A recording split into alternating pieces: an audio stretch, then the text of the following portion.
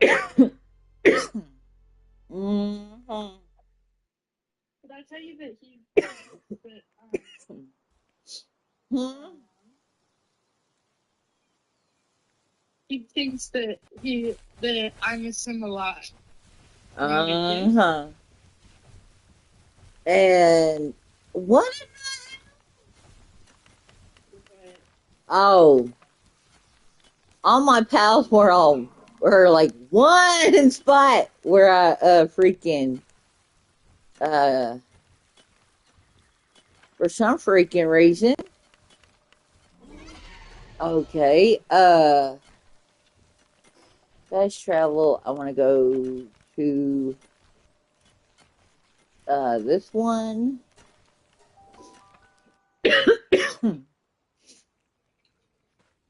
Oh shit. Uh.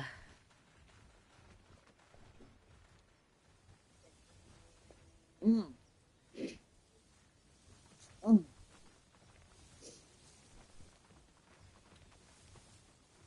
Yep. Uh.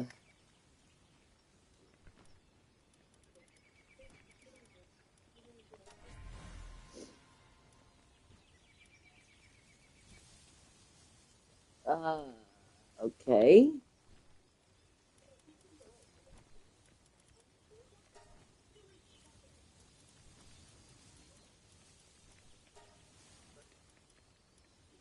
I got more eggs to get. Oh, okay. 7 hours.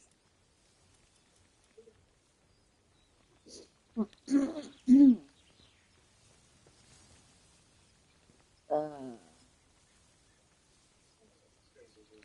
What in the world?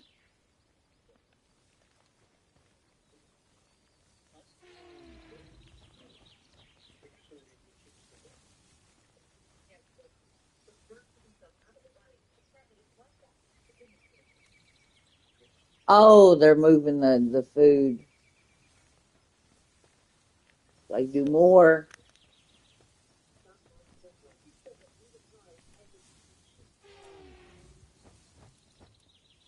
Oh, I might need to do it on the other thing.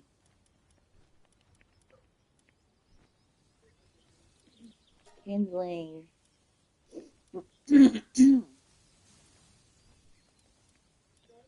Hard work. Watering. Uh, onions. Uh,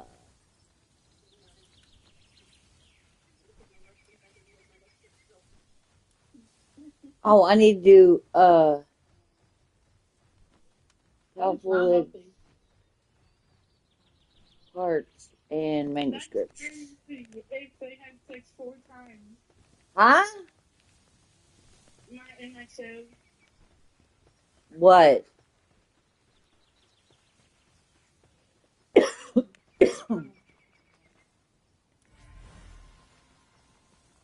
Ooh.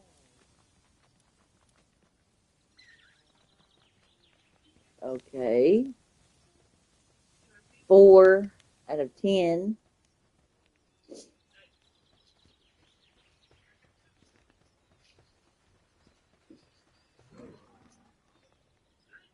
Uh. uh.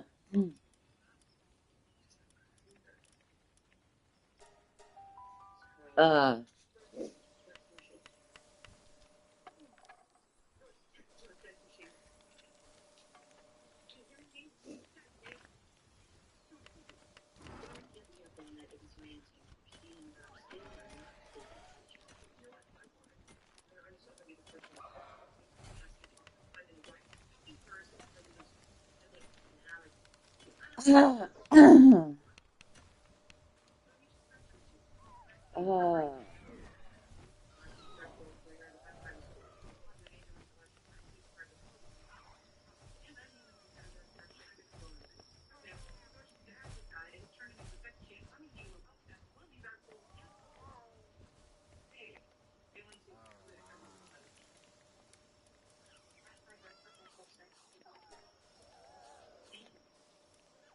Okay, I need those.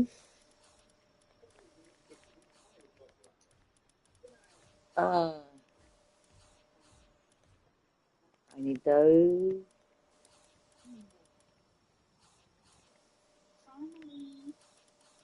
What? Uh-huh.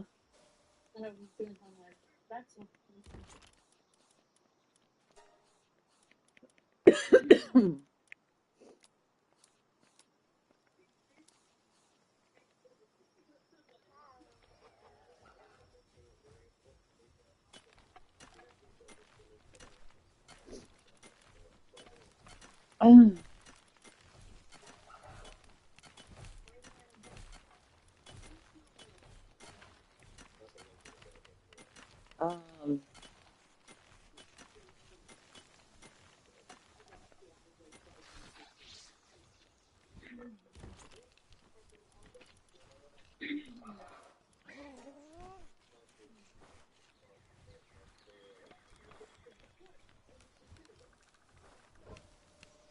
I think that's all I got. Oh, the rest are over here.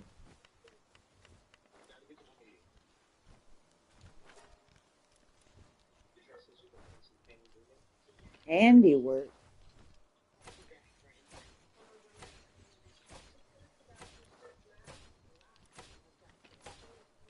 Um, mm,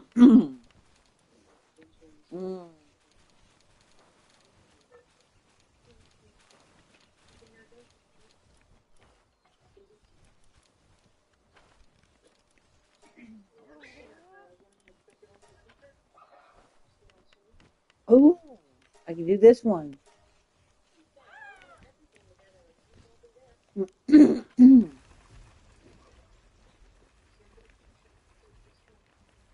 That one. Oh, okay, good.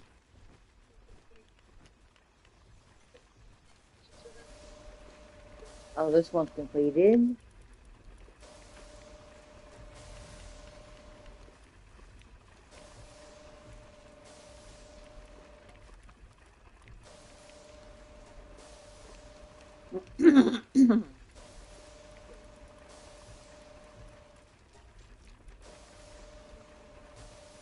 Okay.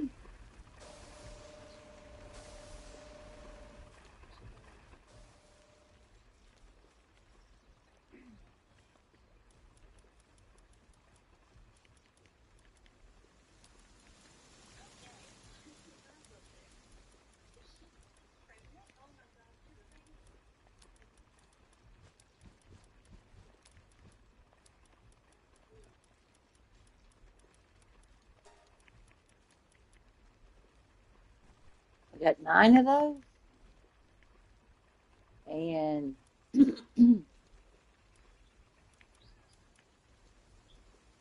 circuit board.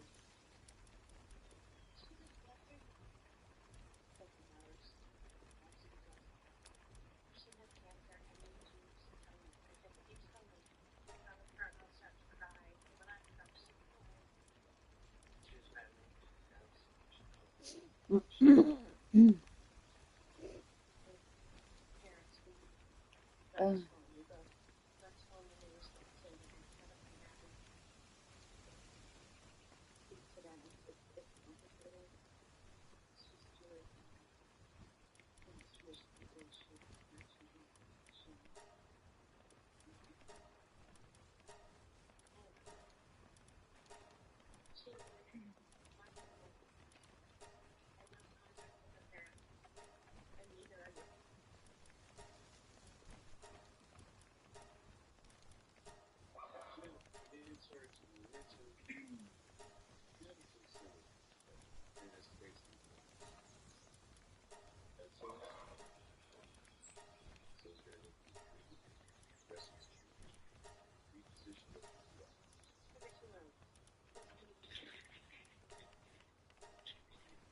oh no, cancel that.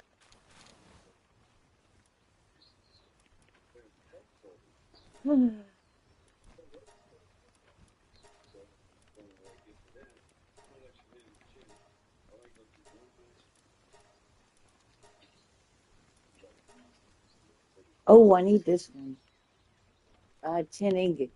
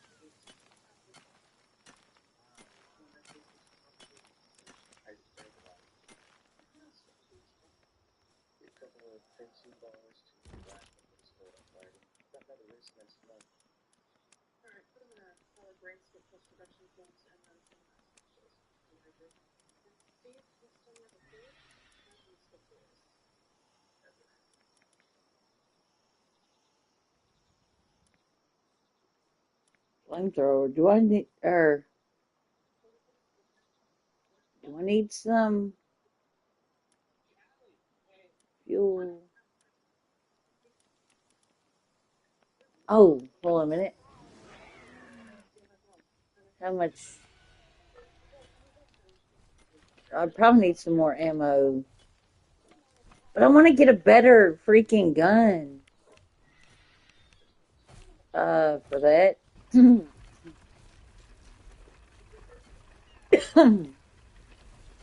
mm.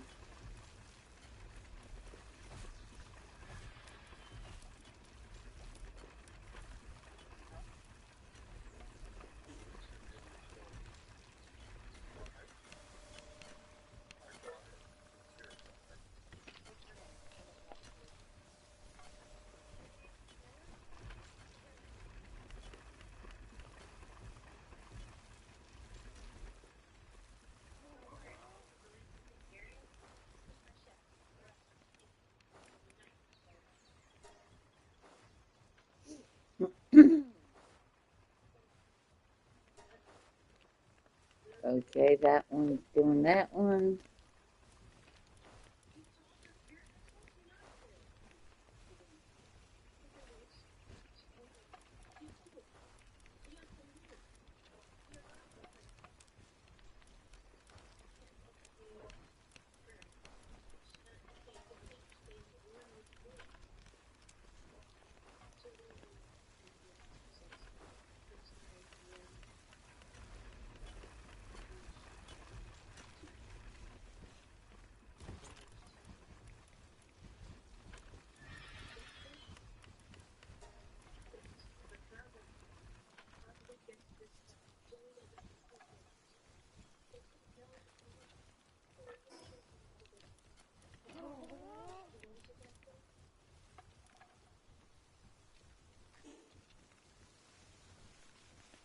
Okay. uh, Party. What? I got 4.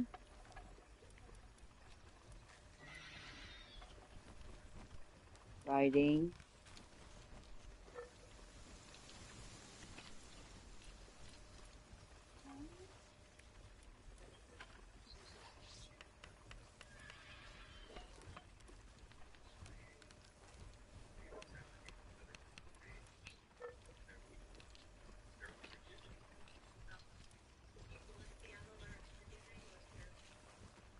Oh, I could get this one here.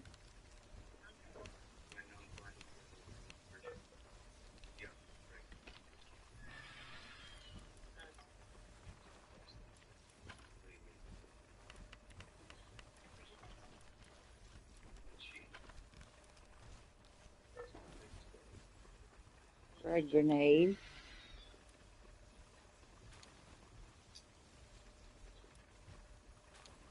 Grenade ammo.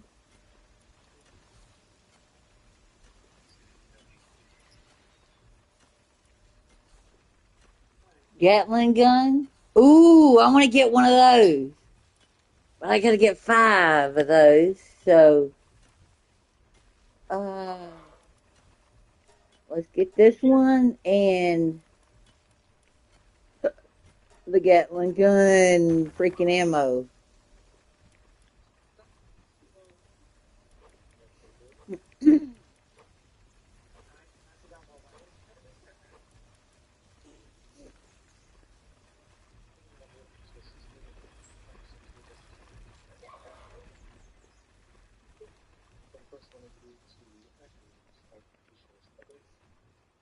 Mm.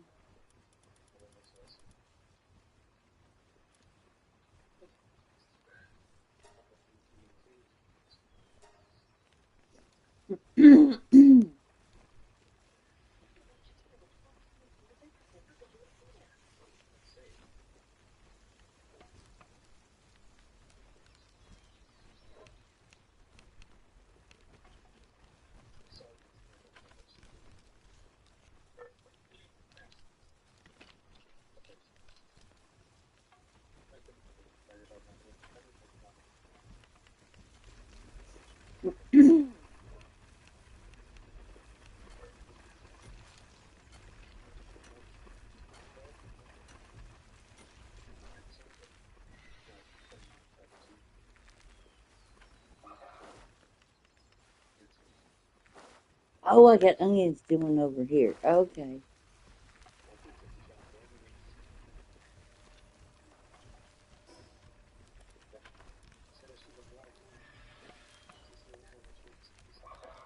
And where was my other one?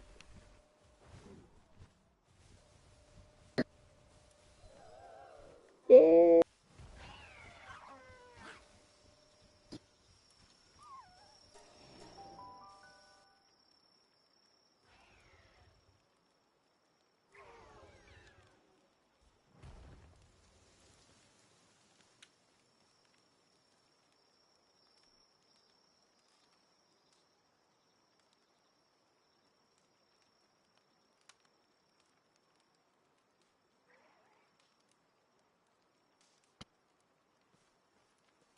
Okay. What's over here? Right? Steve, listen to me. This is gonna hurt. If you want to keep your legs, I need you to hold them still. All right? Can you do that? I need those. Uh,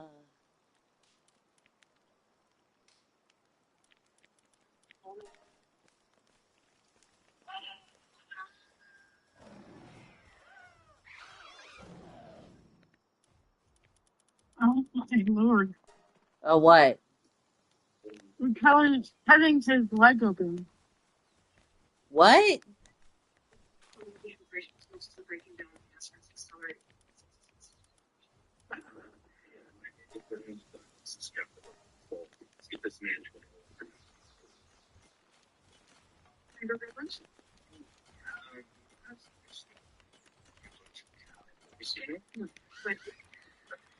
Um, I got more tomatoes than anything. And berries too. Um,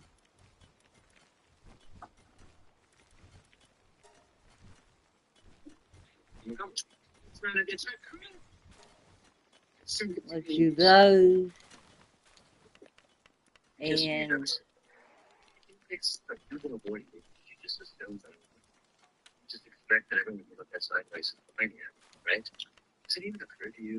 let's do eggs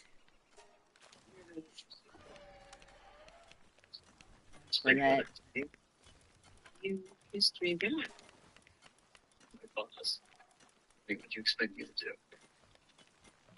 Well, I got a separate one over here.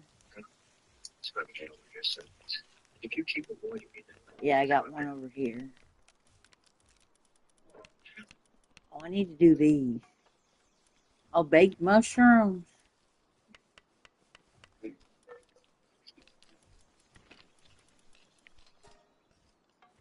Oh, okay. Well, it seems like my critters ain't eating a lot.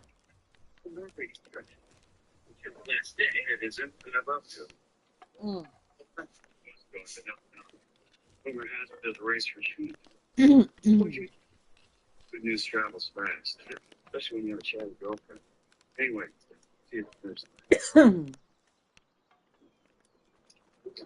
Mm. No. Me too.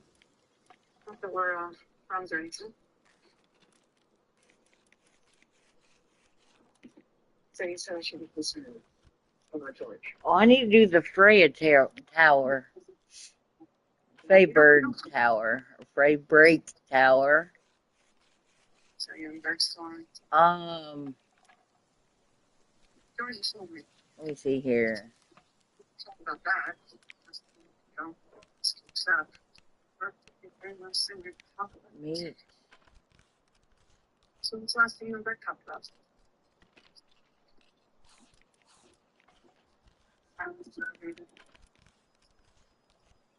Or crude oil. She was gonna make some phone calls. So I guess she's gonna. And she'll be, her parents are I guess I can do this one instead.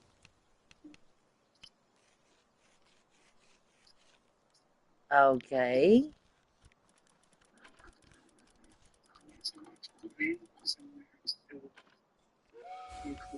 Yesterday,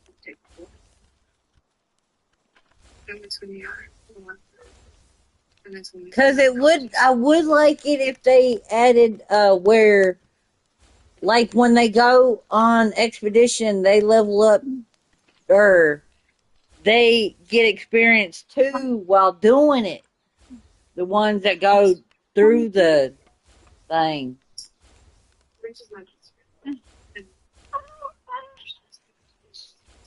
Mm. Which would be nice.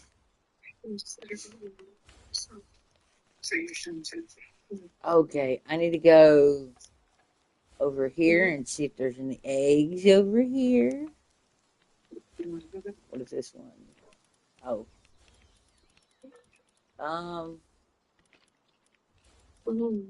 Let's take hold on a minute. Which one do I got?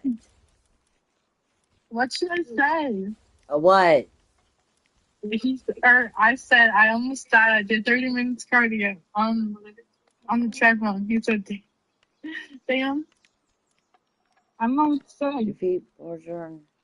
Oh, that's the one I gotta do. Oh, what's the side missions? Capture and defeat a cynical cleaner, then speak to the hunter. Defeat 100 bosses. Okay. Untreatable detention of attention, which is why I want to complain. She had access for privilege, probably the year, when we deal with infertility and premature menopause at the age of 23. Let's see here. Illness caught early means your investigator surgeries, your investigator deaths. But I mean, why? Because get the support that I'm looking for. Any exception?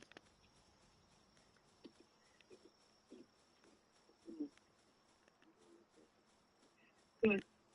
We're just engaging in service. Which means is an extension of I'm not doing this on British Street. So remember to do here. Come on. Just go ahead.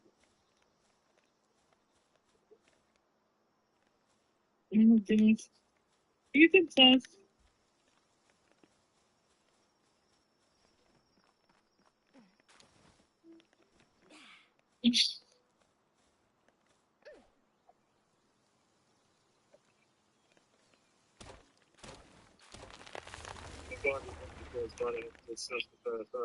Oh, miles. Well, we could have expected a head cold on the descriptive. I felt busy miles before he passed out. She stops and says, it was such a win. I could understand that. Okay. Surgery is the most competitive field of medicine. It's a long road, Doctor. And when you get to the end of it, you're not going to care about winning. It's going to be relieved that you made it to the what? Marshall. She was stepping down by the job. I didn't know that was a secret. He was leaving, guys. It was leaving.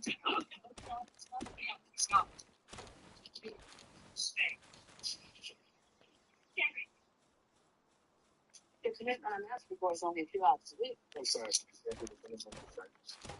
You owe me. You took me out to search with me. You feel like I was the one. You made me stop. You told me.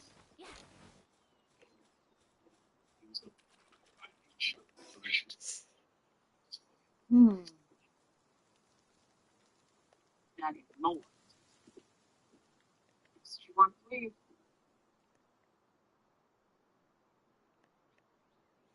Over the next few months, Tilly's going to go through a lot. Radiation, chemo, likely her Oh, imaging that's will get where I gotta worse. go to. She's going to need a little help. Okay. Well, can you give me some names of doctors and medications? Because I want to be ready. I want to know everything so I can do this right for her. Rachel. Oh, okay. Let's. Where is? Julie has parents who love her. They love her and her parents. Hold on. Can I write on that one? Yep. Julie's dying. And I promised her. Rachel, she's great. She's Julie. I love her. It's I possible wonder, that the can very this one swim? Let's let her go.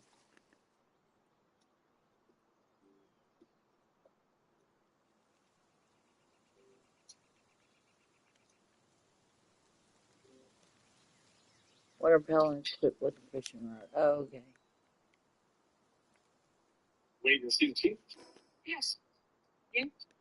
Yeah. About oh you. I'm just Edwards. Yeah. You're doing it. You're waiting to see the chief. You too. Yes, Derek. Oh, you're unbelievable. I'm unbelievable. The chief steps down, you automatically assume you think he's gonna pick you? Well, not that he hasn't tapped either one of you. That seems to be what? No one invited me to the party? See that? Mm. Hey, stop. One at a time here. You. What's all this about? Well, they all want to be chief. For the record. So, all of you. I have had I went this morning and told them I was retiring. I said, right. And now I'm off to see my wife. It has been a perfect day until you four fools try to ruin it. A man can't be happy he's retiring around here. Not with you vultures trying to pick my balls. Chief, you stepping down? As soon as they find a replacement for me, I'm stepping down as chief of service. But I don't know when that'll be, because at this point, I don't see any from. Excuse me. You guys not serious.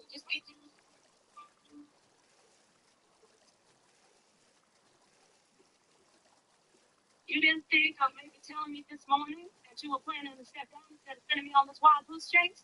Dr. Baby, you need those grounds to sign off on, also because one of them may be chief of surgery. It's hard to imagine, for me more than anyone, since you're not ready for the job. One of them's going to have to do it in the next few weeks. Me? It's you in the chair of veterans. That's who you are. But you're going to have to get a new chair because you're short. Yeah, sure. Oh, okay. This is the Oh, what's the sentence? route.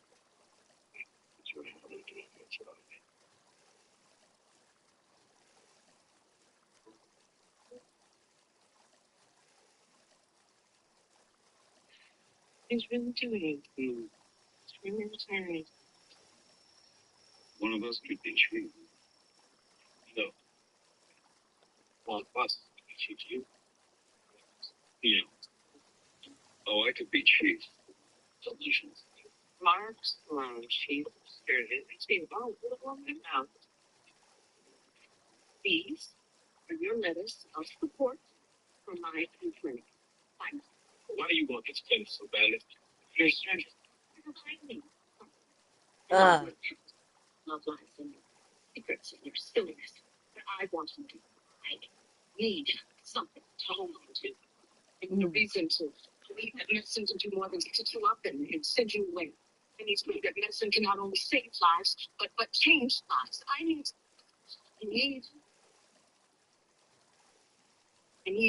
to believe in something the way I used to believe in you all. abandoned room. What in the Sign hell? the papers. Sign the papers. You still need funding.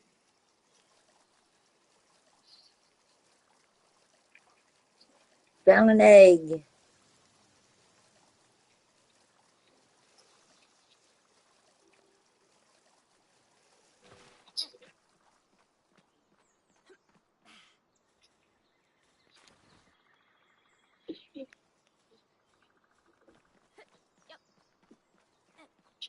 They're your parents. You love them, and they're still here. You know what a big deal is for them to get on a plane, to go home telling cute, cute. You can go back. You can put on your mom, and you can get in the buggy, go to church. Guys, you can do it. Come on. Son, don't worry about me. I'll be living in that fear. Growing out and able to entire day life.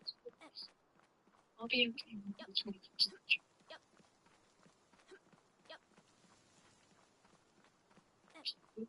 century. You can, and you will, and I won't give over it.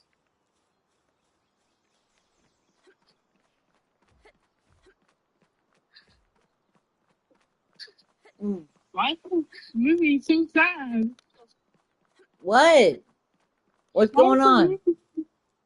It's making me cry. Like, mm, What's wrong? I'm emotional. Yeah, most of those episodes are. They do get you get emotional on them. Yeah, and I'm also like on my period, and well, I'm gonna start. I'm supposed to start tomorrow. So Oh, those are those what you call it, doohickeys.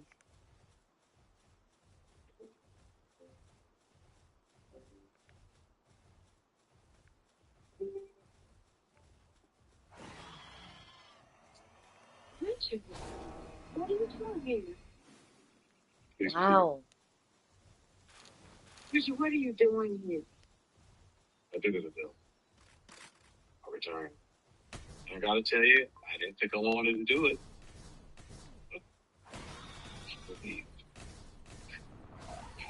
And when I told you I didn't have any more time to wait, I meant it. I know you did. Which is months ago.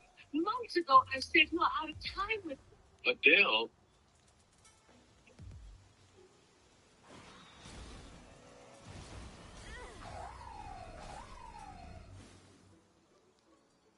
Oh shit.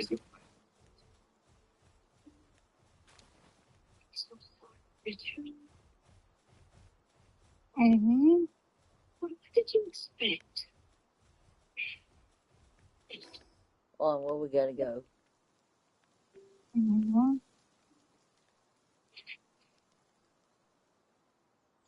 Oh, let's go to this thing here.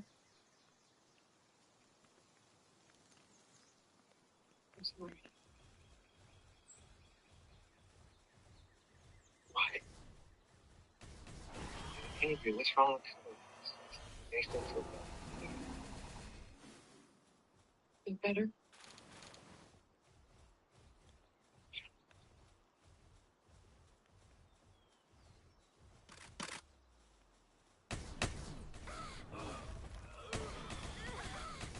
Maybe they're meant to be together. What? because they both like Georgie like went through like a death, and Izzy went through a death with her fiance. Uh-huh.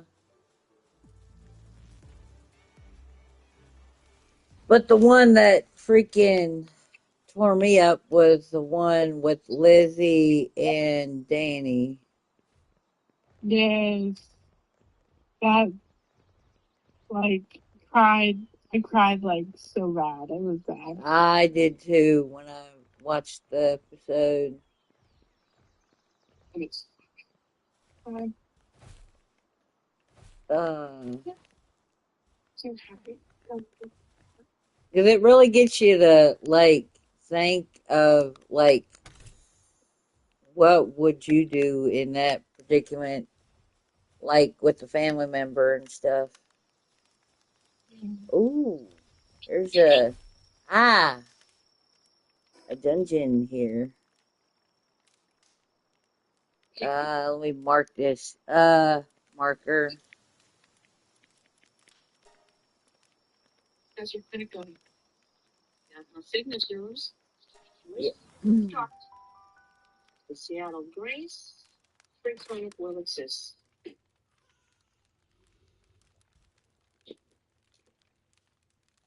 And if you can't move on. I have $8 million. I'm gonna cry. Jack, my sister's on. Ah shit! Why do I keep on throwing the freaking? Hold on, let me at least get to the ones I don't don't need that much. Mr. Jerk. Sometimes boyfriends have new fruits. Doesn't mean you stop talking. You get to understand. You yelled at me for no reason, and then you walked away, and now you show up here. Of course you should. Oh, no. You don't trust me? I do. Okay, well, listen, how it works. You get fight sometimes.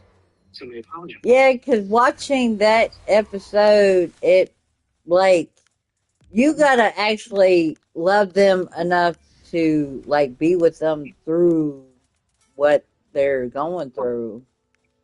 Because that's what like the like like if someone you loved end up with cancer or something like that, would you leave them because they're dealing with the cancer? No, But some people will. I won't. Because if you don't stick with them through that, you never loved them in the first place. That's what I mean, being with somebody, that's what it takes. You gotta be through, or that's why the vows you say when you get married, till death do you part. But sometimes our expectations sound short. I was right. If you're not willing to be with them till death do you part, it's not worth being with the person.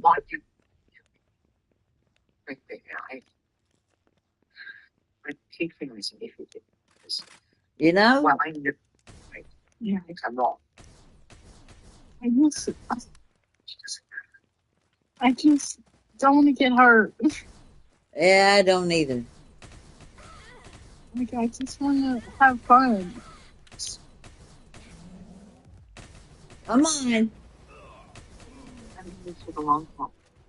Come on. Okay. Don't die on me. Ah, shit. Well, I'll kill him. That's what he says.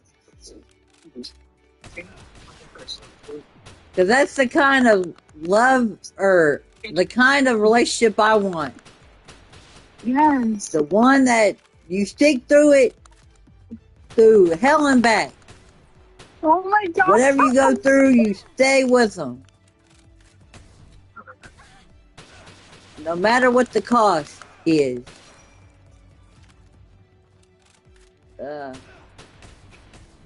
Oh, don't tell me I gotta freaking capture this one piece of shit. Never gonna talk again because this sounds like this. What in the hell? No, I don't want to capture one of those. What? Hold on a minute.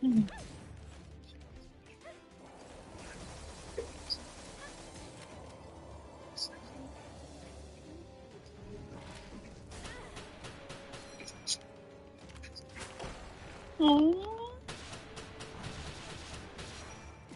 It's a guy. There we go. Come on. Thank you.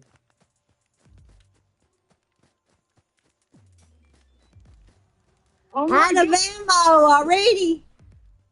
Oh my gosh. This can't be happening. Or what? The two guys like started bullying me. Like in the same Who? episode. Who said, huh? It's crazy. Who?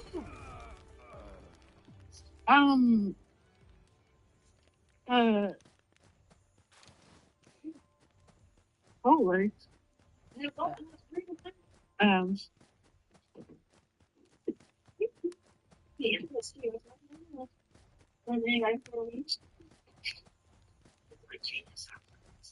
sure. Is this the one with the, or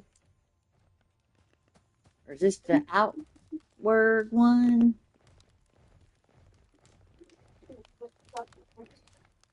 Yeah, I'm gonna put you away so I can get this thing. As surgeons, we live in a world of worst case scenarios. We Oh, cut my ourselves off. thing is full. What? But every now and then, something extraordinary. My inventory was full. Yeah. Can't be everything. Hmm?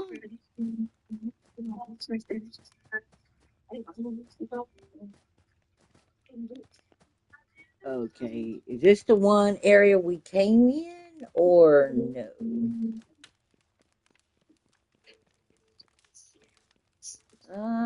No, this was a different area. Yes, we'll see. And every now and then, she woke up this morning completely aware. She's all sound.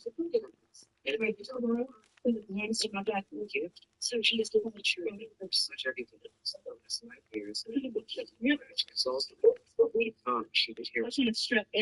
Yeah, it's okay. I'll fix it. Yeah. Don't mind me. I'm gonna be crying over here. Don't mind me. It was really bad, and when before I started my period, I like if I'm crying, like it just happens sometimes. It's my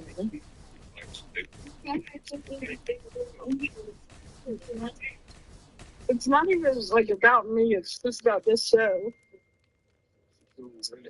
What lunar? Which ones are those?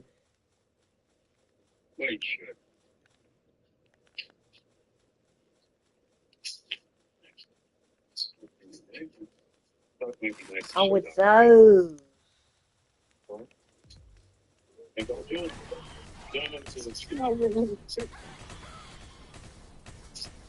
Come on.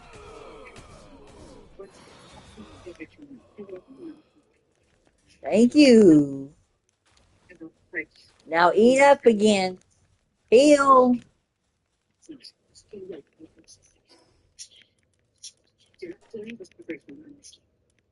Well, if you won't heal, I'll freaking feed you. The last thing I remember is the fight we had. And listen, if you don't want to go to medical school, that's fine. It is your life decision. I went to medical school here, and I need to go. You know, I went here 5 years now. I'm sick. You have Alzheimer's. This is your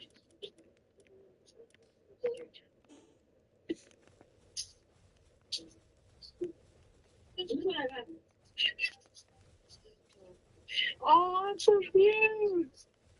Where'd you get him from? That's so cute. I like Snoopy, but I want him with a platter. It's just like a little weird. Yeah. But they were like certain connects all together, and I was this is from here. Yeah. So I got 80, and I put my phone in my phone. So yes, yes. Yeah. Like they look all good. I need to get some more like speedings, but like I feel like they almost unfair like yeah. I just need to get like I need to go through my jewelry and like get rid of some. Cause some of my earrings are very cheap, and some of them have gotten my ears infected. So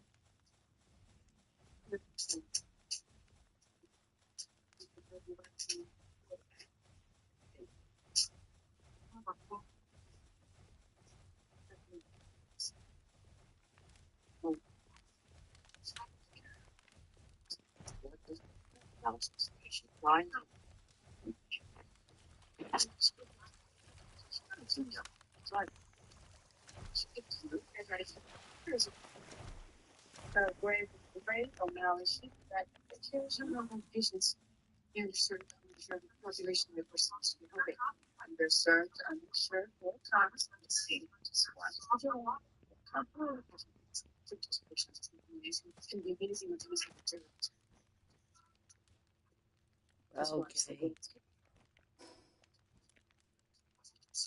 10, 20, 30, 40, 50. Do I need the Ultra Sphere?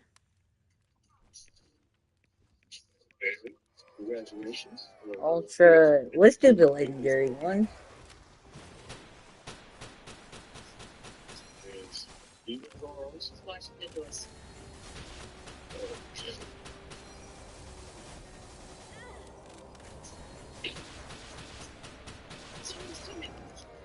Hold on a minute.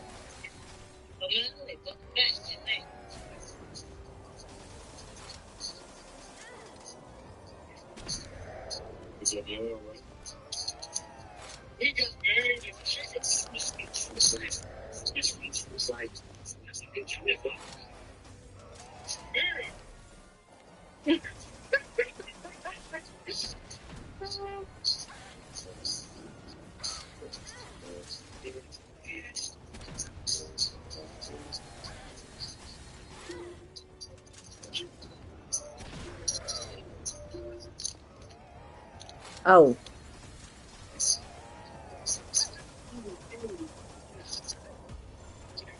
Ah.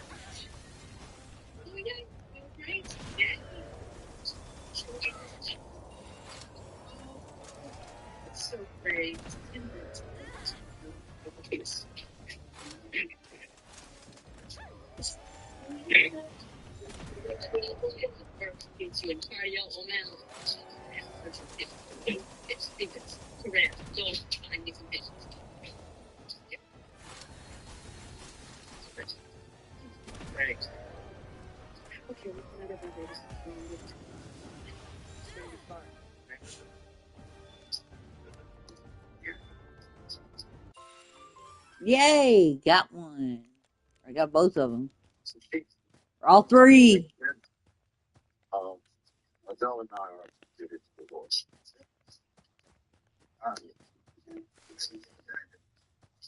That's life, O'Malley. That's life. This patient, I removed a large. Owen, did you know Meredith's mom and him used to like have a thing? who? The one talking. Yeah.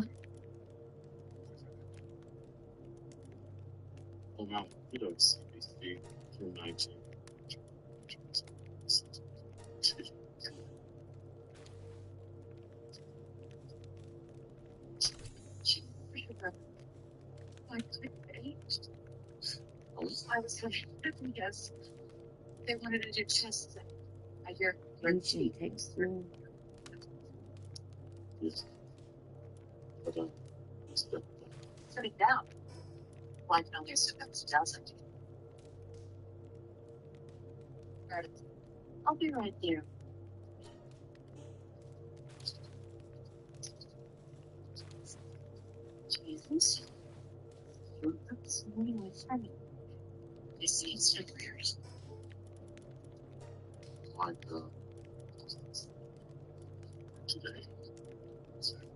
Oh,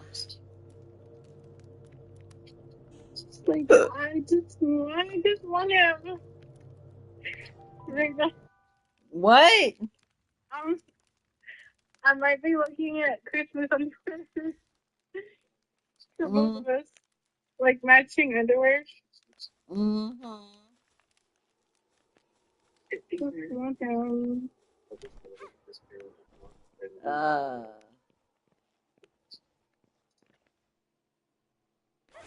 uh, I can't wait. Like I have a list in my head of what I'm gonna do for him when I see him. uh-huh. If if I didn't like checking out those times, uh, when I went or like and everything, I would have freaking, uh,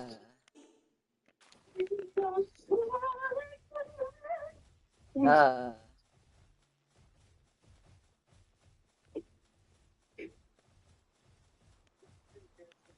hold on, where am I? Oh, okay, I'm going the right way. Do I need to go toward?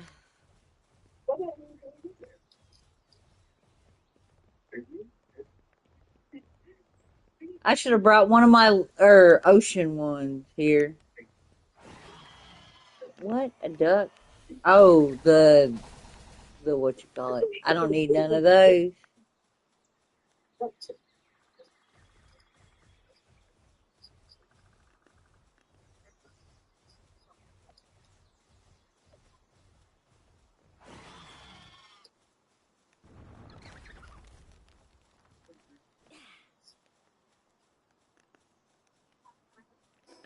Okay. Oh, I need to go this way, right? Yeah.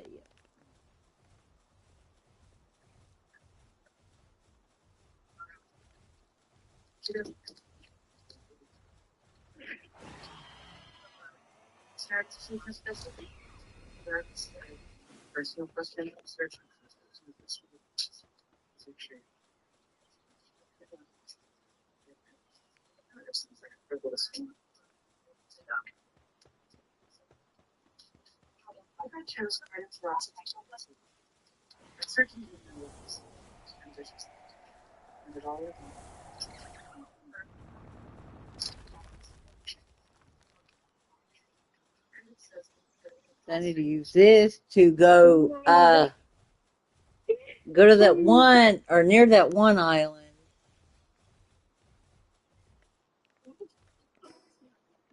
Uh, where is it?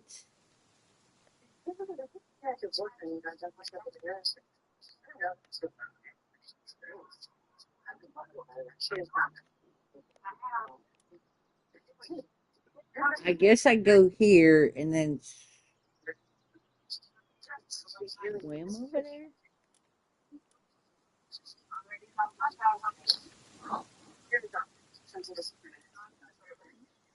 Um. Oh, okay.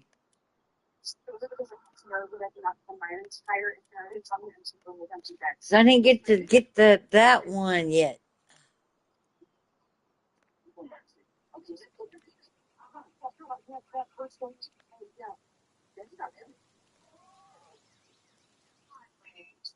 Hold on a minute. Let me go in and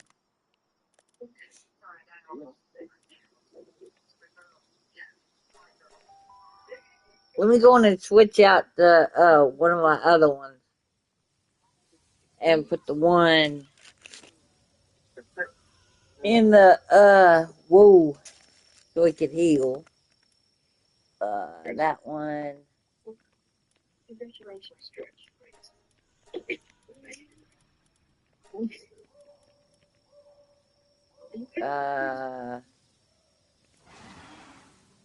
That one don't have a saddle. That one does, which I Why need to grab it though. look at that? Huh?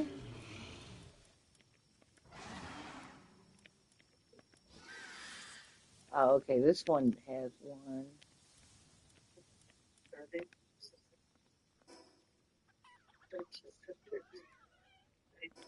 Okay, fast travel to um. We'll go here, and then we will. Mm,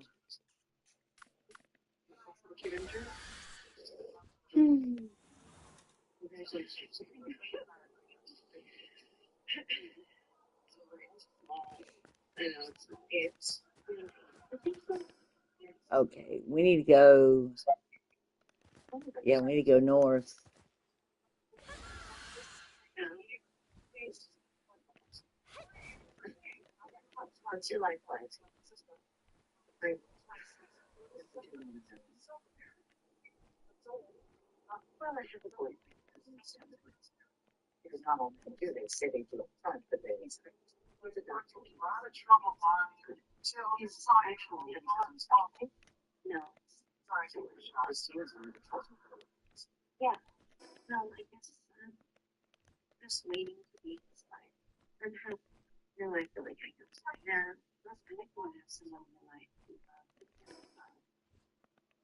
But I need to go this way.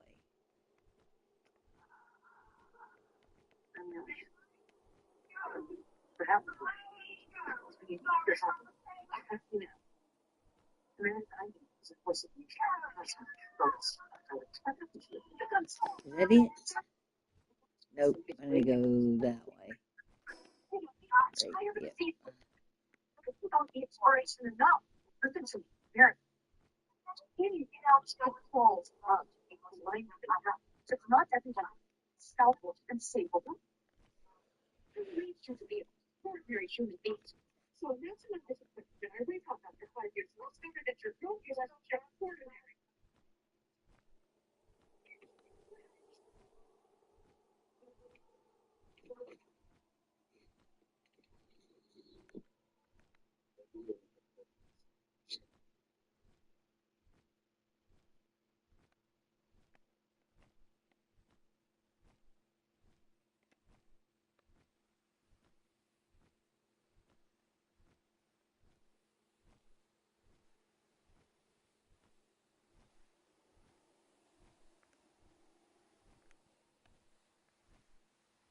Oh, this looks like a chest. Yep, it is a chest.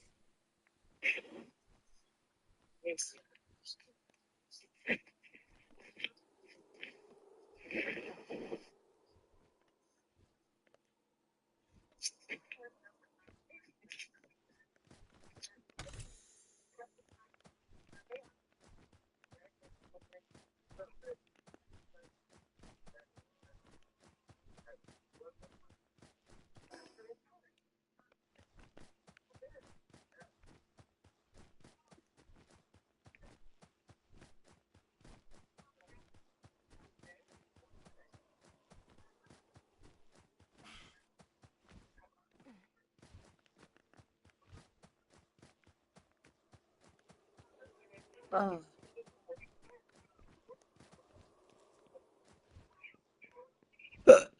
Oh.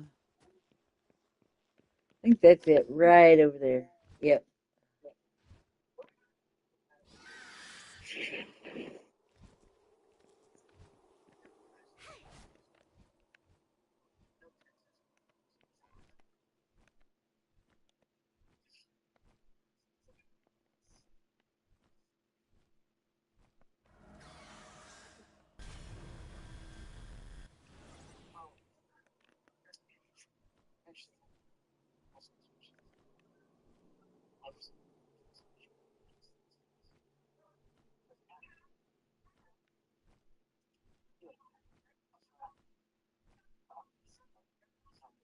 Ooh, rank up.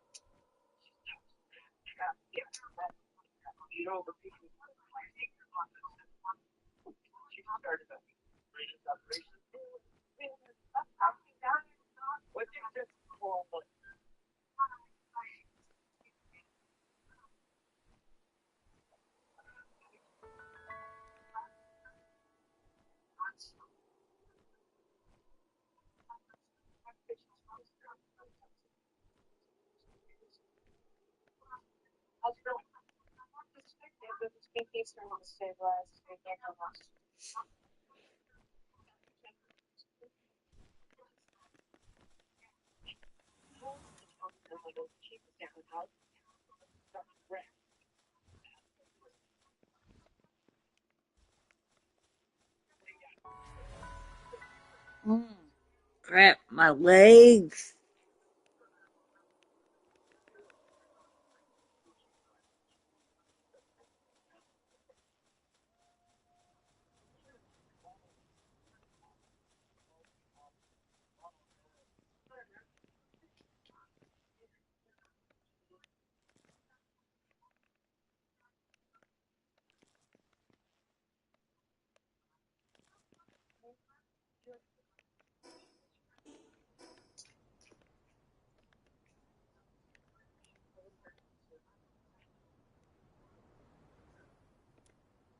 That's level 60.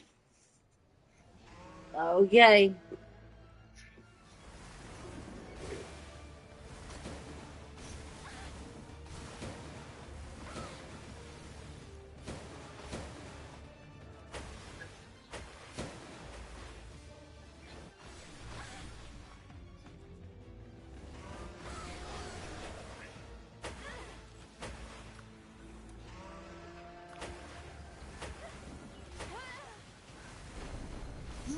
Hmm.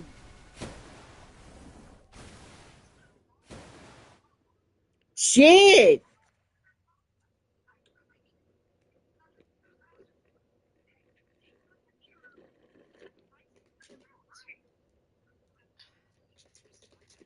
Ah. Mm.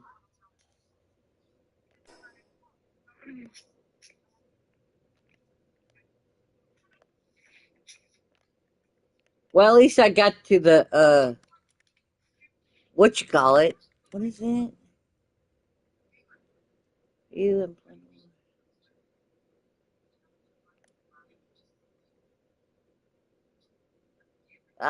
we are going to go right here.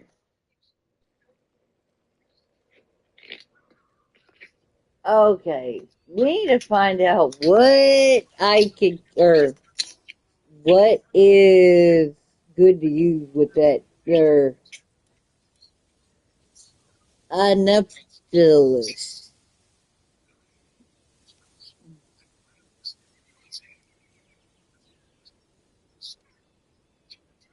Uh, is uh, weakness.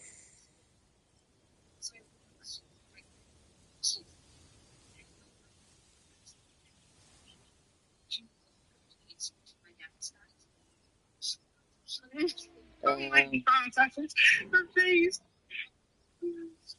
water is weak to electric.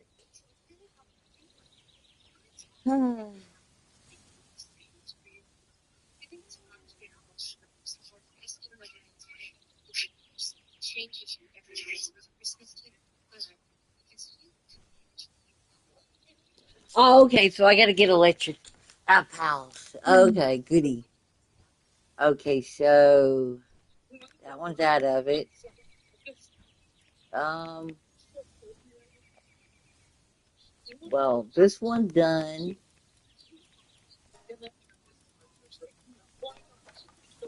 Okay, that one. That electric, yep. That one's going, and that one going. Does that one have a thingy? Nope. I need to go back to my usual spot, or my main base over here, and see if I could get the, or do I even have that unlocked? I gotta see if I got that, or the electric, thing open here. Nope, nope, nope, nope. Uh, that's, that water and electric?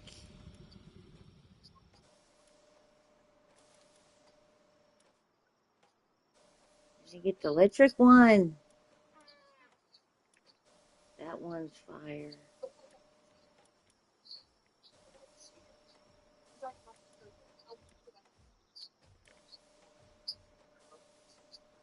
Uh,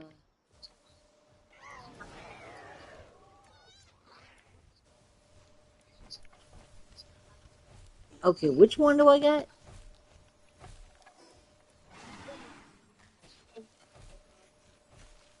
Oh, okay, it's the H one.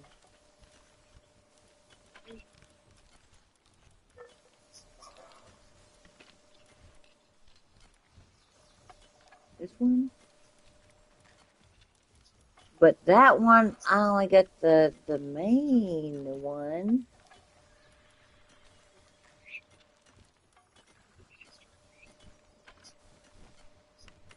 Could get this one.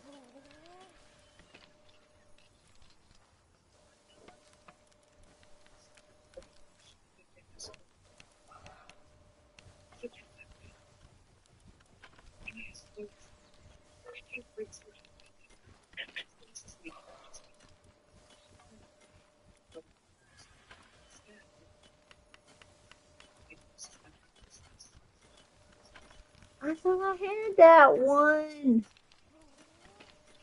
Hold on, let me make sure I don't have it open already.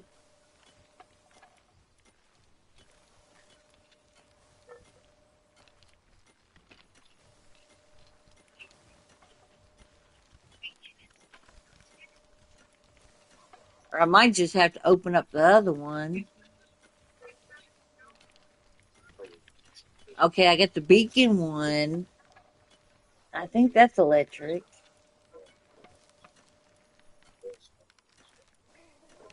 That one's, I think, fire. Um,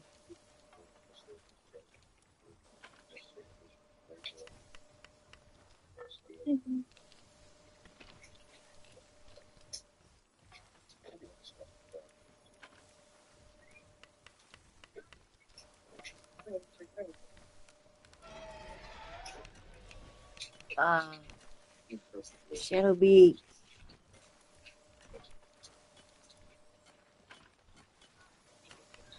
Ah, oh, I finally got that net. Okay.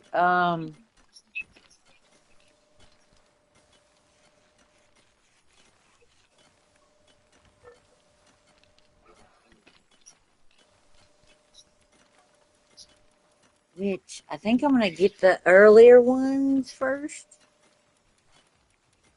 But I don't have.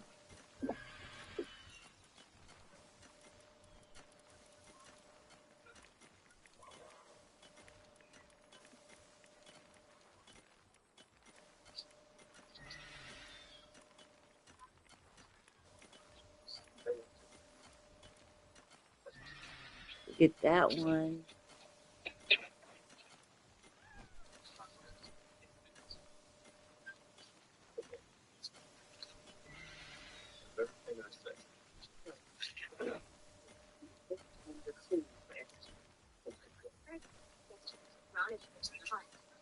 That's a water or an ice.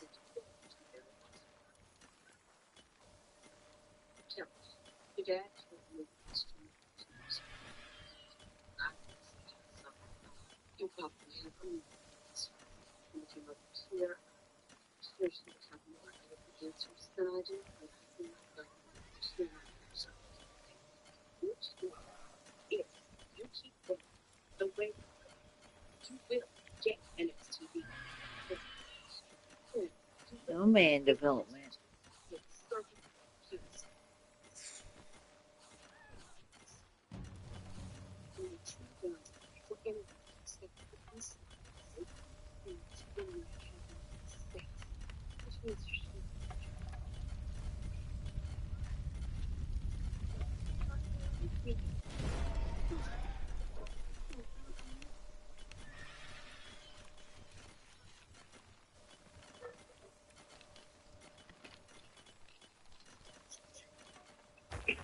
Hmm. Hold on a minute. Let me see. Is the Ferris one better? That's the V.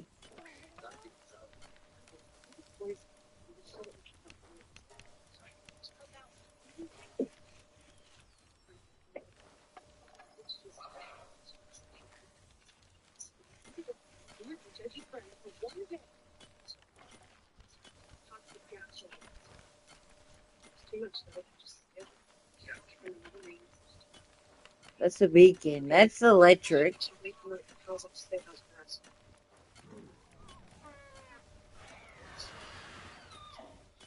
And that one's rideable.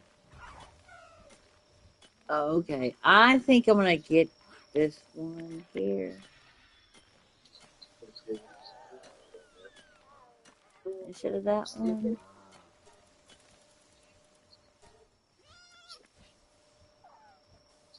And put that one in there.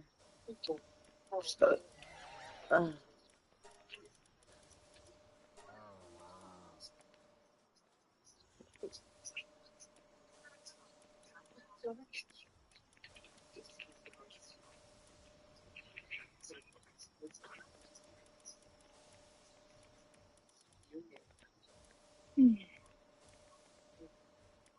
oh, I guess that is the next their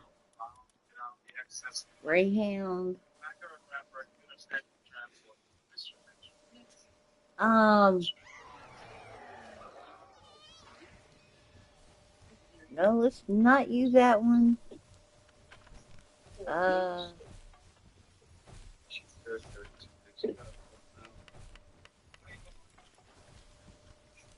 do that one.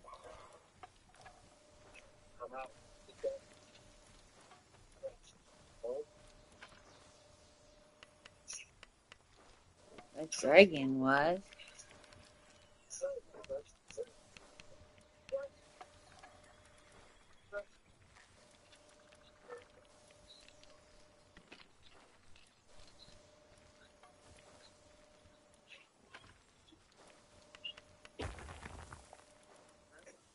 Hey,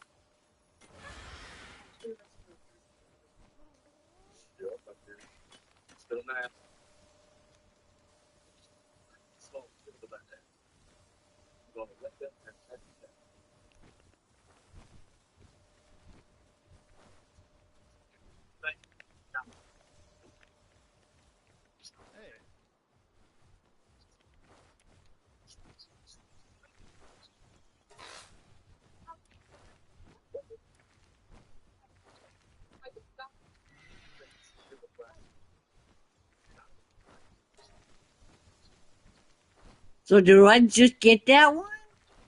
Oh, okay. Cool.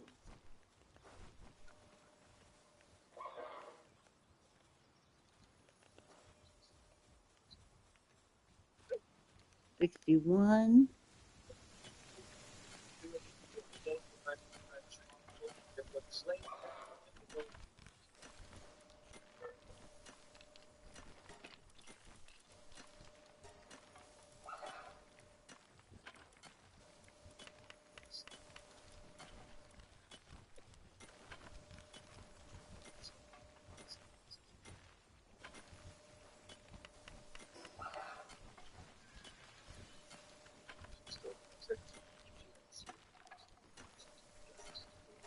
Okay, at least I got the, what you call it. Mm.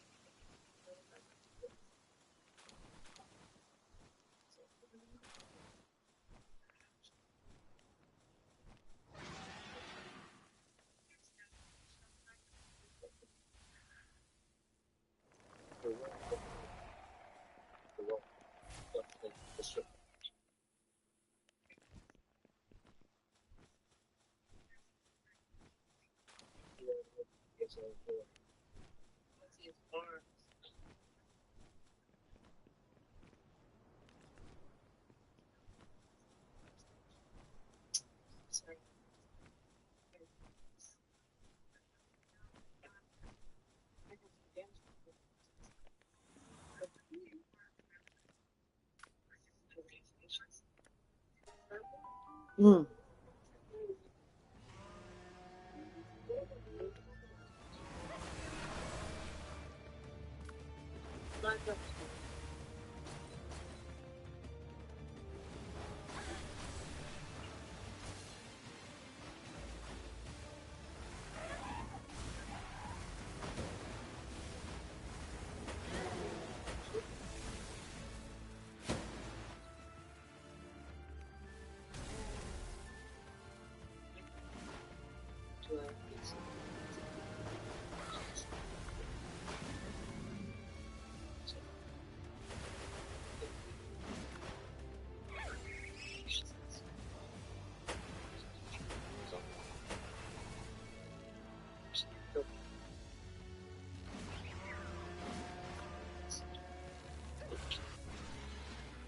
Oh, Jesus. This is seriously gonna happen.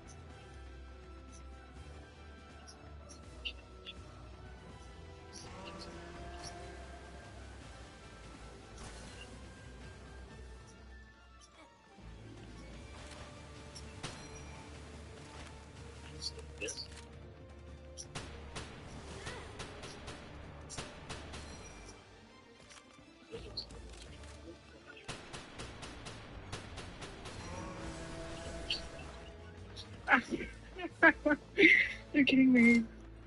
Oh, Burke and the other girl, and then George and huh. the other girl. I can't remember her name.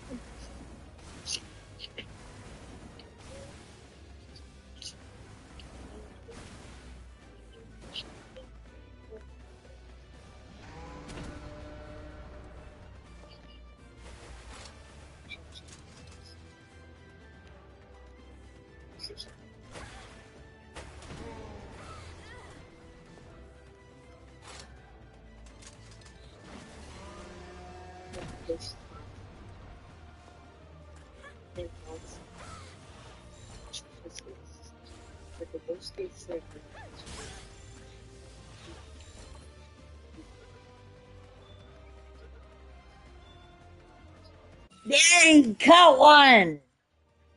Mm.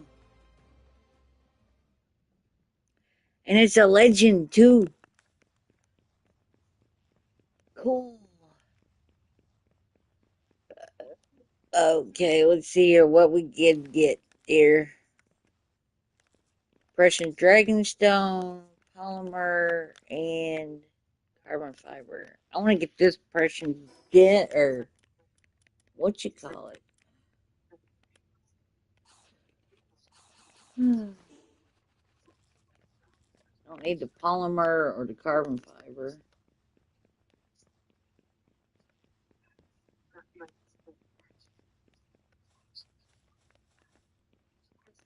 What is this over here?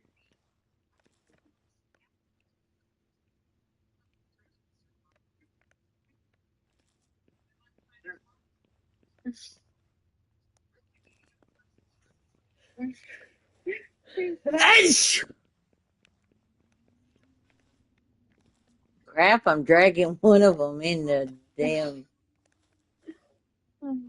carbon fiber.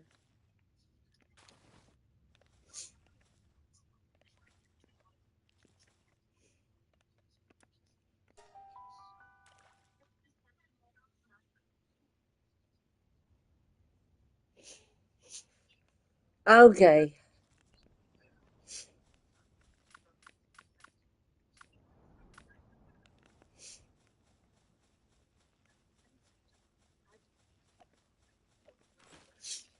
So I need to get some more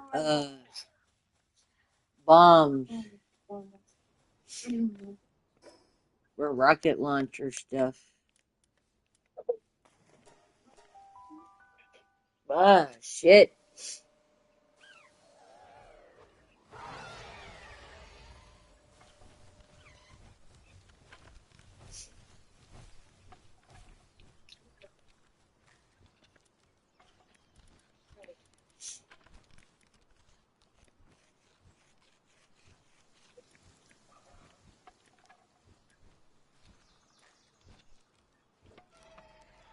Oh, I need more pound mail ink.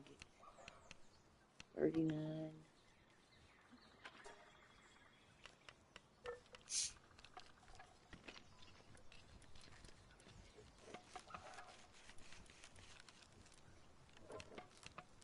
Legendary. Um, heavyweight.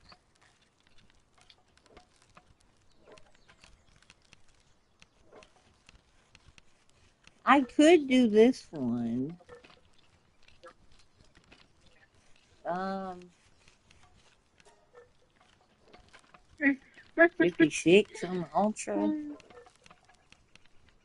Um, I guess I'll go with that.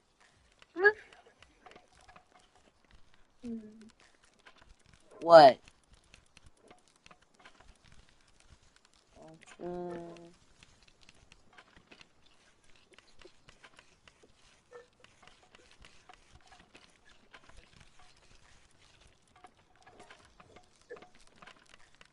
Two of those.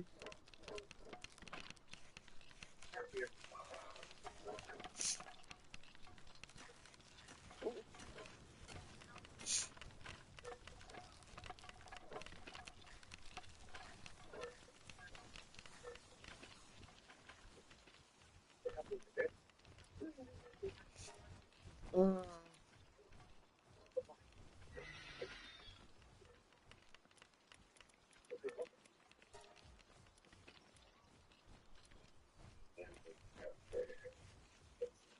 high grade medicals. Okay, can't do that one.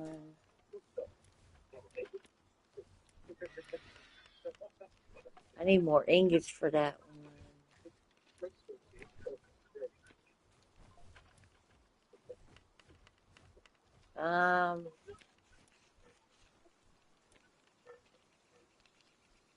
Item decay speed. Let's go do. No, let's do mining. Metal ingots. Lumbering.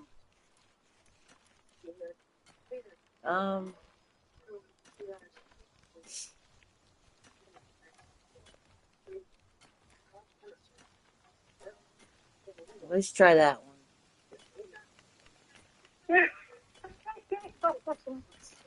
Why is he saying that? What?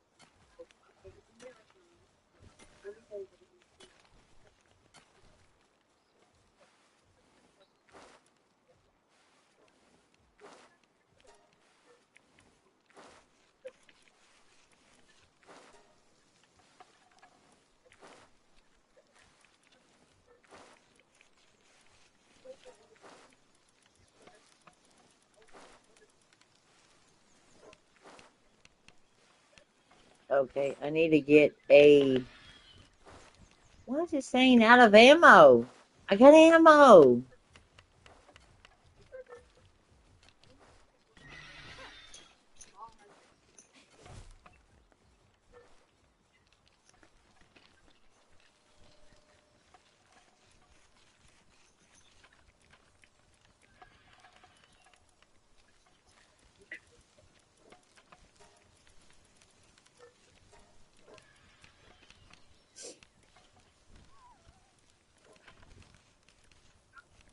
Uh,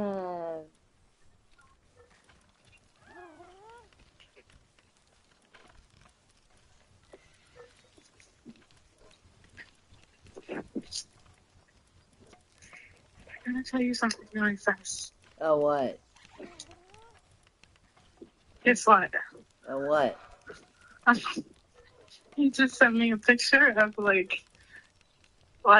his hips, hips from his hips down, Uh-huh. and it got me so darn on. Like Oh. the little things. Yeah. What do you think? Shit. I need, lumbering. Uh,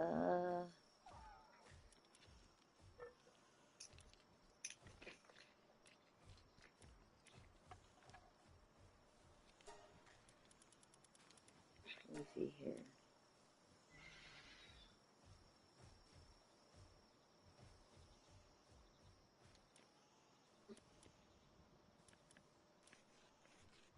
Oh, that one. So let's go in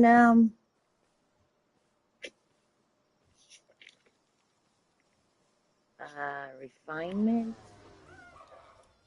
grazing, handiwork, angry merchant, planting. That one's planting.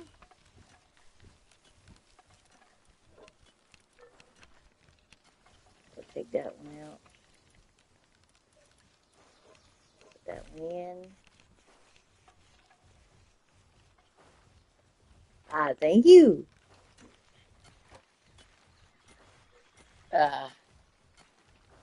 So finally got one of those doohickeys.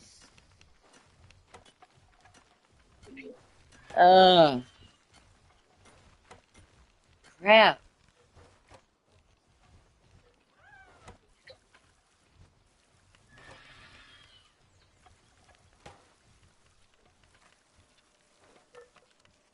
Oh, we're going to grab that, what you call it?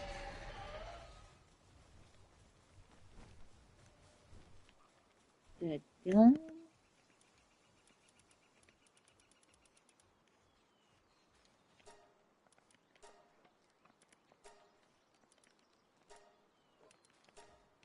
Or did I open up another one? Let me see here.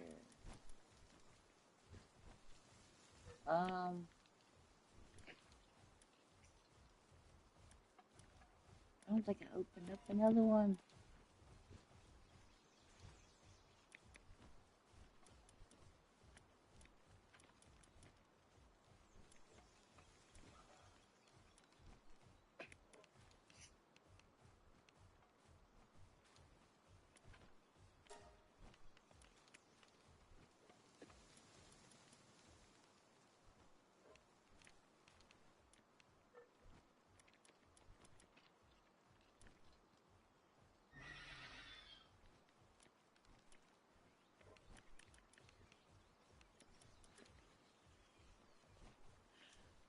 Okay.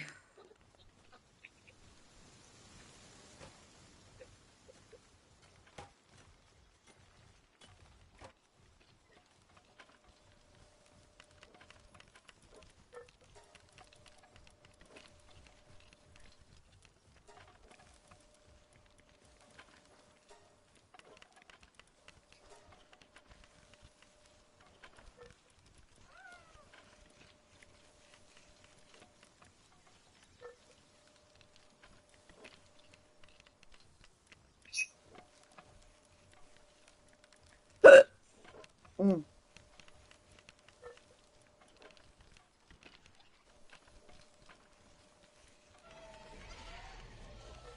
Another.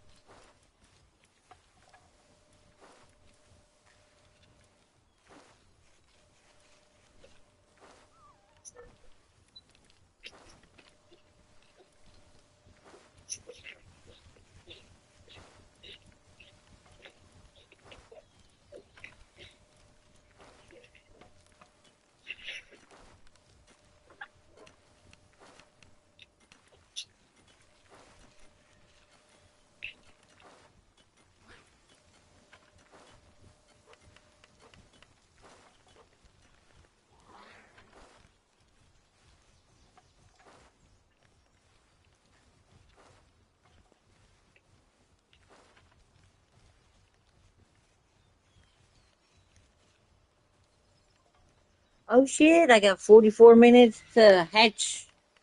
What? One, two, three, four. Like 6 eggs on that one.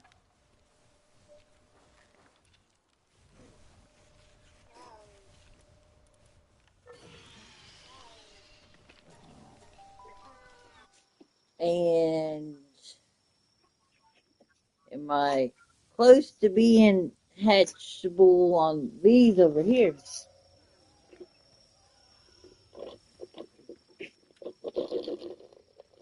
Uh,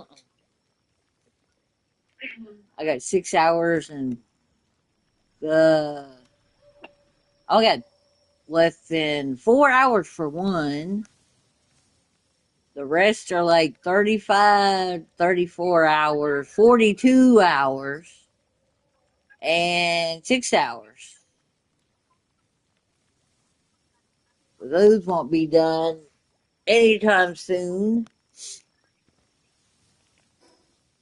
Yeah, I got, uh, let's see here. Uh, oh, I got uh, yeah, I got six to add to the batch I got doing up. are going up.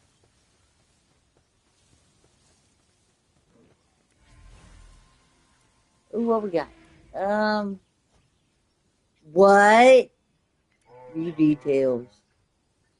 Oh shit!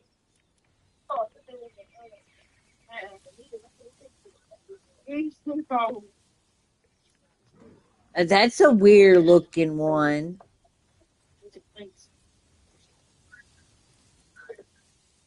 And that's level 24.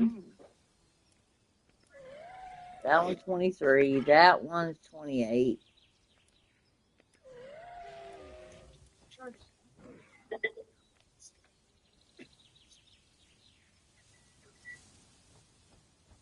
Okay. Grounded water. Oh, okay.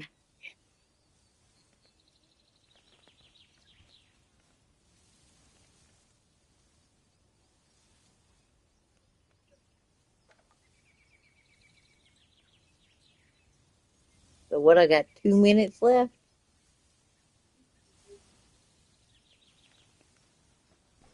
Oh, what do I got in here?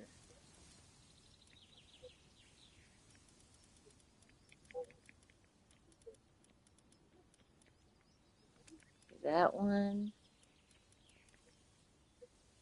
that one, that one.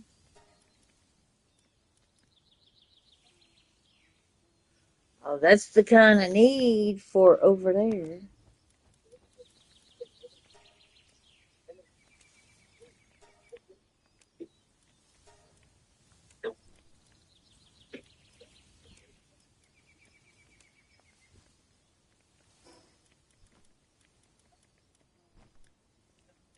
Let's see here. That.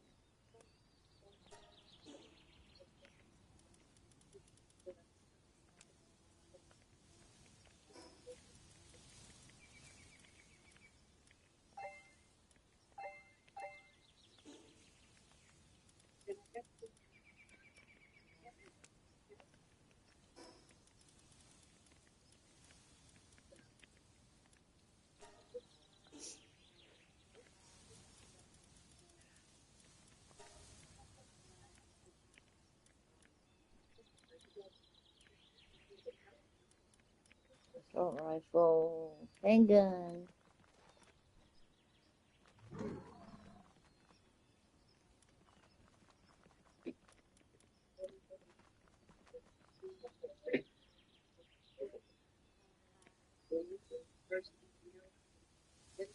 Yeah, I'm thinking a Gatling gun would probably be better. I'm thinking. Oh, I got 6 and 10 on the other ship.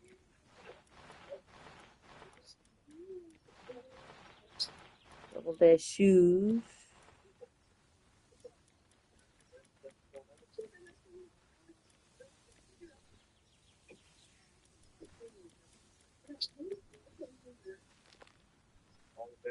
Rear launcher.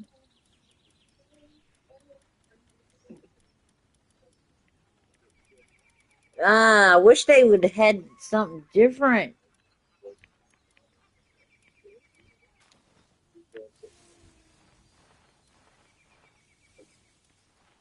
Items house.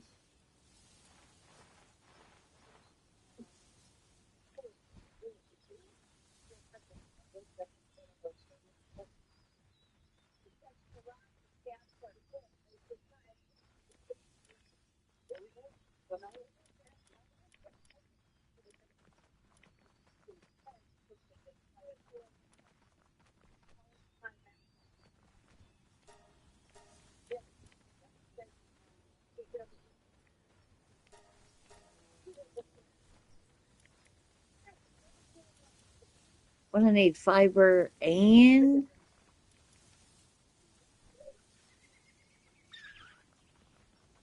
so everything else is good except for the fiber.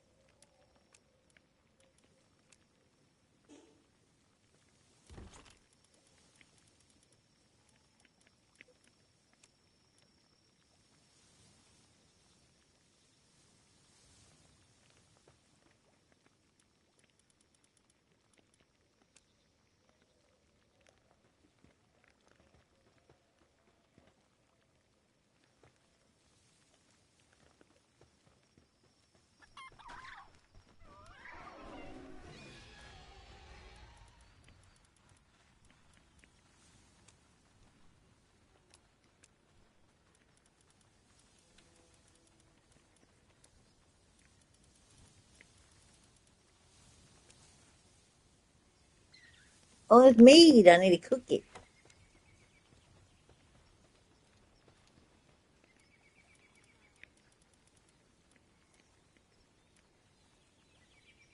Um,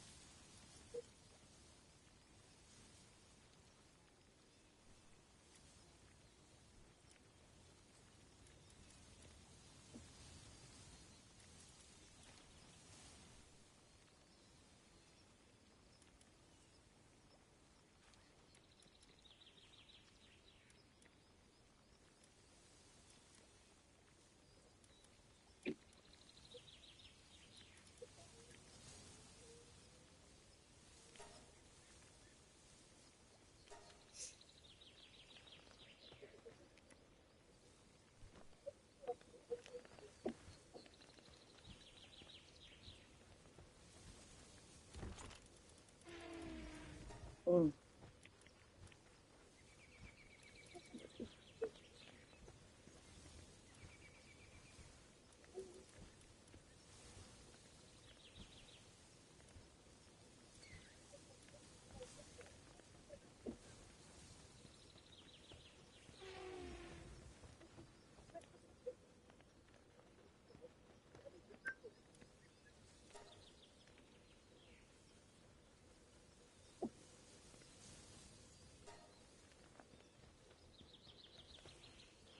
mm,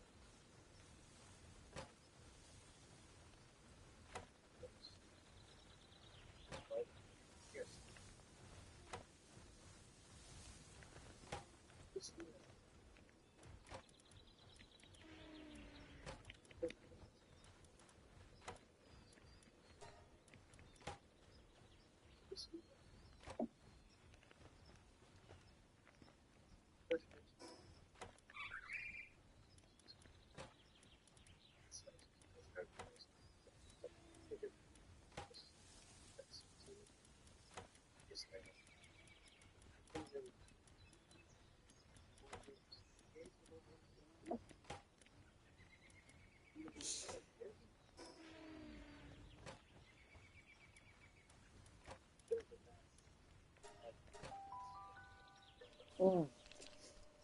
Think I'm gonna go smoke me a cigarette. Mm. After I get or set these things up here.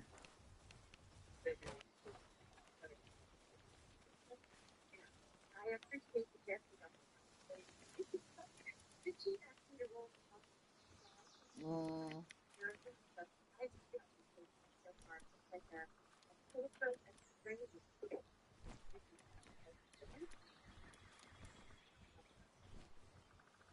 Oh, I need fragments. Oh, I got 32 minutes left.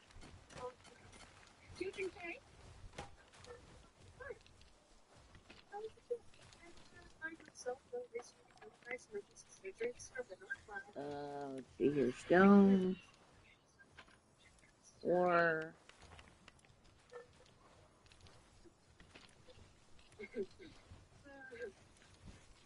giant ones.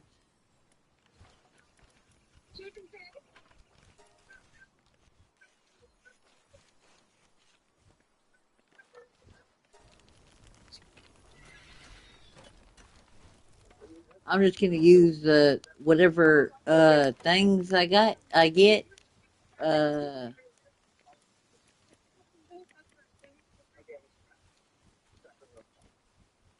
and which one was the other one I opened up?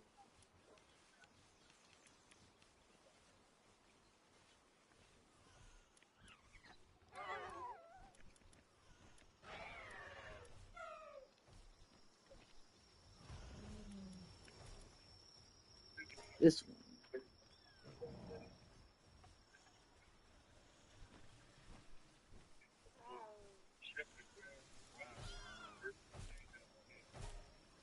Let's go and do this one first.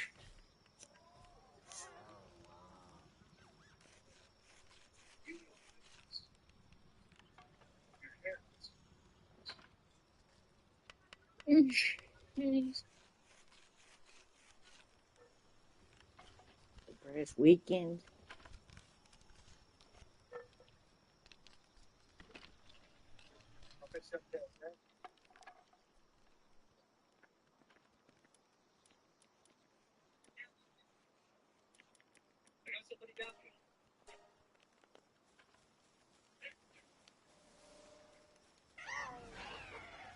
I guess I could put two in there. Oh, hold on a minute. Let's see here.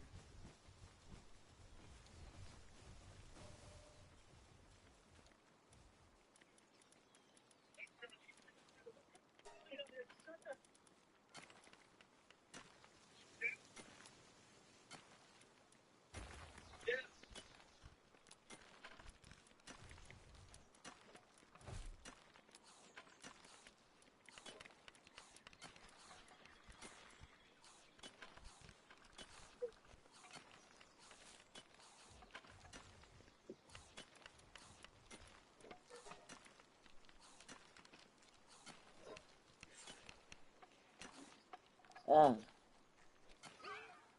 mm, uh, uh. Yeah, I'm gonna go and smoke me a cigarette. Uh,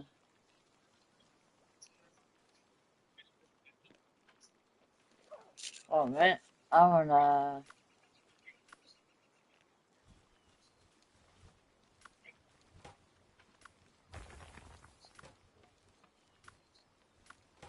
let him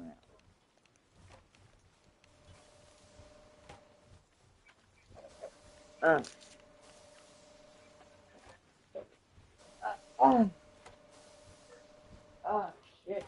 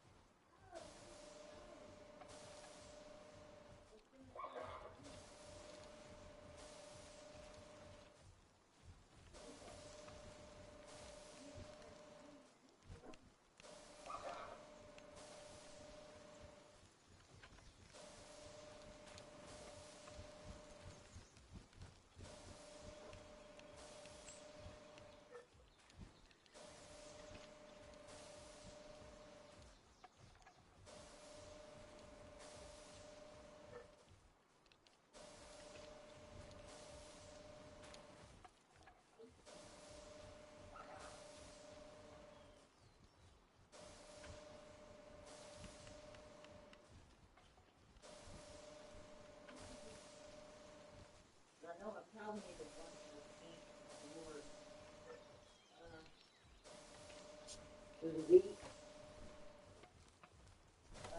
Those were only what we got. All right, the word jeans, I guess. Uh, ooh, crap, my stomach. Oh, ah, ah, ah.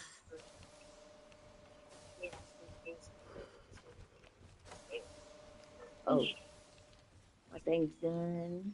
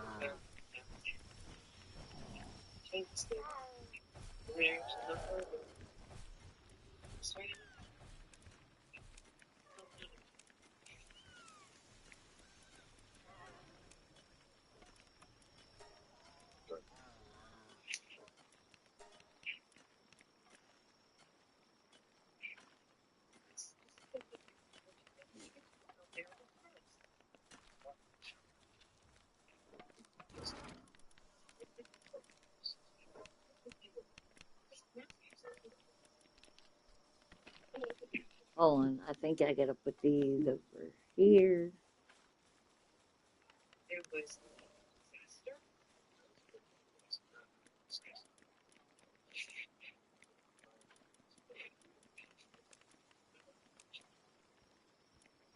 Need those. I think I'll just put these over here. I need those. Don't need those.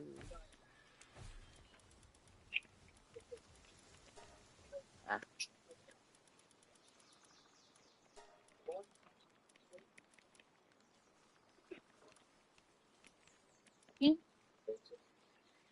veneer slab. And those.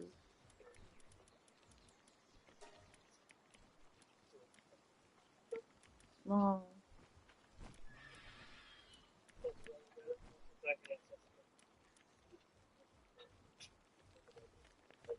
Let me see here. What can I do? Oh,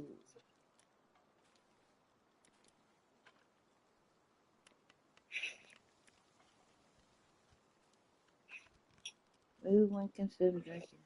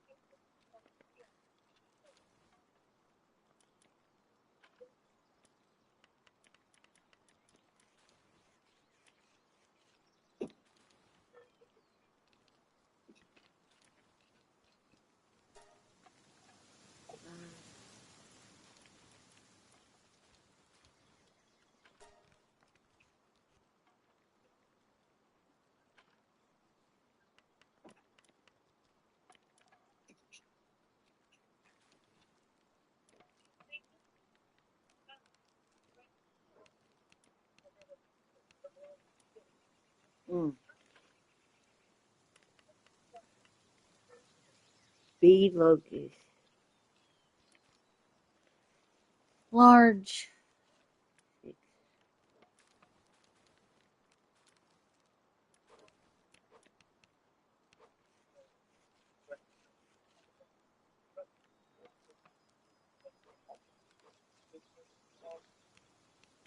Oh.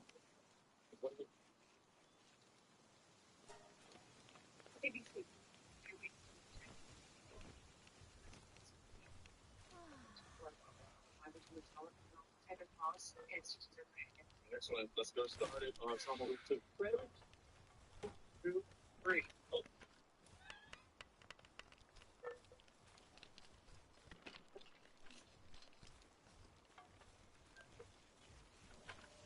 The baby. The baby still. Make sure that you feel 20 minutes.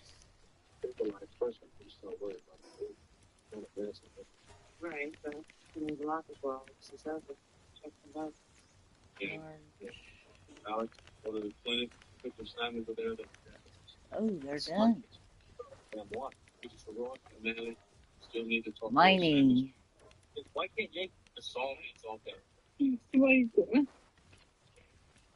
What? I wish I was there with them. Why? What? Carbon fiber. I Oh, miss shit. you so bad.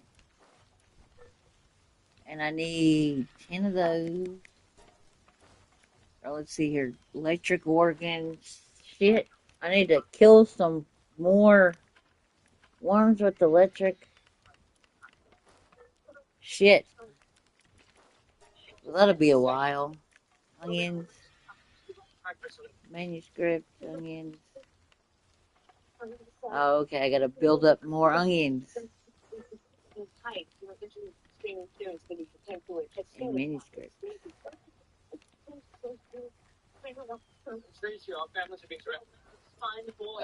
Okay. Handiwork. Gunpowder. Yeah, I need to build more gunpowder, which I'm doing. Let's see here. Is it palmetto ingots I'm lacking on over here? One more here. Find some, find some. Don't think about that.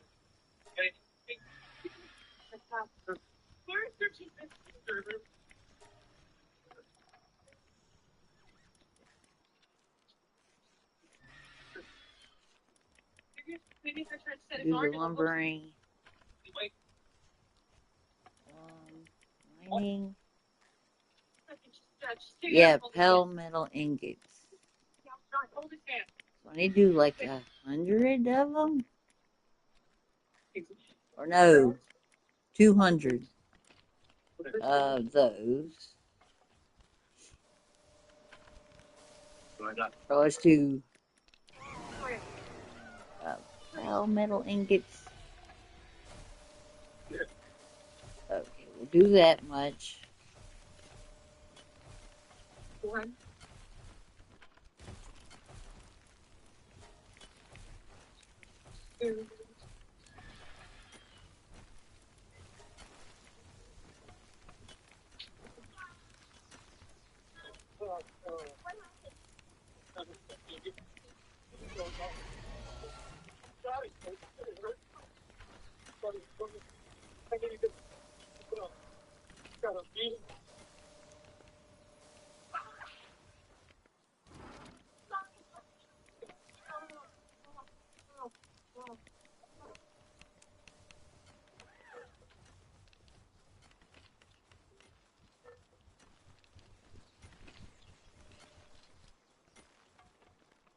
Don't look. Turn around. I need you to be brave for me. Just stand right there. Don't move. And don't look.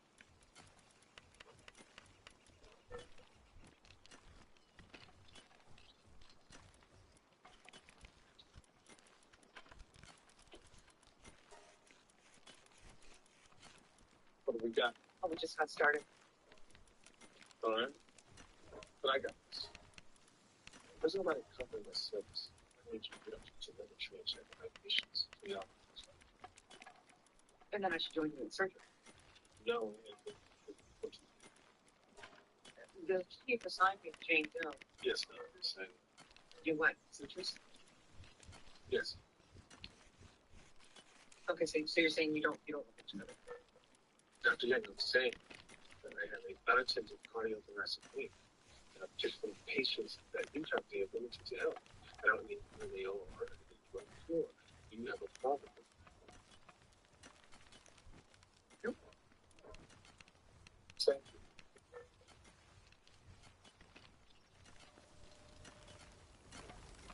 No, Chris, he's 7 years old. He's in brown hair. I don't know.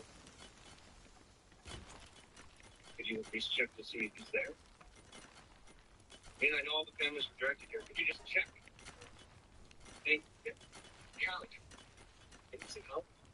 I can't be busy. I could do surgery. You don't need to. Patient needs surgery. So do I. Yes, anyone? Thank you. And can I get some help over here? Sweet, listen to me. I need you to turn around. I know I took the face away from me, but we have to work together to help this man. I don't talk either when I get scared. Talk when bad things happen. You don't have to say anything, but I need your help.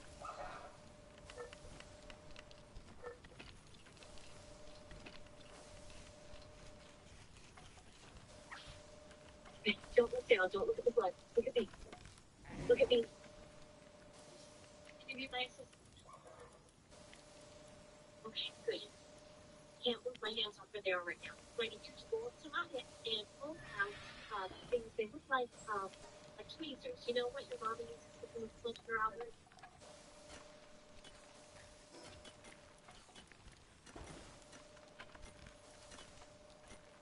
Hey, great. Was it extravaganza? Obviously terrible. What's up, please? Let's Still my Jane Doe right now. Okay. I have not a thing. Man, you bought. You're vulgar.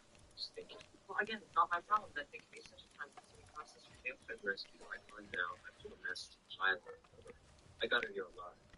Violence on people? Babysitting patients' families and put that scrub in.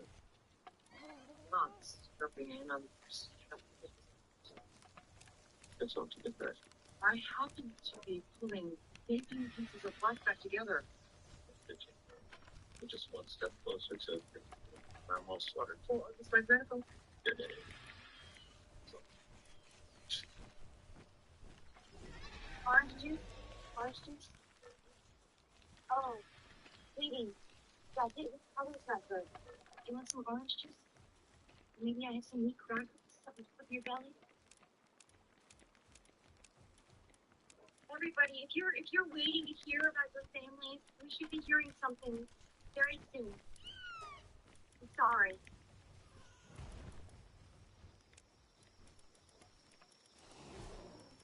he must have said that this doesn't people who was something. That's how God you did. That goes back. Kids still but Here, help me. girl up all of them. Sorry. Great job. Hey, how's he doing? He's doing all right. No, he's not. I can't do anything more until we get him out from under this park. Please tell me why you put that by yourself. Search and rescue. They're buried. They said they'd come when they can. Did you show them the red tags with the red tags? They said I got 15 red tags.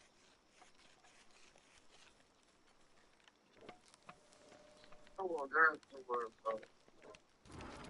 I'm not sure this thing. Stay with me. Stay with me. You let go of my hands. You got limp. Wake up, Rick.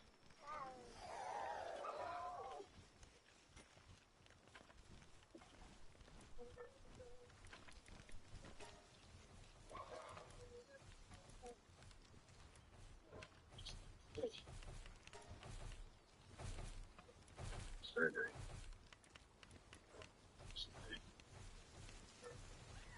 Good question. Doesn't Okay, I gotta get some kind of electric shit. Uh,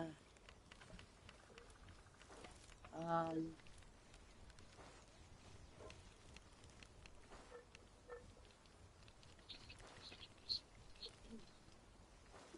EP stable.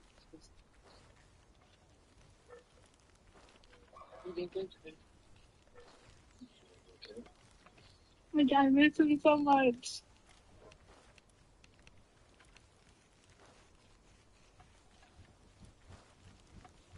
ow. Okay, I guess I could go kill some of these. You know when, like, you dream about having kids with a guy? Yeah, I dreamt that. With Dustin.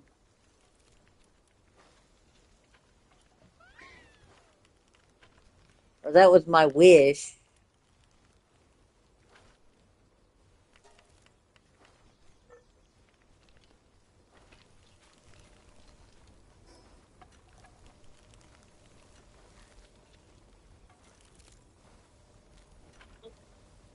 Okay, where did I freaking... Oh. Yeah, let's go here and then go in and kill some of these things over here. Because we need some electric or stuff.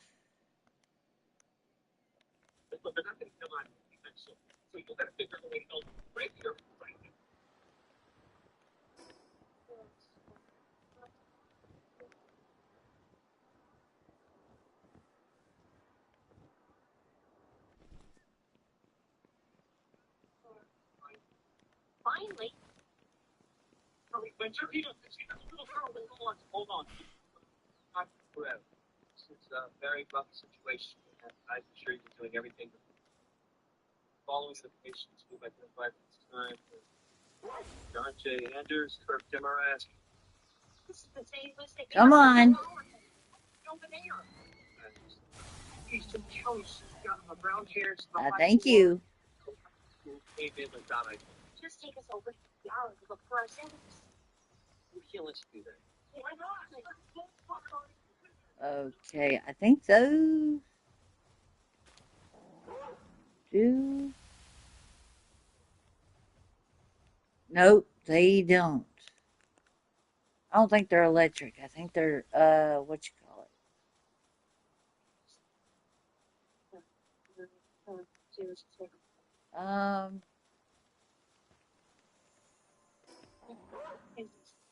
You help. Mr. Vanish, you know? We're going to find my tickets to the hospital, and then we're going to send them on.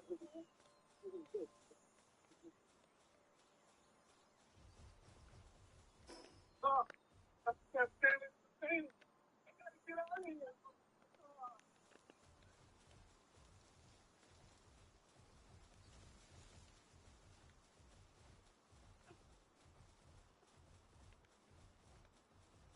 So save her.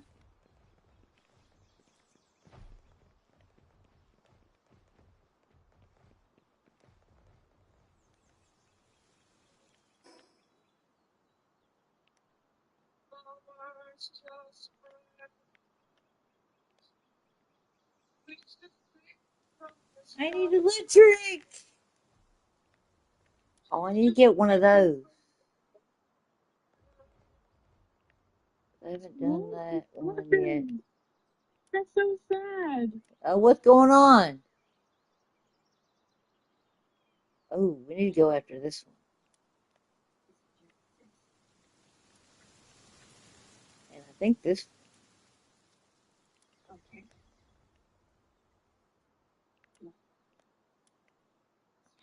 So let's go north. She drowned?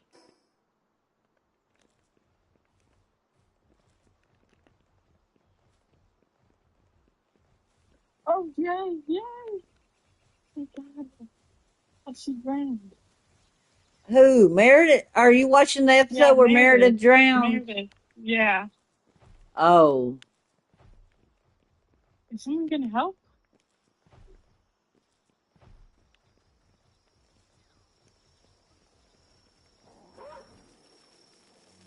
She is gonna drown if she waits so long.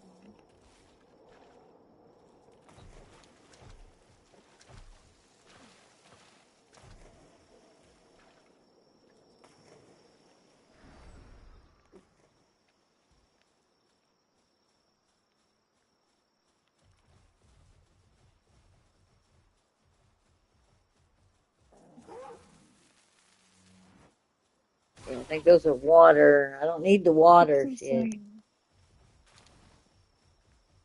Why is she so sad?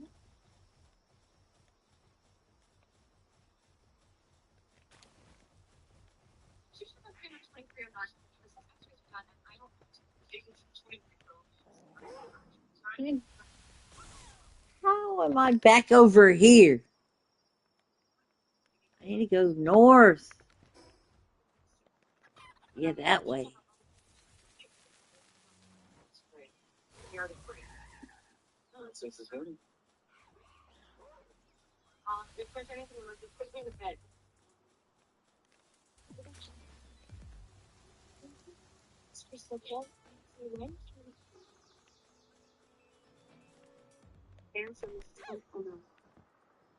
When I found a what you call it, and an egg too.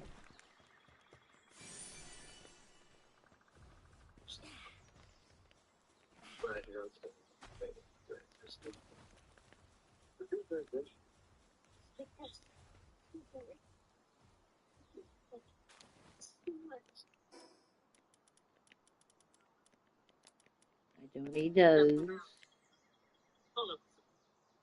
Uh, use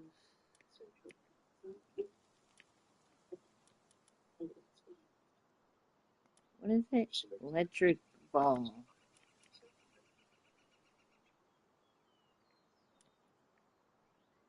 Uh,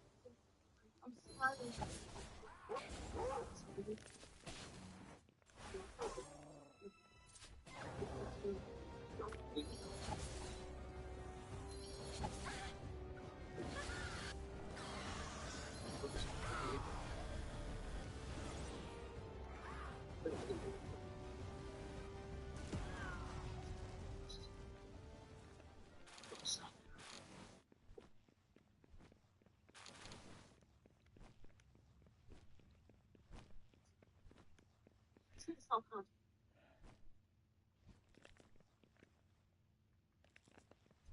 good. Okay. Yeah, what do you got? Very severed leg, but he has his artery cut off, so something. Set up the artery. Lock it down, switch up. I don't like this. She wants to move on. Yeah. No. Yeah. Okay. Stabilize it.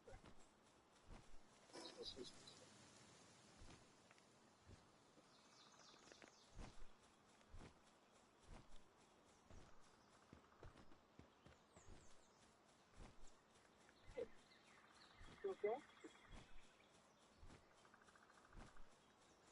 Can you stop it in your head? Huh? Ready? Ready like that? No? What's wrong?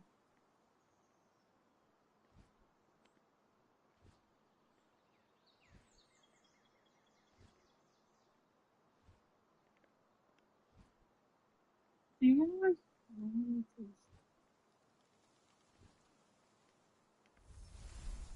Oh, okay.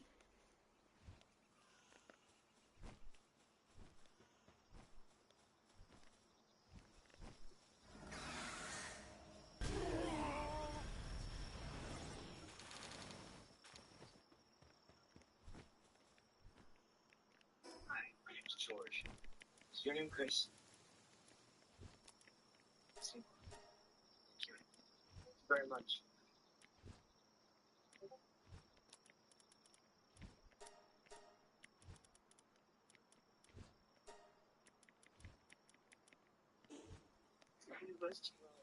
Nothing. How could there be no new information? Is there someone you can call? Someone who knows something? What?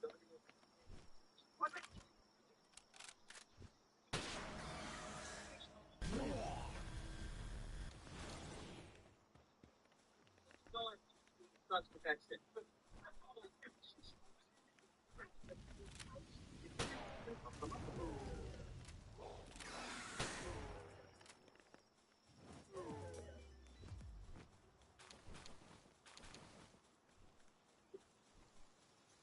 Yes, I agree. And I understand that. I should take that in your hand.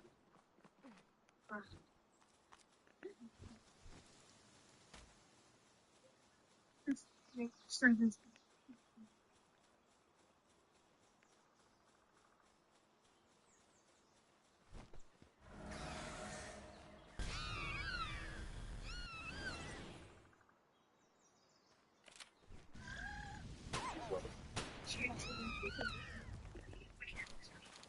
Hold on, crazy. I'm not the doctor. The patient needs to test for pressure. Orient your cranial breathe. Is he showing signs of increased pressure? Yes. His left pupil is he's open. He's seizing it. No, his right pupil is dilating. Could be herniated. What's your ETA to the hospital? That's what I'm saying. We can't get him out. He's stuck under a car and okay. But you've got to stay calm. I can't stay calm. Calm is overrated for people to like calm. Please, just tell me.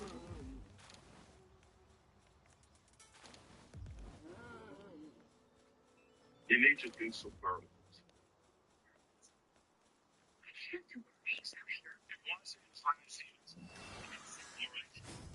I need a minute to check something on the book and then I'll talk you through it. You're looking at the book? I'm the neurosurgeon, Stevens. I want to make sure we get this right. Somebody find me a copy of Boardman's Neurosurgery. What thing about making burgers? It's fun. Good. So, yeah. That's good. That's good. I'm gonna need your help. That's all.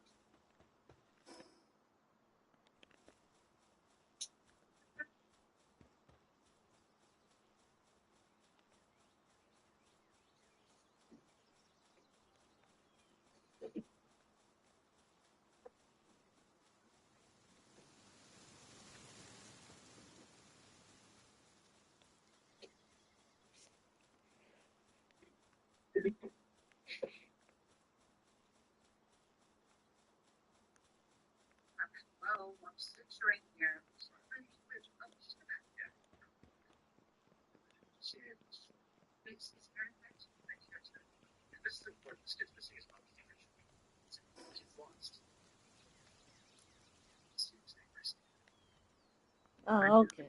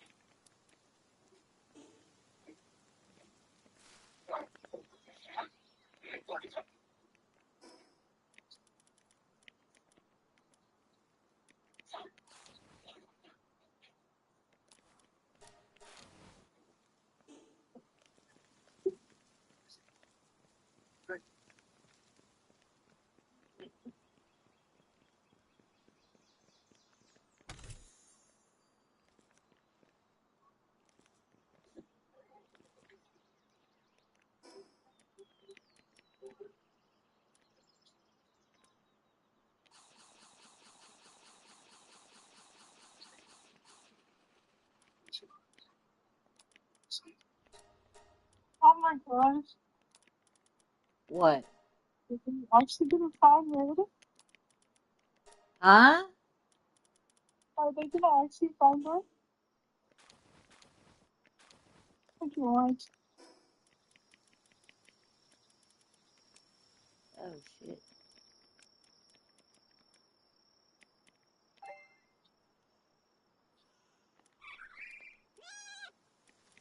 Oh my gosh. I knew it was him. I knew it.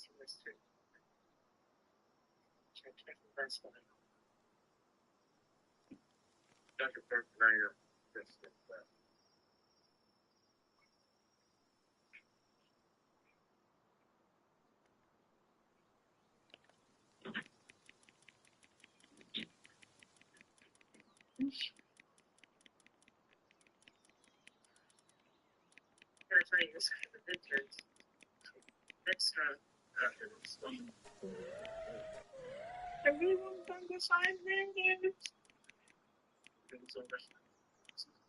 I'm gonna cry if I don't find her.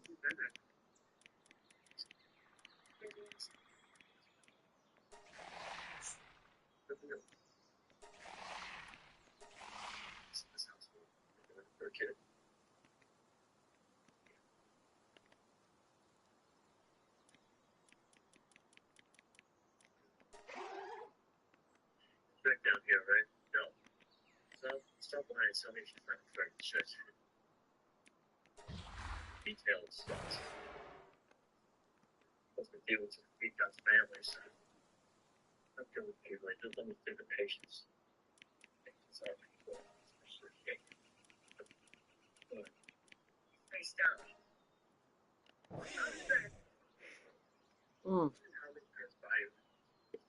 Don't tell me it doesn't matter. Mm. And I could pee again.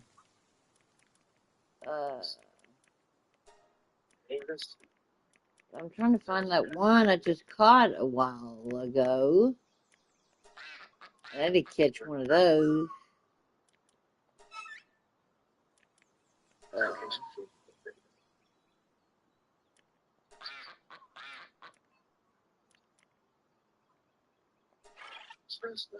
Already caught 12 of those? Now I need to do those. I'm done with those. Gotta catch some of those. Ooh.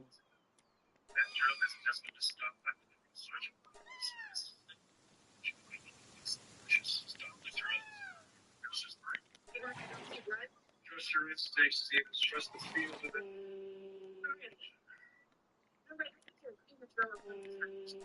Played it a dozen times, Stevens. It's not again. One of those. Ready? Yes. Please, please take this.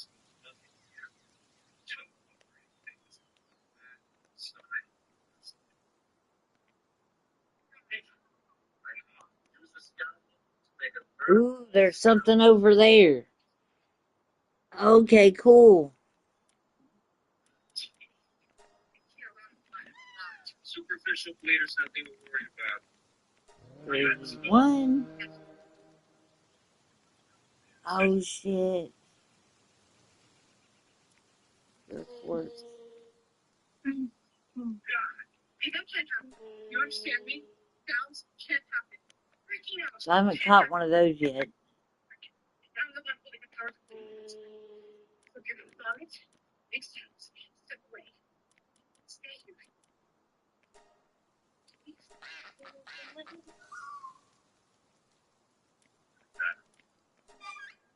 Okay.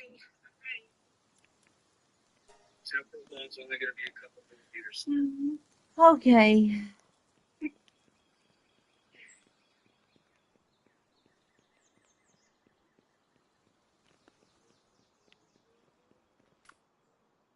On. Let's get this one out. What? I can't ride that one.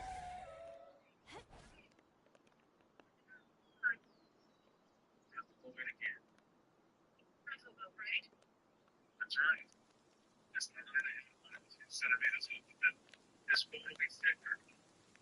Until it's thick as a temper.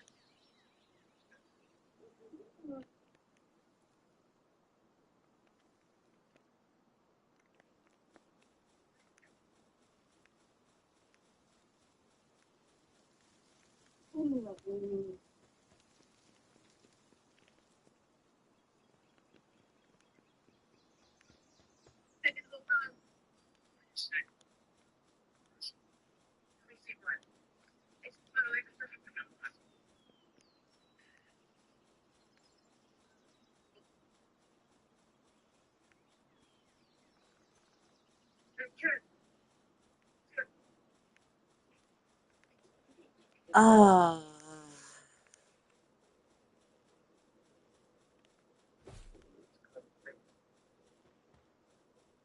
Good.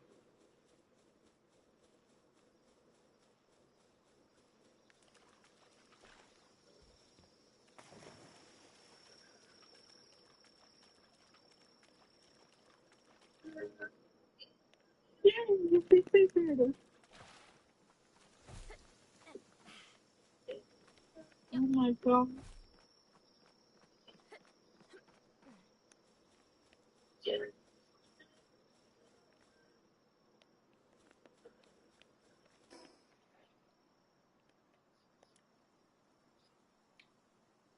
Okay, I need to reach.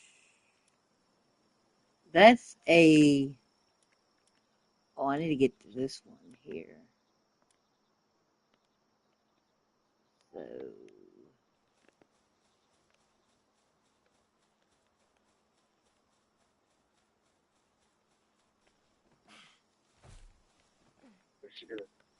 No intestinal damage. He's still on our job at Orleans. He's almost done with all the sun. I looked at her when I've been in contact with the city, and Mercy West was out of Presbyterian. It's lost. It's on the wall.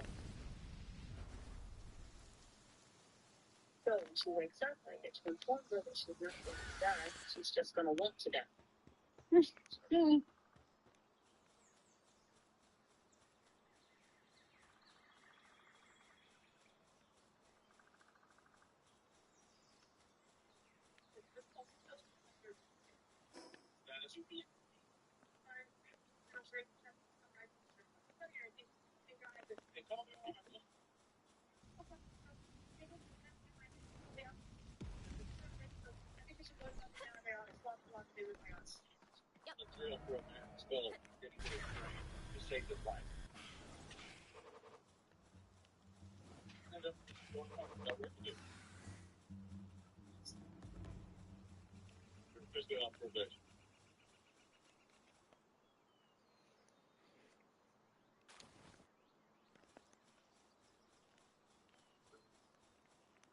Christina. Oh my God. So she said, I'm going to tell you, but you're not going to believe it. You're going to make a phone call. Actually, it's very fast. It's a little hole into this guy's skull. Several holes, actually. With a drill and borrowed from an fence. That's the whole freaking tissue. What in It was like a ride, this crazy roller coaster ride. With adrenaline shooting out of my ears. What was he thinking? But it doesn't sound crazy.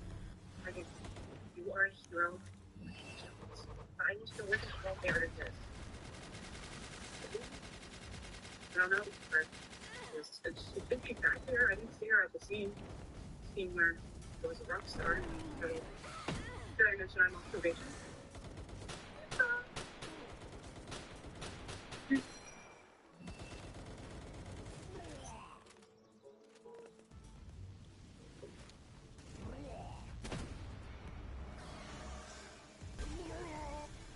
Photos and mentalities. No, it's difficult. He's trying to make it really thin.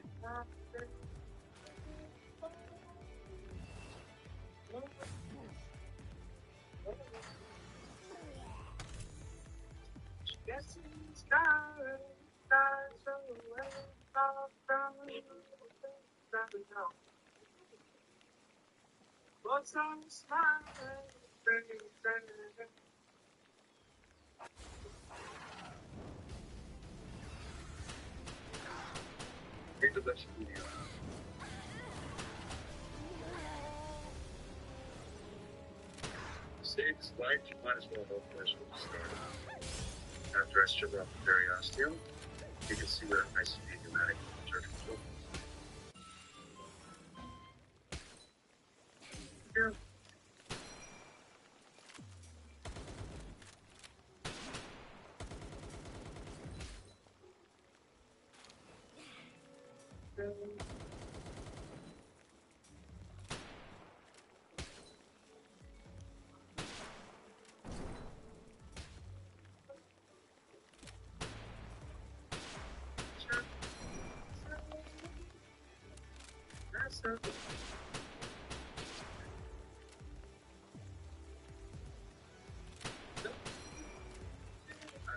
We quick.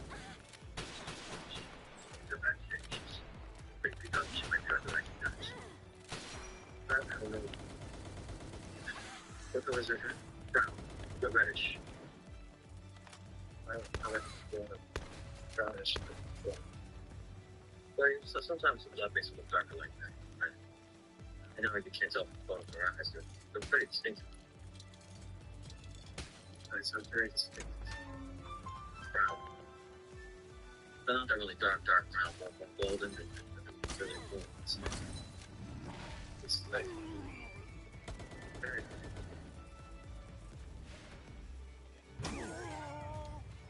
sure. It's like you said you have two. Yeah, but you know. Another one. So.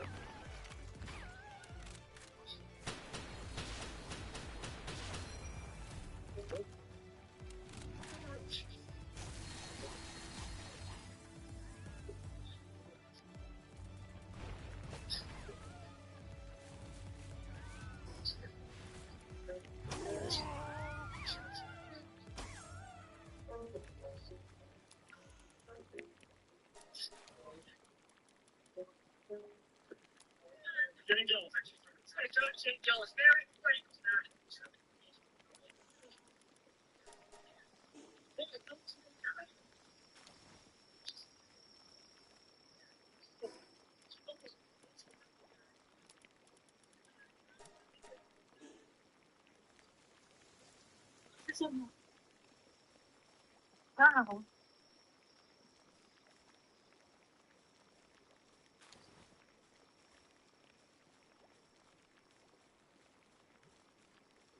How was your surgery, Dr. Burke? Oh, she's been about the woods now, done. Shotgun shell, don't need them.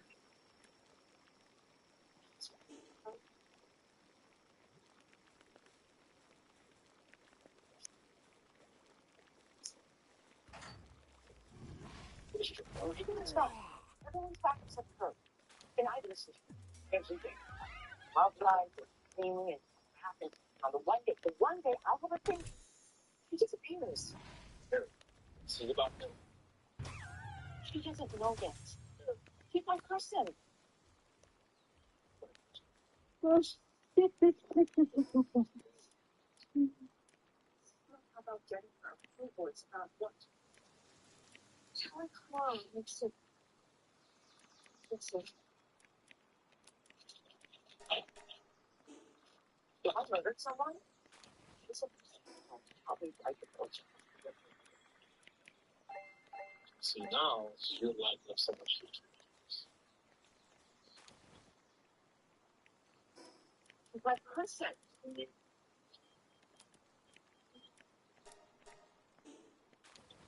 Letting the boat fly. Sections. Looking good. Yes. Kids. After Stevens, it's your pager. That's okay for me. I think you want to take this page.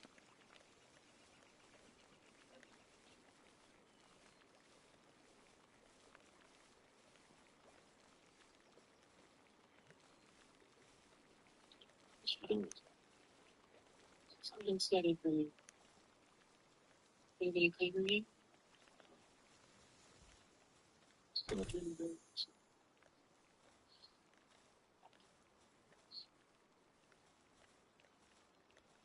I noticed. Really?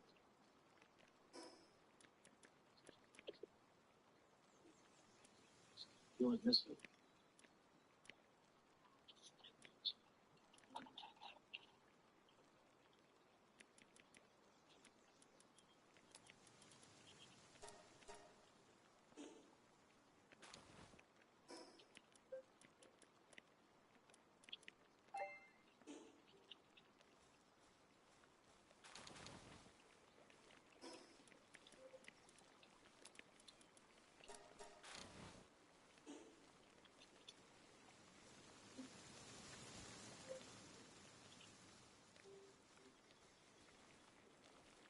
Any little mustache.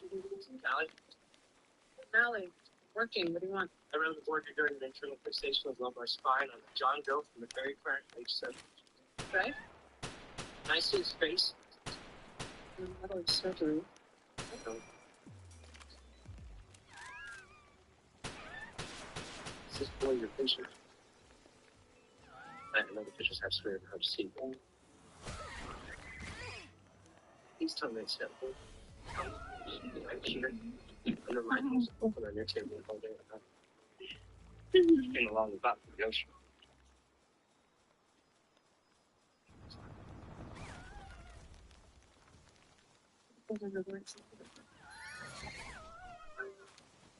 Oh, yeah. Oh, yeah, that's not kidding. Let's do figures.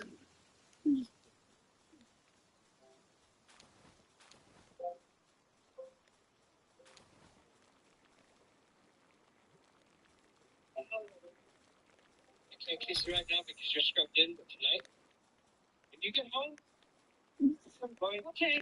Okay, all right, you know what? Let's focus here. No. Okay.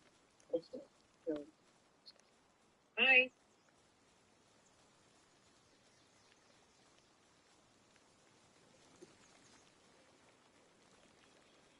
What's going on? Meredith got found. Mm-hmm. And what else?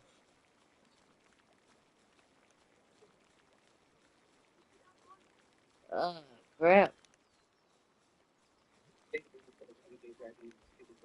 Start to finish the line, but you have to get out of the way. It's a sharing. We should push up or get out. Just be supposed to be activity. Well, the activity, and I think she might actually text me. But it can't get out. We need to save her life. You can't do this. We need to do this. Both.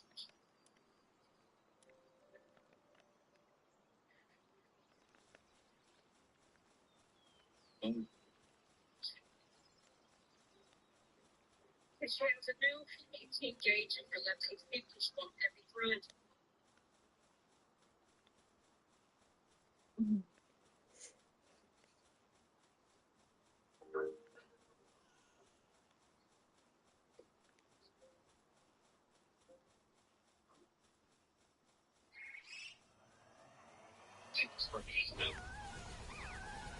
It's really out.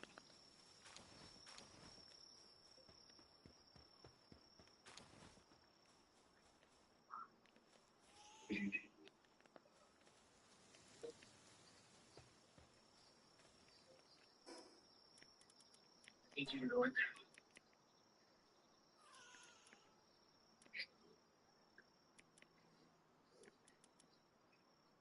there. And the warm blanket. The plant's still only at 8 degrees.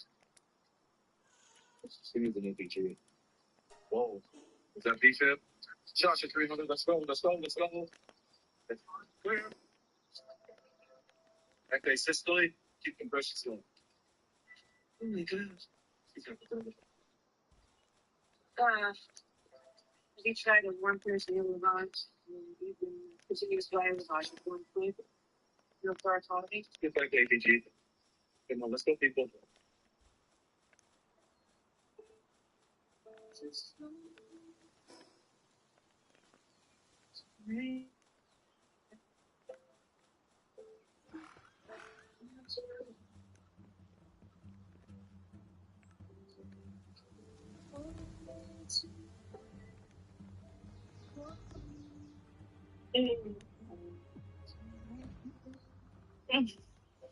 Oh, underneath the song about the I call it. You call it. I'm gonna read the card. That means that. Bitch. Now you're fucking eyes. Mm. I'm Mm. dying. Oh my God. Okay, look. It doesn't have to say the exact words, but it has to kind of together. Okay. Now, this is our executive summary. We're gonna was going to define Yankee clothing back in 2018 with almost on the breakfast. It is an artisan bakery with delectable donut made from scratch yet daily. Our main goal is to increase revenue by 10%. And to do this, we're going to start on January 1st of 2026 and end on July 31st. Yes.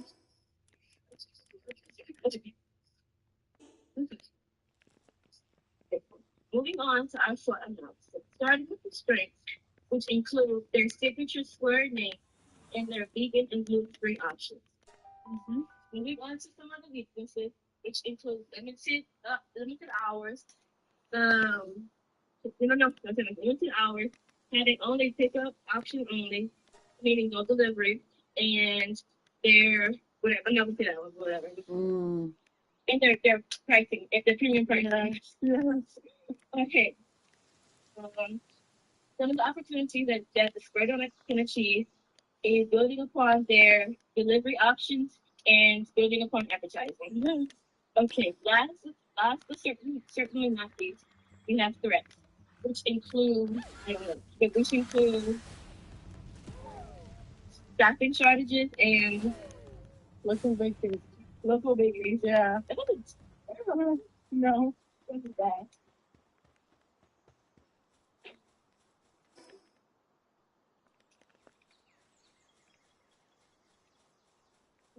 to say? What?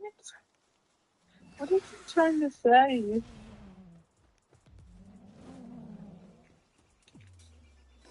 Who? To him, he's trying to say something, but I can't understand what he's trying to say. What is he saying? He said, "You can't wait till what?" I think he's trying to say, "You can't wait to move in with me." I think he's trying to say, but it says "love in me with me." That doesn't make any sense. Uh-huh. Yeah. That don't make no sense either. I know. Mm. Ah. Like, he's making me sweat. Huh? Ooh, I need some of those. I guess I could get rid of those because I don't need them right yet. I need the meat though. The meat. Ooh, we got one over here.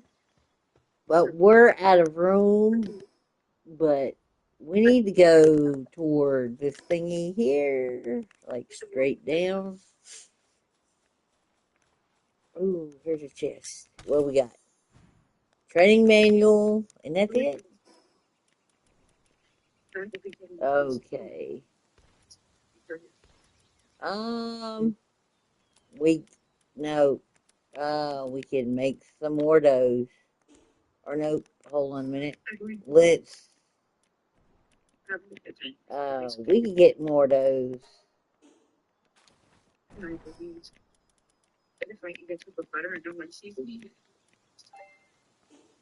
Okay.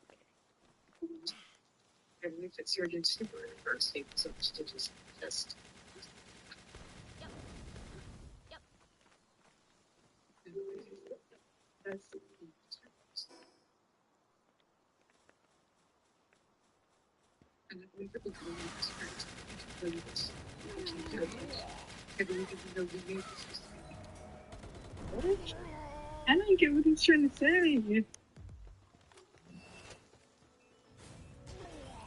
don't get it.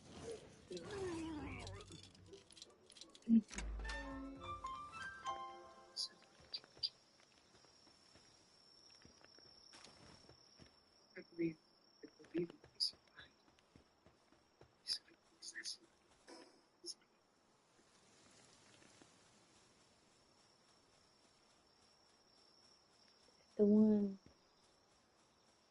Nope, not those.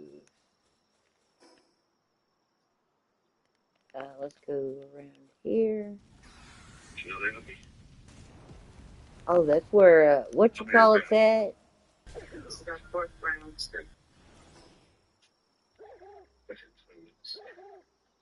Um, Mark, there.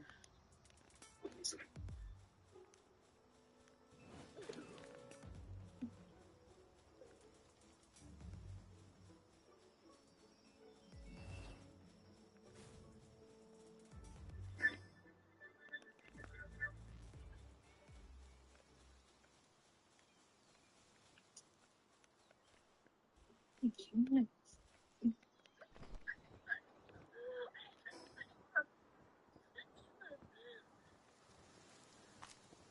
She was out there. This is a dream. What? What? You're still, or Meredith not up yet? No, I think this is a dream.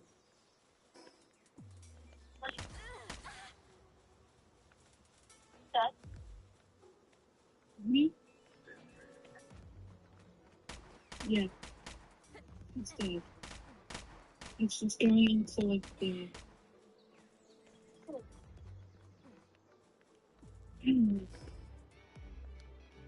That was weird. What? She was with like all the dead people. But What she was?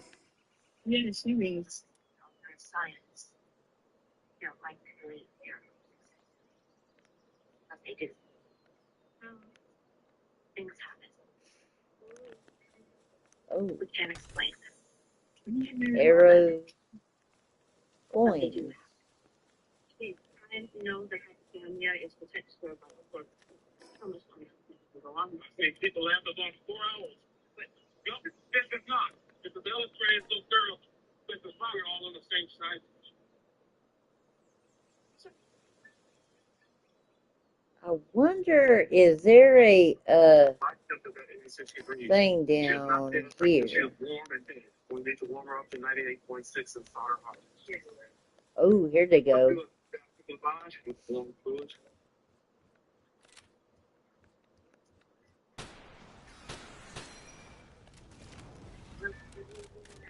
I have to go.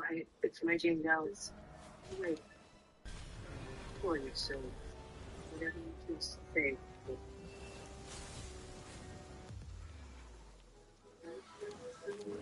Miracles do happen. They happen every day. It's just not always when we need them.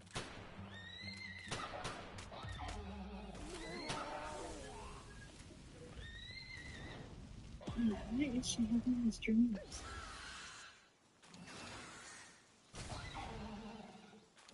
Why? I'm not freaking out. People tend to freak out. Trust me, she's fine. I'm distracted. That's why I don't like to be with you, because you don't assess the situation. You just dive right in. Oh, I'm not going down something. Do you want to do this now or do you want to do this later? Oh, you want to do this now? If you're asking me about with a fresh heart, you're going to kick my... The brain thing, this academy neurotransmitter thing, right? No. Do you think if this were my brain doing this, the first person I'd want to see, no offense, would be...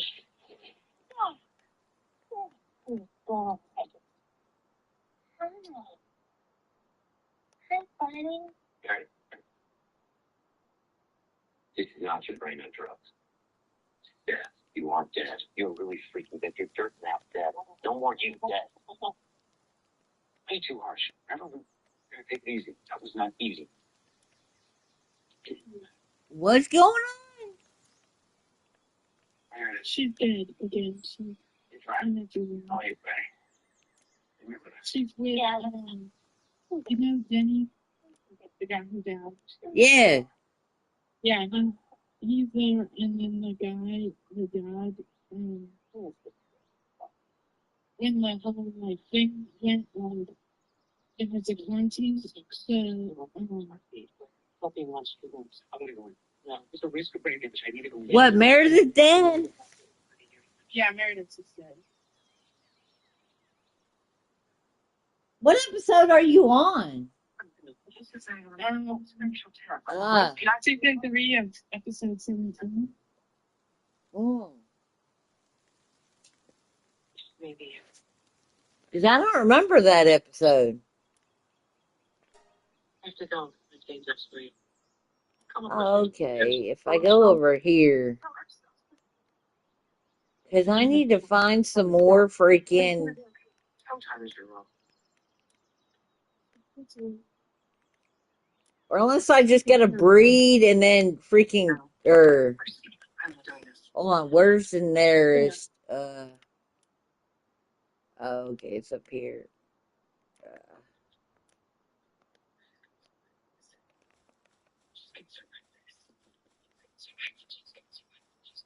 Yeah, I think that's what I'm gonna have to do. Breed and then... Or... Once I got a... How was your mother's Oh, that one's still... awake. Bonnie, he remembers me. He remembers. Oh my gosh. What are all of you doing here? It's not a job that We're here because she called us. I didn't. Didn't you?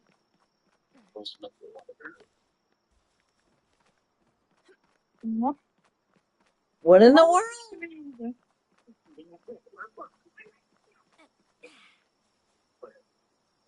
Oh, I see. He's one to go to this thing. Hmm?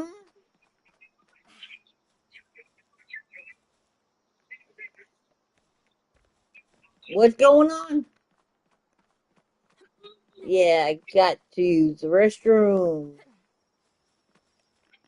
but I want to get to the thing over here before I get or go use it. Well, you're not. Well, sure. I don't know where your family is yet. But I know you. You know. They found you. No, after the accident. No, what? What happened? You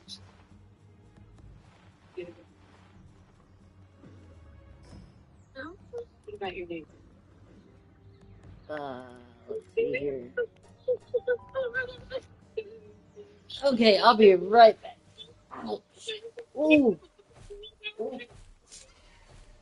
Ah. Ooh. Retrograde should be just trying to so you really wants to get a chest x-ray and everything. And we can print some. Sure. Yeah, it's just floor space. No chance. That you want to full CPR?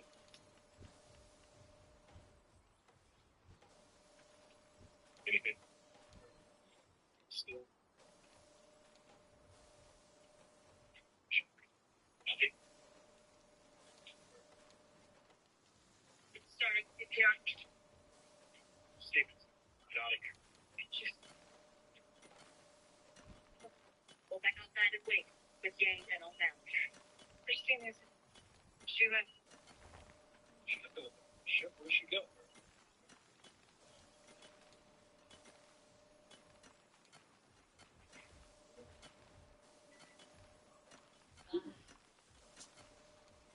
Yeah, I think now I'm have a smooth.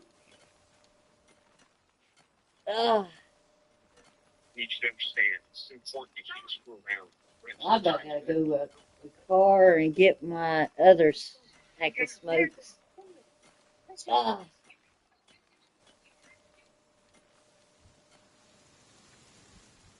Oh, did you get to the part where Meredith's sister, or she finds out she has a half sister or something like that?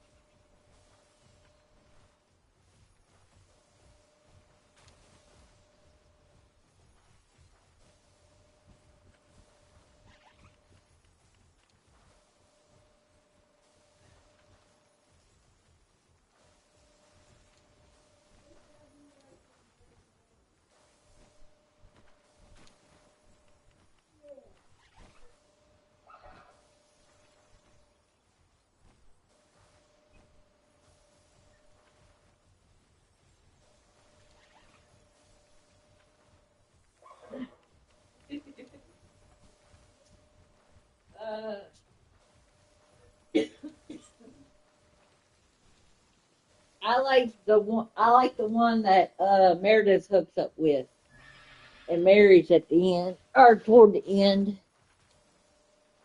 And Oh I think yeah. they adopt a couple kids or one, I think. And then I think they actually have a kid together before uh something happens to him, I think.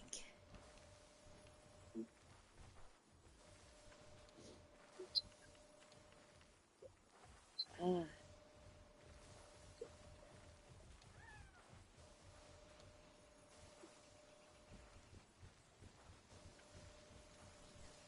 uh,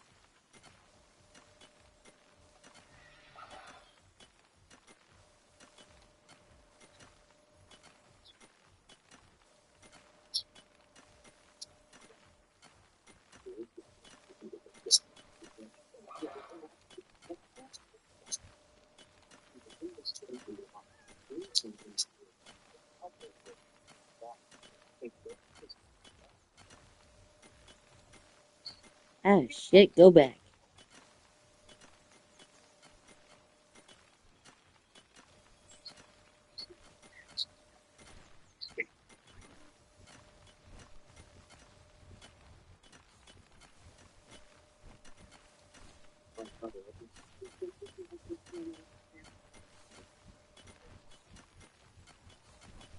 Oh.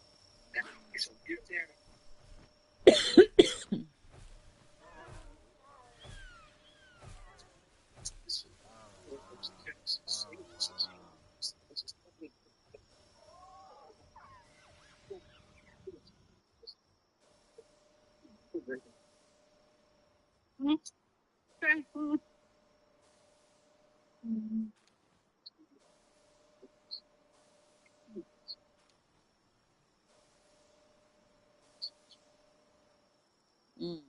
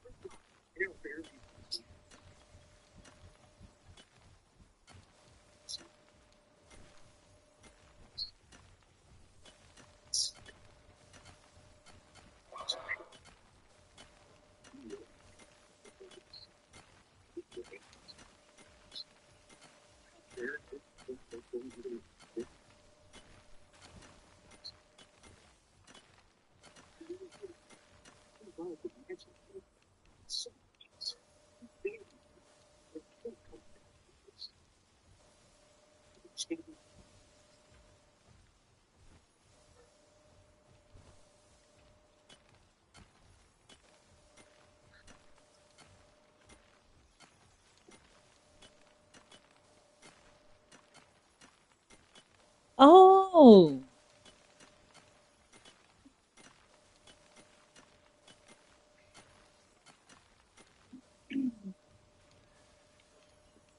Come on, Meredith. Pull through. Pull through.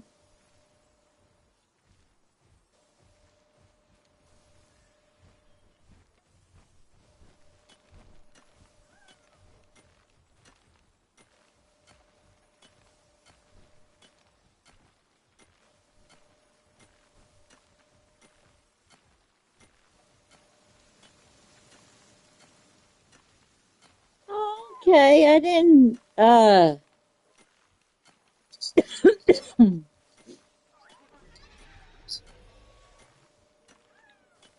William Thorpe.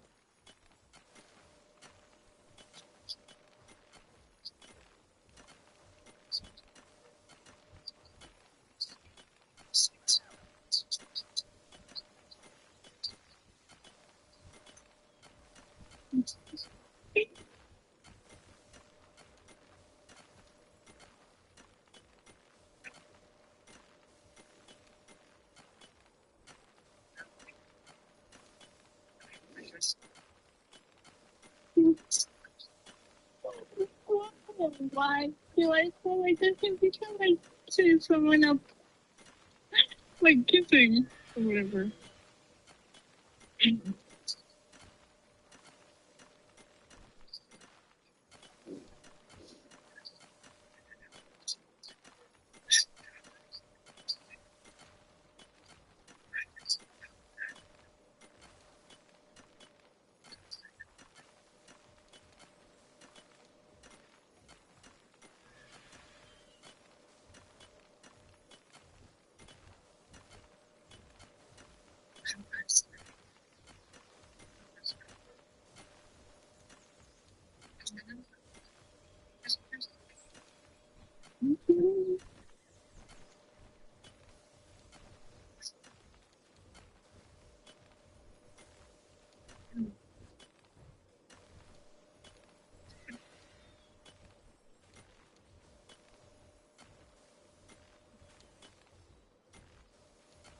I need to see them.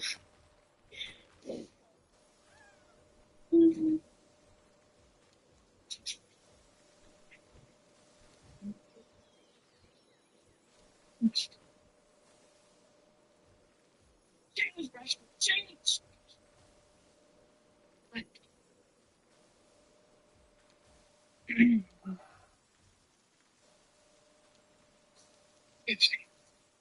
See. Who is this guy?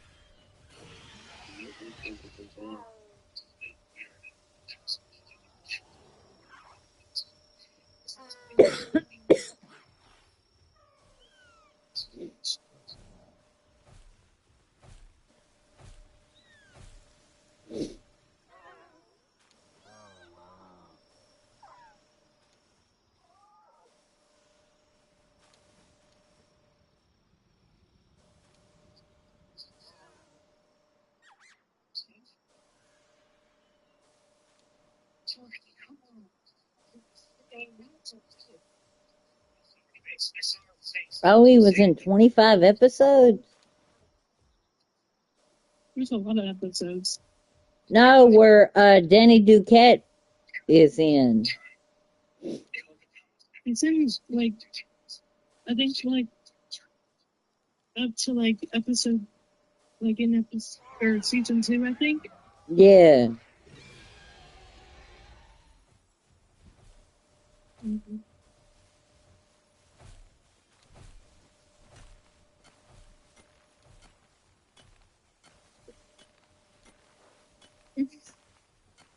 Mm-hmm.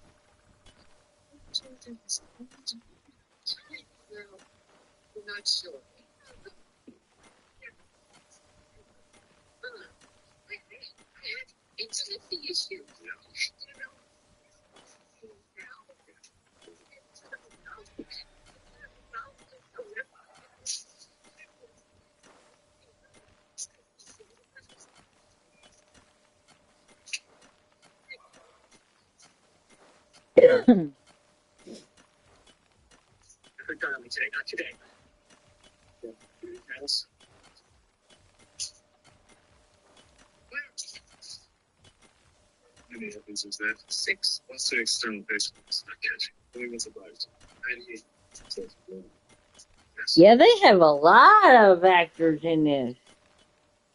Playing a doctor or a patient.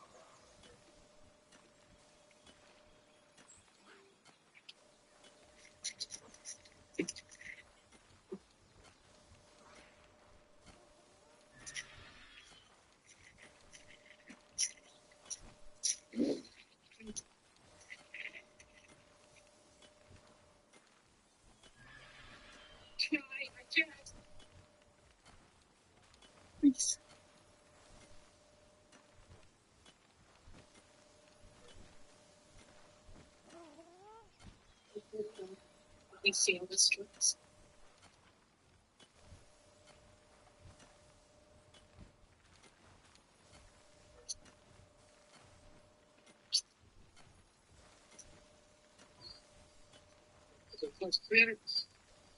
Clear.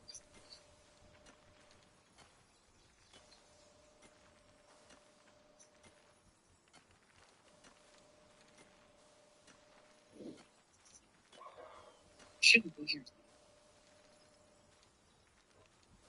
Neither should you. Just think. Don't be a dinner.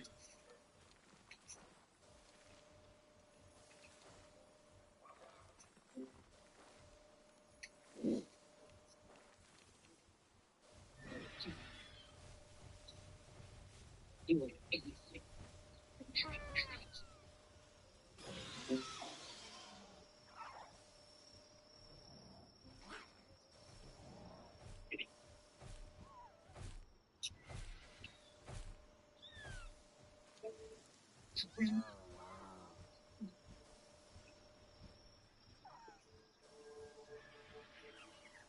So that came in. Yes. You're holding confessions?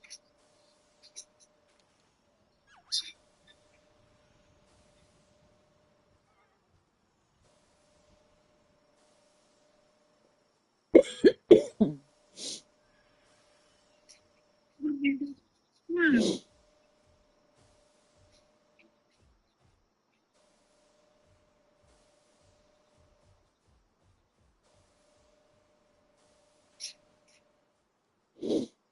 That was great.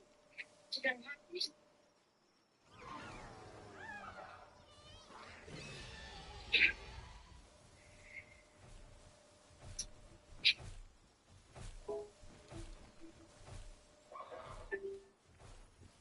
Hey, you can see Gordon's.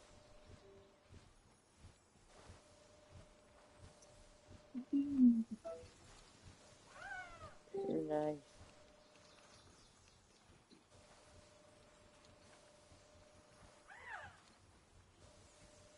He's really around. He is.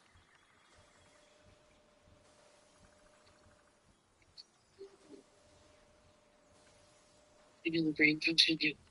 You know. Eric, this album pays to me.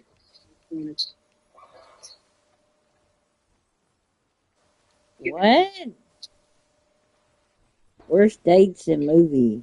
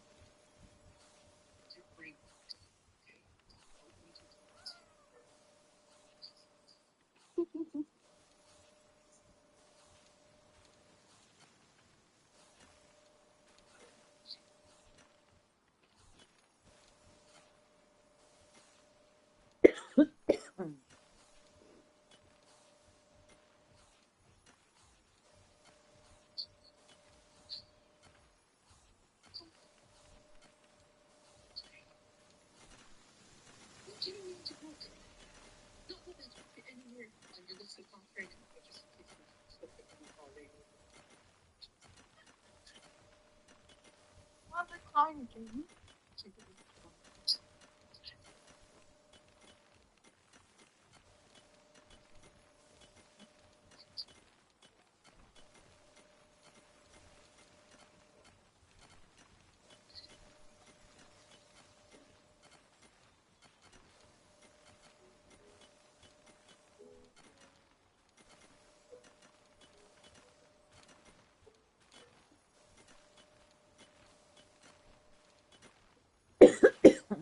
Mm.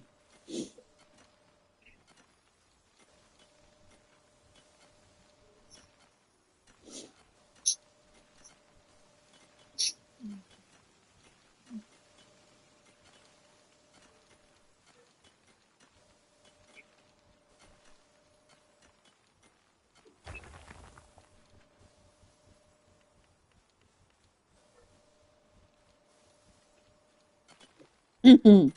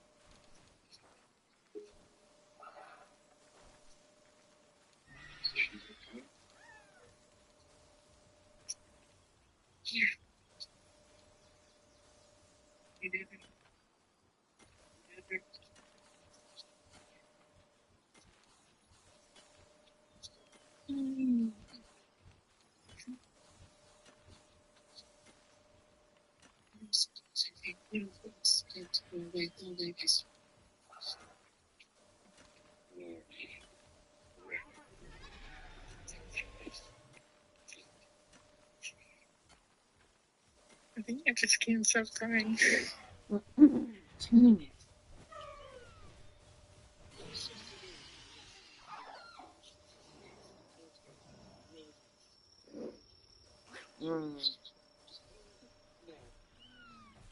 No sex with anyone.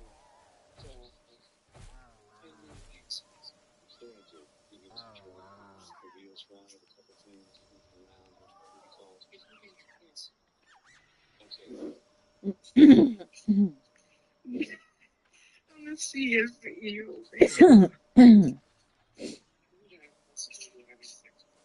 Wow, there's 22 seasons. Yeah. So Well, episode 7 of season 22 is coming out in January. Or the first week of January, or January 8th of 2026.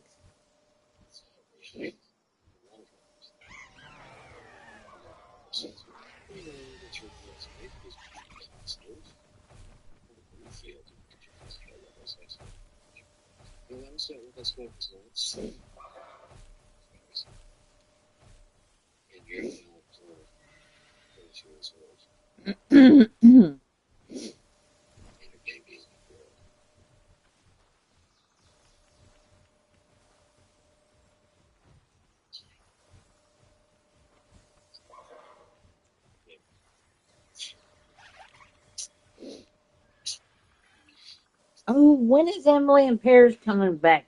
Let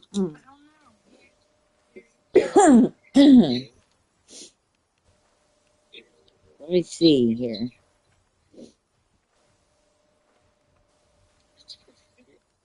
Uh,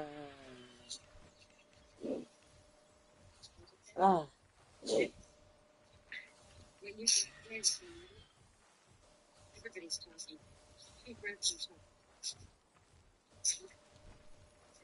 Oh, I figured it out. what? The girl, the girl Oh, that it's had the coming baby. out the December 18th. Yeah. Season 5 of Emily in Paris. Oh, they're going to be in Paris and Rome in the next season.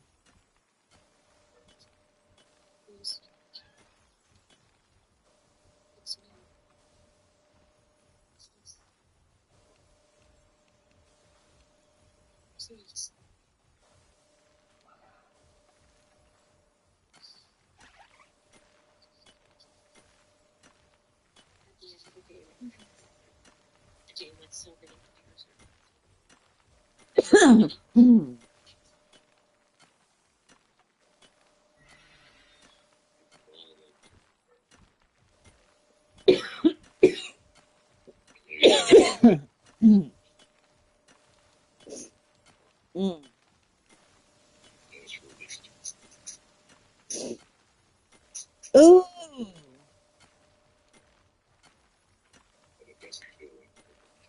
Yeah, the tall the one guy that Emily works with, the older guy, the old white guy, he is hilarious. uh it's what is his name? Bruno, uh the one that plays Luke. He is hilarious. I'm just gonna cry all night. Like I can't stop crying. I know what's wrong with me.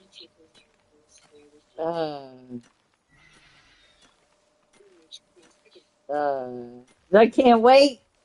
Uh, I've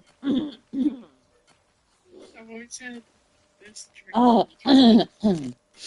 and I think I might stop here,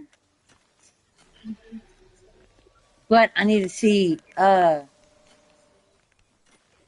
Is my freaking shit ready Oh yet? my gosh. He comes back from the Oh dead? yay! Ooh, ooh. Is these or is that just a dream? It might be just a dream. Yeah. Yeah, that's just a dream. Or maybe it's actually true. What? I have no clue if it's true or not. It's just a dream.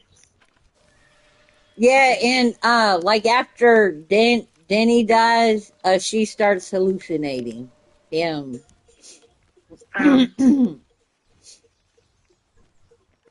uh, let's see here. What? Oh, I need to go and see if my other thing is done. Oh, put that one in.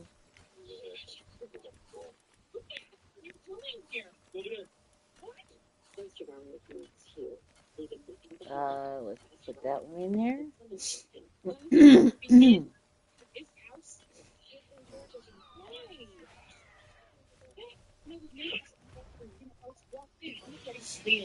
mm. Oh, over here. Yes. Huh? Like I can't stop crying. I think it's too Mm. like I can't stop.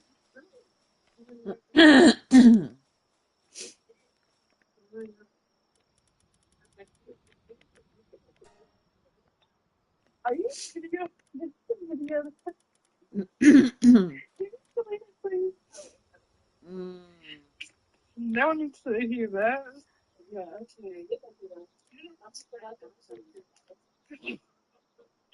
Like, what me?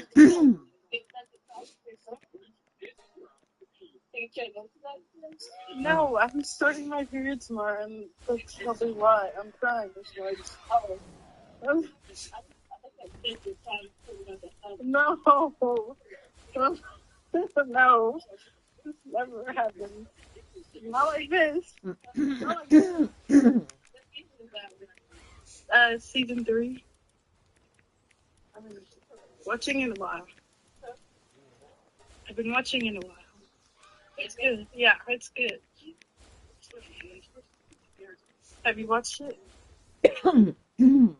No.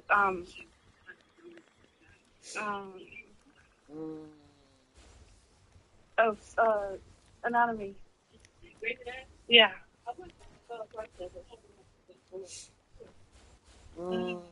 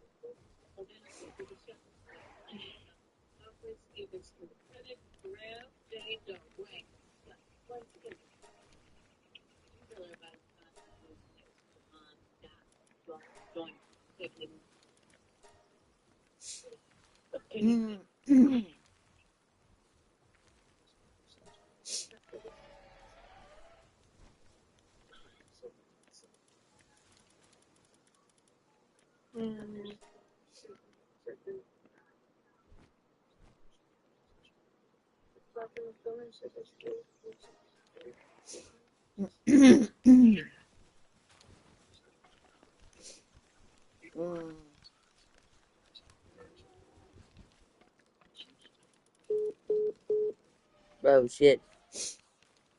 Mm.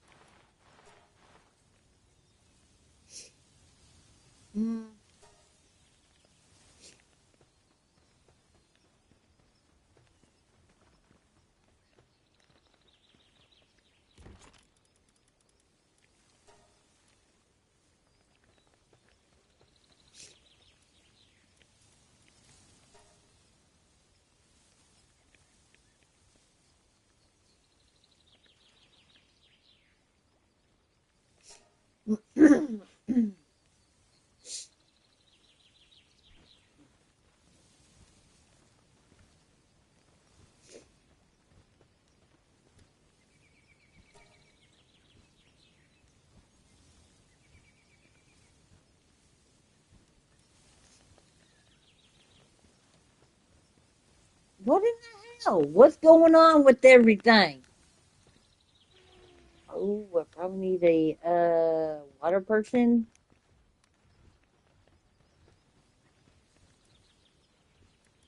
Let's see here.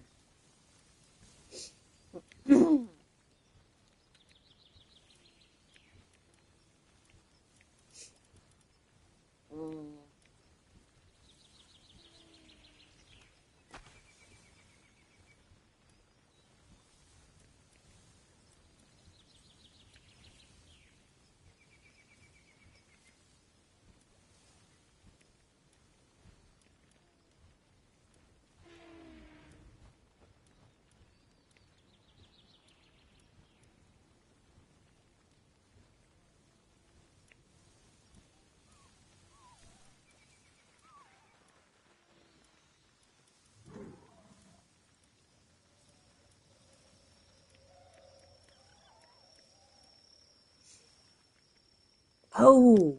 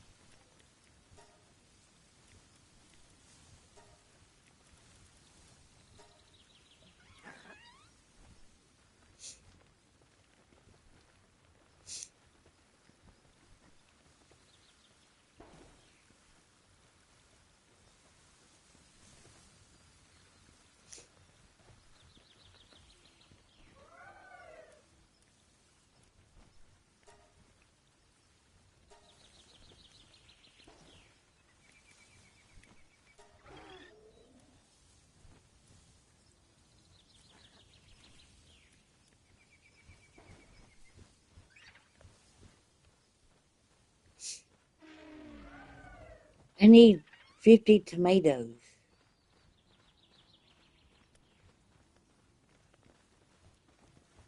Yeah, that's why they're not freaking. Nobody's watering this shit.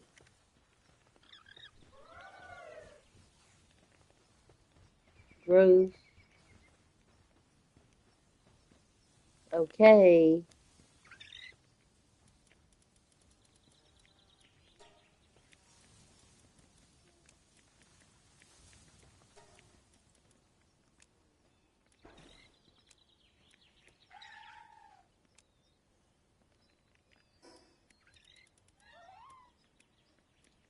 Uh.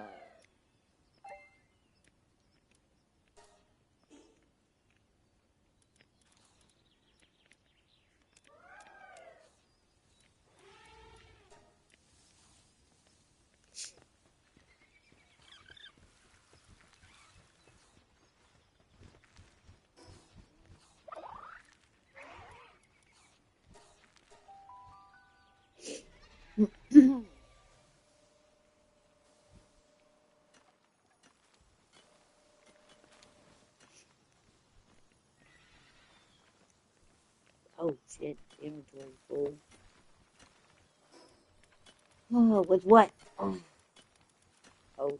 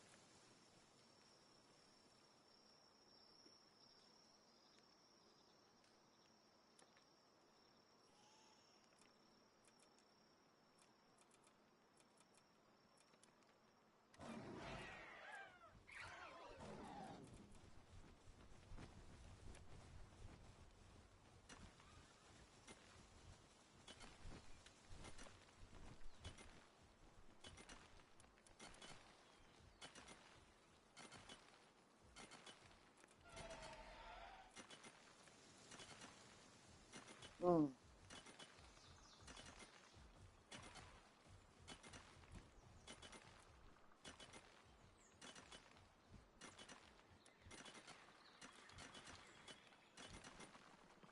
Mm.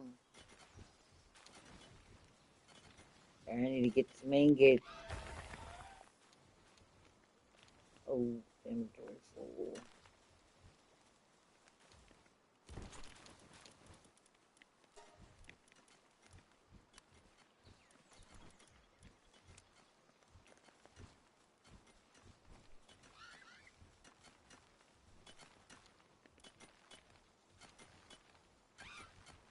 Is it ingots?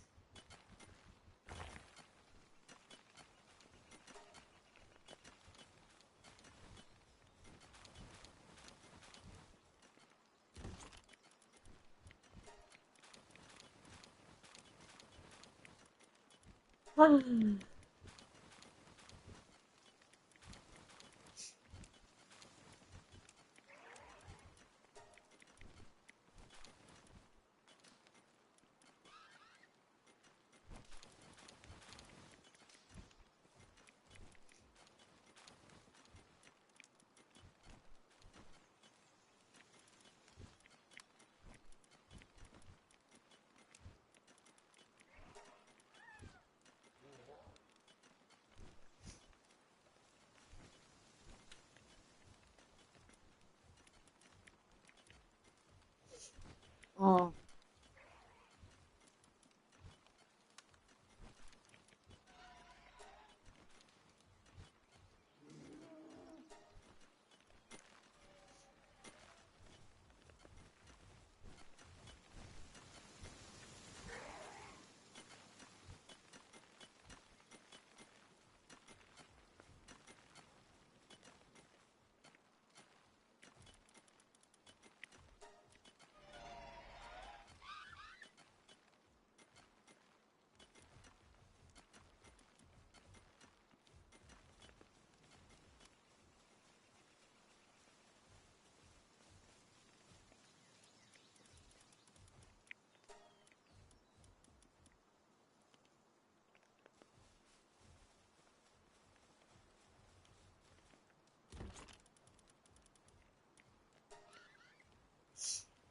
Mm.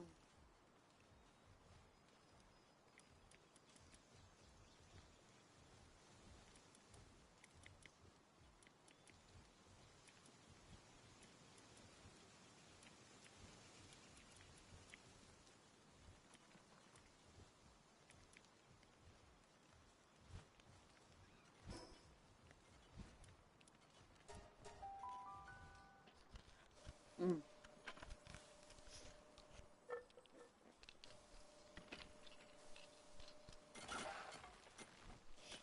Mm.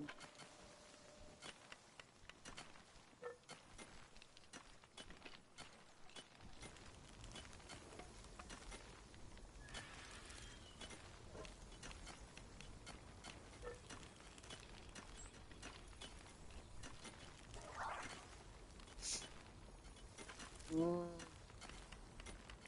They're level 1. I need a level or higher level person on that.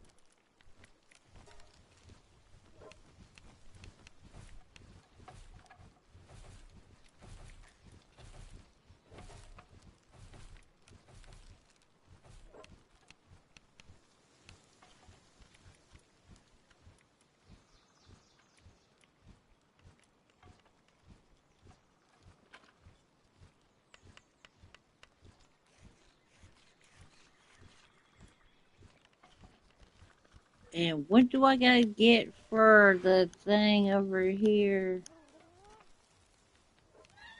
Level 3. Mining, level 3.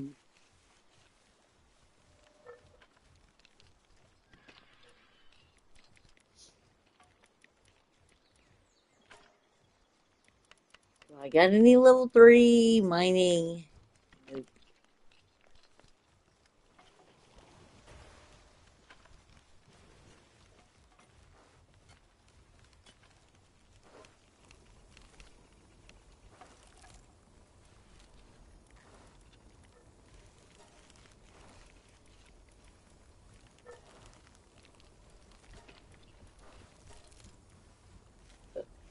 Uh, those do it.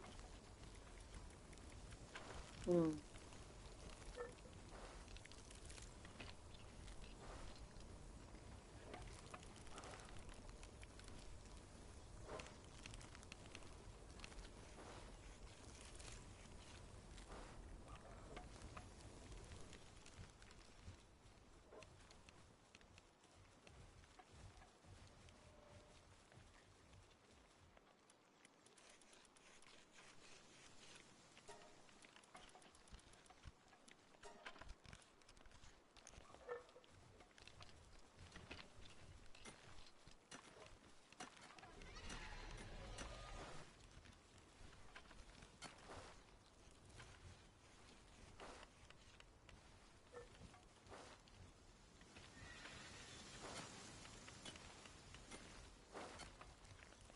Or am I gonna get rid of the ones that aren't doing anything?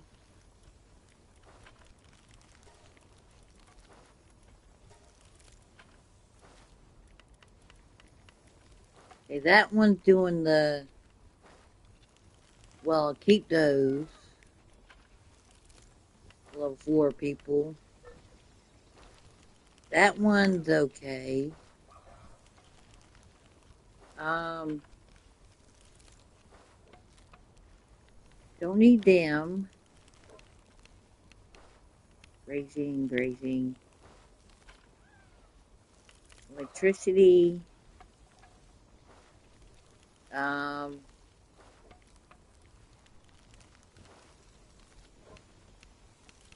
I think I'll take that one out. Take that one out. Cooling, cooking, idle. Take that one out. Medicine.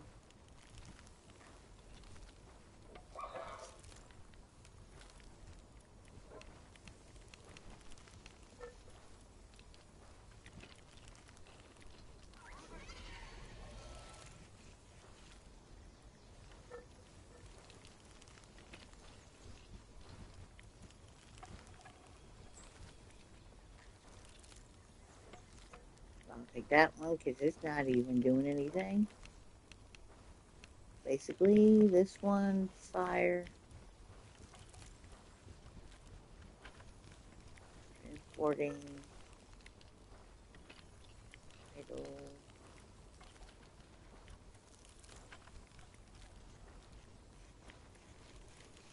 Research. Idle.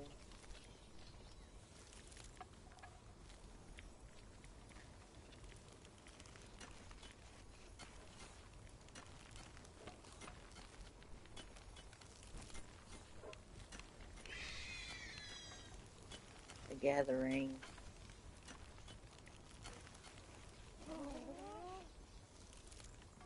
Take that one out.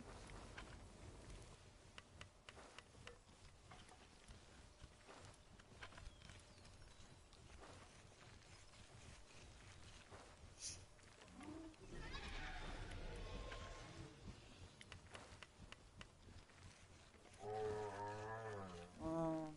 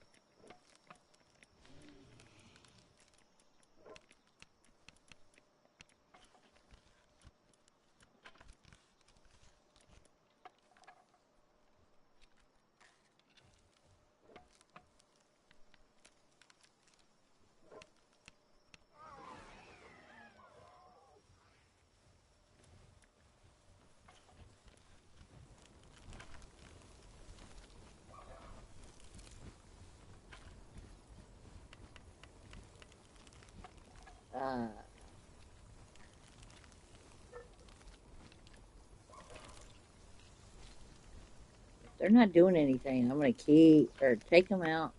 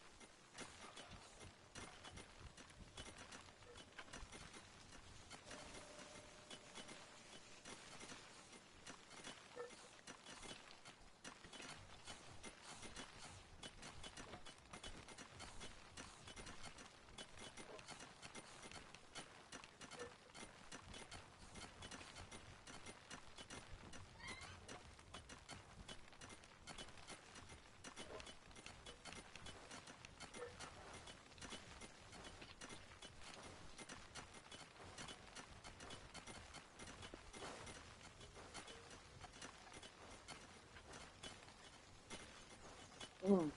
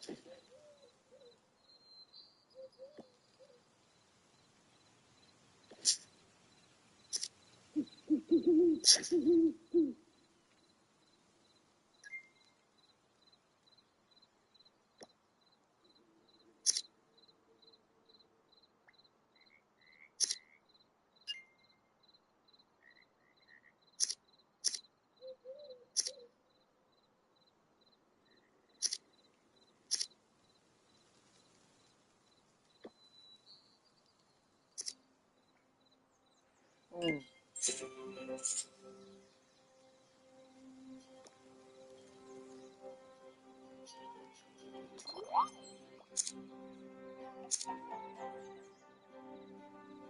We're bored.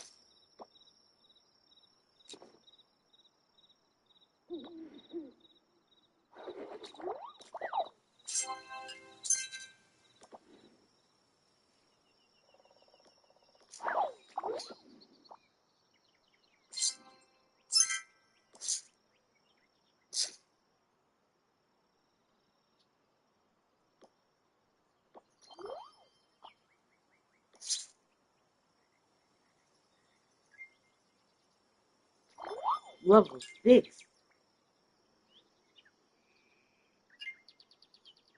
Okay. So where's the wood?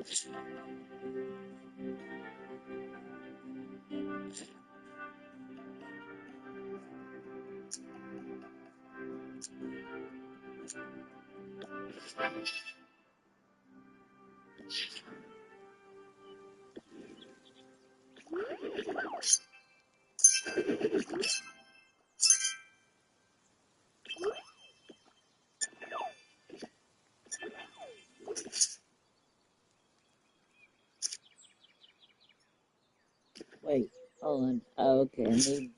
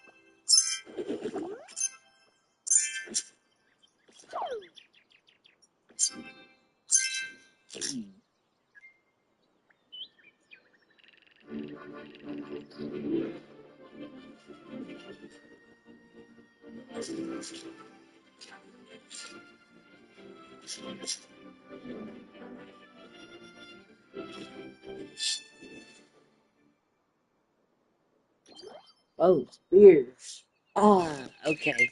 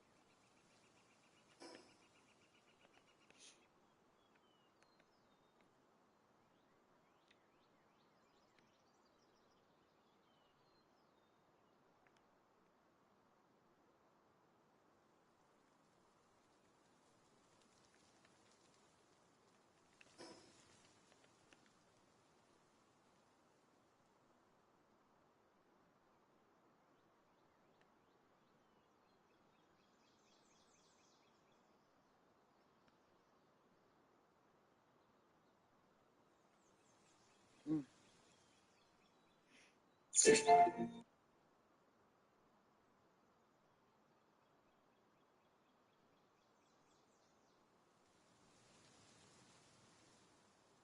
not that hard to get on TV and tell people how to live. The fucking Kardashians are on TV. Not that I'm against that, actually. I'm not. That Kim Kardashian's got a lovely ass. She has. There's always room in show business for someone with a lovely ass. That's how I got started.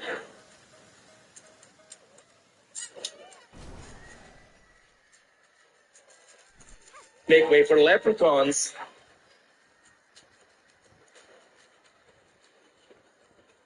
No, great asses cause a lot of fucking problems. I've lost half my stuff twice due to great asses. That's all my stuff once. No, a lot of trouble in the world caused by great asses. Wars, human suffering is caused by great asses. The first documented war in human history, the siege of Troy, the Trojan War, that was caused by a great ass. Helen of Troy, renowned for a great ass, was living in Greece, and she was visited by Paris from Troy. He's like, ooh, that's a lovely ass. Come live with me in Troy. She's like, okay. And she went and to live in Troy with him, and the Greeks were furious. They marched over to Troy. They're like, show us her ass, how dare you? And the Trojans, who I always imagined to be French for some reason, were like, no, you can't see her ass. I'm looking at it right now. I think I'll rub butter on it. Garlic butter. 10 years the siege of Troy went on. 10 years. And then eventually the Greeks were like, you know what, fuck you. We're going home. We left you a horse. The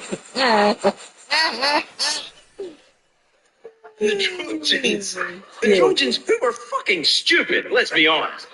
The Trojans are people who named themselves after a condom. Like, how did they die out? Yes, motherfucker. The Trojans see the horse, they're like, oh, look at that left, that's I love the horse.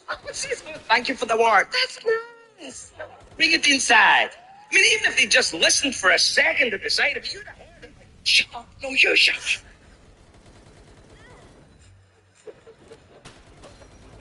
So we agreed no farting in the horse. I can't help it. I get nervous before a battle.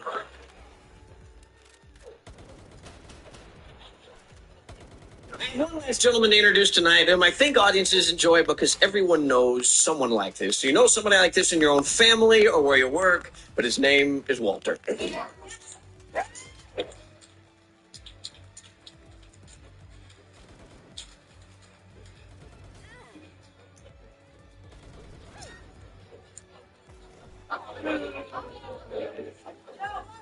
Shut the hell up.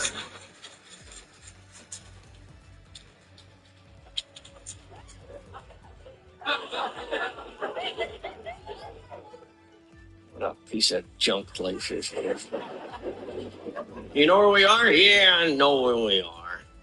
I don't give a damn.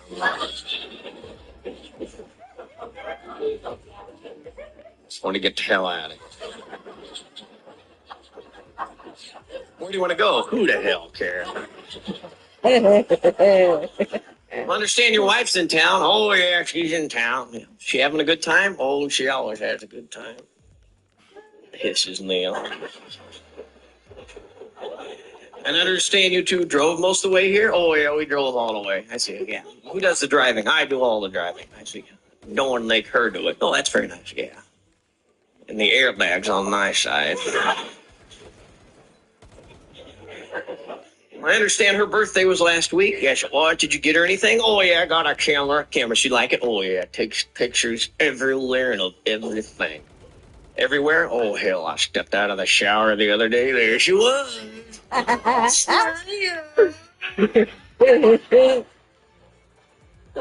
showed her a smile.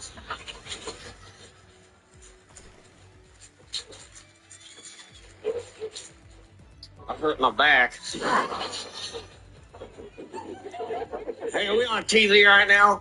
Yeah, we're on Showtime. Oh, well. Don't have any commercials, do we? Why do you ask? Oh, I don't know. That damn little bunny with the drums got me paranoid.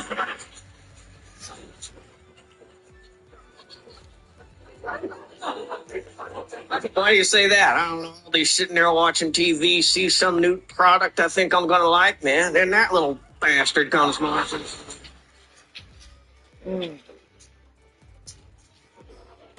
Like to trap his furry little ass. Do what? I don't know. Hook him up to a Sears die hard. What do you think he would do about Mach 6?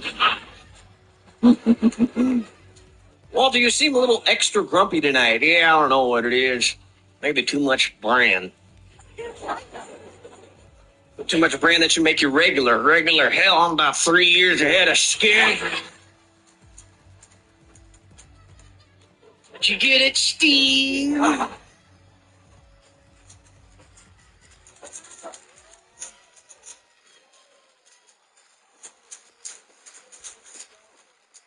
Steve. Bastard's got a full head of hair. Hey, you are kind of getting a little bit. Hey. I'm solically impaired. My wife says in a few years going to look like my neck is blown a bubble.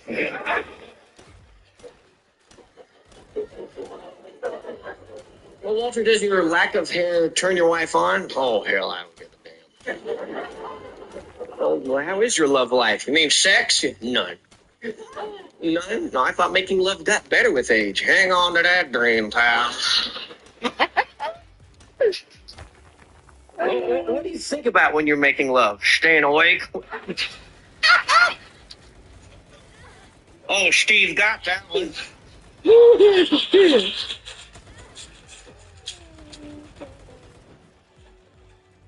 Well, Walter, what in the olden days, what was a typical romantic evening with your wife like? Oh, I don't know. A lot of heavy breathing, a little moaning, groaning, a little sweat. Then she took her medicine and she was all right. Walter, when do you think a couple has achieved true long-term stability in a marriage? When one of them's in a coma? Oh, shit.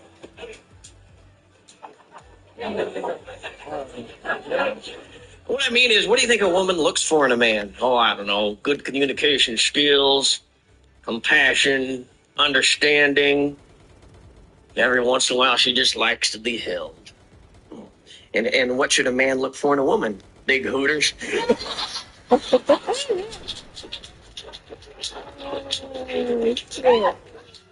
right, Steve.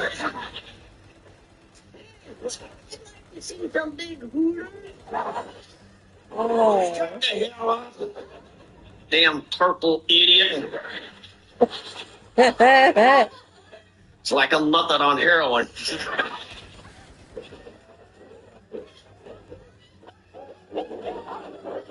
That's Peanut. He's a woozle. He's a woozle. I got your woozle right here.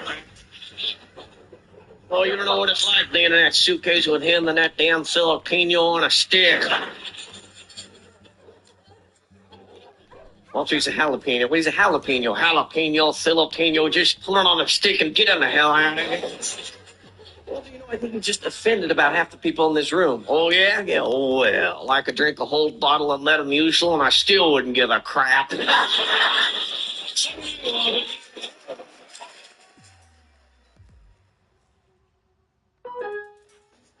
At Lowe's, before the holidays is the perfect time for upgrades and upkeep.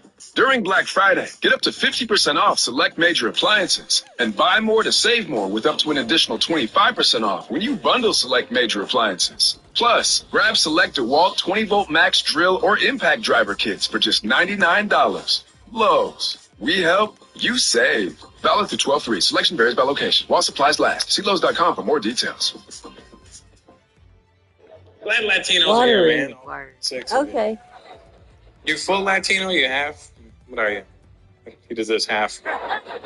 That's half. That's how you cut them. What are you? What's your mix? Puerto Rican and black. Puerto Rican and black.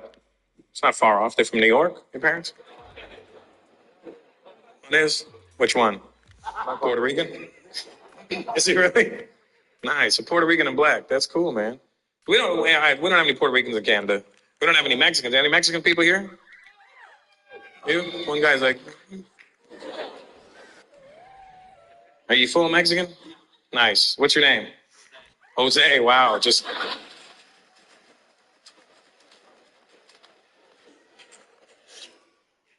in case we didn't. Ah, shit. Ouch. Oh.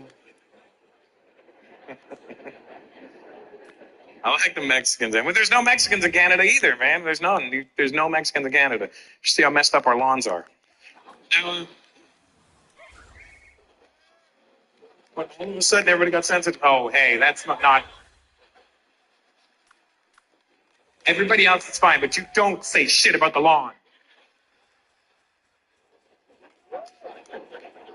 It's funny how defensive they got for you. See that, Jose? They got your back. No Mexicans. I wish we had Mexicans. We got a lot of we got Latinos, but we got a lot of South Americans. You know what I mean? All the Chileans and all the Uruguay and all the soccer countries. You know what I mean? We got all that. But see, I'm living in LA now, and in LA there's a lot of Mexicans, and one of my good friends, Jesus. It's just cool to hang around a guy named Jesus. You know what I mean? That's who's your friend? The Son of God. That's I like hanging around Jesus, man. Because Latinos in general are very proud people. You know what I mean?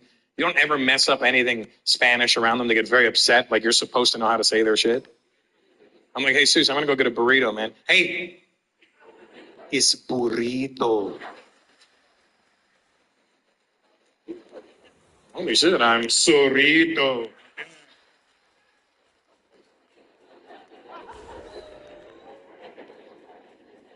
The Latinos in Canada try and play that. See, the guys in the Mexican cats in LA, they all play that. A lot of them play that hardcore cholo thing, you know, that whole gangsters. Hey, yes, I want to talk to you for a minute, hey, fucker. They play it hard, you know, and they got that intensity about them. Even Jesus approached me. Hey, Russell, let me talk to you for a second, eh? Why is it not Nothing, I'm working? just saying hi. Damn, Jesus, you want to relax? The Latinos in Canada, all Well, the South hold on a Americans, they minute. play that whole smooth Mark Latin it lover on shit the all the time. You know? map. Too much. To the point like where they're trying to seduce everybody all the time. You know what I mean? I went to the Spanish club in Toronto. This girl goes, Yes. oh, that's it. I want you to meet Fernando. This guy turns around and goes, hola.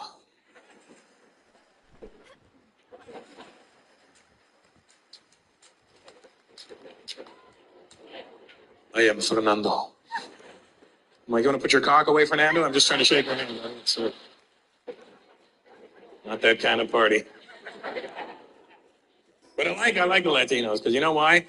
They can have the most normal accent in the world, but the minute they start saying like a South American country, it sounds like they just stepped off a boat a second ago. You know what I mean? Hey, where are you from? Well, I'm from here, but my family's originally from Ecuador. The hell happened to you just now? And the more Spanish countries they say, the more it sounds like they're going deaf, you know? Well, I'm from Ecuador. This is my friend from Nicaragua. He's from Guatemala.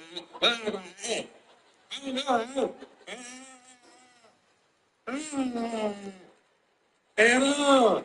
Hello.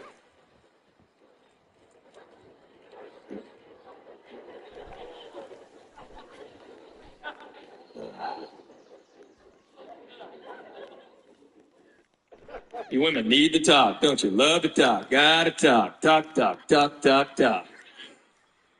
How come we never get to talk? Don't even try, fellas. I tried it the other day. I walked in the room, I went, honey, we need to talk. My wife looked up, went, oh, no, we don't.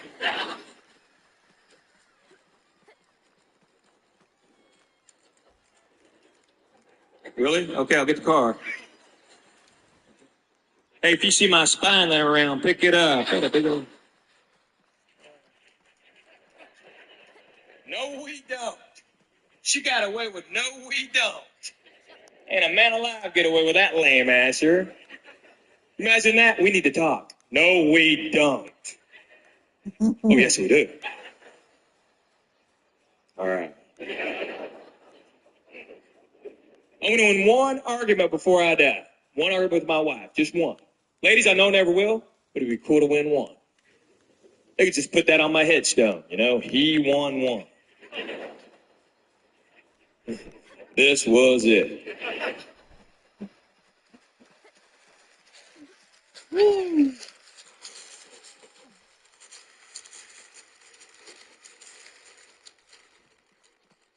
There's no winner.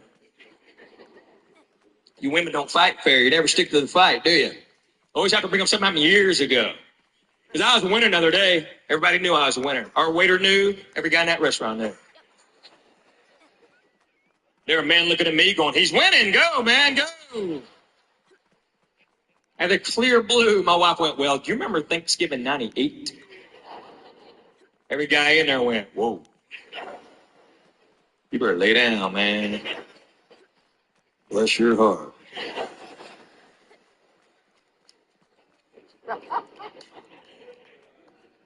I'm teasing, ladies. Y'all take care of us. You do. You take care of us. There ain't a man in this room can deny that. We can't live without you. We all know that. Because we've all tried. We would if we could. We can't. There's no way. I can't even buy clothes for myself anymore. She sucked that part of my brain out of my head. I still try, though. You know, I just walk in the store and go, yeah. They go, what do you like? I don't know. She knows what I like. What do I like? My wife went through a phase. She was so worried about what I was wearing. She actually numbered my shirts and lettered my pants. We'd go out, it's like a bad game of bingo. Henry, what are you wearing? B-27.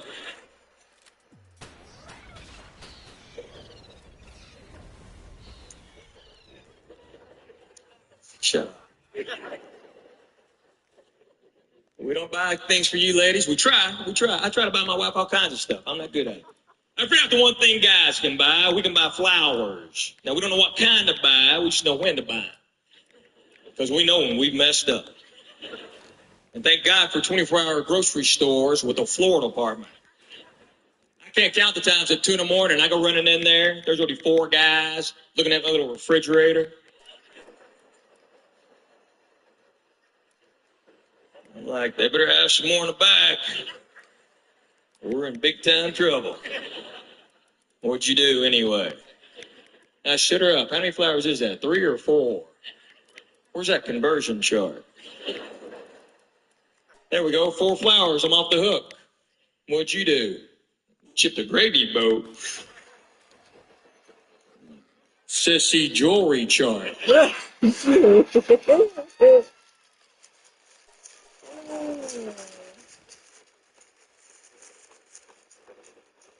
That's a joke, ladies. You do take care of us, though. You do. It's amazing. It's amazing what y'all do for us.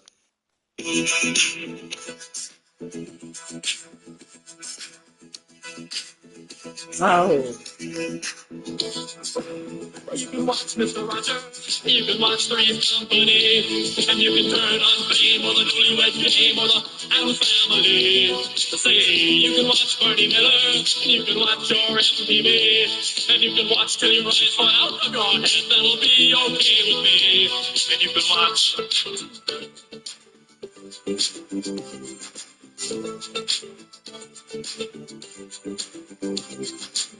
You can watch Johnny Carson, you can watch Bill Donahue, and you can use TV Guide to help you decide with a capital interview.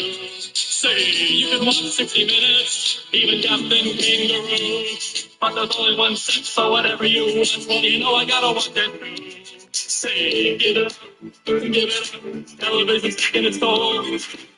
That's it, give me the remote control. I'm in this, please don't listen to me. I don't want to see the pretty ones, not the pretty ones. The pretty ones, yeah, the pretty ones.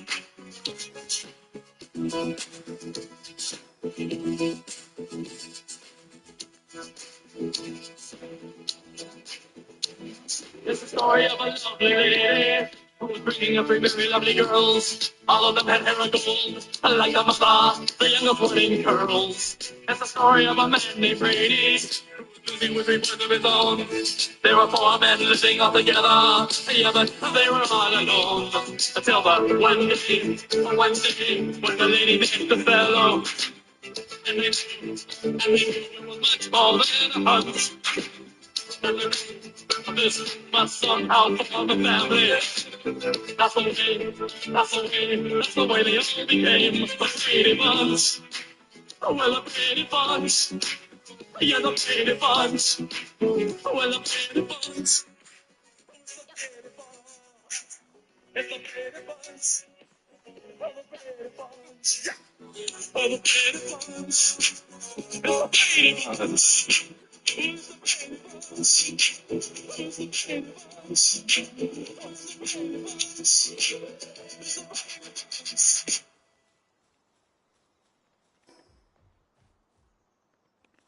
I wish I liked fish. I wish I was the person in the restaurant so, I don't get to go out to dinner that often, but instead of getting a delicious steak, I'll get the fish because I like disgusting food. This fish is disgusting. How bored are you with eating if you're ordering a fish? Just bring me something gross. I like to waste money. Who's the first person to walk into a harbor and go, hey, whatever reeks in here, let's eat that? Fish don't even like fish. That's why they're always frowning. They're like, what's that smell? Oh, it's me. I'm a fish. What's the best compliment you can give fish? Is to say that it's not fishy.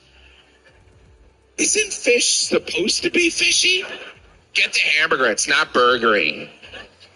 Fishy is an indication something's wrong. Something fishy going on here? No, everything's burgery.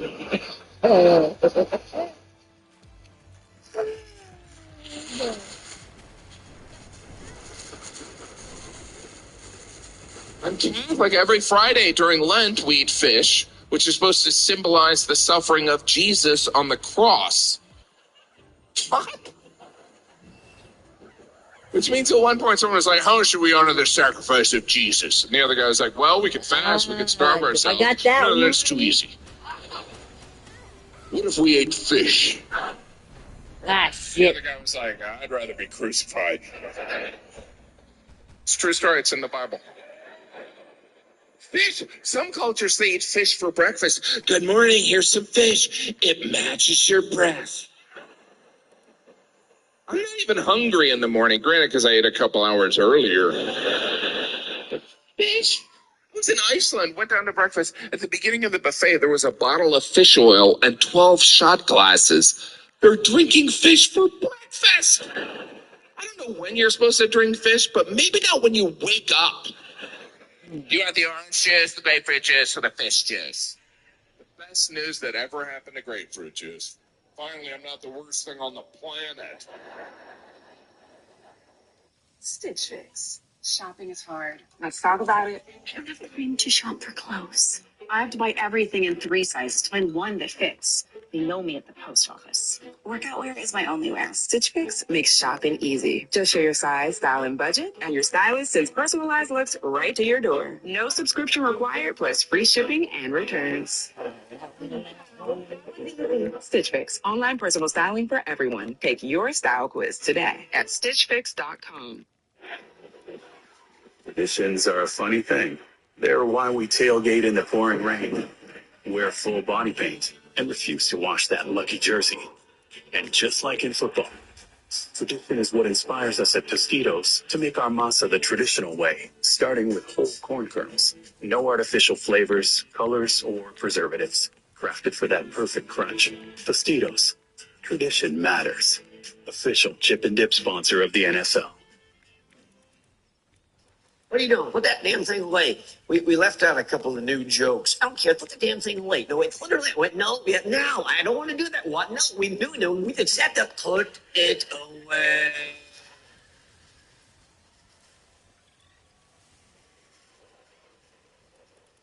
Don't you flare your nostrils at me, asshole. I'll take you out right here. you just listen to me? Well, we left out a couple of the new jokes. We did? Yeah. Oh, hang on a second. Oh, son of a bitch. There's a good one right there. Oh, there's the Dunk chicks. That's you. There's a good one.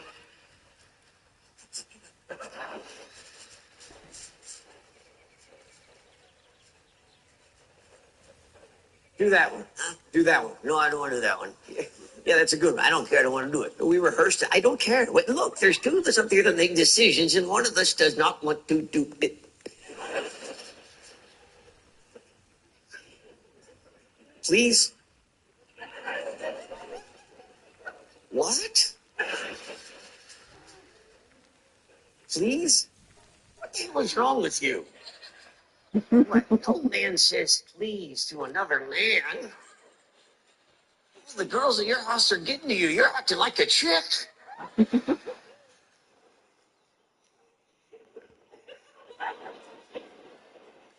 could just do this. Oh, Lord. All right, what the hell? Thank you. Whatever. Hey, Jeff, you ever yelled out the wrong name during sex? That's not it. I don't care. I want to do this one.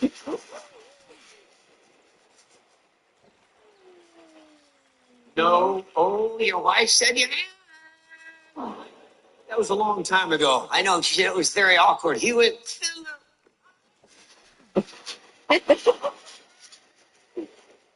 That is not true. Still funny as hell. Let me ask you a question. I'm very happy for the African Americans that they have the Kwanzaa holiday. Yeah. How come there's no all white holidays? What? Merry Caucasia. Tonight we'll be having our customary Caucasia dinner, meatloaf and tater tots. Then we'll be singing our traditional Caucasia songs, Freebird and Margaritaville.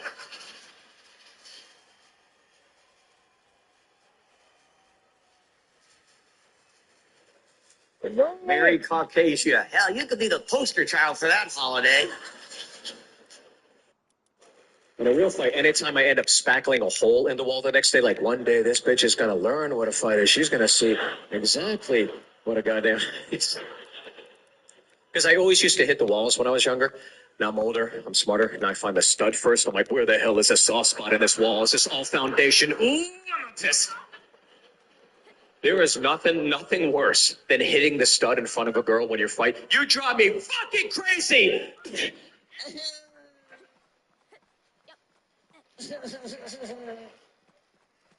What you get, asshole? What you get?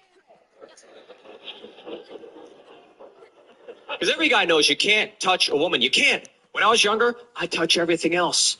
I break shit. Now I'm a little older. Now I'm wiser. Now the living room turns into The Price is Right. Like, well, that TV's 1,000. That coffee table's 600. This cat was free.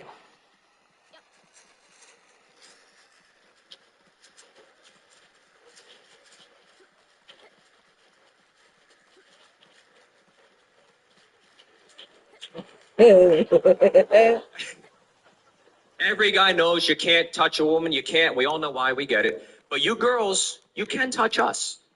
You can. And sometimes I don't blame you for doing that. We drive you to that brink. I get it. Here's my advice to girls. If you're going to hurt a dude, don't kick him in the nuts, girls. That's an off switch. There's no pleasure in that. Do it in public. Take him to IKEA on a Saturday. He can't do shit back. Bitch slap him. Call him bitch. You're my bitch. He can't do anything back. Bitch.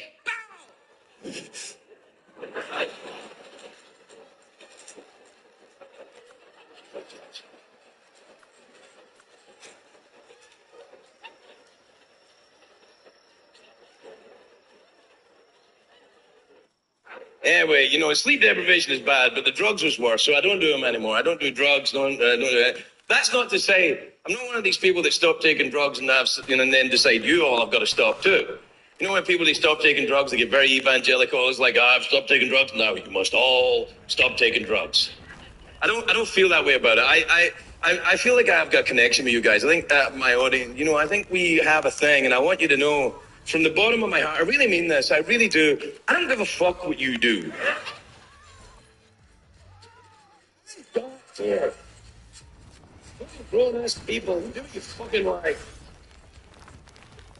Oh, I don't, you have people that go on TV and they think they can tell other people how to live because they're on TV. Don't try drugs. It's not hard to get on TV. I'm on fucking TV. Johnny Boo Boo is on TV. Yeah. Oh, diddly old lord, old ding dong is long damn Johnny Boo Boo. What?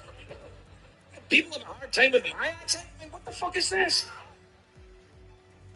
These people sound like they're yodeling underwater.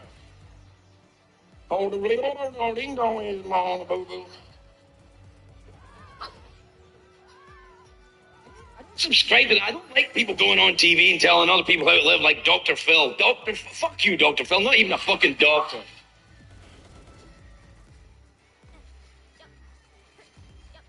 Dr. Phil.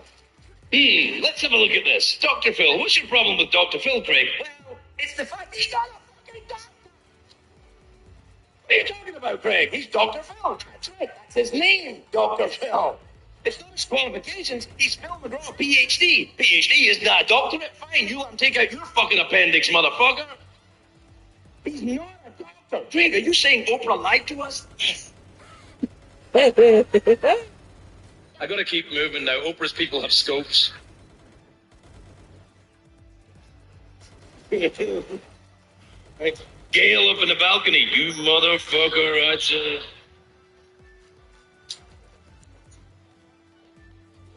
Let's see here. Dr. Phil's not a doctor, he's a PhD. Like, if your appendix bursts tonight, Dr. Phil's there or a doctor, who are you going with? Exactly. You know, I love my industry. I love the newspaper business. It's really incredible. Newspapers really serve such a great purpose, and I really do enjoy it. What's amazing, everybody hates the newspaper. Everybody. No matter what town you're in, you always hate the newspaper. People are always cussing the newspaper. People come to me all the time. Say, Lewis, why can't y'all be more truthful and accurate? Hey, it don't cost but a quarter.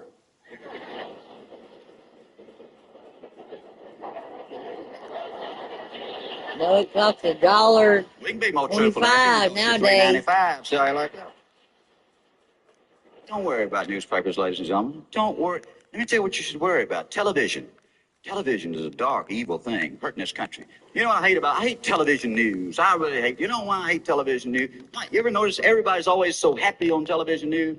Everybody's chatting. You know, the weatherman chats over here and the anchor person chats and they just having a good time, you know. Y'all might not know this, but them folks naked from the waist down.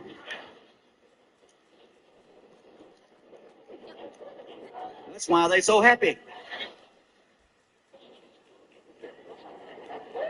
The weather gets me crazy. I mean, how long would they go on about the weather if we let them, you know?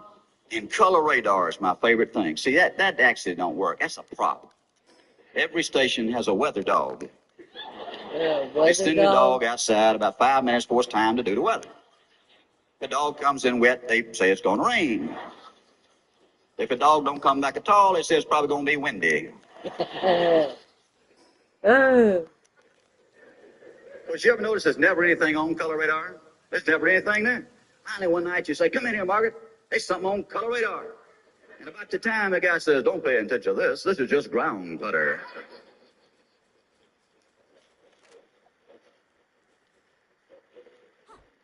What in the world is ground clutter? If I get that on my shoes, can I get it off?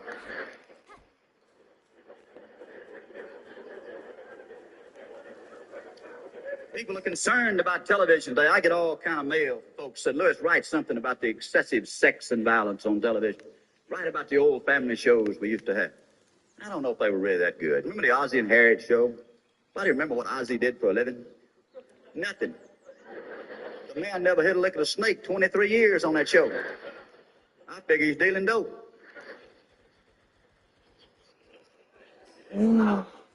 That's why little Ricky turned out so trashy, I guarantee you.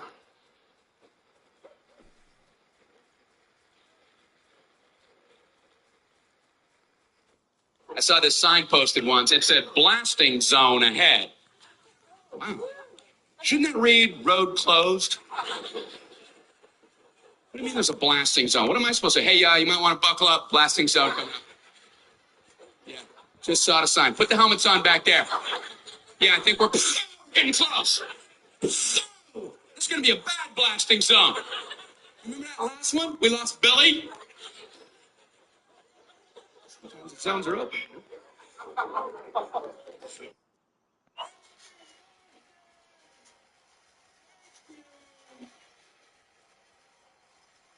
It is great to be here. I look good. I don't know if you know, I'm normally a fat guy. But since I've lost all this weight, now I'm just arrogant. By the way, thin people, that's how we view you. As arrogant bastards. I've lost weight. Since I've lost weight, I find I get two types of reactions. One group, these people, they won't even say anything to me. They'll just go up to my wife and ask, "Is Jim okay?" Which sounds like concern, but I just hear judgment. Because to them, it's more likely that I'm sick than I would ever have any self-discipline. Well, obviously, Jim's not exercising and eating healthy. He must have cancer. That's one group. The other group, these people will come up to me and accuse me of being on an appetite suppressant. They're like, "You're on Ozempic. Admit it, you're on Ozempic." And I'm not, all right? I'm on a different one. I'm on Manjaro. This is better, right? Because it sounds like an Italian restaurant. Welcome to Manjaro.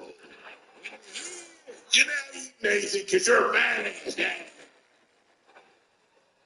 Now, I understand some people are against the appetite suppressants. You know, that's cheating. It's cheating. I'm not playing Major League Baseball. I'm just a fat guy trying to not die. But it's not fair. Yeah, neither is balding and being born with no pigmentation. But I've learned to deal with it. This is an exciting time for me. I'm thin. I'm in my 30s.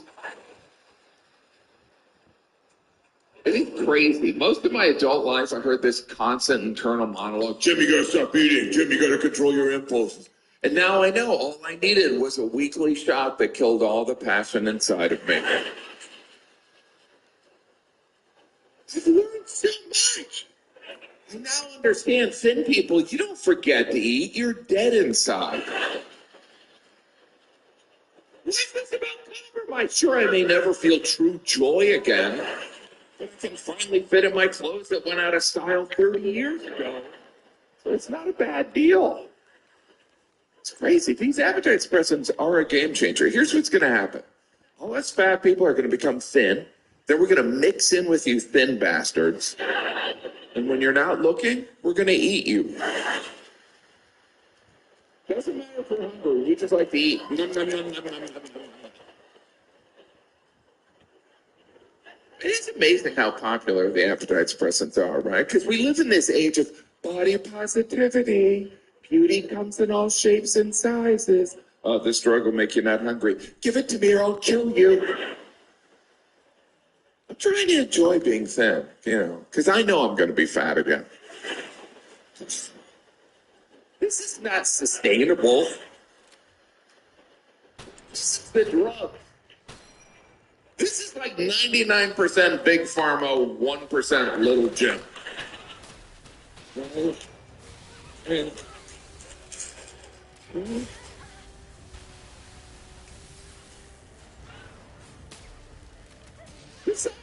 Let's take out my fat clothes. I'm not a fool. You see him hanging in my closet, taunting me. He'll be back. He'll be ready. Pizza told you why I never came. That's who you really are. The drug changes your attitude towards food. I now view McDonald's like some weird crush I had. I'm like, can't believe I was so into you. Meet me at midnight and please don't tell my wife. Appetite suppression wasn't even the intended use. The drug was created to help people with diabetes or something stupid. But once it got out, that there was a diabetes medicine that made people not crave donuts. Every fat person was like, I just got diabetes. Ooh, my diabetes is kicking in.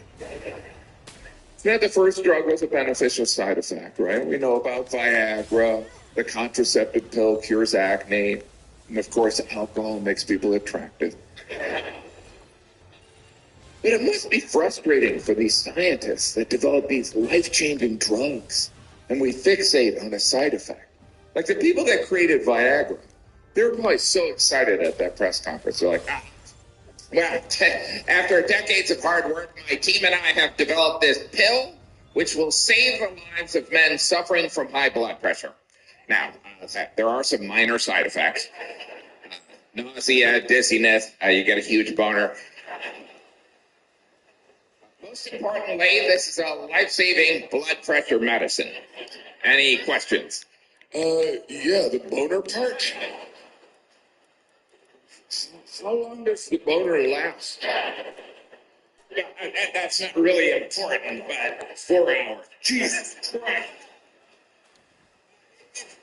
If we could focus on the fact that this is a life-saving blood pressure medicine. I got a blood pressure question. Say I had high blood pressure and I was going on a date. So let's say an orgy. When would be the optimal time to take your blood pressure medicine? I'm sure there's the men in the audience who take Viagra, and by some I mean every guy over the age of 40. And by the way, if you do take Viagra, you shouldn't be embarrassed. Doesn't mean you're not a man. It just means the body part that defines you as a man doesn't work. You're like a eunuch, and they're manly. Now, there are some men over the age of 40 who don't take Viagra, and they're called celibate. But I'm taking Viagra, just for the high blood pressure. And the articles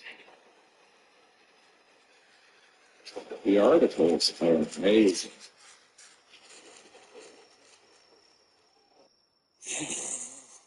Sound familiar? At Mattress Firm, we understand there are many problems that can keep you up at night, like snoring, aches and pains, or sleeping hard. Our sleep experts have the unrivaled know-how to match you with a mattress that can help.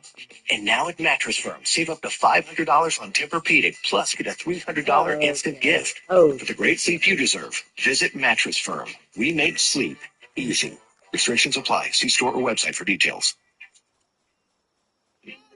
Whenever good friends and family get together in Louisiana, good times and great food are definitely on the menu. We call it Pass a Good Time, and it seems like Tony Chachere's is always a part of it, especially during the holidays. Our injectable marinade on the inside and our famous Creole seasoning on the outside always makes a great tasting turkey worth passing around. Tony Chachere's makes everything taste great.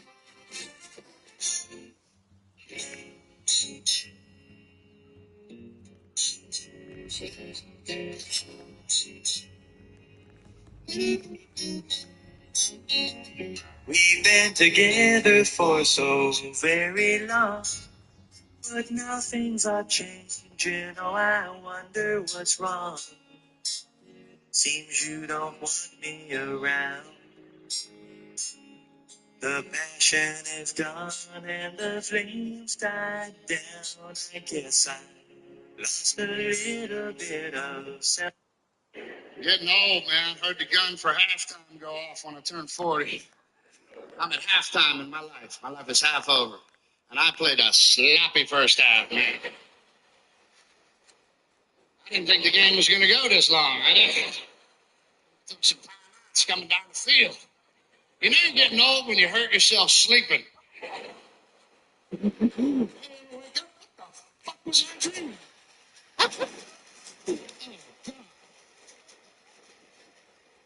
Then you gotta lie to your buddies. I ripped my neck up moving a fridge. Really? I sprained it on a pillow. It's all going to hell.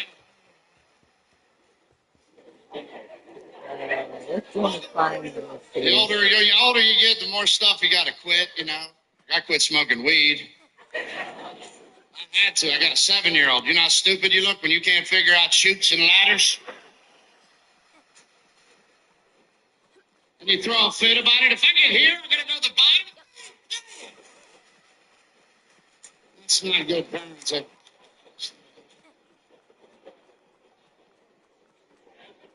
You're over 35, too. Technology doesn't have you by the throat. Doesn't own you. And I like that. People my age look at technology like, yeah, I can't figure that out. Yeah. Just turn the radio on or something. I don't believe in all those buttons, man. And let me tell you something. If you're under 25 and you use your cell phone a lot, I want you to do me a favor. For 2 hours a day, I want you to put your phone in your drawer. That way you remember how to hold a conversation.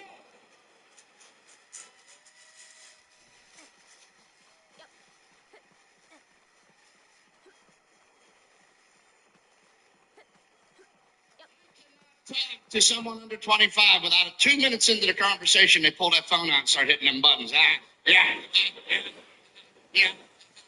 It's like watching a chimp peel a peanut at the zoo.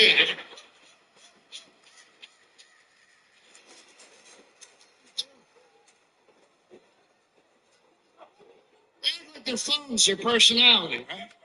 That's all they want to talk about is that phone. I always tell young guys, work on your car. Nobody ever got laid in the back of an iPhone. No. They love that phone, man. They want to tell you all about it. Look, check out my phone, bro. Check it out. Check it out. Oh, look at it. Look at it. Look at that. Look at all the applications. This one tells me the weather in 5 different places I'm never going to be. Look at that. That's awesome. You ever notice they never make any grown-up applications? It's just all to trick kids into blinking lights. Look, it's blinking. It swirls. That's magic.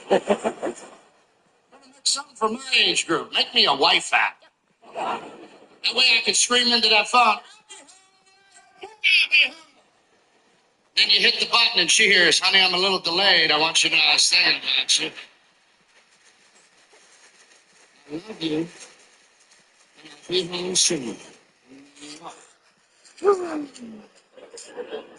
Well, that shows you how old I am. I just hung up the iPhone. See?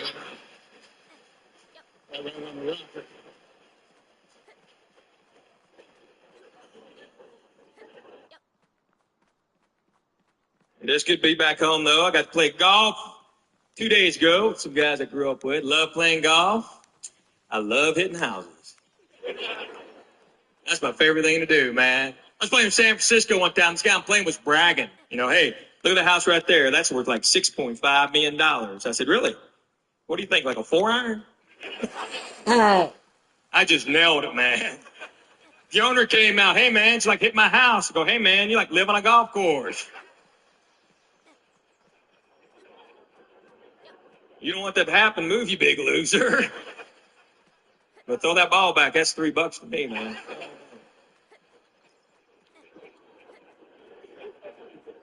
I love all sports. Big surfer. When I live in L.A., I live at the beach. L.A. freaks me out, man. Too many earthquakes. Too many. I've been through 7. 7. That's a lot. First one scared me to death because it's my first one. But it helped me, too, because I was bowling.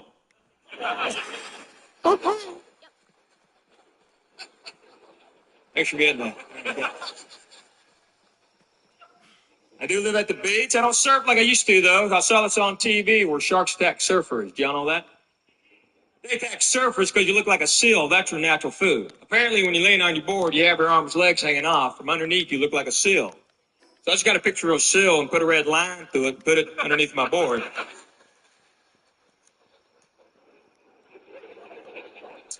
I don't care if you like that or not. That's my favorite joke. I don't care.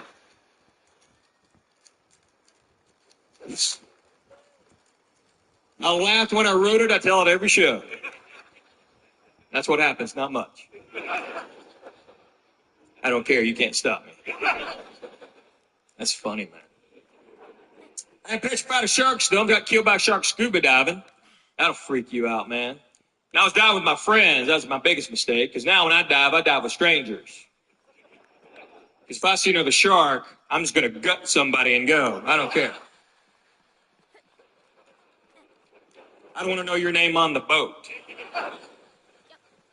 You know, there's always people walking up going, hey, I go, shut up, blah, blah, blah, blah, blah, blah, blah, blah, blah, blah, blah. They're like, what are you doing? I'm going to have to kill you later. So it'll freak you out. I didn't know what to do. I'm digging around in the coral.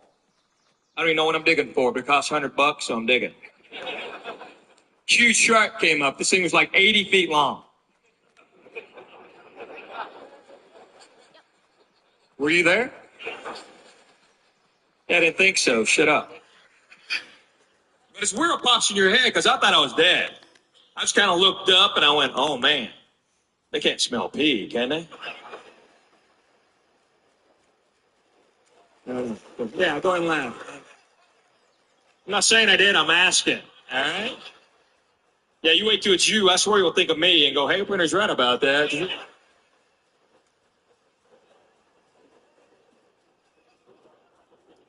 wouldn't go away, though. It just stayed right there. So I tried to pretend I was coral. Shut up. I swear that's all I could think of, man. I'm looking, hey, coral.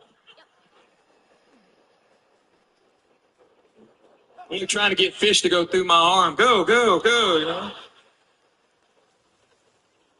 I'm a treasure chest guy. I scuba dive at night. That's freaky. Got a flashlight. That's all you can see. I saw these 4 guys one time. They're diving at night. They all 4 had flashlights, and they saw a shark. So I said, man, what'd y'all do when you saw the shark? The guy goes, oh, we just turned our flashlights off.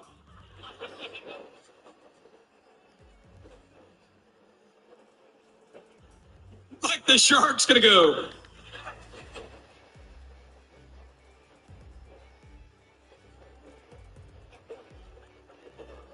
Oh, Where let did they me go? go and see what's going over here. I don't think the guy, I've you're ever a been goofhead, over man. here. I'd have kept 2 lights on, you know, try to confuse the shark. Maybe there's a car or something. I might have. A shark be going, man, is that Ted Kennedy in that car?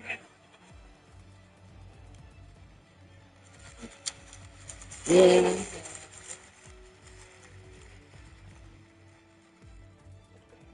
Wow. I talked to her about 30 minutes ago. She's helping out church tonight. Saturday night, she goes up there and does a coffee cart thing, you know. We go to this big Christian church. Christianity is a good religion if you're still searching. It's based on love and forgiveness. You can walk out that door and go, God, forgive me, and he will, unless you're Catholic. You got to wait till Sunday and go in the closet with a stranger. You know? What are you cheering about? Don't you think that's odd that you need a middleman to talk to God? I mean, how bad have you messed up? Can you tell him so he don't kill me right off the bat? Look, man, just do 15 push-ups. We'll forget it ever happened. I better do 20. There's some stuff I didn't tell you. Oh, hell. There's other religions that aren't that attractive. Radical Islam, you got to blow yourself up in that group. That's too big of a commitment for me, huh? You imagine being in their group and them hollering at your number? 19! Listen, fellas, I'm a little nervous. I might have to shit before I do this. Stomach's upset. You want me to go in that 7-Eleven, blow myself up and kill all those people? And what if it's a dud and it just blows my arm off and I got to fight all those pissed off people I just got through trying to kill? I'm going to have a difficult time on my hands trying to defend myself with one arm. I'm just asking, have we thought this shit through?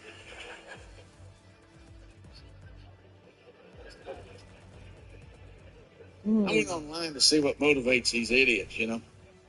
Fellas, let me back up. I don't want to get them riled up. They'll ride up next to you on a huffy bicycle with a backpack with a press of a button just all over. I guess I'm the only fool that thinks like this. You live in America, in some little small town somewhere around here, you walking through the mall, you see a Middle Eastern man with a backpack, you ain't like, what the fuck, kids, get over here. Honey, get over here behind this damn trash can. Right there, shit. Get over here and sit. He's right there, he's walking over here. Shit, quit staring at him, shit.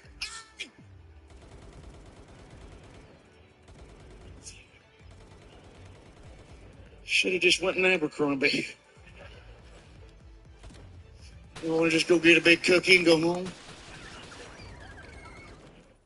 You know, I was watching The Wizard of Oz the other day, and because that was a storm of dicks, you know, that was a tornado of dicks. Dorothy! Fuck.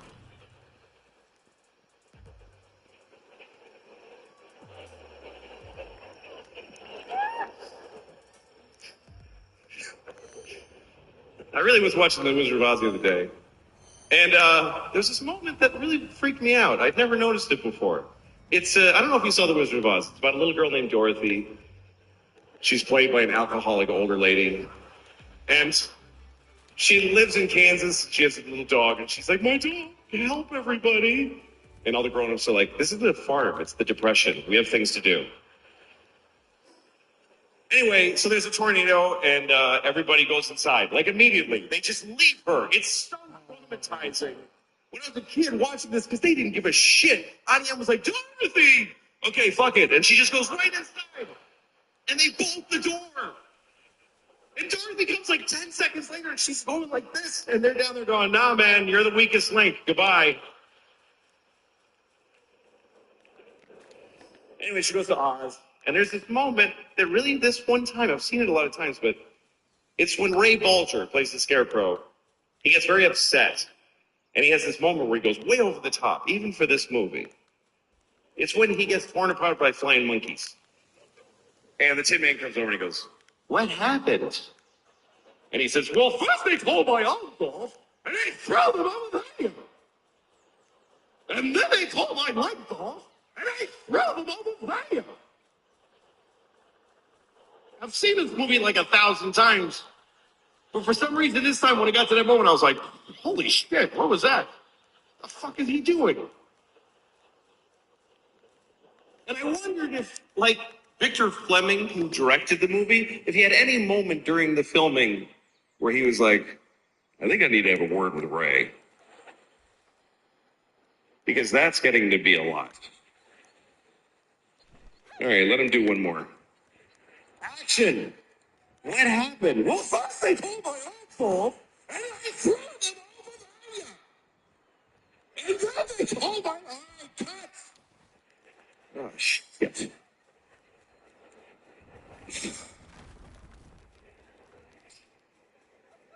Listen, Ray. Yes?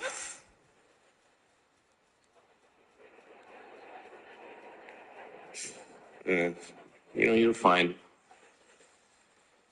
Just keep doing it. Fucking pain in my ass.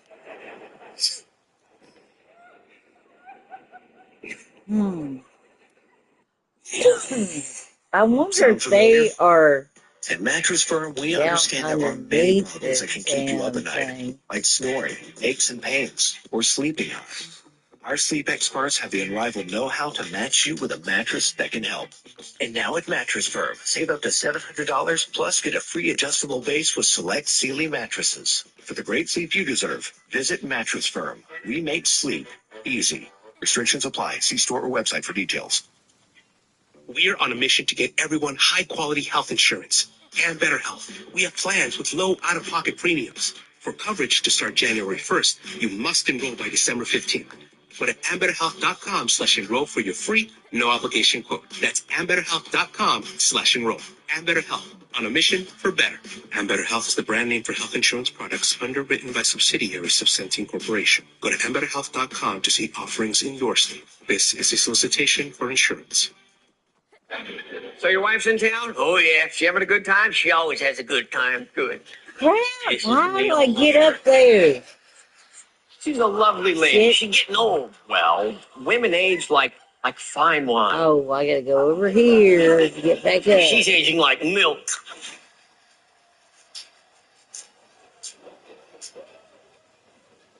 Did you guys get another argument this morning? Yeah, what happened? I don't know. She rolled out of bed, jumped on her menstrual cycle, and ran my ass over.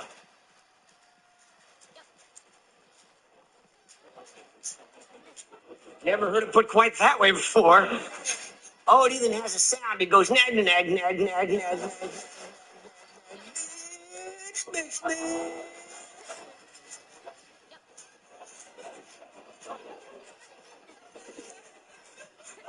How long have you been married? What is it now? 46 years. What was the happiest moment of your life? 47 years ago. How long have you been married? 15 years. You'll see. See what? Remember when you said, till death do us part? Yeah. Later, you realize you're actually setting a goal.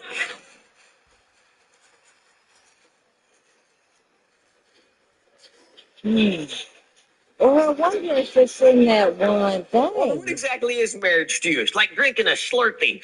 First couple of sips, like, boy, it's really good. I'm glad I did this. And you keep drinking, it goes right to your head, and you go,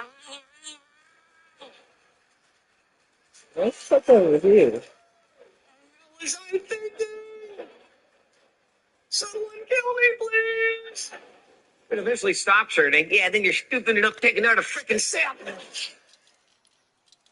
Ain't the same anymore, is it? What, being married all these years? What, you can't look at other women now? You can't talk to them? You can't do nothing. What are you talking about? I'll show you what I'm talking about. See this lovely young lady sitting right here in the front row? Yeah, this gorgeous young thing. Yeah, do you see her? Yeah, do you see her? Yeah.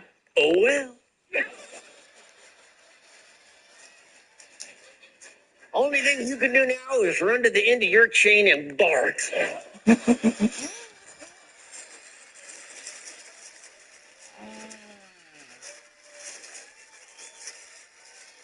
I might have to look that up where splattering is at. Getting married's kind of like buying a new car. You know when you see that car in the showroom floor just before you take it home? Yeah, that's as good as it's ever going to look. Pretty soon it'll have dents and scratches, parts start to go bad. Then the new models come out and you're like, oh, honey, can I just sit in it? No, no.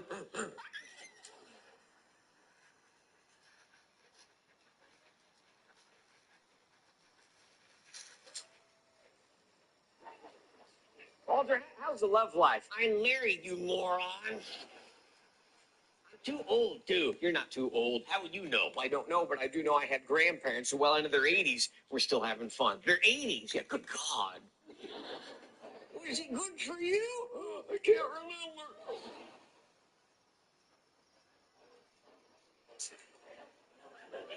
We just finished. Yeah, who are you? Come on, Walter, your age. How do you keep things fresh in the bedroom? Febreze?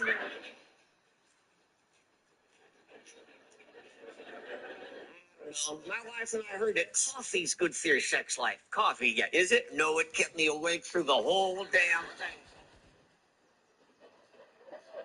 I actually had to participate. Doctor said it's bad for my heart, too. All the caffeine. No, seeing my wife naked. Coming. It's awful. Oh, you seen her, too? Good field. You know, Walter, despite how you act, I think when you were younger, you were quite a ladies' man. I used to chase skirts all over the world, really, till I got to Scotland, and boy, was I surprised. Seen women everywhere. I even dated a girl in India, really. Lovely young lady, sure. Weird-ass country. What's wrong with India? I don't know. Most of the women got a red dot in the middle of their forehead. What the hell is that? You are here.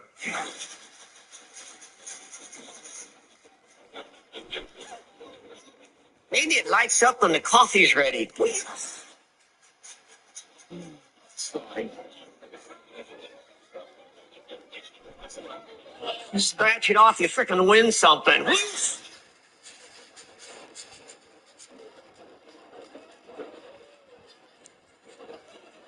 How about this? Hey, it looks like she's videotaping me all the time.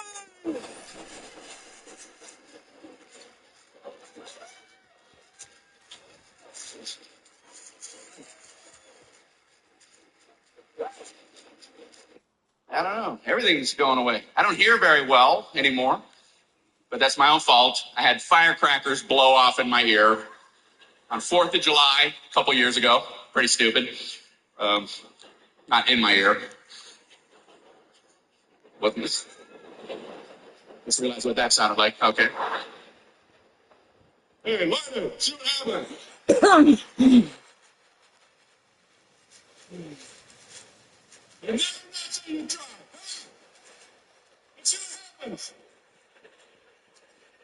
It wasn't quite that stupid. It was pretty close to that stupid. I don't know why I'm defending. Oh, I'm not that dumb. It blew up here, not in there. Imagine firecracker blow over there. No, this is like an inch away from my ear. Anyway, I was gonna throw a firecracker. True story. I looked at it and I was like, well, that's silly to just throw one at a time. They bundle them all together, get the whole thing moving. Good lesson for the kids. Watch what Daddy's attempting. I told my friend, I said, you light them, and when they're lit, yell, now, I'll throw them. So I was like this, and I hear, okay.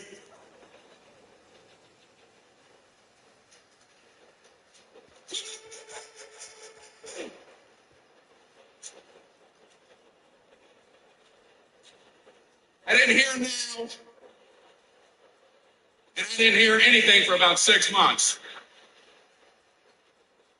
Except the phone ringing every now and then.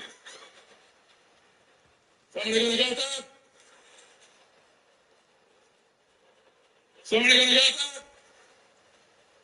Why does Daddy say that all the time now? Somebody gonna get that? Somebody gonna get that? I can't hear anything. Okay, where is If I'm it? watching a movie with my wife, I'm like that guy in that commercial. Oh, what are these? Yeah.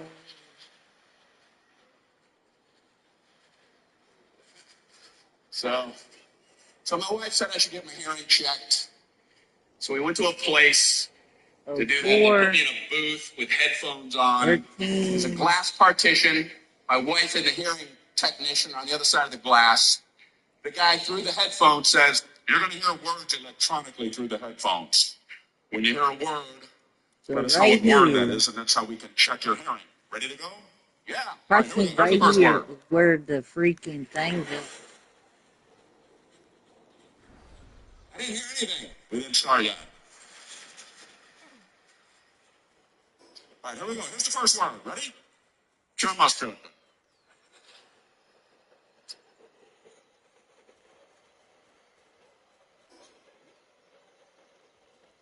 What do you want from me? What word was that?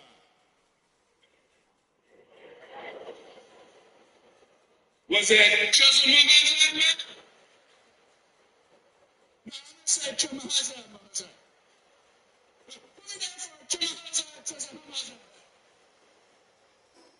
I don't know, what word did that sound like? It didn't sound like a word. I don't know, come on, I'm going to play it again. You got to tell me what word it most closely sounds like, all right? Here we go. Chinamuska.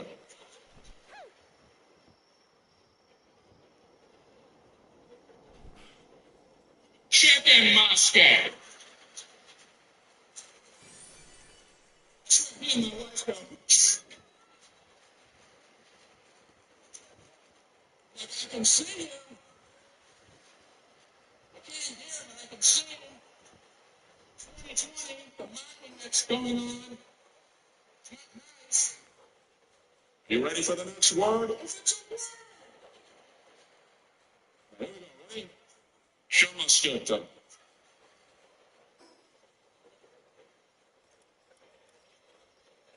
Tuna fish sandwich. You believe me now? I can't hear. I said that when I came in the building. Is there a box that says can't hear? Check that box. Get me the hell out of here.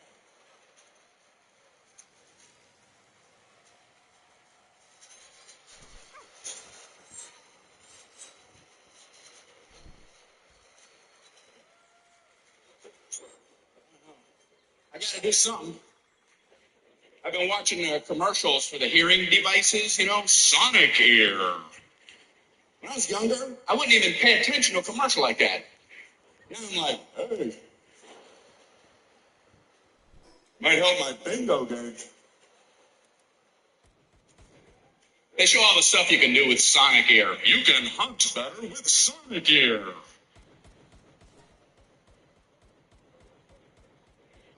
Don't you need a weapon?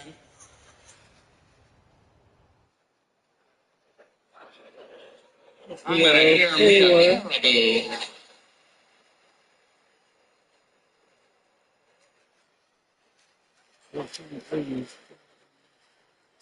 And they suggest on the commercial that one of the great things about Sonic Ear is that you can eavesdrop on other people's conversations.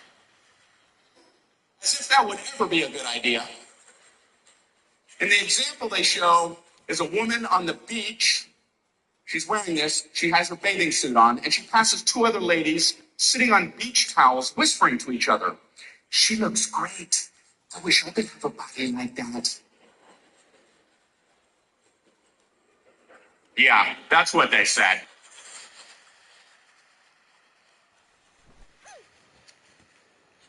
They didn't invent whispering for compliments. What a wonderful person. Wouldn't want her to hear me.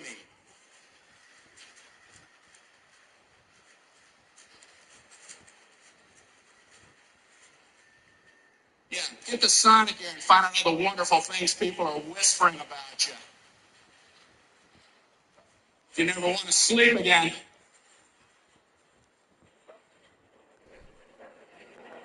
Here it is. Sound familiar? At Mattress Firm, we understand there are many problems that can keep you up at night, like snoring, aches and pains, or sleeping hot. Our sleep experts have the unrivaled know-how to match you with a mattress that can help. And now at Mattress Firm, save up to $500 on Purple, plus get a $300 instant gift. For the great sleep you deserve, visit Mattress Firm. We make sleep easy. Restrictions apply. See store or website for details. This is the story of the one. He's responsible for keeping a leading healthcare facility clean and safe. And he trusts Granger's high-quality HVAC cleaning and safety products, combined with their world-class supply chain, to consistently deliver, ensuring he's covered inside and out, so he can focus on keeping his facility clean to help protect the health of everyone inside. Call 1-800-GRANGER, click Granger.com, or just stop by. Granger, for the ones who get it done. I don't even think I have a hard time with my parents. I love my parents. They were great people. I adored them. And my childhood was idyllic. There was never any problem in my childhood. That's why I became an alcoholic stand-up comedian. They were good, my parents. They were good people. You do your best for your kids. And the minute you have your own kids, you forgive your parents. You're like, oh, fuck, I get it. But I tried. I get it. Kids are assholes. I understand.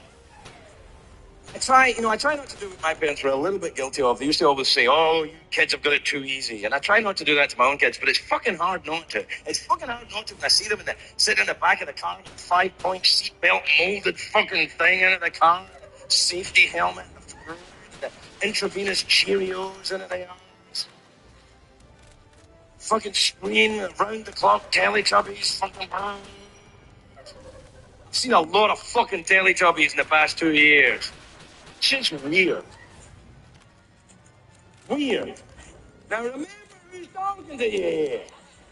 That's fucking weird, and I know weird. I have smoked Nepalese temple ball on a beach in Sri Lanka at sunset at a Hindu funeral. But when I see the Teletubbies, I'm like, what the fuck is that?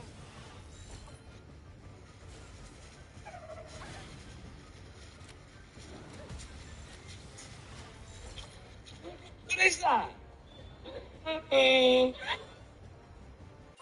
Uh-oh. If I die.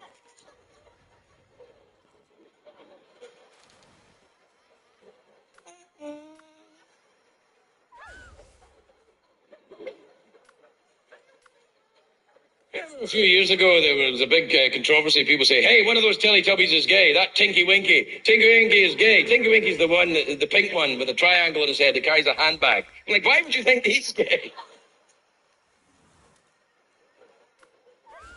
I've seen a lot of Teletubbies. Let me tell you something. Tinky Winky is not gay. Tinky Winky is a fucking drunk. It's like, Tinky Winky's like, Tinky Winky fat down. Tinky Winky, whatever I'm drinking.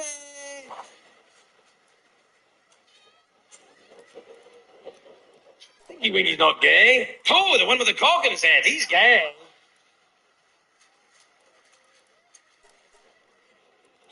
Anyway, what I'm saying is I try not to give my kids a hard time, but it's hard. You know, you see them in there with their fucking child. There were no child seats in my dad's car. There were no fucking seats in my dad's car. It wasn't technically a car. My dad was a mail carrier. We just had a little post office van. We went round a tight corner and he'd be like, aim for a soft parcel.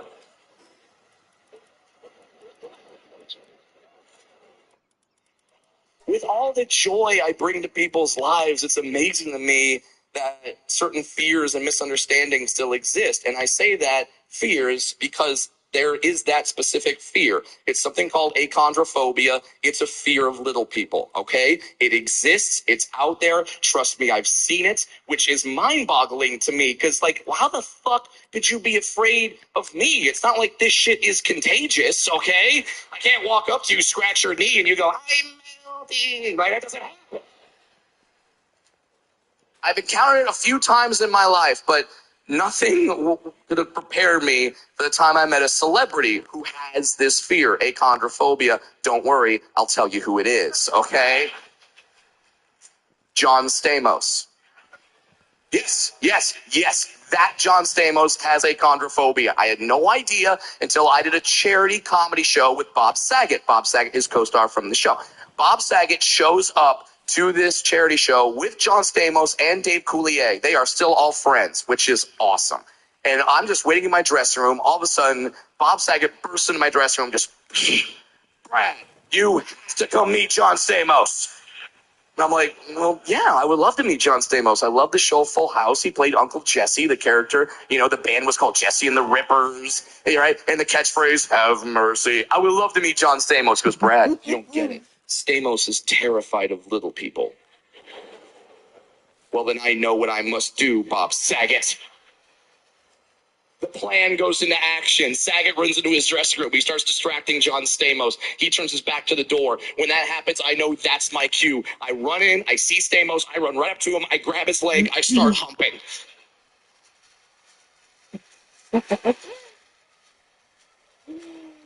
John Stamos looks down, sees me. I'm not going to lie, John Stamos screams like a bitch, okay?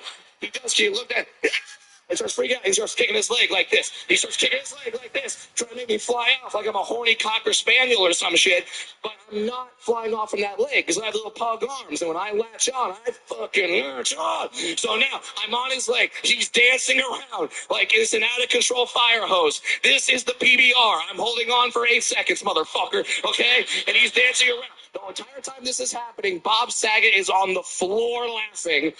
And then in a moment I could not write, if you gave me 1,000 opportunities, Dave Coulier walks in the dressing room, sees me humping Stamos' leg, and without missing a beat just goes, hey, Brad, cut it out. I'm mostly healthy. I worked out today. I know I don't need to. When I'm home in New York City, I work out at the Chinatown YMCA, and I realize when people hear the Chinatown YMCA, they think, oh, that's not like a serious place to work out.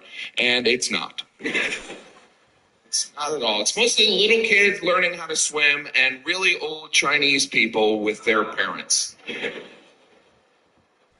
didn't even know you could live to that age.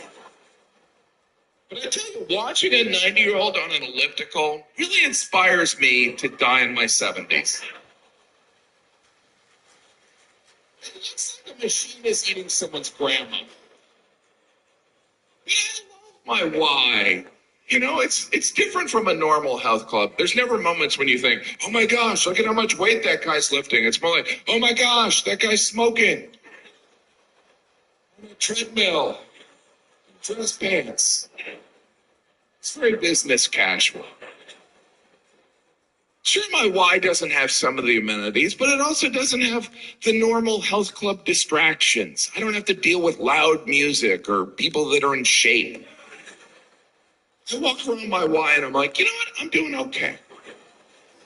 Maybe I should teach a class. Hi, welcome to Advanced Elliptical. Doesn't matter if you don't have workout clothes on. We're not going to be raising our heart rate.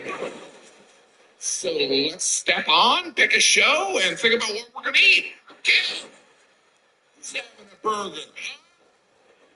Let's practice eating fries. I'm ignored at my Y. I'm ignored at all health clubs. Like when I walk into a fitness area, even in a hotel, people always look at me like, I didn't know they serve food here. The only people that approach me are personal trainers. Like, you're looking for a personal trainer? No. You should be.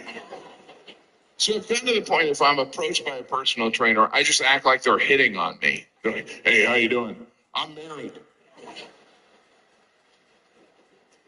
I don't think you understand. I understand perfectly. You want to get with me. I'm taken, so you can look, but no touching.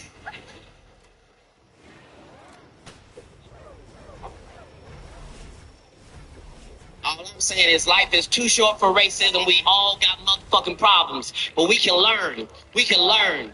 Just niggas, just fuck that. Just don't try to do everything with your white friends. Don't get drunk with your white friends. Can't do it.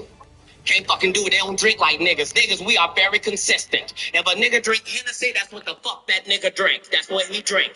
Hennessy. You ain't gotta keep asking. That's what he drink on Monday, Wednesday, Friday, his birthday, Jesus' birthday, Hennessy. If they don't have Hennessy, he will take Remy as a backup. That's as far as it goes. White people don't care what they drink. All they care about is what they said when they was leaving the house. Tonight, we're getting Yeah. all the fuck they care about. Them motherfuckers, and you gotta be careful, niggas, because they tricky. White people like to buy the drink. As a nigga, we are not prepared to turn down a free goddamn drink. We don't give a fuck what it is. Like, this son let it? Spicy than a motherfucker, nigga. I had to find out the hard way. I'm drinking with some white people. They buying me these goddamn drinks and shit was delicious. It was called Zambuki, and I should have known that don't even sound like no shit a nigga should be drinking any goddamn way. Sound like one of my African cousins or some shit. But the shit was delicious, but it was coffee and alcohol together. I was knocking them bitches back. It wasn't until I got fucked up that I realized that maybe this is not the right combination of shit for a nigga to be fucked up on. Because now I'm fucked up. I'm at the house, a nigga is fucked up, but I can't pass out. I'm just in the house, nigga, I am fucked up. No, I'm cool, nigga. I'm cool, nigga. I'm cool. Fuck that. Let's get the day started. I don't know. I just don't want to look stupid. You know the ultimate in looking like an idiot? It's when you walk into a spider web, right? Because nobody else sees that spider web. They just see you walking off in the distance, suddenly flipping out for no reason whatsoever. You're just walking along, everything's fine. All of a sudden, no! Did you see that guy? He just snapped. He was walking along and just went nuts through that tree. Look, he's still there. I don't know what happened to him.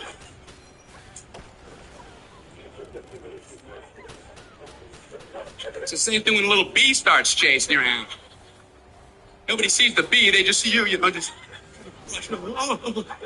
People off in the distance. Hey, is that guy waving to us? Hey, how you doing?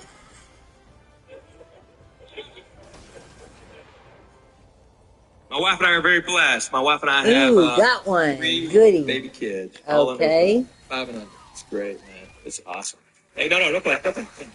I wonder, can I do the tower now? I wonder. I think I We got just a had a baby majority of girl them. I 2 weeks think I ago. gotta get this one. Unbelievable. And Thank you. It's good to see. No, my boys' names are Jackson and Grant. We named them after American currency. So we were going to name my daughter Sacagawea. What is that? Oh. Okay, I'll have to get to that one. But a buddy of mine gave me a great idea. He has 4 boys, and he finally had a girl. So the first thought in his head was Hallelujah. So they named her Hallie. So my daughter's name is Vasectomy.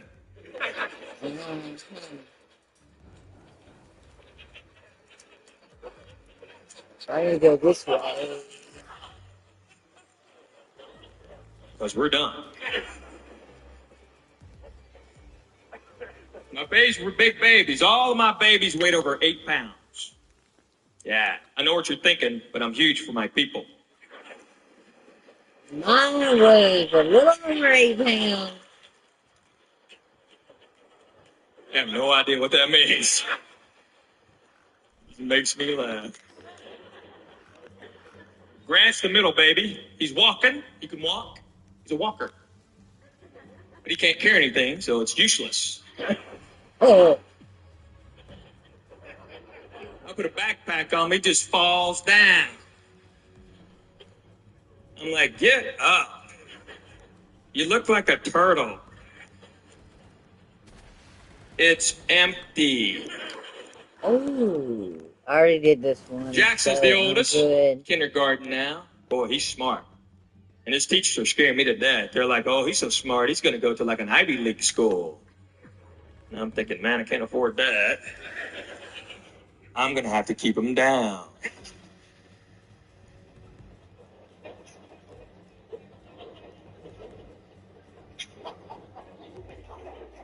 Other day he's reading a book. I go, hey, don't be reading, man.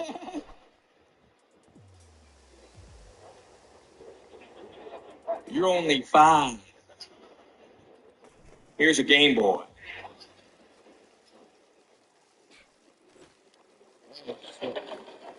Go learn a skill. Oh, they're great babies. They are. They're awesome babies. And that's fortunate, because we're not really good parents. We're not bad parents. We're just still new parents. We have no idea what we're doing. People always ask us, they're like, hey, did they sleep through the night? And we're like, as far as we know. Kind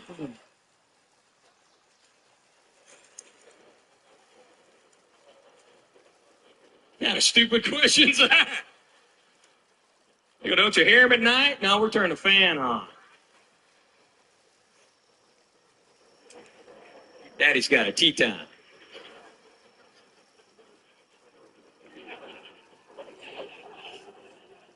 The other night, Jackson, the oldest, was already in bed. My wife leaned over and goes, I think I hear him. I said, really? We'll turn the TV up. She's like, what if he gets out of his bed? I go, he ain't going to get out of the yard. That's why we got a dog.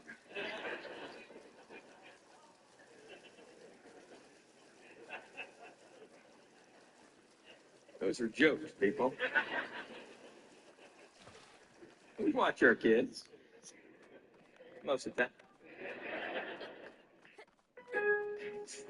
At Lowe's, before the holidays is the perfect time for upgrades and upkeep. During Black Friday, get up to 50% off select major appliances and buy more to save more with up to an additional 25% off when you bundle select major appliances. Plus, grab select DeWalt 20-volt max drill or impact driver kits for just $99. Lowe's, we help, you save. Valid through 12/3. Selection varies by location. While supplies last. See Lowe's.com for more details. Hi, it's Eva Longoria. And let's be real. After 40, we should ask for more from our skincare. I swear by Revitalift Triple Power Moisturizer by L'Oreal Paris. With vitamin C, pro-retinol, and hyaluronic acid, it reduces my wrinkles, firms, and brightens. And it's not a procedure. It's just a hard-working moisturizer. Revitalift Triple Power Moisturizer by L'Oreal Paris. Grab it today in fragrance-free or with SPF 30. Available at your local Target. So my doctor says to me, hey, I just called downstairs to the clinic in the lobby, and I got you an endoscopy appointment. I go, what? He goes, when was the last time you had an endoscopy? I said, never. Let me tell you something, Doc. I've never shoved anything in my ass. He said, what the fuck are you talking about? I said, Doc, I'm not an idiot, all right? I know what an endoscopy is. It's in your end. Ox. Copy. I said, no, you fucking idiot. It's in your mouth. I said, hey, yo. It may be in your mouth, dog, but it ain't in my mouth. What you do outside of here is none of my business. That's why I like now I need to go back and get reason some more. I don't trust people that don't swear. People that don't swear, you're hiding something. So, You probably touch kids. I'm telling you, there's something wrong. oh, there's one down here. People that don't swear, there's something wrong. They're hiding something. And people that don't swear act like they're better than you. Because they go out of their way to let you know they don't swear. I don't know. I just find better ways of communicating than using foul and obscene language.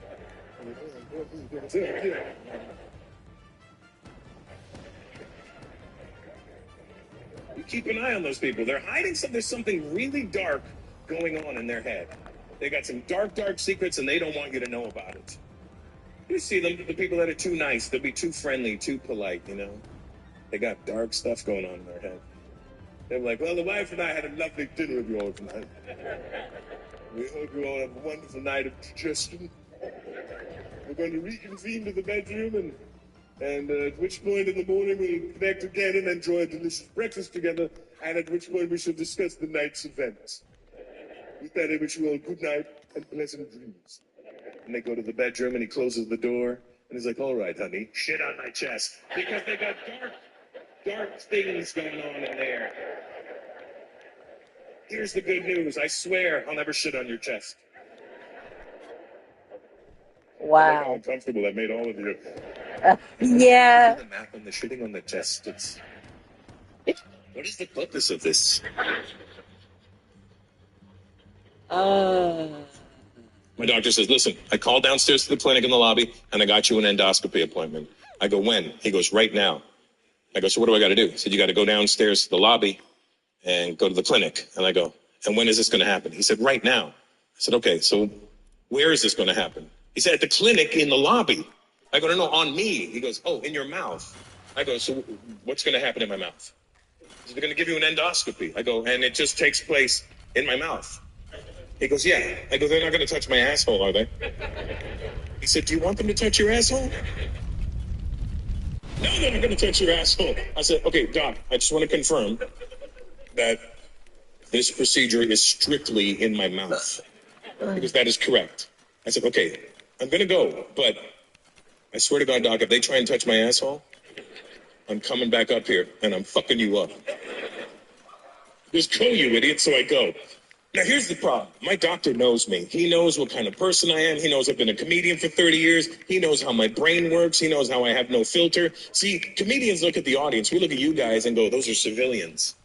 If you guys are civilians, you know how to do this. Sit around each other and be normal. Just sit around and go. I don't have that fucking filter. I have to, as soon as I walk up,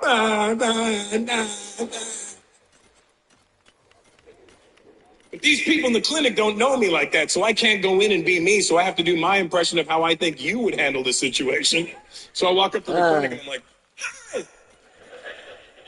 I'm here for my endoscopy appointment. It's in the mouth.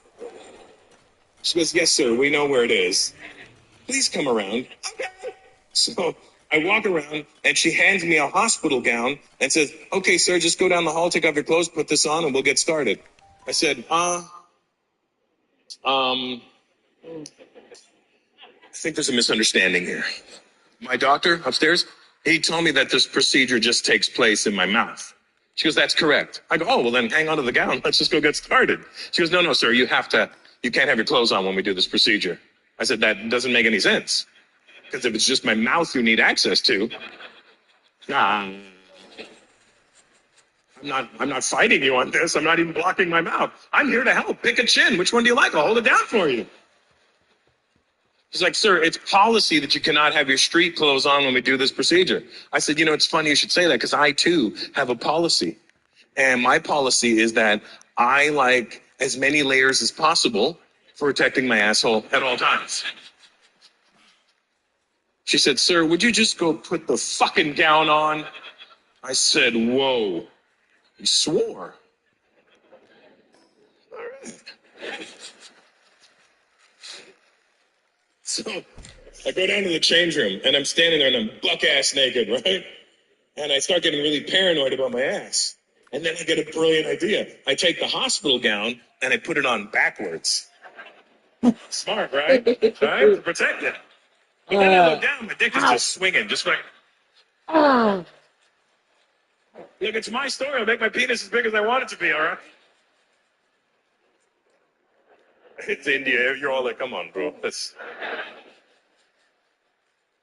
not even believable, okay? Not even on a humid day. It's true. It was cold in there too, you know. Just, you know what I mean? Just looking like, oh, it was embarrassingly small. Just looked like 3 coins and a mushroom cap. It was just terrible. It was, oh, the worst. Oh man. You know what I mean? You know what I mean, right, Pradeep? You know what I mean? You know what I mean? You just had it shrivel. You ever had it shrivel up so much that you bend forward and it inverts? You're like, hey, where did my dick go? Like, dick? No dick. Dick? No dick. My black security guys never get that joke. I don't get it. If I bend forward, the motherfucker hits the floor.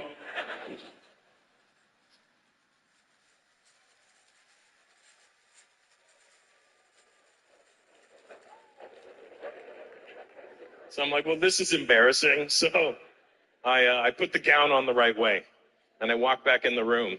And she goes, all right, Mr. Peters, just hop up here, and we'll get started. So I hop up on the table, but I put my ass right against the wall. It's like I said, I train jiu-jitsu. If you want to come at me when I'm on my back, it's your funeral, not mine. And she goes, all right, sir, just so you know, during this procedure, we're going to be putting you under using propofol. I said, wait a minute, propofol? Isn't that the shit that killed Michael Jackson? She goes, yes, it is. I go, what do you mean, yes, it is? Why are you so happy about this? They killed the biggest pop star of my lifetime, and you think it's just okay for me to take? She said, sir, Michael Jackson was having it improperly administered. I said, Michael Jackson was having many things improperly administered. But wasn't his doctor's name Dr. Conrad Murray? Yes. Wasn't he a doctor? Yes. Well, what's your title? I'm an anesthesiologist. I said, look, I don't care what your zodiac sign is, all right? I don't even know what month that is. She said, sir, my job is to make sure you go to sleep and wake up. I said, that is a fine answer, and I will accept that. She goes, great, please lay on your side. I said, nah. Why I gotta lay on my side? I lay on my side, you knock me out, you lift up the dress, you flip up a butt cheek, you start stuffing me like a turkey. I'm not falling for this trick, lady. She said, sir, you need to lay on your sides. We'll give you the propofol. You're going to pass out and you're going to fall over. And when you fall over, you could hurt yourself. So to avoid any injury, you need to already start on your side. I said, that is a fair answer. She goes, great. So I lay on my side, but I tuck my ass in real tight on the wall. And she goes, why don't you count down from 5 with us? And I go, all right. 5, 4, 4. Cold. I don't know if any of you have been put under at the doctor, but... sir, have you been put under at the doctor? You're an older gentleman. I mean, not older, but, you know, not these fucking kids, you know what I mean? What's your name? Sandeep. Sandeep? And how old are you, Sandeep? 48. 48. We're the same age. The same shit. And have you been put under at the doctor? You had an endoscopy. Okay. That's why I can't get to that one. I go to this one. And...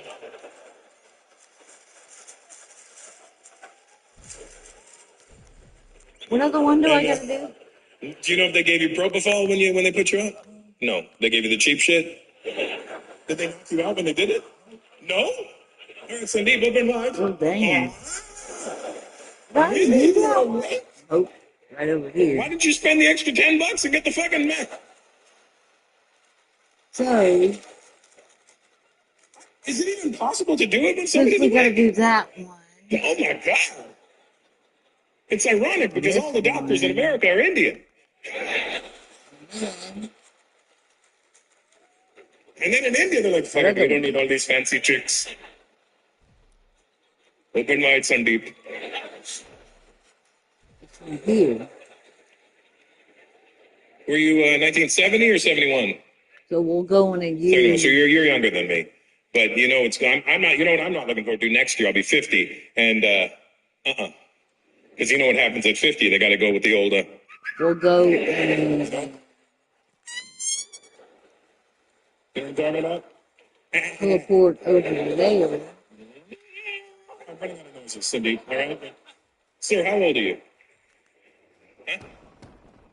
60. Did you have the old... You haven't done it yet? The fuck are you waiting for? You're 60. You better get your shit checked. Here's the thing. When I turned 40, it's when you were supposed to do it back then. And then for some reason, as I turned 40, they were like, no, it's 50 now. And I go, yes.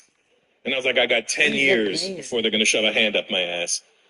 And I figured in that 10 years, they would come up with some sort of technology. Because in those 10 years, they got a fucking rover to Mars. India's got one circling Mars. The Chinese have got shit on the moon. And no, 10 years later, still,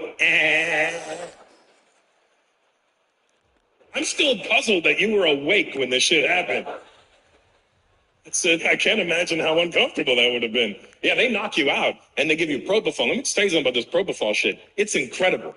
I get it, Michael. I get it. It's an amazing drug, and I'm not a drug guy by any means. It's not even my thing at all. I drink a little bit. That's about it. You know, but people come up to me after shows all the time. Hey, Russell, what? You do blow? What? Coke. You do cocaine? Do I fucking look like I do cocaine? If I'm doing cocaine and my face is still this fat, I'm doing cocaine wrong. Hey, give me another line. Yeah. No, I don't do cocaine. Have you seen the size of my nose? You can't afford to do cocaine with a nose this big. I go broke after one try. I'm going to do lines, I'd have to do lanes. It's not a reasonable drug of choice. Then why are you always sniffing? I'll tell you exactly. I'm aware that I sniff a lot, and I'll tell you exactly why I sniff. I used to box, and when I was boxing, I broke my nose. But I didn't know I broke my nose, so it never got fixed. And of course I would have broken my nose. It's been literally 30 years since I've broken my nose, but I didn't know because I thought a broken nose looked like a broken nose. I thought it was like the guys in my gym where there was nothing, then a nub, and they're like, what's up, champ? I didn't know. I just thought I was a bleeder when I would get punched in the face. But last year is when I found out. I went to the doctor last year because I was having trouble breathing. I go, hey, doc, I'm having trouble breathing. He goes, what's the problem? I go, like one nostril works and then the other one doesn't. And then when the other one stops working, the other one starts working. It's like there's a flap in there, like a train, you know, local, express, local, express. He goes, you ever broke your nose? I said, no. He said, you sure? I said, doc, I'm not an idiot. Pretty sure I'd know if I broke my nose. He said, didn't you tell me you used to box? I said, yeah. He goes, so wait, you used to box and you never broke that? I said, doc, I never broke my nose. He goes, wait, hold on a second. You're trying to tell me you were so good at boxing that you managed to avoid breaking the biggest fucking thing on your body. I'm telling you, I never broke my nose. He goes, if you never broke that fucking nose in boxing, you should have 10 world titles by now. I said, I never broke it. He goes, lean forward, you fucking idiot. So I lean forward, he goes like this. Yeah, your nose is broken. I go, how do you know that? He goes, because I'm a doctor. Yeah, but how can you tell? He goes, because it's not connected. I go, if it's not connected, why didn't it fall off? He goes, you're a fucking idiot. He goes, look, nobody's nose should move around like this. I shouldn't be able to move it around and double click and order shit off Amazon from your face. This is not a normal nose. I go, that's a broken nose? He goes, yeah, what did you think it was? Okay, don't judge me, all right? This is actually what I thought this was. And understand I've been a comedian for 30 years and I have a creative mind. Here's really what I thought this was. You know how humans, this is how you know it's going to be done. You know how humans are in every evolving species? Like if you looked at humans from 10,000 years ago, you go, what the fuck were those? Well, in 10,000 years, those humans are going to look at us and go, what the fuck were those? Well, so because of evolution and my own ego, I thought that I was evolving at a faster rate than you. And that my body, to accommodate the larger nose, had developed some sort of joint hinge system in here to alleviate the weight. I don't know. He goes, you're fucking retarded. I said, Doc, you actually cannot say that anymore. What? That you're fucking retarded? Yeah, you can't say retarded anymore, doctor. No, I could say it. No, you can't because it's offensive to people. I'm not talking about anybody else. I'm talking about you. You're a fucking retard. And I go, no, doc, you can't say retard or retarded at all anymore because I'm not talking about anybody. I'm talking about you. And as a matter of fact, I'm putting it in your notes. I said, you're putting it in my notes that I'm a retard? He goes, no, I'm putting that you're a fucking retard. He goes, lean forward. I lean forward. He goes, let me show you something. I lean forward. He goes like this. Okay, now breathe. And I go, oh, that's amazing. What'd you do? He goes, I attached your nose. This is awesome. Because I could fix it and you could breathe like that for the rest of your life. I said, yes, please, let's do that. He goes, you're going to make an appointment and then you need 3 weeks where you can't fly. Well, I don't have 3 weeks where I can't fly, so I haven't had it fixed yet. But now I'm scared to get it fixed in case I end up looking like a pig and then all my Muslim friends don't come and see me anymore because they're like,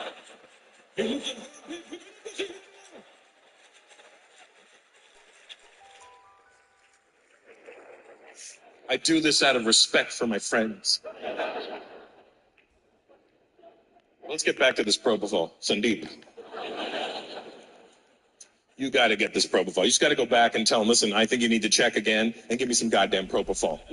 Because if they give you the bullshit stuff, you wake up feeling kind of groggy. Propofol, not at all. I literally woke up like this. Woo! Let's do this! She goes, we're done, sir. I go, you're done?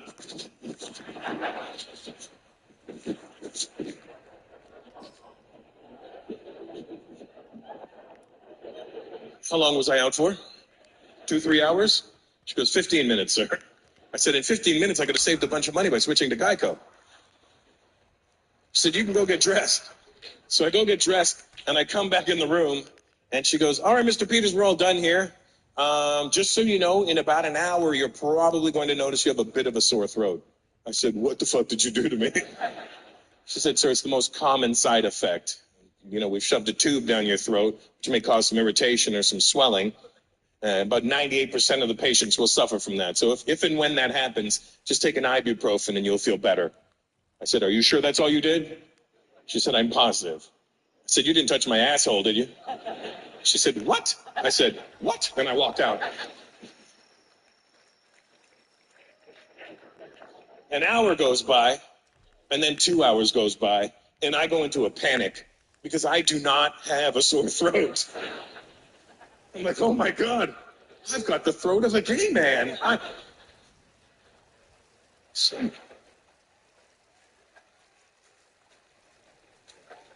Somewhere out there's a gay guy going, oh my God, these dicks are killing my throat. And here I am with all this wasted talent. I could have been guzzling dick all day.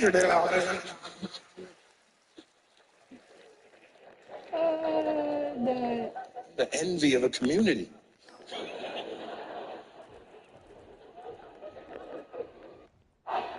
Traditions are a game changer. Traditions have the power to turn a simple moment into a memory, bring a whole city together. And they're even what inspires us at Tostitos to make our masa the traditional way, starting with whole corn kernels, no artificial flavors, colors, or preservatives. We craft our chips for whatever your tradition is. Tostitos, tradition matters. Official chip and dip sponsor of the NFL. Stitch Fix. Shopping is hard. Let's talk about it. I don't have time to shop for clothes. I have to buy everything in 3 sizes to find one that fits. They know me at the post office. Workout wear is my only wear. Stitch Fix makes shopping easy. Just show your size, style, and budget, and your stylist sends personalized looks right to your door. No subscription required, plus free shipping and returns. Wow, that was easy. Stitch Fix, online personal styling for everyone. Take your style quiz today at stitchfix.com. Yeah, I got messed up. I was doing cocaine up till March 2nd of this year. Of course, if they release this next spring, it's going to sound great. This comes out in April, and they got it. He's been off coke for 3 weeks. But so I better say March 2nd, 1990, I stopped doing coke because I didn't know it was illegal. Yeah. Thank you for you that believe me. Thank you very much. You that don't believe me, eat me. I'm alive, all right? No, basically what was happening, I was doing little bits of it, but I would show up at parties. And because you're in the limelight, because you're a celebrity and you look like you're a party animal, people assume you can do supernatural amounts of narcotics, of drugs. So I go to these old parties, right? And everybody else's line is like about an inch long. It's like, hey, man, we're doing coke, buddy. You know, little inch line long. I come in and go, oh, shit, here's your line. You know, it's like 2 feet long. There's rocks in it you can put in your driveway. It's not chopped up. You get a straw. I get a piece of a garden hose. Because you want to make sure it all goes through. Here, go, man, go. You know. So I'm trying to be like, I'm trying to live up to the image. Oh, get out of my way. And I would snip all this shit up. About 2 minutes later, I'm walking around the party going,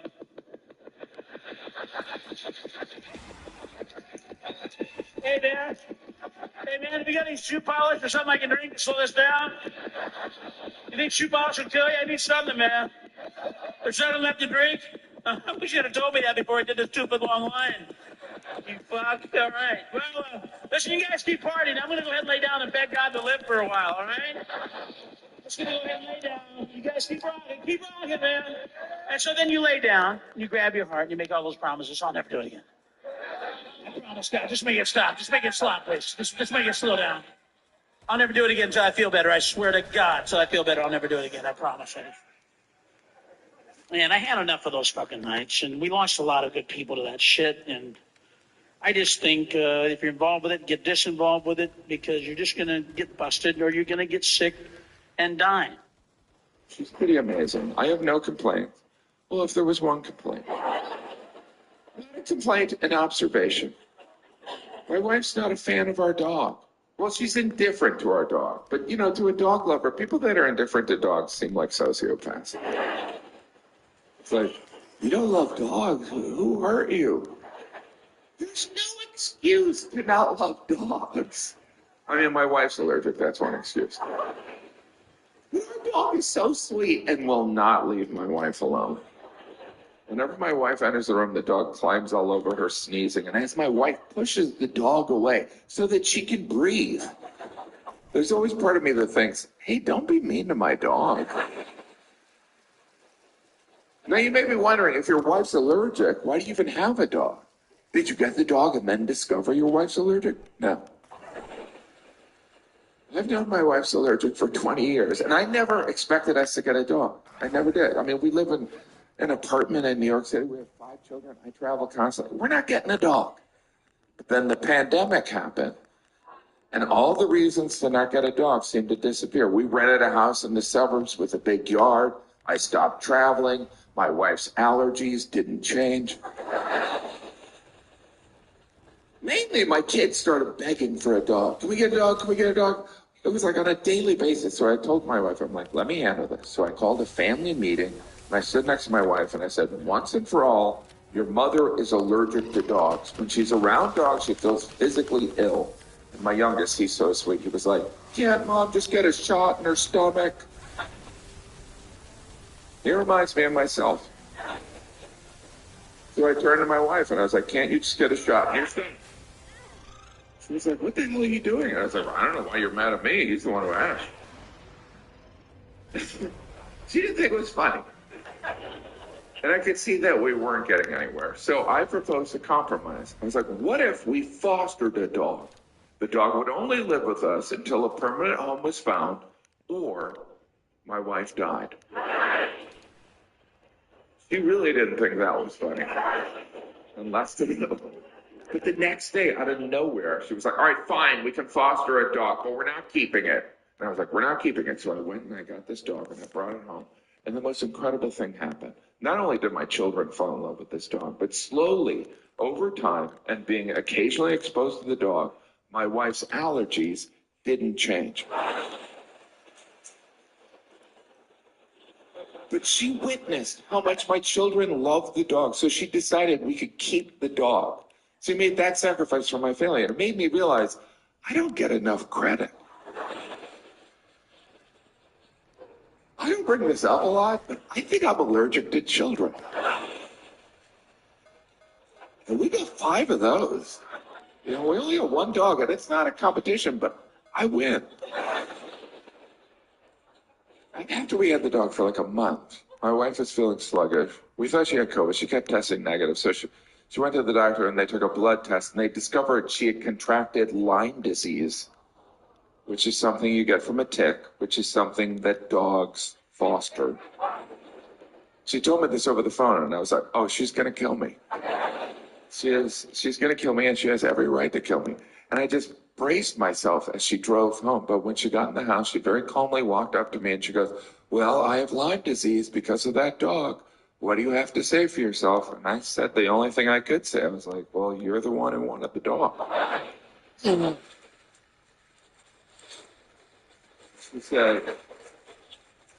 She said, don't gaslight me. And I was like, I've never heard that term before.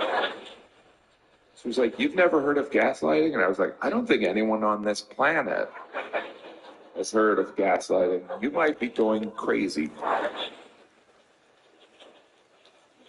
Now I'm sensing some tension in the room. What you have to understand is that the Lyme disease is gone. She's fine. And by the way, also, my wife is the strongest person I've ever met. Those 5 children, she gave birth to each of those children in our apartment, no drugs. She had Lyme disease, it's gone, she's fine. Before that, she had a brain tumor, it's gone, she's fine.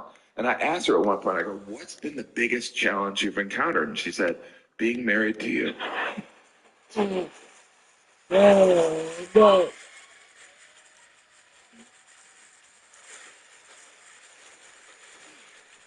I have to tell you, I take pride in that. All right, you guys have been a delight. Thank you very much.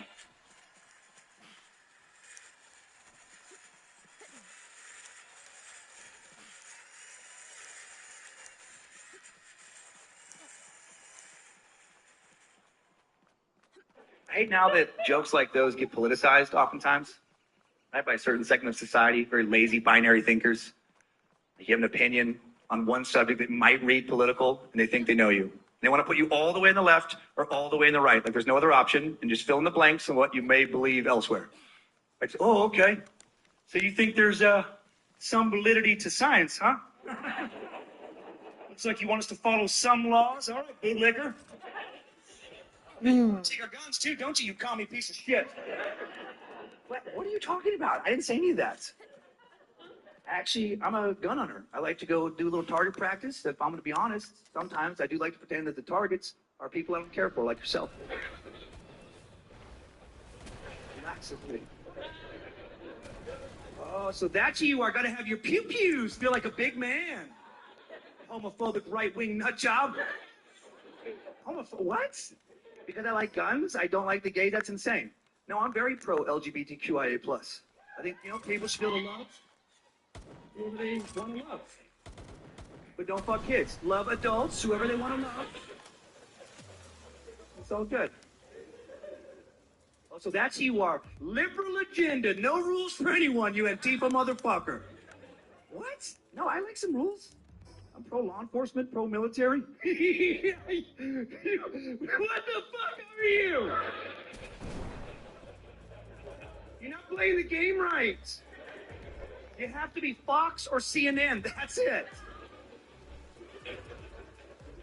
No, you can hate both those options, and I do.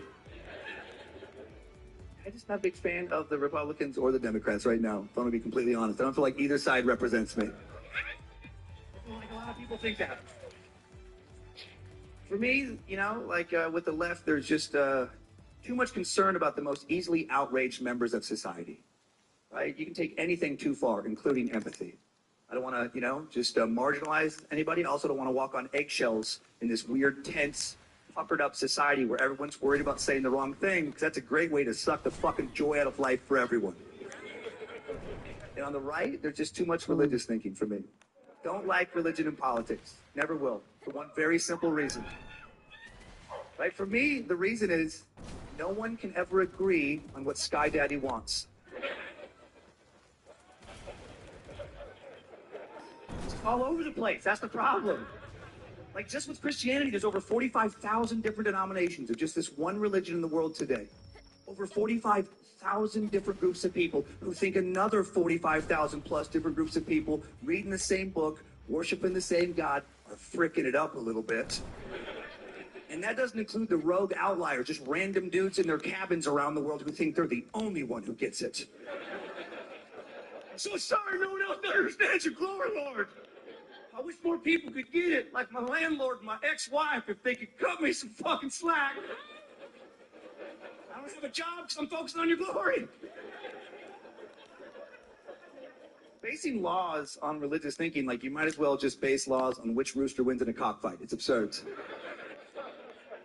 And if you don't like that because maybe you are a religious person, you don't think that's fair, well, would you like it if we had a politician who was not necessarily religious but spiritual, who channeled the spirit world to make major decisions? Because for me, it's the same kind of thing. I don't think many people would be comfortable with that. Some politician coming out and be like, all right, everybody, we're going to war with Russia. I know it's a big decision. And at first I was against it. But last night, I held a seance. And I was able to channel the spirits of George Washington and Julius Caesar and some guy named Todd. And Julius and George and Todd told me to push that fucking button, so here we are. And I know some people will be offended by that comparison. Like, you just presented an extreme example. And most people who are religious are moderate in their beliefs. That doesn't make me feel better. Like, moderate versus extreme in that spectrum, to me, that's like saying, like, hey, man, I don't appreciate you questioning my decision-making abilities. I don't make all my decisions while I'm high on fucking crack. I smoke crack on Easter and Christmas. And the rest of the year, I just kind of think about hitting that pipe. I do understand that anyone who didn't care for my first analogy didn't like that second. Except that.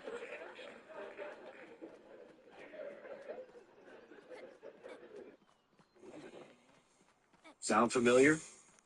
At Mattress Firm, we understand there are many problems that can keep you up at night, like snoring, aches and pains, or sleeping hard. Our sleep experts have the unrivaled know-how to match you with a mattress that can help. And now at Mattress Firm, save up to $500 on Tempur-Pedic, plus get a $300 instant gift. For the great sleep you deserve, visit Mattress Firm. We make sleep easy. Restrictions apply. See store or website for details. Whenever good friends and family get together in Louisiana, good times and great food are definitely on the menu. We call it Pass a Good Time, and it seems like Tony Sachery's is always a part of it, especially during the holidays. Our injectable marinade on the inside and our famous Creole seasoning on the outside always makes a great-tasting turkey worth passing around. Tony Sachery's makes everything taste great. You know what would be funny as hell? What, when this gets on Comedy Central, if the show was sponsored by Toyota?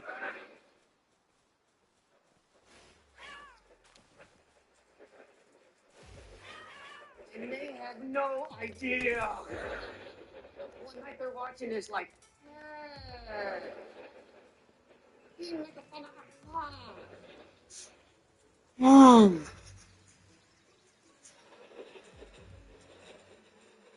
He said, I can't scared. I'm joking. He's not gay, he's gay. I thought I already got that one. Yeah, I got that one. Which one am I missing?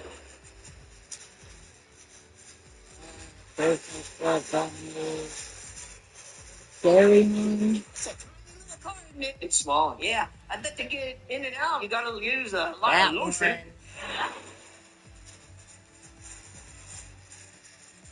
That one.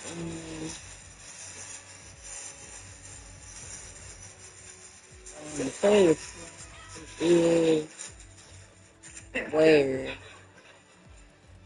It's not funny. I gotta get that like one. hell. Hey, does your wife drive That the car? one. Prius? Oh, sure. Oh, good. Yeah. How's she doing? My wife? She's fine. Oh, good. Yeah. How's the family? They're fine. Oh, good. So I was just wondering. Thanks a lot. So I think I got all the ones down here. Fine. Okay. Okay. Just want to make sure. Great. So, because I'm your pal. Thank you. So I'm concerned. What about what? Except for this one. I was just thinking the other day, you know. And I gotta get that one. Yeah, you're away from home a lot. Your wife's at home alone. And I gotta get that. Okay. And she's not exactly bad looking. No. She's hot.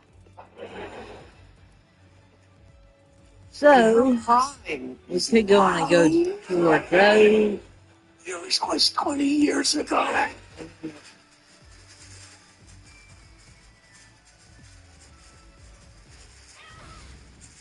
She's home. Alone. Oh, there's that one. Okay. Yeah. How do you know?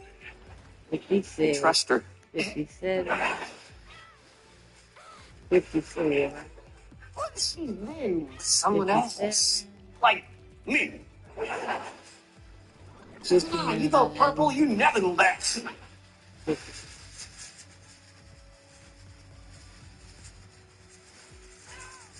I really don't think my wife has slept with you, Peanut. Well, think about this for a second. In a twisted Let's go on and kind get of this way, one here. all 5 of us on stage had slept with your wife. When you're working, having a great time, that's me. When you're pissed off and lying there thinking, why did I marry this girl? It's Walter. When you're so angry you want to kill her, that's Ahmed.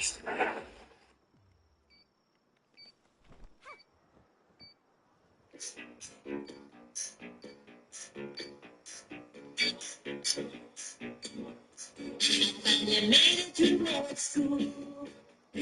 Somehow I made it through.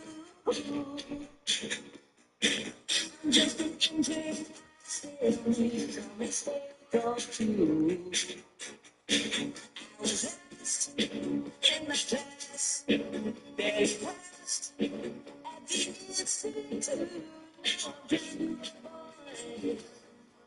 Oh, they're in that.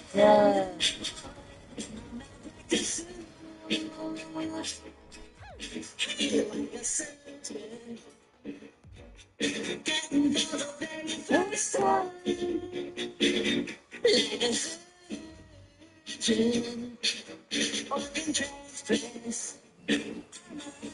Begging me, you guys nurse.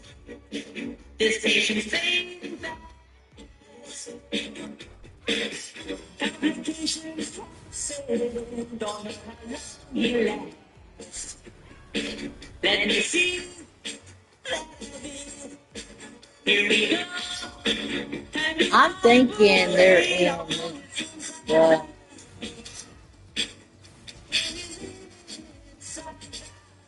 And see like a surgeon.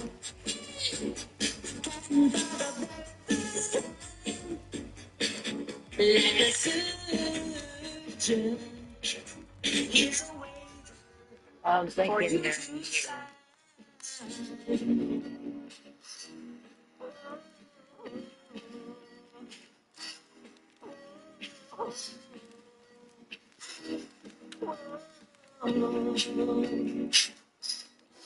It's a fact that is grace of the end of our patience.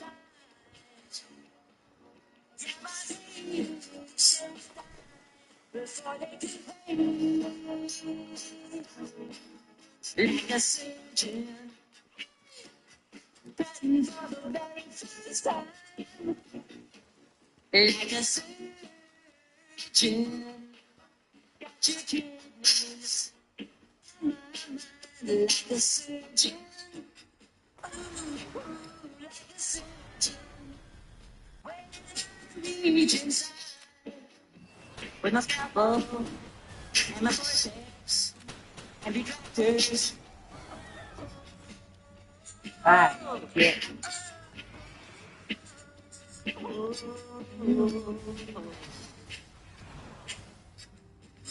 Baby,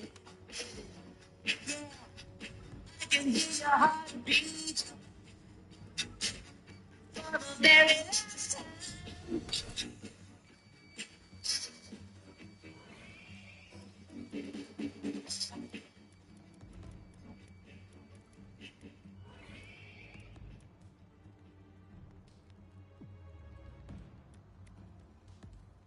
You don't do a garage sale.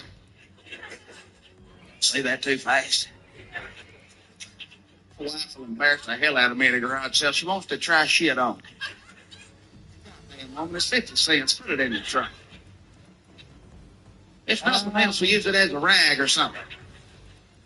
She'll buy something, I want to take it back. They don't take it back. It's shit. They're trying to get rid of it. She acts like she's been shot in the fillers. It's that Saturday morning, bright and early.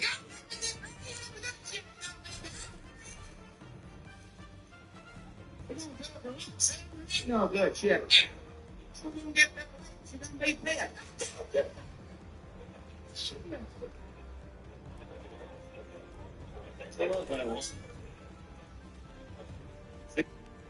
Because I'm a dick and I'll lie to save my own skin. Like every other man. No, sometimes you have to do unpleasant things to save yourself. Sometimes you have to do things, you even lie to your 17-year-old friends about your sexual encounter. Sometimes you have to do stuff that you don't normally want, you don't like about yourself, but just to protect yourself. I learned this at a very pivotal moment in my life, actually not far from this very spot. This is a story that takes place in New York, actually, in the 1980s.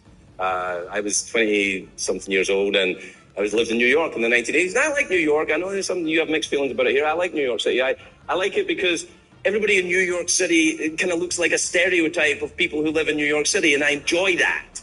You know, they all kind of look like they're in a shitty movie about New York. Everybody's got their thing. You see all the different recognizable types. You get the mafia guy with the fat cigar and the see-through socks, big fat guy. Hey, how you doing? Diddly diddly ding and all that. Biddly bang. Hey, how you doing? Beep beep papa poo. Speak it poo. I don't speak Italian very well. Yeah. Stupidity bo. Bang. Get the tea.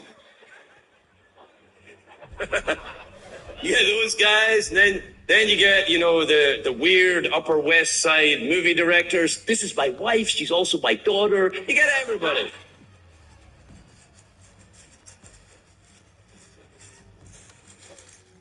Oh yeah, I made that up too. Sorry, everybody.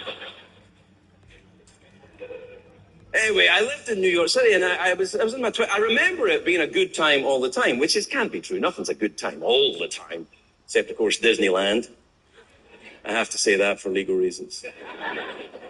You can't badmouth Disney. They have people everywhere. There'll be one in here, at least one. Yep, yeah.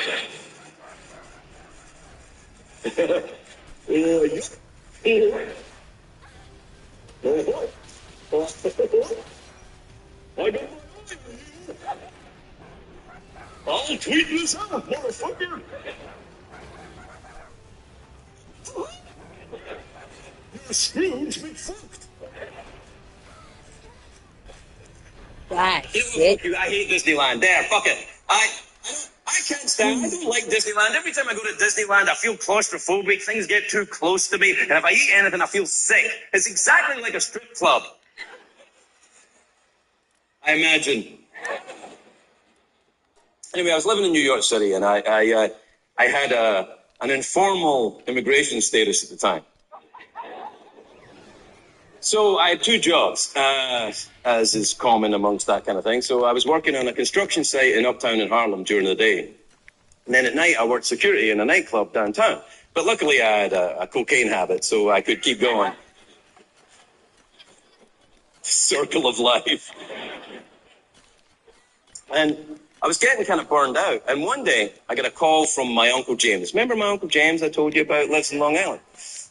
He's cool, my Uncle James. He called me up. He's still cool now. He's in his 80s now, my Uncle James. 82, I think. He still drinks whiskey every day and smokes Marlboro Reds. And he loves to bust my balls about what I'm not eating. Are you gluten-free now, son? Is that it? You need to watch out for that gluten, Craig. I'll fucking kill you. Tell me how the vegan thing works again. The man puts his penis in your ass. Is that right?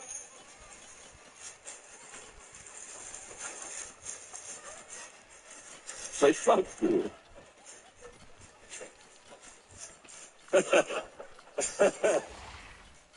He's a funny motherfucker. Anyway, so he's very cool, and I mean, he's cool now, but he was even cooler then. He's in his 80s now. He's in his 40s then. So he calls me up one day and he says, "Hey, Craig, are you working very hard?" I said, I'm burnt out. He said, "Well, good news. My friend Big Davy, who is also from Scotland, has just bought a boat. So me and your Aunt Susan are going out on Big Davy's boat this weekend. We're going out with Big Davy and his wife, Mrs. Big Davy, and we're going out. Why don't you come up and come out with us? Bring your first wife, Anne, that you never talk about in stand-up. Bring her up.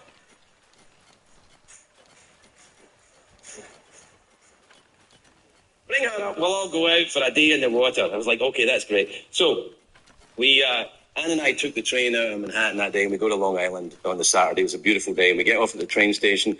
My Uncle James, my Aunt Susan are waiting for us. My aunt, do you guys get Game of Thrones? You watch Game of Thrones? All right, my Aunt Susan is Cersei Lannister. Got to be a little careful around my aunt. She's awesome, but be a little careful. And I said to my Aunt Susan, "What's Big Davy like, Aunt Susan?" And she said, "Oh, he's a lovely person." Which, of course, meant he was a morbidly obese alcoholic.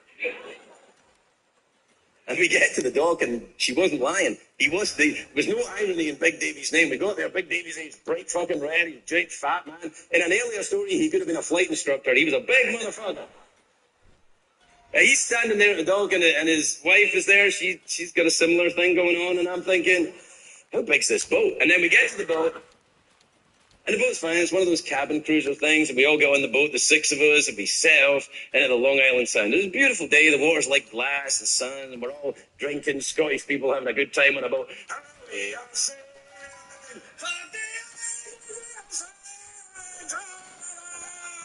Singing Rod Stewart songs. Do you know what? I saw Rod Stewart about a month ago in an airport in London. I saw Rod Stewart. And he's like, "Oh my God, Rod Stewart." I had this overwhelming urge to walk up to him and say, "I did not think you were sexy." I did. But it was really him. He was like walking there. He had the leopard print pants on, little leopard print walker. He was like going through. That was cruel. It's true. Anyway, we were the Scottish people, we're all out in the boat, we're all drinking and singing. And I go to give a Big Davy a beer. I say, "There's a beer, Big Davy." And he said, I'm not kidding, this is what he said. He said, "No, I'm an alcoholic." I went, "I know, that's why you need beer." And he said, No, I've decided to stop drinking." I was like, "Okay." And then he said, this is true. He said, "This is my first day." I mean, I didn't really think about it much at the time, but when I think back on it now, my first day not drinking, I was in a locked facility. Receiving emotional support from the law enforcement community. Thanks, cops. But we're on this boat, everybody's drinking except Davy, so we're all singing and Davy's driving the boat like that. We get to this little island, and we thought, let's go ashore and have a picnic in this little island. But the boat, we couldn't get the boat that close because it was too shallow. So Davy had to ferry people across on a little dinghy. So Davy takes his wife across on the little dinghy, and he comes back, and he takes Anne and my Aunt Susan, and he takes them across, and then he comes back for me and my Uncle James. And my Uncle James gets in the boat. I think he should be in the Guinness Book of Records for how he did this. It was unbelievable. He's drinking, right? And he's smoking, doesn't spill a drink, doesn't put a cigarette out, but he gets from one boat to another boat without any of that shit changing. He's like, good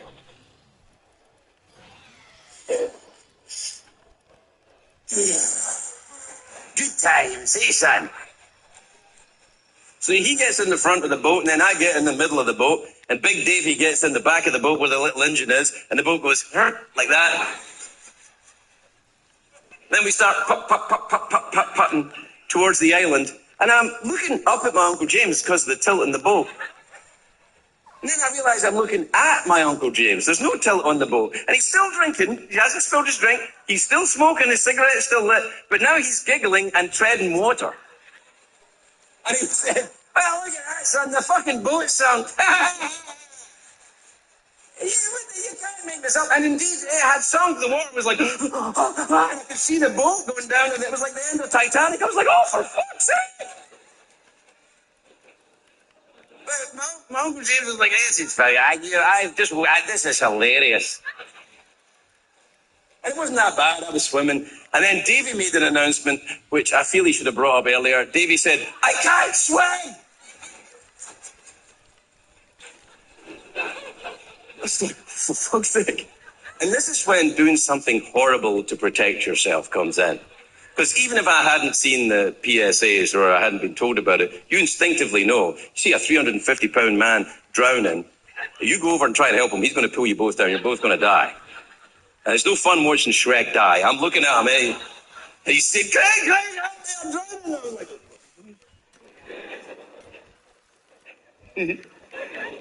but he was really, I mean, it was a real thing. He was like,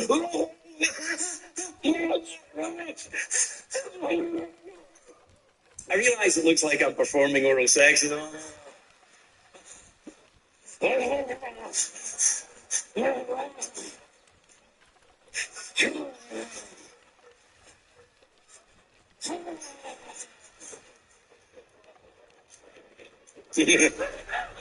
Maybe it's my technique, I don't know.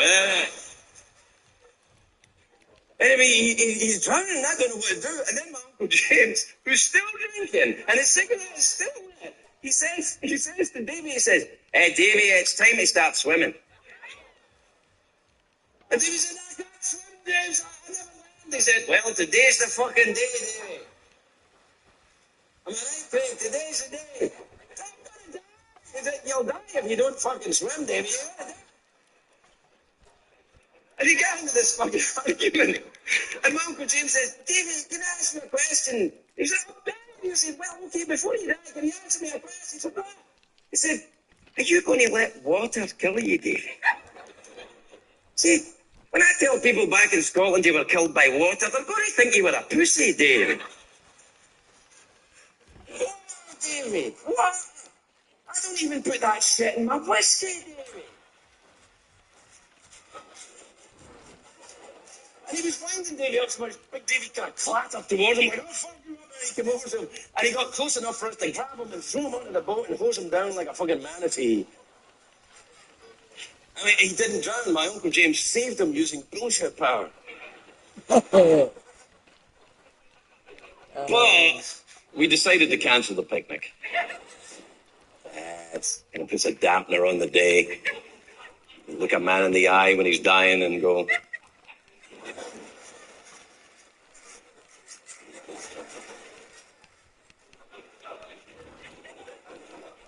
Big Davey made a decision, though, which I think was the right one. He decided he was going to stop drinking the following day, and I think that was the right choice. And I learned a few things on that boat that day, too. I did. One, don't get on a boat with an alcoholic on his first day sober. Two, don't buy a boat unless you can swim. And three, if one of us has to drown, it's you. We should never have been on that boat with him anyway. He was a terrible, terrible sailor. The first time he tried, he was sick. The second time, his hat blew off.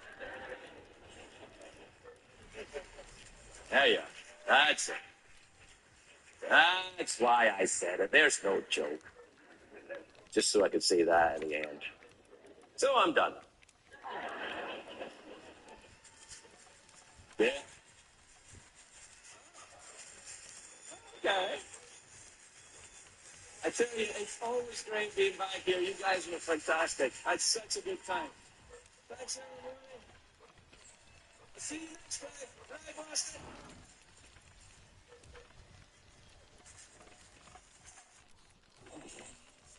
Sound familiar? At Mattress Firm, we understand there are many problems that can keep you up at night, like snoring, aches and pains, or sleeping hot. Our sleep experts have the unrivaled know-how to match you with a mattress that can help. And now at Mattress Firm, save up to $500 on Purple, plus get a $300 instant gift. For the great sleep you deserve, visit Mattress Firm. We make sleep easy. Restrictions apply. See store or website for details. Clorox Toilet Wand, it's all in one. Clorox Toilet Wand, it's all in one. Hey, what does all in one mean? The clean the bond, the preloaded pad, there's a cleaner in there, inside the pad. So Clorox Toilet Wand is all I need to clean a toilet? You don't need a bottle of solution. Two minutes in the Sonic Revolution, Clorox. Feels good. Use as directed.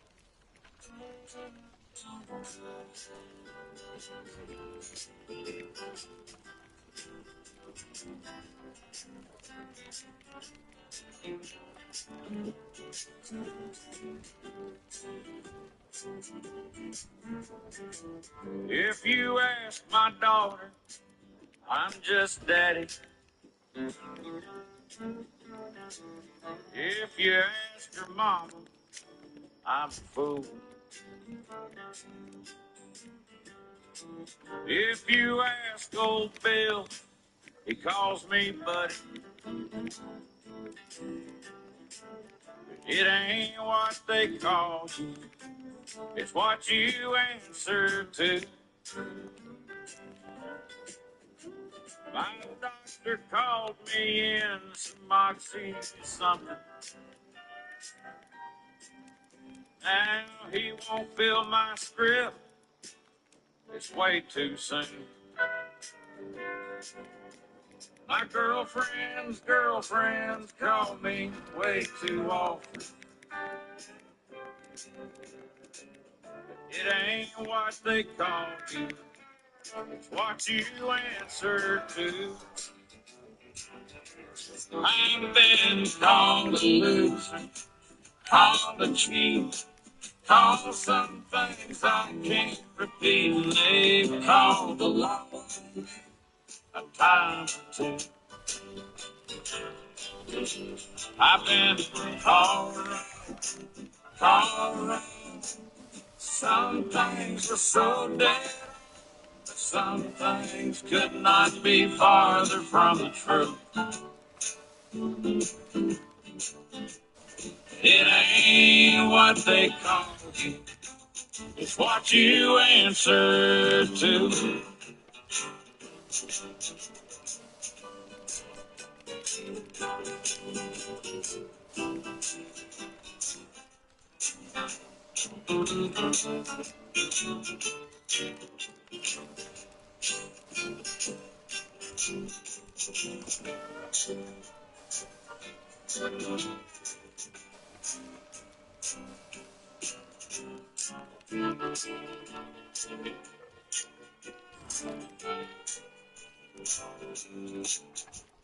She, him, they, them, fine, whatever, honey. Seems like the whole damn world's confused. I wish that I could laugh, but it ain't funny. And it ain't what they call you, it's what you answer to. Hey, I've been called a loser, called a cheat, called some things I can't repeat, and they've called the law to me a time or two.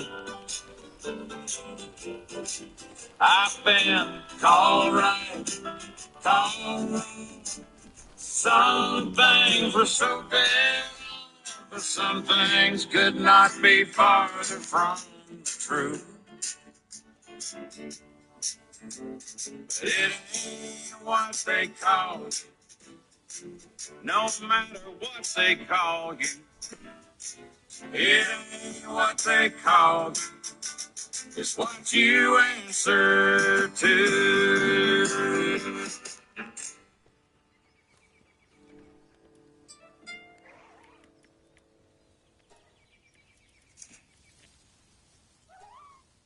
Oh, AIDS. There's no easy segue into this joke. I'm sorry, guys. AIDS. AIDS is the only disease I know that is so horrible. The minute you hear it, it's just horrible. But it has a term attached to it to make it sound worse than it already is. And I don't believe that this term is medical. I could be wrong. Full-blown AIDS? Do we need the full-blown? Because AIDS is kind of bad enough. You're like, you hear about Jerry? What's up with Jerry? AIDS. Oh, really? Yeah. Full-blown AIDS. It's not like, let's make it AIDSier. Let's crank up the volume. We tapped out at AIDS. Let's relax. Anytime I hear AIDS on the news, it's always followed by the word epidemic. AIDS epidemic. Epidemic gives you the impression it is running rampant. Now, I know AIDS exists. I feel bad for anybody affected by AIDS. My heart goes out to you. But when you say it in this country, is it an epidemic? Been around for a bit. I know a handful of guys that have had AIDS. I don't even know them personally. Okay, Rock Hudson, Freddie Mercury, Eazy-E, Arthur Ashe, Pedro from the real world. That's it. So just like, well, where's all these dudes with AIDS? Wait, you have AIDS? No? AIDS? AIDS? AIDS? Full blown no AIDS. I'll guarantee you this. I'll guarantee everybody this. Every guy in this room has one guy friend that will fuck anything at any time. And every one of us looks at a friend and goes, how does he not have AIDS?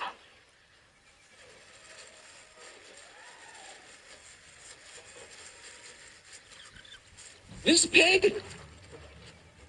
I have a friend. He's an entertainer, surfer. I heard this. Chances of getting AIDS, heterosexual sex with a condom, 1 in 5 million. Chances of getting bit by a shark, 1 in 9 million. He fucks a lot. He got nicked by a shark. I'm like, you might want to slow it down. I don't know about you, but my memory is starting to fall away in some ways. I'm not making this up. Every once in a while, the microwave will ding, and I'll have no idea what's in there. What kind of short-term memory problem is that?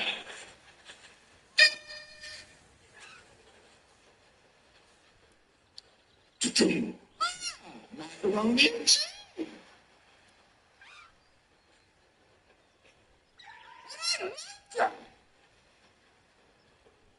I like checking the mystery box. How come I can only remember parts of things? How come when someone's coming toward you and you're trying to remember their name, why does the back of your brain turn into a game of Wheel of Fortune? There's a J and a C.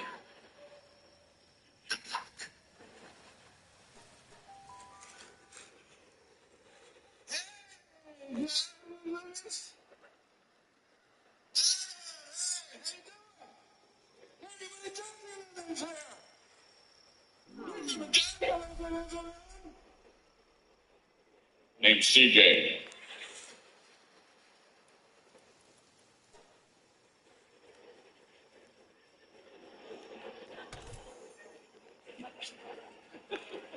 You know, a lot of people's last names are based on the occupations of their ancestors. That's true. Just in my neighborhood, right across the street lived the Cooks. Right next door to us lived the Taylors. Counter corner from us lived the Elephant Dung Shovelers.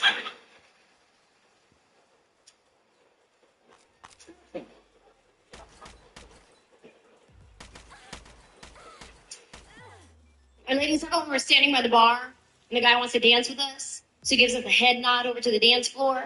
You know, this one.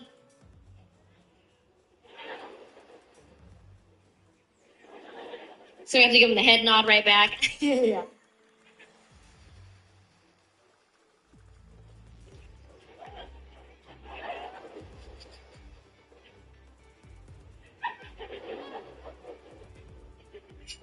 Wait, you were talking to me, right?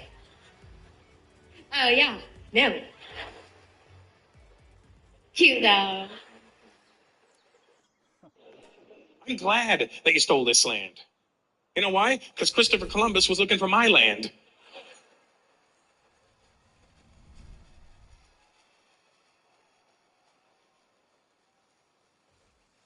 Well, Christopher Columbus, a great discoverer. What I He get? was looking for India when he found North America. That jackass was lost. He wasn't even in the right part of the world. And he knew this wasn't India. Why do you think the native people here were called Indians? Because he didn't want to look stupid in front of his whole crew. He's like, fellas, that must be India. And those must be Indians. Meanwhile, we're standing on the shores of India going, where the hell is Chris? Okay. Son of a bitch is late.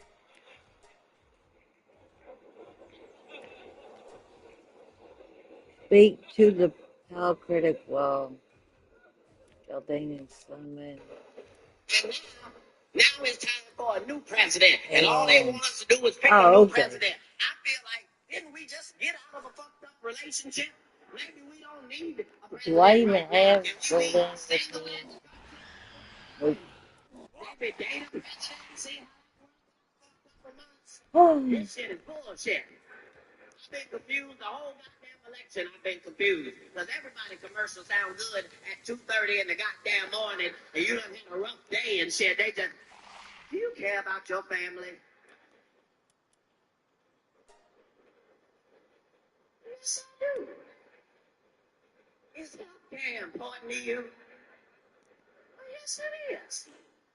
No, nigga, this motherfucker know me personally. This ain't no regular. This motherfucker did not know that. I've been confused the whole goddamn election. Before Barack came along, I was excited about Hillary. I thought it was going to be a good thing for us to have a woman in the office. I felt like at least if we had a woman president, we wouldn't have to worry about what other countries was doing because the bitch going to be on espionage on day one. That's going to be her first shit. You know I got China's voicemail messages today, right? I'm gonna get the MySpace password by 10:30. Give me a second, bitch. It's my first day. But then Hillary came and started acting cocky for no goddamn reason. Like, she should have been president all goddamn ready. Like, you motherfuckers need to Google me. I've been running countries before this. She can't stand Barack's good talking ass. Every time that nigga say something clever, she just... that one is... I don't know what Hillary was thinking. She thought she was just going to inherit the minority vote. Like, she was just going to get the nigga vote off top. Wait a minute, bitch. We don't know you like that. Okay, where is this? No, bitch, we like your husband. We like your husband. It's the same thing. You wasn't on the invitation. It's that Bill Clinton plus one. We didn't know who he was going to bring. I was voting for Monica for no goddamn reason. She was coming. Just saying, you can't think niggas forget. Niggas don't forget. Last time I checked, you wasn't handling the presidential penis correctly. So I'm trying to figure out if you can't handle a dick, bitch, how you gonna handle the world? That's a big place. I'm just saying.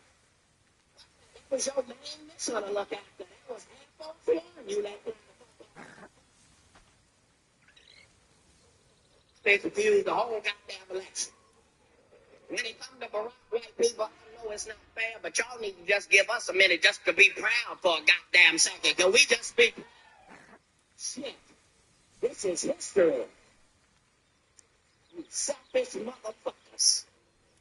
People like y'all had all the goddamn presidents. Go to the library and get the president book. Give me the vice presidents.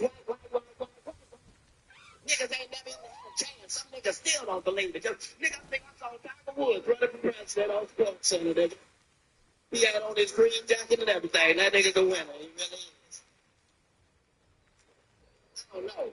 White people, I don't think you should vote for somebody just because of their race. But I will say, if you was ever going to vote for a nigga, if you was ever going to vote for a nigga, this is the nigga to vote for right here. This is the one. Yes. Absolutely. Because he is nigga light. This nigga been running for 2 years. He ain't had no baby mama come out the woodwork. This nigga don't know nobody $200 for nothing. He ain't never had a pit bull puppy. Don't have an earring. Never had a tattoo. Where the fuck did you get this nigga from? A cave in Salt Lake City? This nigga's like a black superhero. This nigga's amazing. I believe he can fly. Oh, okay. Let me go and take Thank God that for Michelle Obama. That's a real nigga. Barack may be a clone, but Michelle Obama is a thoroughbred nigga. You can look right on TV and tell that's a real nigga. You know, if you walk up on her in person, she smell like lotions, hair conditioner, and cocoa butter. That's a real nigga right there. Somebody go to Jeremiah Wright's church and tell him to shut the fuck up while we trying to make some goddamn progress. Niggas were so embarrassed. Oh, nigga, don't fuck it up yet. I've been confused the whole fucking election. I'm just glad Huckabee had to drop out the goddamn race because I was finna leave the goddamn country if we had to have a president named motherfucking Huckabee. That's where we should draw the goddamn line. We can't go from a Bush to a motherfucking Huckabee all in the same goddamn jump. Have all the other countries fucking with us at the United Nations and shit. You are with Huckabee, yes? You are followers of Huckabee, yes? Fuck you gonna be president, your name sound like bullshit weed. Nigga, don't even come over here with that big ass bag of Huckabee, nigga. Ain't nobody interested in that shit. Like smoking a cactus. Some of you niggas can't even laugh because you got a big ass bag of Huckabee in your pocket right now.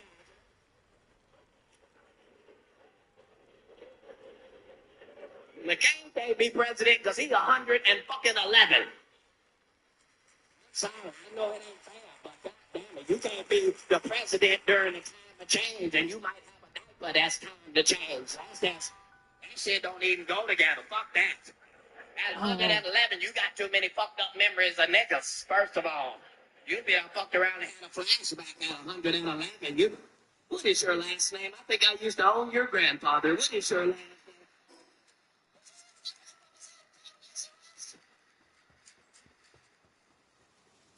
You ain't can't be president. Fuck that. His memory can't be good at 111. I got one at 67. We don't let that nigga drive after 7 o'clock p.m. Because he'll forget he driving everybody and jump out and go pee and leave the car running right down the street. Shit. McCain, 111. He been lost the military or some shit. It's time for war. He just wake up. Where's the army? Everybody waiting on the army in Baghdad. He done sent everybody to Southeast Berry Farms for no goddamn.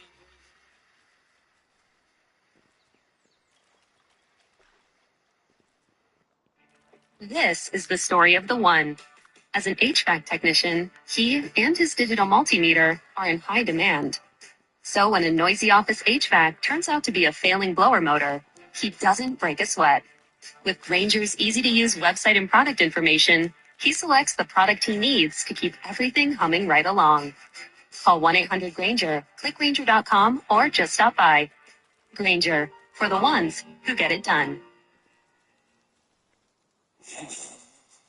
Sound familiar? At Mattress Firm, we understand there are many problems that can keep you up at night, like snoring, aches and Oh, pains, here or we sleeping. go. Our sleep experts have the unrivaled know-how to match you with a mattress that can help. And now at Mattress Firm, save up to $500 on Tempur-Pedic, plus get a $300 instant gift. For the great sleep you deserve, visit Mattress Firm. We make sleep easy. Restrictions apply. See store or website for details.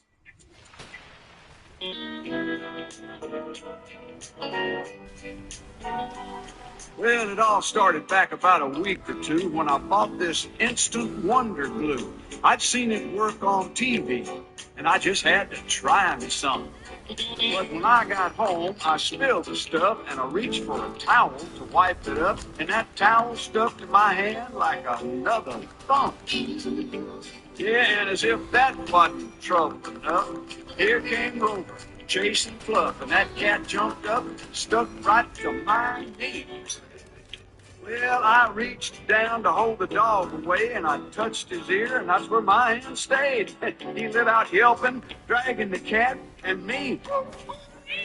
While running through the house, we knocked the bird cage down, and the parakeet got loose and was flying all around, and he finally landed and stuck to the top of my head. Now, I'm trying to be careful, but I just wasn't able, and we're sticking to ashtrays, lamps, and tables, and I was wishing I bought a roll of duct tape instead. Well, I finally fell exhausted into a chair, and then you came in and found me there with the bird on my head, and my hand on the dog, and the cat stuck to my knee. And you said the scene looked heaven sent, that I looked like a man perfectly content, a regular St. Francis of Assisi. Yeah, and before I could stop you, you laid a big kiss on me. Now, honey, I'm stuck on you. Yes, I'm stuck on you. I'm stuck to the dog, stuck to the cat, stuck to the parakeet, too. Ever since I bought that tube, I've been stuck to wonder glue. Everything has stuck on me, and now I'm stuck on you.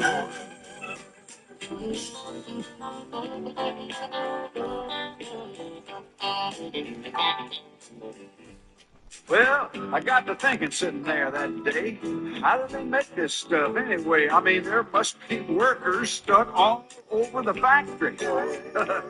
I bet there's shoes on the floors, and shirts on the walls, and hats on the ceilings, up and down the halls. Why, just getting this stuff in the tube's got to be a miracle to see. Now, if we can just make it to the telephone and get the paramedics out to our home, maybe we can surgically remove you, the dog, the cat, the parakeet. And as soon as we're all healed up enough, we need to sneak in the plant where they make this stuff and put instant wonder glue on their toilet seats. Stuck on you, yes, I'm stuck on you. I'm stuck to the dog, stuck to the cat, stuck. Well, it's with great excitement. I look forward to the Georgia LSU game this year. And having Athens, we've been having some tough times, and y'all been having some tough times. We have really a problem at the University of Georgia. We had a woman professor who had this insane notion that our players should go to class. I don't mind going to class during basketball season. That don't bother me, But anyway, she sued the university, and the university lost. Her name was Jan Kemp. You remember, she's now in the mental institution. But I gave Georgia a lot of bad publicity, like the University of Georgia diploma didn't mean very much. A lot of people say if you drove through Athens, your window down, somebody throw a diploma in your car.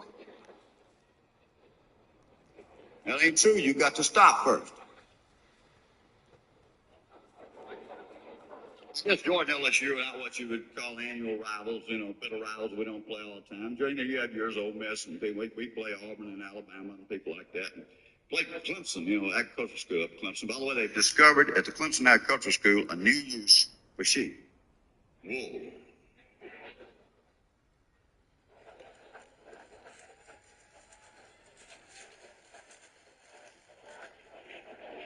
Trying to go as slow as I can here. Yes.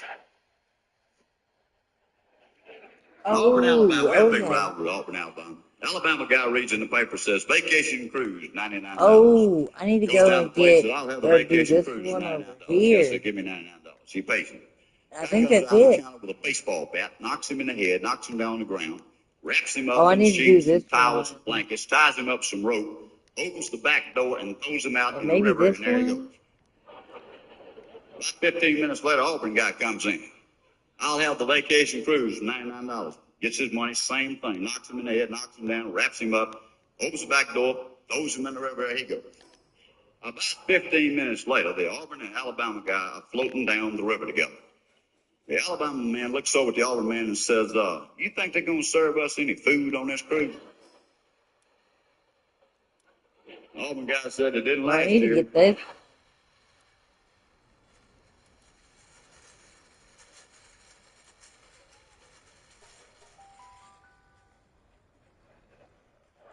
Of course, our big rival in Georgia is Georgia Tech.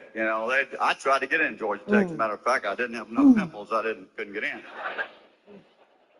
The thing about tech folks, they claim how smart they are. Oh, we're smart than everybody. We're over in this engineering school. All the athletes are really intelligent. They signed a basketball player recently. It took him 17 times to make 700 SAT. They give you 400 for getting your name right.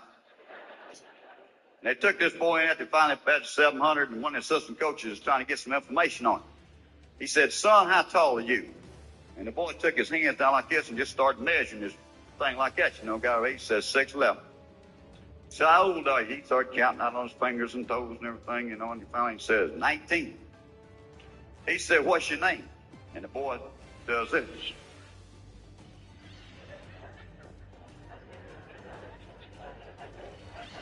Marvin.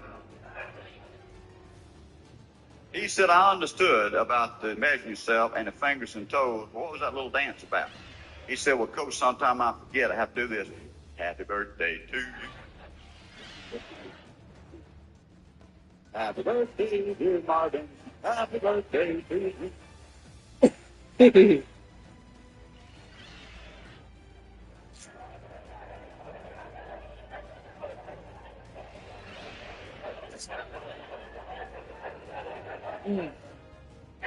I was just waiting on the police department. I swear to God. I never wrote a ticket. I really did. I pull people over, just say something stupid, see their face. I pull them over and walk up to them and go, you might want to slow down. They're running radar up the highway.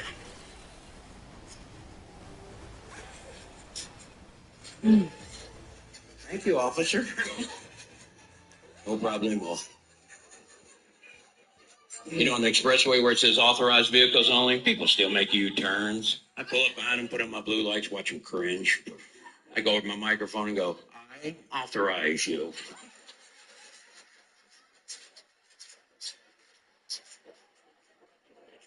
I just want to see their face. People still smart off, even though you're not going to write them a ticket. I smart off right back.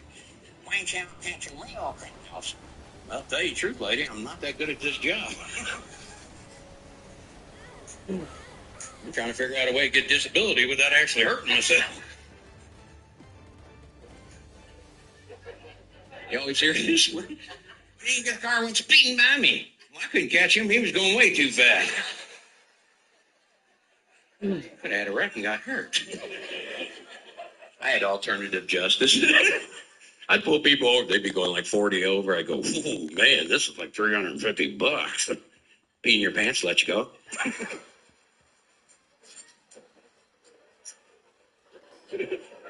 Would you pee in your pants with the 350? Would you really?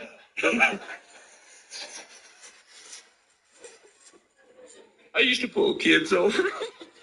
Especially 16-year-old kids, 17-year-old boys. I'd pull them over. They'd be scared to death. They just got their license. I go, driver, get out of the car. Get your hands up as high as you can. Walk backwards toward me. Do not look at me. Now get down and give me 20 push-ups. I get about 18, I'm driving away.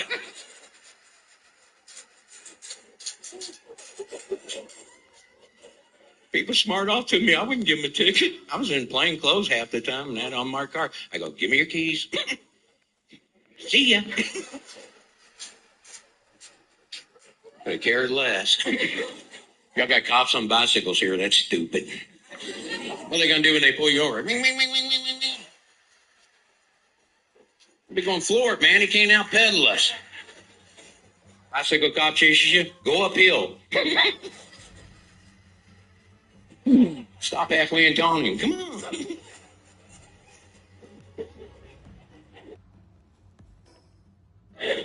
We got in an argument last winter over a puzzle. Do you know the amount of love and passion you have to have for another human being to be able to argue over a puzzle? I was coming in off the road, bad winter storm, getting ready to hit where we live. Get in, garage door comes down, everybody's in, everybody's safe. Okay, now this is going to be our time together. She turns on the Christmas lights, snow, big flakes, just starting to drift, very Norman Rockwellish looking kind of thing.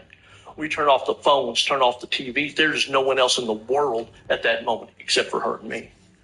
And I dump out this puzzle. Now, I know the first thing about putting together a puzzle is that you have to flip over the pieces where they're right side up. And I know that because I'm somebody that was raised by people. And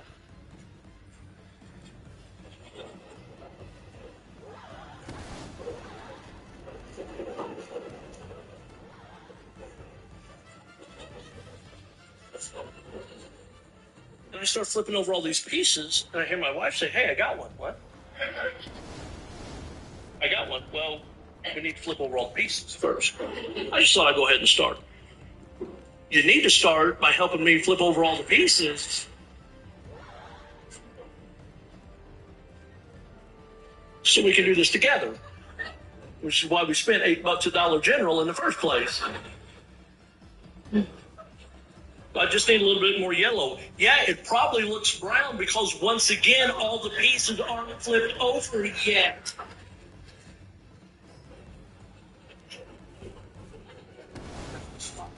Now she's mad, flipping. Flip. We get them all flipped over, like, okay, let's find all the edge pieces. I don't want to start on the edge, I want to start in the middle. What are you, a serial killer?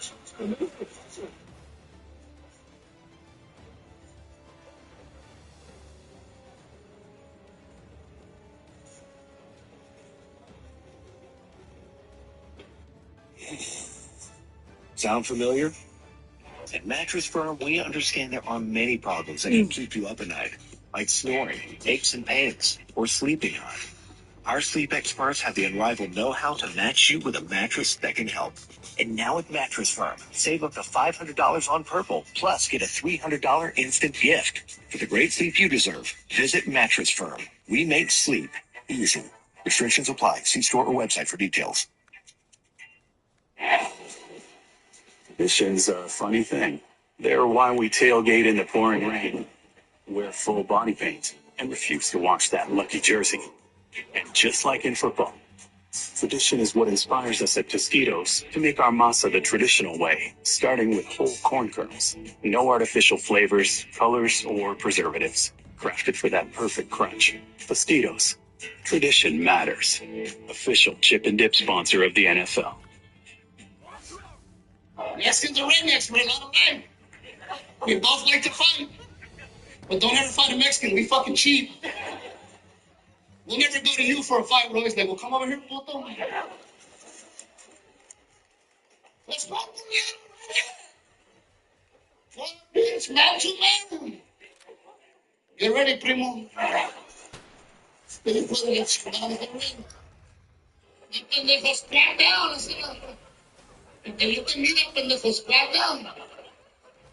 A la verga, get a bottle.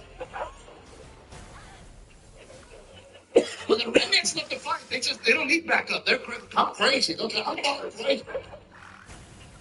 Redneck, shit, I'm crazy. Don't even tell their friends to back up. Now let me have this one, Tommy. Come on. They gotta have a catchy phrase before they fight. You feel froggy, Jim?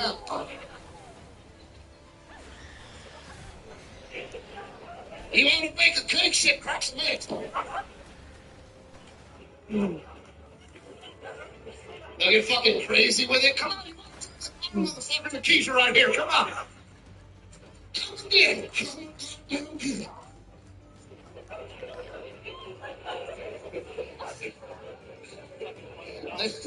Sometimes they make up rhymes. Make it happen, Captain.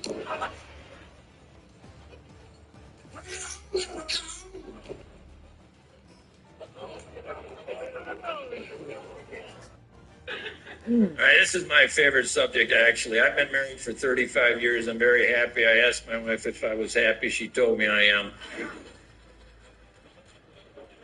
That's good enough for me. When I got married, our relationship changed immediately, not gradually, but immediately. My wife started to share knowledge with me, knowledge I had no idea she had before we got married. Tremendous amounts of knowledge she must have stored throughout the years, waiting to share with her future husband, not all at one time, just bits and pieces here and there on an ongoing basis. And at one time I thought it would end. Now I know it never will.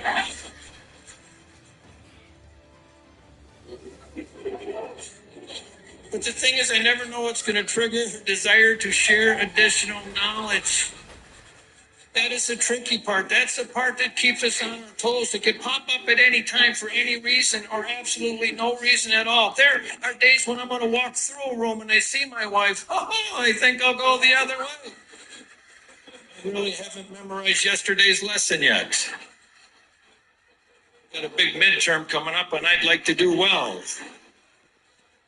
I never know what's going to trigger her desire to share additional knowledge. One day I just opened our back door. That's all I did. Simply opened the back door. Look at me, people. Just opened the back door, perhaps slightly too long. I don't know what the exact time parameter is. I only know I must have went over because my wife whirled and yelled, "Shut the door. You just let 800 mosquitoes into the house."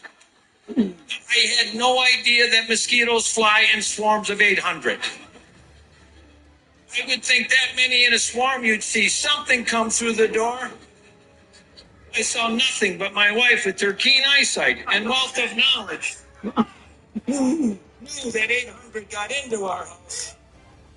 God bless her, we could have been bitten at that night. I got married, I no longer need the Discovery Channel. I guess what I'm trying to say to you is that marriage can be good because you learn things that you never knew when you were single. Marriage can be good because you learn things that you never knew when you were single. And you know what? You see examples of that around us all the time. I'm in a cafeteria behind an elderly couple. Husband reaching for whole milk. Reaching for whole milk. Listen carefully. Reaching for whole milk. Mid-reach, his wife states, "You do not drink whole milk." He did not stop. He did not turn to reply. Just veered off. Went straight to the skim milk. I watched this and I thought how lucky that man was. And found that woman. many years did he drink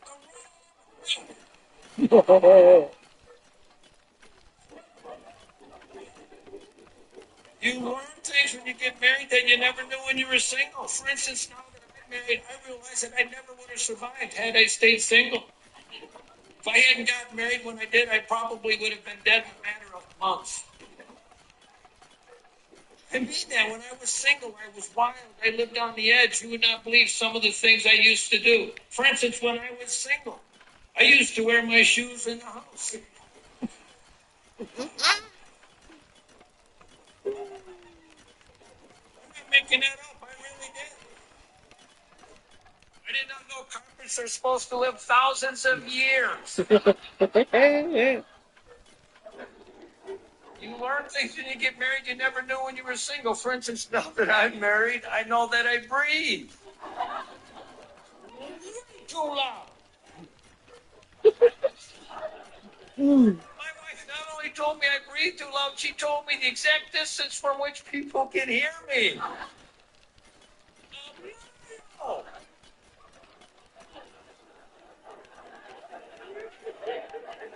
I know her knowledge is incredible. You learn things when you get married that you never knew when you were single. For instance, now that I'm married, I know when it's time to leave a party.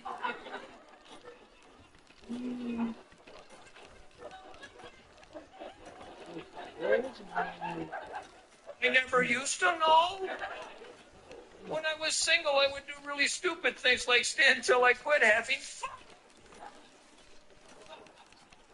Never realizing I should have left hours ago simply because it was time.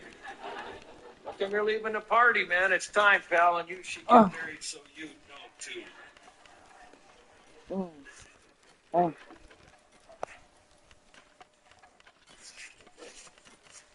See, sometimes when people start applauding other people, like, no, we don't want to move our arms. You learn things when you get married you never knew when you were single. For instance, now that I'm married, I realize that I never knew how to get dressed. You ever get dressed up to go out with your wife? You come out of the bedroom and she just looks at you and says, "Oh."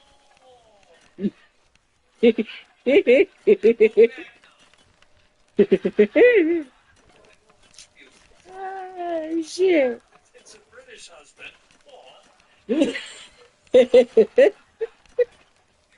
long enough. She didn't have to say anything. You come out of that bedroom, you see a certain look. You just do a little U-turn. You learn things when you get married you never knew when you were single. You see it around us all the time. Today, in the hotel I'm staying at, a very nice hotel, walking down the hallway behind what had to be a husband and wife. He said, "I'm hungry." She said, "No, you're not." He walked by me, looked up at me as if to say, "Guess I'm not hungry." Sure thought I was hungry. Sometimes I get a pain in my stomach like I'm hungry. Good thing I married her. I could be eating right now and I'm not even hungry. I hope I die first. I'm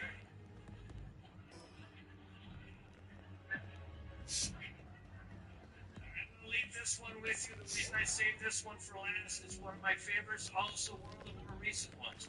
You learn things when you get married you never knew when you were single. I told my wife I wanted some shirts to perform in. This is one of the shirts that she got.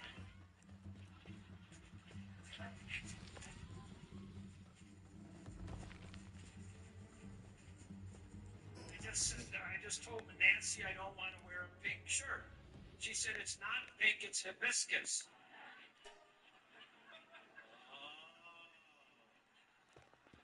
You know what? I think I missed school the day they covered that color. I don't ever remember asking another kid, "Hey, pass me that hibiscus crayon." And then all my brothers saw me in this shirt. They're all making fun of me. "Hey, you're wearing a pink shirt." Except now I'm armed with new knowledge. It's not pink, it's hibiscus. And then all my brothers went, and one by one, as they got married, they got hibiscus shirts. But this is the beautiful part. This is where I know you're with me on this. After a show, I had a couple come up to me. wanted her picture with me in my hibiscus shirt. She started to take her shawl. As a joke, I said, why don't I wear your shawl? Her husband immediately said, no, the shawl is salmon. That would clash with the hibiscus.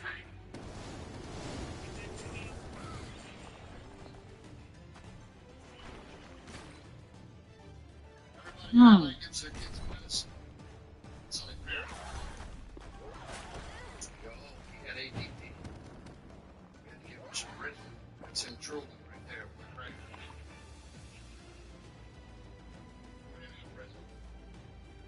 Mm. Reach in your face and go. Mm-hmm. Mm.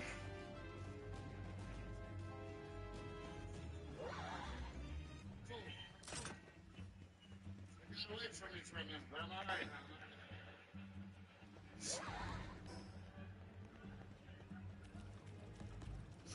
That medicine's ridiculous, man. See, their goal is to get us to take a pill for everything we do.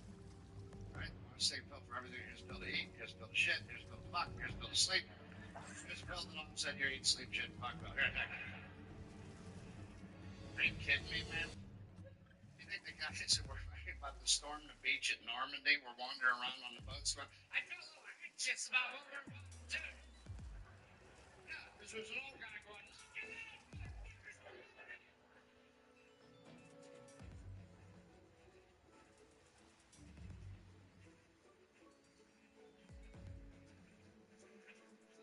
don't get me wrong. Some people need medicine. Like if you're having thoughts in your head, like I should cut open a cat, where am I gonna have to?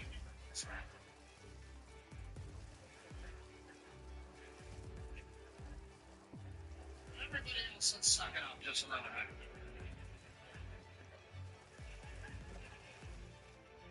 Trust medicine. Don't trust new medicine. You know why? Because the FDA doesn't care about us anymore.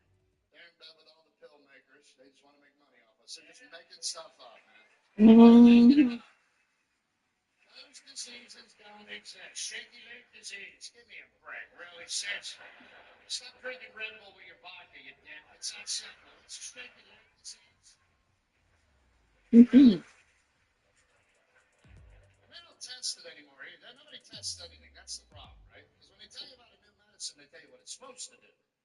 Then that creepy little guy's voice comes on and tells you what it's really going to do. Right? Like we don't hear that part. Take Zoloft for anxiety and depression. Then you hear that guy's voice, make those bleeding from the ass.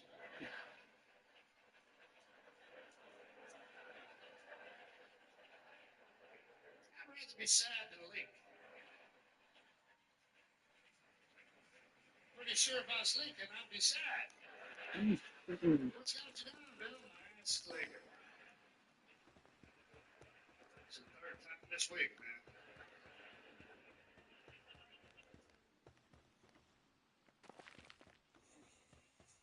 Sound familiar? At Mattress Firm, we understand there are many problems that can keep you up at night, like snoring, aches and pains, or sleeping hard. Our sleep experts have the arrival know-how to match you with a mattress that can help. And at the Mattress Firm, save up to $700 plus get a free adjustable base with select Sealy mattresses. For the great sleep you deserve, visit Mattress Firm. We make sleep easy. Restrictions apply. See store or website for details. Shopping is hard. Let's talk about it. I'm never going to shop for clothes. I buy everything in 3 sizes. Find one that fits. Office. Workout wear is my only wear. Stitch Fix makes shopping easy. Just share your size, style, and budget, and your stylist sends personalized looks right to your door. No subscription required, plus free shipping and returns. Wow, that was easy. Stitch Fix, online personal styling for everyone. Take your style quiz today at StitchFix.com.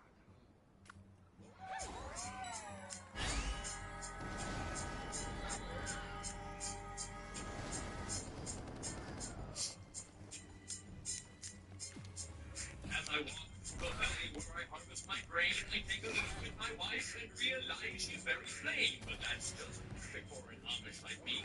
No, I shun fancy things like electricity.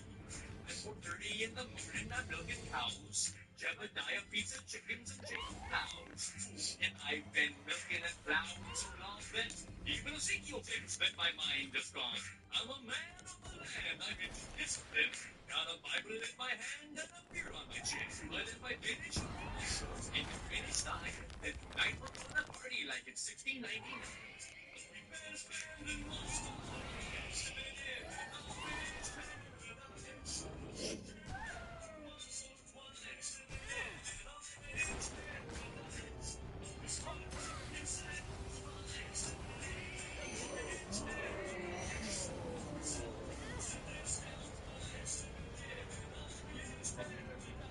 When the boy kicked me in the butt last week, I just smiled at him and I turned the other cheek. I really don't care. In fact, I wish him well. Because I'll be laughing my hands off when he's burning in hell. But I ain't never bust a choice, even if he deserves it. And polished with a trim, you know that's real. I never will, but I got him to a pack. And my homies agree I really put him back. So if you come to we haven't even paid the full bill in 300 years. But we ain't really friends. Please don't point the stare. We're just technologically impaired. There's no phone, not single free. Like Robinson Crusoe, it's a primitive I can't breathe. We've been spending most of our lives living in a fish paradise. We're just plain and simple guys living in a fish paradise. There's no time for sin and vice living in a fish paradise. We don't fight, we always nice living in a fish paradise. Itching up the buggy, churning lots of butter. Raise the barn on Monday, soon I'll raise another. Think you're really righteous? Think you're pure in heart? Well, no, I'm a million times as humble as thou art. I'm the pious kind of little others wanna be like on my knees, saying scoring points for the afterlife. So don't be vain and don't be whiny, or else my brother I might have to get medieval on your hiney. We've been spending most of our lives living in a fish paradise. We're all crazy men in the night, living in a fish paradise. There's no cops and traffic lights, living in a fish paradise. But you probably think it's right, living in a fish paradise.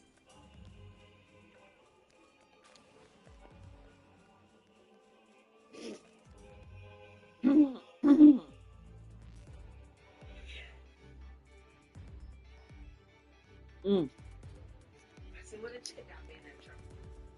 Got me in a damn argument. Trying to fight for her ass. Stupid stuff. She was annoying anyway. Like, she was one of those dumb ones. They make women so dumb.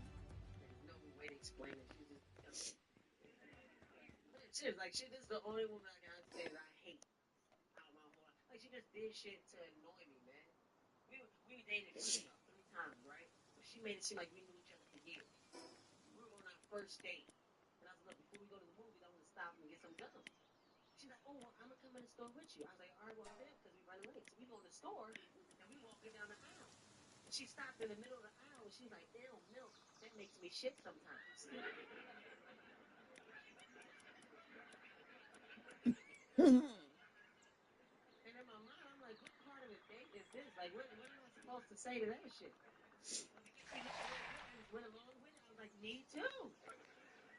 This date is going to be the shit if we both drink milk. I can't believe this. This is all that.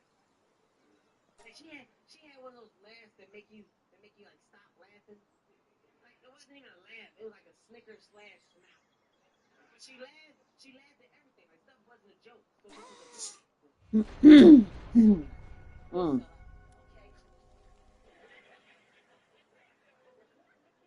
a first time you hear it, you don't want to say shit because you don't really know what it was. You okay? No, I'm just asking. Okay, let's let her know. That's all. You literally.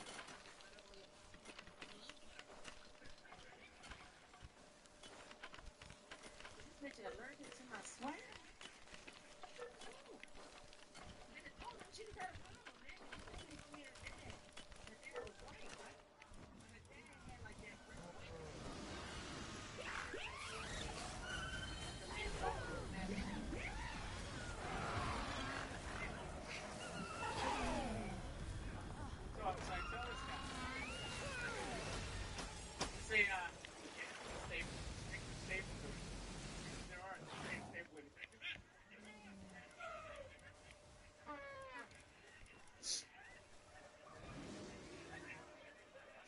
Mm.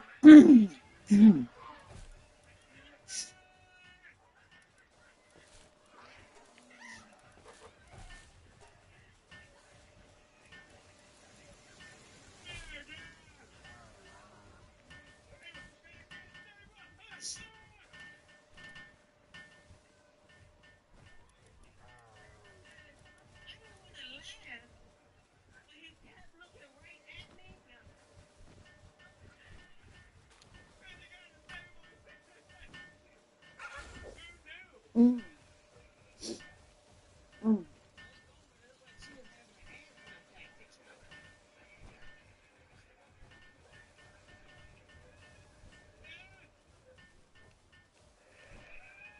You women have so much power in your pants, you have no clue.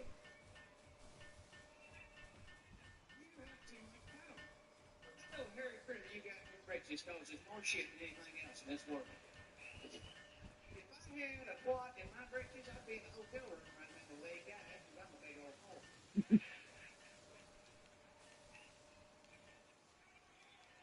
You have too much power. You could throw a turd in the front yard and tell your man, he went out there and ate that when he come back, he can have some. You know what he'd do? He'd come running back in the house with a chocolate ring around his neck. This chicken son gets it. Well, I still get the pussy, don't I? No, you got shit in your mouth. Thank God for hands. I'm 34 years old. I jack off more now than I did when I discovered it. When I discovered it, I loved it. Man, this feels great. What the fuck was that? I can't see. I can't see. How many women masturbate? Fucking 10 of you. Horse shit. That's $14 billion a year dildo business, I think it is. Them 10 women out there keeping it going. Horse shit. Women do it, they'll just do it in private. Hell, they'll even against the washing machine while they're folding clothes. Mm. What do you do? Shit, can I watch?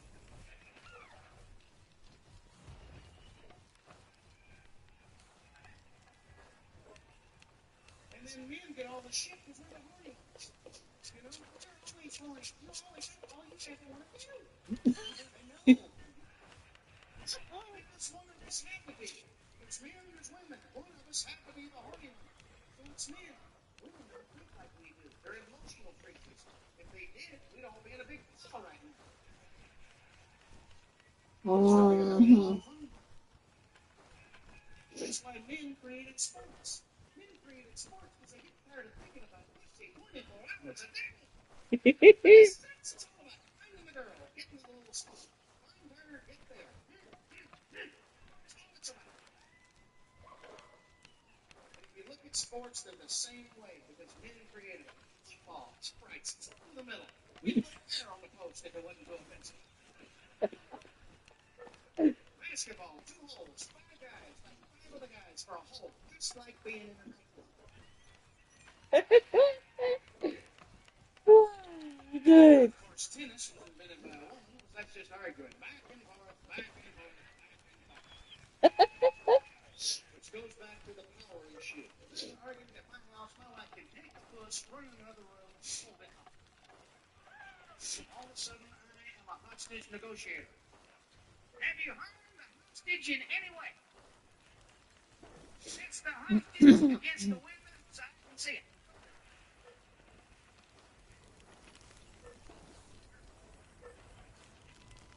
It's a hostage smoking a white cigar.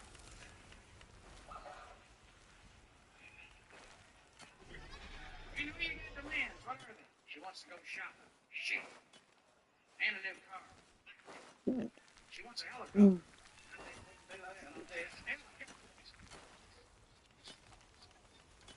Thanks a lot, everybody.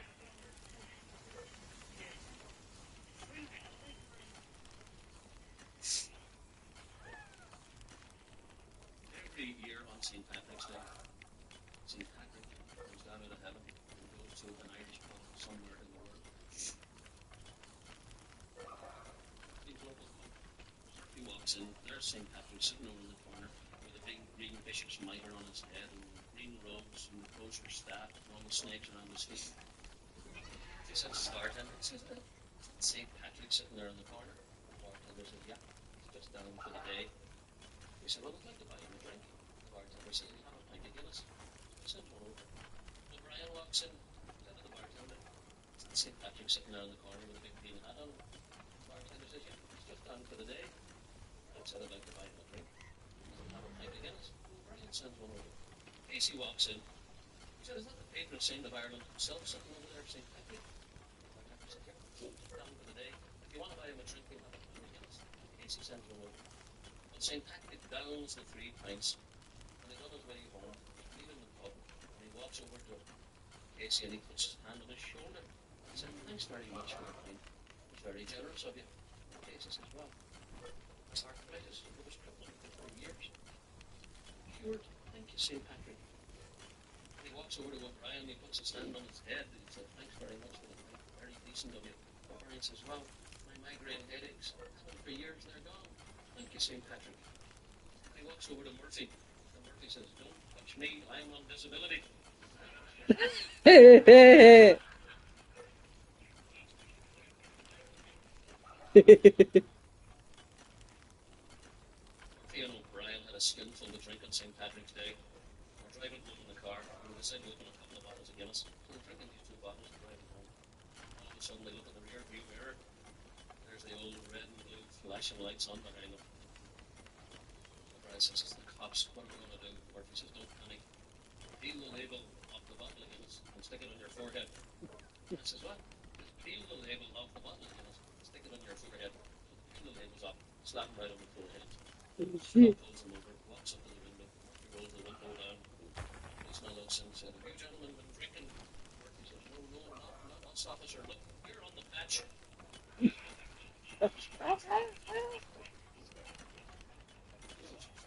the things that we have in Ireland is slightly different from the United States. People come into a bar and have a few drinks, get their designated driver, not take them home.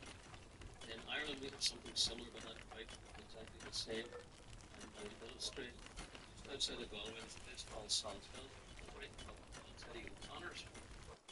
Now, Teddy O'Connor's got in trouble with the law last year for serving drinks after hours. And just like here in the United States, the police were clamping down on it. 2 policemen in an unmarked car sitting across the street from O'Connor's pub. Now, the pubs in Ireland close at 11:30. So at 11:30, the pub doors open, the lights go on, everybody appears to leave and go home. But the pubs aren't full. They sit, and they wait, and they watch. Sure enough, by 3 o'clock in the morning, the pub doors open, a head pokes out. Murphy looks up and down the street each way, comes out of the pub, staggers across the street to his car, fumbles with a lock, gets into the car, starts it up, and takes off out of town. Well, the policemen take off after him. After about 30 minutes, they finally pull him over, and they get him out, and they run all the sobriety tests on him, standing in one foot, closing his eyes, touching his nose, saying his ABCs backwards, and he aces every one of them, passed every one with flying colours. The policeman looked at him and said, you're not drunk. Murphy says, no, I'm the designated decoy. Oh, shit. Oh. Get up to $1,400 off. Plus get free delivery on select appliances like LG, America's most reliable line of appliances. Check out the newest LG refrigerator with new Mickey Wrapped Ice straight from the dispenser. Shop Black Friday savings on select LG appliances. Plus get free delivery now at the Home Depot. Free delivery appliance purchases of $396 more. Valid 5 US only. See store on live reasons. Whenever good friends and family get together in Louisiana, good times and great food are definitely on the menu.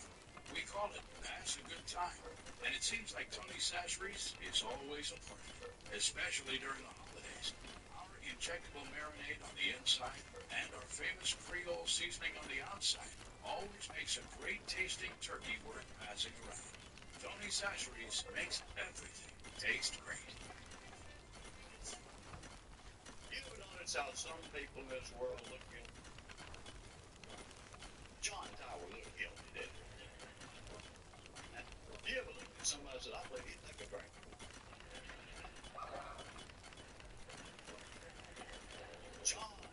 a few cocktails in his day. Responsible. This Palworld, if you were nominated to the Secretary of Defense, what would you do if we got bombed? He said, I'd find somebody to drive us home.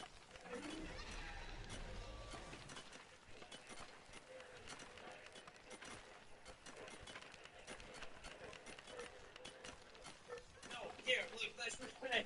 The thing is, because they gave me this thing, I don't want to, upset anyone, and I don't want to surprise you, but I took a lot of drugs in my life. And until this point, I had never taken legal drugs. I'd always had illegal street drugs. Legal drugs are so much better. Like, it's no different. It's not even the same game. It's fucking unbelievable. Respect, seniors. Unbelievable. They're much better. They gave me a drug called propofol. It's an amazing drug. It's like the drug that killed poor Michael Jackson, God rest him. He got addicted to it, and I could see how that would happen. I mean, I had it once. And I was like,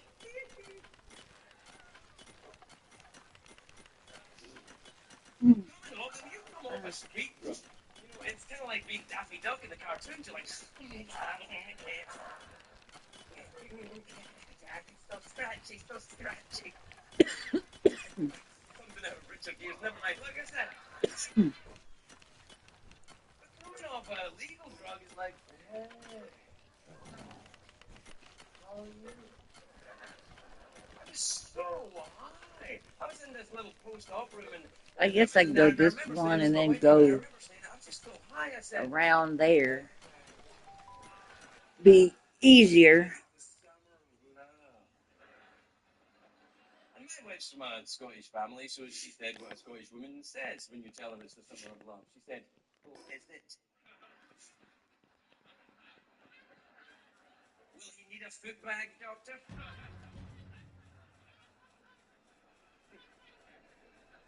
Like, oh, I feel so cold. You smell that, baby? Isn't that beautiful? That's the way it's going to be from now on. You're going to beg me for a Dutch oven now, baby. And when you're that high, like so high, they come in and show you a movie of the inside of your ass. Which is the perfect time to see a movie of the inside of your ass. Like, oh, yeah! And because I got mine done in Hollywood, it was, letterbox or by Danny Elfman. Surprise cameo by Gwyneth Paltrow. Like, oh, we should totally play Dark Side of the Moon while we're watching this. It would think up, man. It would think up. And through your ass, there.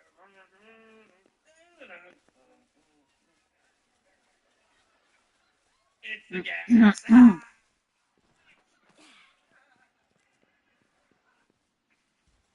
and gentlemen, how do we describe this next guy? Pretty much just white trash trailer park. Please help me welcome Bubba J.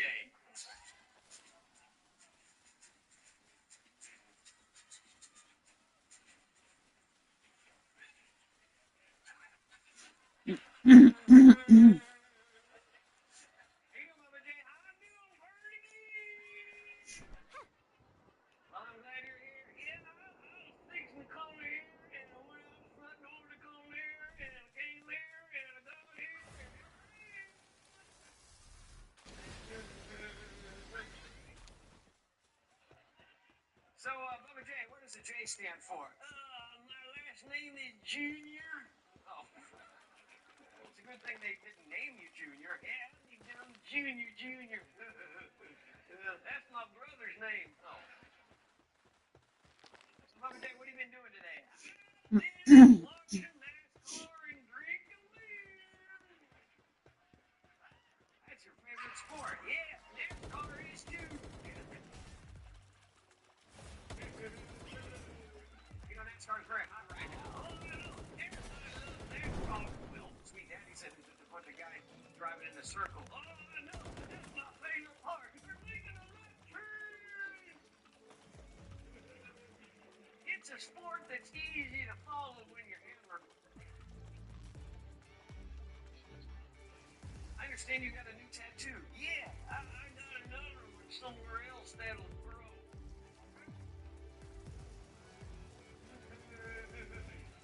Did you get it? I got it.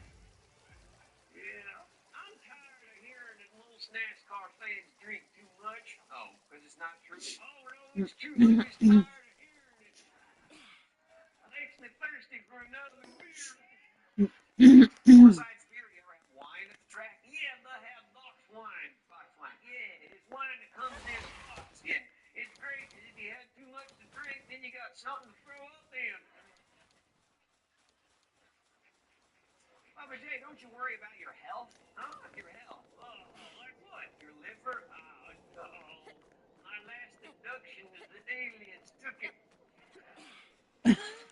You think you got abducted by aliens? I don't think. I know. They took me and they stuck something in my foot. And not in the good way.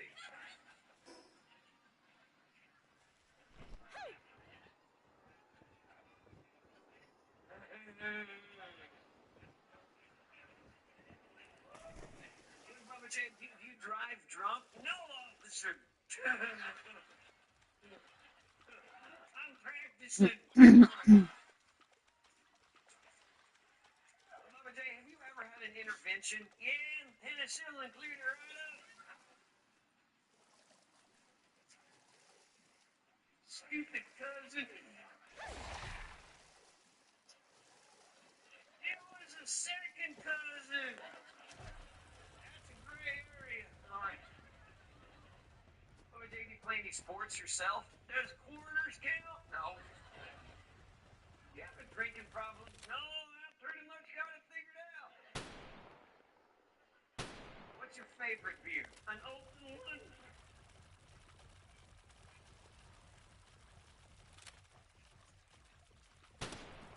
You know you've had too much. I don't know.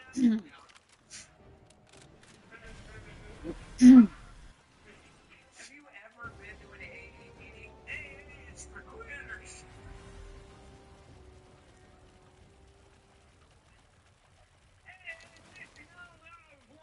What is it that you do for a living? I'm a comedian. Oh, you are? Yeah. You got one of them catchphrases? Well, you know, I'm a ventriloquist. Oh, you don't eat meat? What?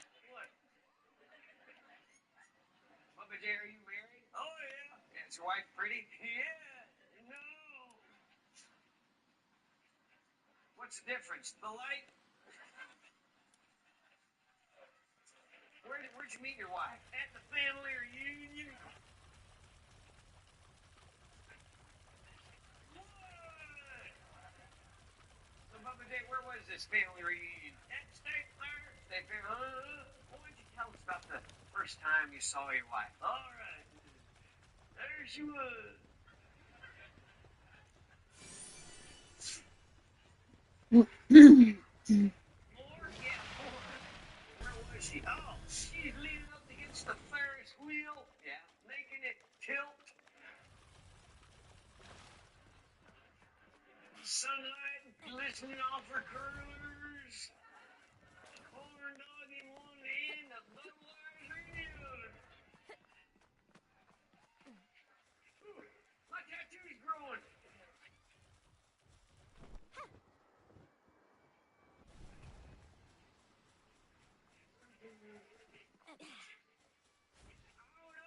I said, young woman, you look more delicious than mayonnaise oozing out of a Spam sandwich.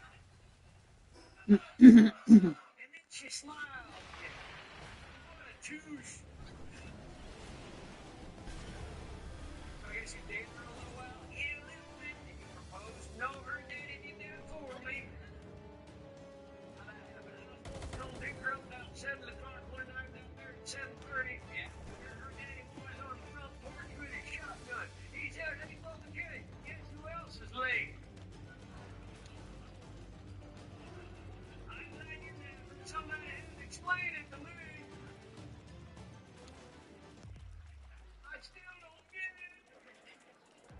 guys had the wedding at the church? Yeah, at the reception at Walmart. Walmart, yeah. Why, easier to return the gifts. Yeah, we walked in the front door, some old codger standing there, and he goes, "Hey, welcome to Walmart. Get your stuff and get out."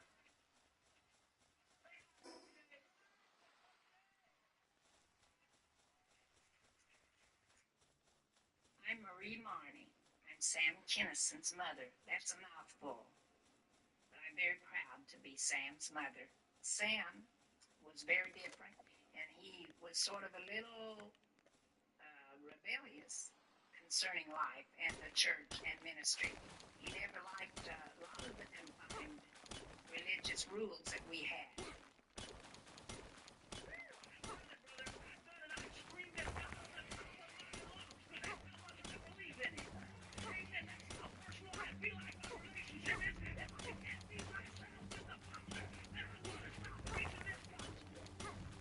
Communicate, man. That's the hardest thing, you know?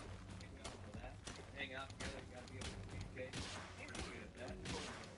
We're good listeners. All right, ladies, I'm gonna be something. When you're talking to us, bring and listen. We're just waiting for you to stop.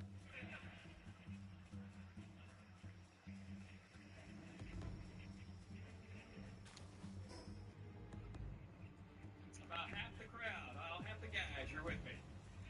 The other half, I saw you. You started. You went, huh?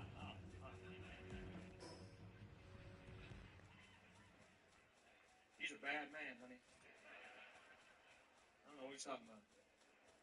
I love you. When we kick his butt, I'll kick his butt.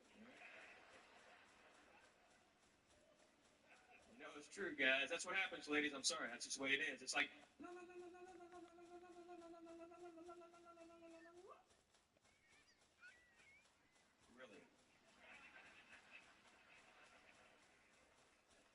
We don't have a clue. This holiday season, Rachel will get Anna a fabulous faux fur coat. Anna will say Rachel shouldn't have, but Rachel didn't. Because Rachel will only have to spend $75 on a coat Anna thinks costs $200. But then again, it's what she thought that counts. Yes, JCPenney. Higher price reflects comparable national brand. Price valid through 12/2. Some exclusions apply. See coupon for details. Hey, Ryan Mills here. Wishing you a very happy half-off holiday because right now Mint Mobile is offering you to get the 50% off unlimited. To be clear, that's half price, not half the service. And Mint is still premium, unlimited wireless for a great price. So that means a half day. Yeah. Give it a try at mintmobile.com/save. Upfront payment of $45 for 3-month plan, equivalent to $15 per month required. New customer offer for first 3 months only. Speeds unlocked at 35 gigabytes. Networks busy. Taxes and fees extra. See mintmobile.com. I saw a moose. Have you seen him? I saw a moose in person. I mean, we're in moose. I'm a person who saw a moose. And I tell you, I don't feel like I was ready. I don't know how big I thought a moose was going to be, but I was way off. I was way off. It was huge. And I feel like I should have been warned. Like someone should have been like, you might see a moose, get ready. And my friend was like, you might see a moose, have fun. Like it was a butterfly or something. Oh, they have see a moose. So I was like in shock. I saw it. I was like, oh, whoa, are they shooting a Star Wars movie up here? How many people are in that moose costume? At least 3. It was the size of like a transformer. It was gigantic. And then my friend was like, don't get close, it'll kill you. What? At that moment I realized my moose knowledge didn't exist. I knew nothing about moose. My moose knowledge comes from cartoons. In cartoons, moose are like, hey, how you doing? But in real life, you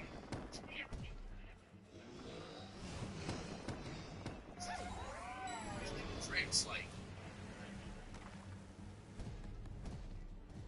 You ever hear moose in those animal songs? The cow goes moo, the cat goes meow. Moose goes, I'm gonna stop you.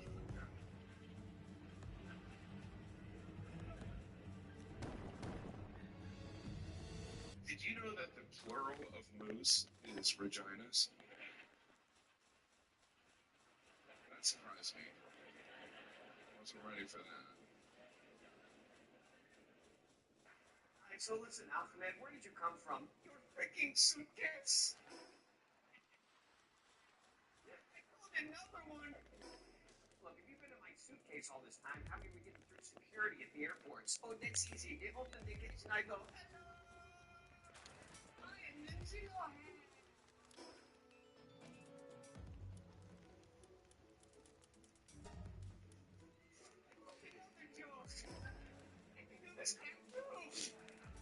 Okay, here's another one. Do Jews walk in your bar? No. What, you don't take Jews in your bar? You racist bastard. What I mean is I don't want racist jokes. Okay, how about I kill the Jews? No, I'm kidding. I would not kill the Jews. No. I would toss a penny between them and watch them fight to the death.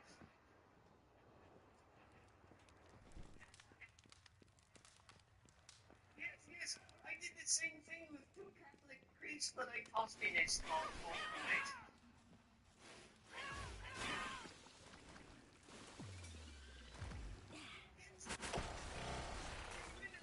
I'm Michael Jackson. Man, stop doing this. You can't tell jokes like that. Why not? I'm kidding. So this big. You can't tell jokes like that. Why? It offends people. They did look like it. You want me to do knock-knock jokes? Oh, you better. Who's there? Me. I kill you. As a suicide bomber, have you had training? Of course, we had the suicide bomber training camp. Is that a nice facility? It used to be.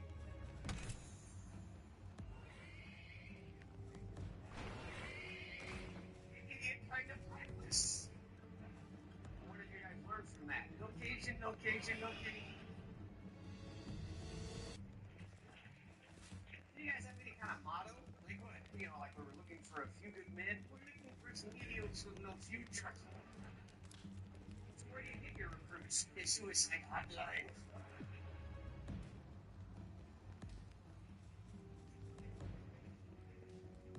That was dark, was it not? No. If you must know, I have been horrible suicide. What happened? I have a premature detonation. I said goodbye for 30 minutes, but it went off in 4 seconds. That's like right.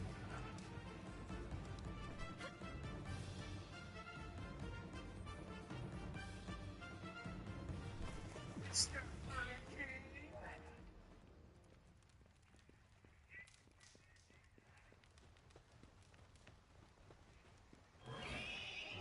So, what exactly happened to you? When I was getting designated, I answered the cell phone. Can you hear me now? At first, I thought it was because I went over my minutes. It's too bad. It's okay. I took that Verizon bastard with me.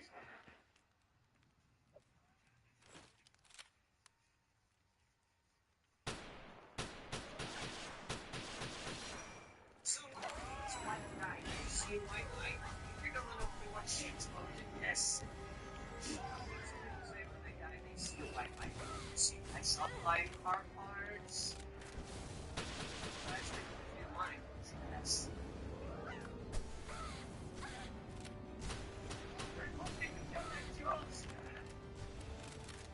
You never saw a light. No, but I saw a Prius.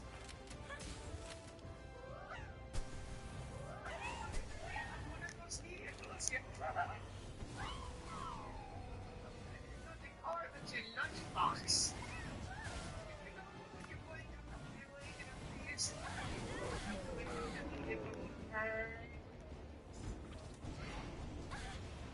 All this for a bunch of virgins. Are you kidding me?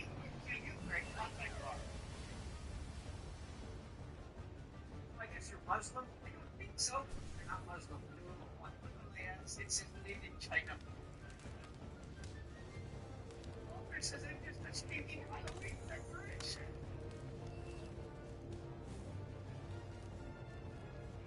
How do you like it in DC? Meet some idiots must live here. Why? For example, the Washington Monument. That's becomes nothing. It looks more like a tribute to Elton.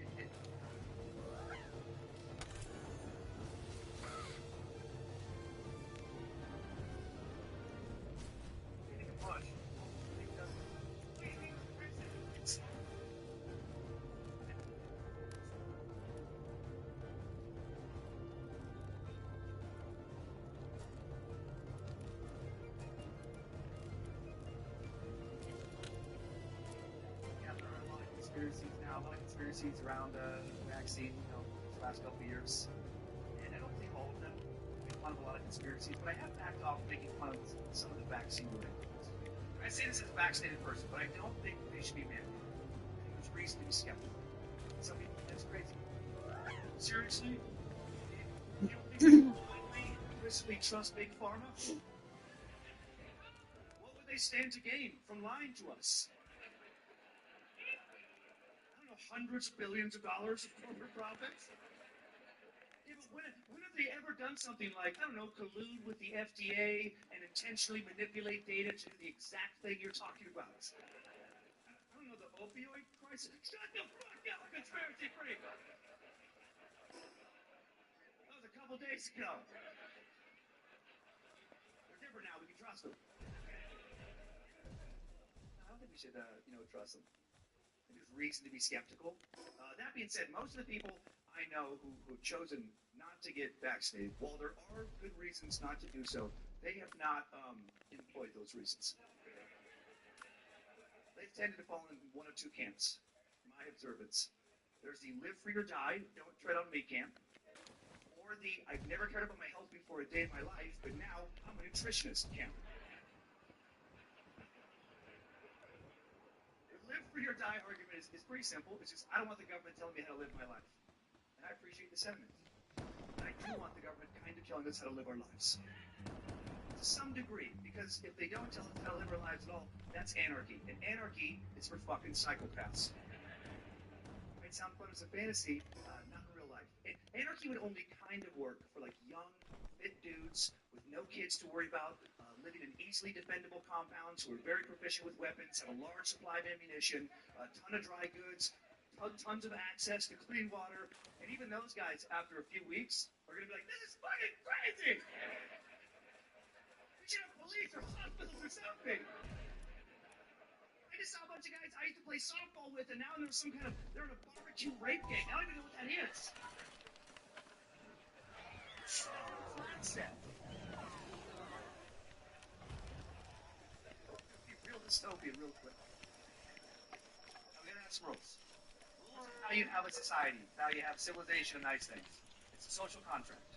The bad part of the social contract is that we too often have to follow the illogical, the manipulative laws passed by, self-centered, egomaniacal, just dipshits who care more about election cycle optics than they do about the average person. And that sucks because those people are cunts.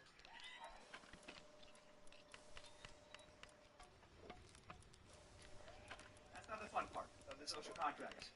The fun part is to no longer have to live in caves and shit on rocks and hunt deer with sharp sticks and always worry about a larger biped coming over and taking our food and fucking our partner and or us. And I think the pros outweigh the cons overall. And whether or not you've taken a vaccine, I don't know how less free it makes you. Whether you took it or not, you're still a follower. Everybody in this room is a follower.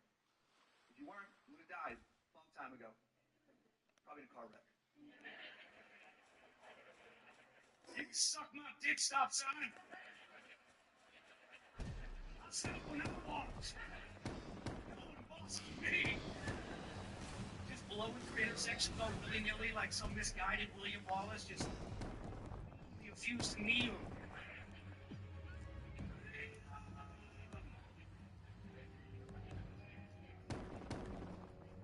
Gildane bounty? I thought I already did that one. nutrition argument is my favorite one, though. I'm not going to put something in my body I don't understand. I've heard some version of that. I just think, how many gas station hot dogs have you had? Oh, kid. It's like, shut the fuck up. There's nothing more American than putting shit in your body you don't understand. We're a nation of consumers. That one I gotta do. That's what we do. You know how much fruits and Fruit Loops? Not a drop. The war one. She goes, because cancer never tasted so good. I love to put things in my body that I don't fully understand. Oh, okay. That's the only two I gotta get. Trustworthy?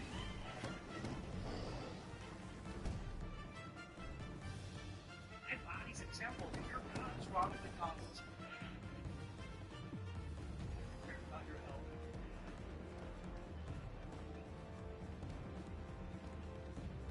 Find the most wonderful gifts at Macy's Friends and Family Sale with incredible deals on our best brands like Donegan, Calvin Klein, and more, all at 30% off. Plus, take 15% off beauty and fragrance from Lancome, Clinique, and Yves Saint Laurent. Or Star Rewards members can earn $20 in Star Money for every $100 spent on eligible brands. Going on now, only at Macy's Friends and Family Sale. Savings off regular and comedy reduced prices. Exclusive apply. You're tuned into Auto Intelligence, live from Auto Trader. The data, tools, and your preferences sync to make your car shopping smooth.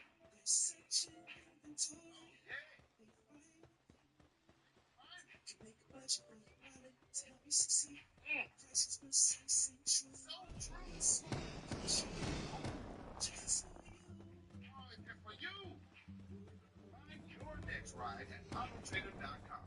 Powered by Auto Intelligence. I don't think fat people should get to use wheelchairs. Scare all you want, I'm not taking it back. People get mad at me like, I have a friend that's that fat. You're not a very good friend, are you?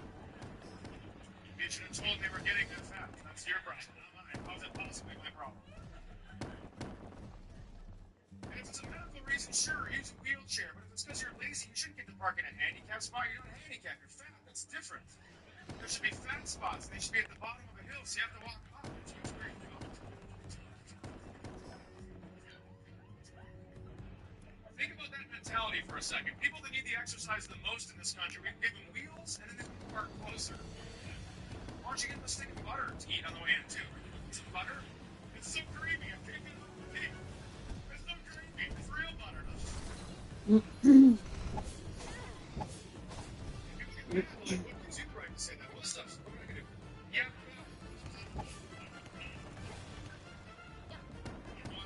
I can also do this.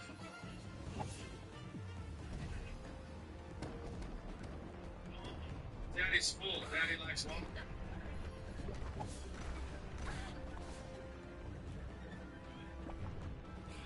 I love doing stand-up comedy. Occasionally I'll be hired for an acting job. And sometimes the directors of these projects will say to me, like, Jim, I think I'd like to see you clean shaven. And I'll be like, I don't think you do. Yeah, they feel it, but after I shave my beard, I am so disgusted with my appearance. I walk around feeling like I should apologize. Sorry about this. You're eating, sorry. It's not just me, it's shocking to everyone who knows me with a beard. They don't know. Ew, gross, where's your beard? Those are just my children. Because a beard is really the poor man's facelift. Every compliment a man receives on his beard is backhanded. I like your face with a beard. Oh, so it's better covered in hair. Thanks. I feel sorry for women. Some women can't grow a beard. What you must understand is every man who has a beard needs that beard.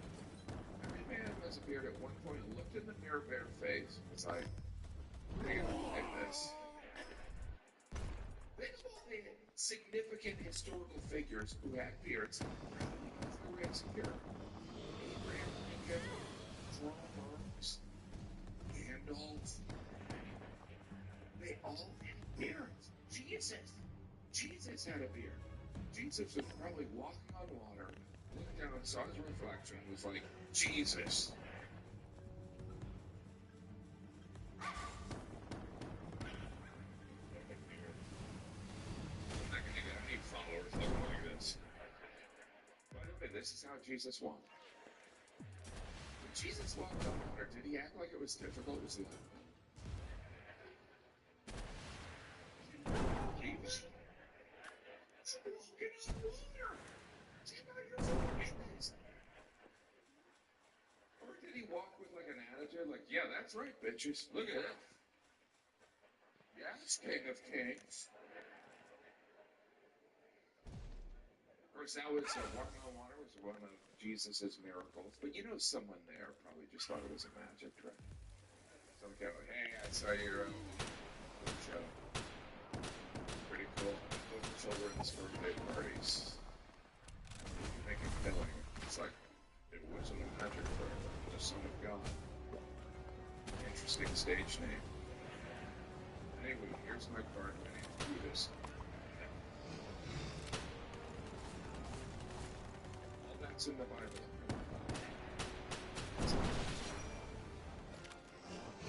Pretty stupid kid.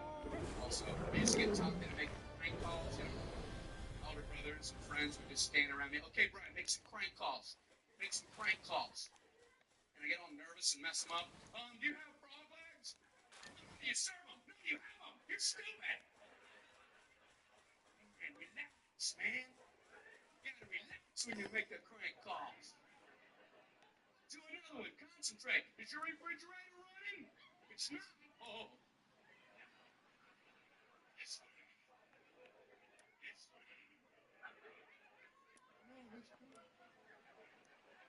Okay, you have a good day now. You take flight. Brian, do this and read it so you don't mess it up. Do you have Prince Albert in the can? You do? Well, then you better take him out because he is suffocating. You want to know what that thing up? You're stupid. You stupid person.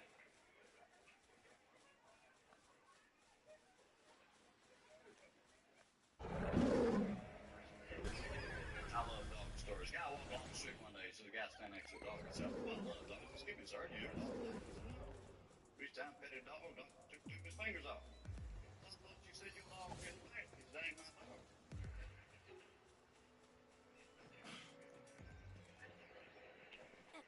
I saw a great ad in the paper yesterday under Lost and Found. It said, lost dog. Ain't got but 3 legs. Lost one of the legs in a fight. Ain't got but 1 ear. Got hurt in a bad accident. Got 7 big old lame spots all over it. 1 eye's put out. Ain't got no tail left. He's chasing a car one day and caught one. Answer to the name Lucky.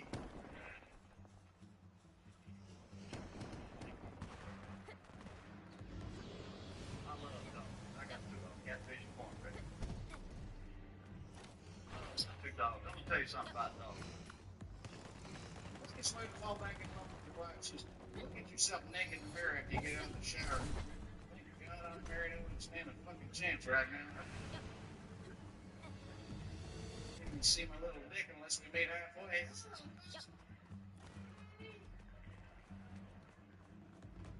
Changes. Her boobs are longer. They're always looking down. Well, she's laying down and they're looking that way and that way. Let's grab one of them and go, look at me when I'm looking at you.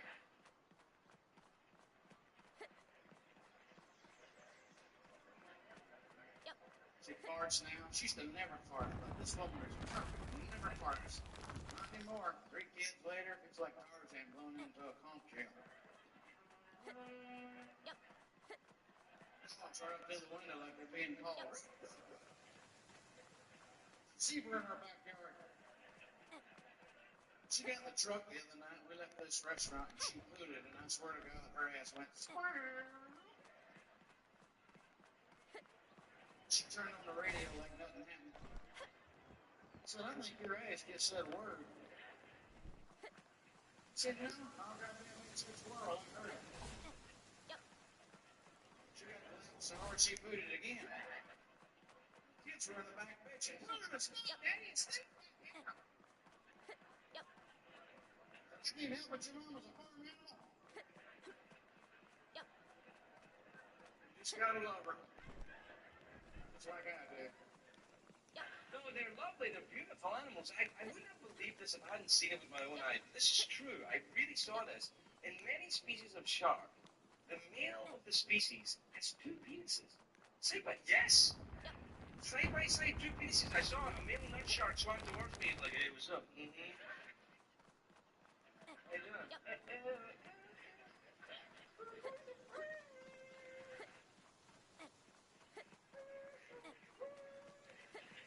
Two penises. I was like, look at you, Mr. Mister.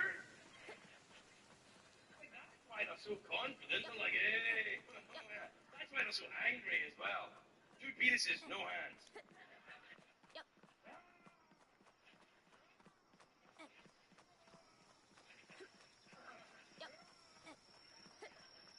I'll swap your penis for a hand. Oh, I had a nickel for every time I said that.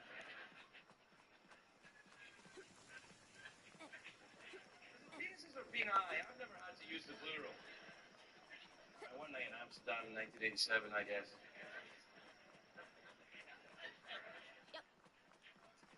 But they were lovely. You know, I was thinking, what a terrible thing it would be, though, for the drug companies of America if the human male had two penises. I mean, you'd never sell any Viagra, Cialis, any of that shit. I mean, what are the odds of both of them failing at the same time? It'd be like aircraft engines. One of them would go and be like, don't worry, everyone's fine. We train for this all the time. All the time we train for this. We'll get you where you need to go. Might go a little lower or a little slower, but it's not a problem. Very routine. I'm kind of enjoying myself now. I'm going to do this for a while. I'm having a good time.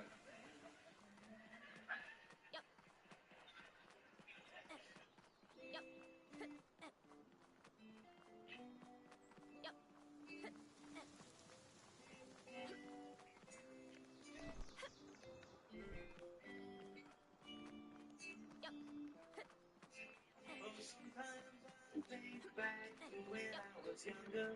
Life was so much simpler then.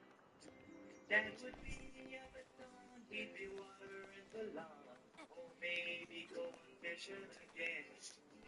Oh, and Mom would be fixing up something in the kitchen, fresh biscuits or hot apple pie. And I'd spend all day long in the basement, torturing rats with a hacksaw and pulling the wings off the flies. Those were the good old days. Those were the good old days. The years go by, but the memories stays. And those were the good old days. I can still remember the good old Mr. Fender, who ran the corner grocery store. Oh, he'd stroll down the aisle with a big friendly smile. He'd say howdy when you walked in the door. Always treated me nice, gave me kindly advice. I don't know why I set fire to his place. Oh, I'll never forget the day I bashed in his head. Well, you should have seen the look on his face. Let me tell you that those were the good old days.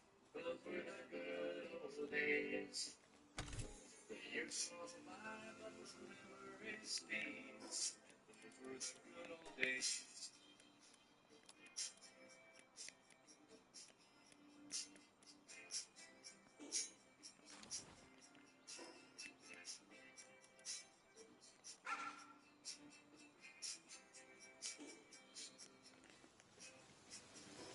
Do you remember sweet Michelle?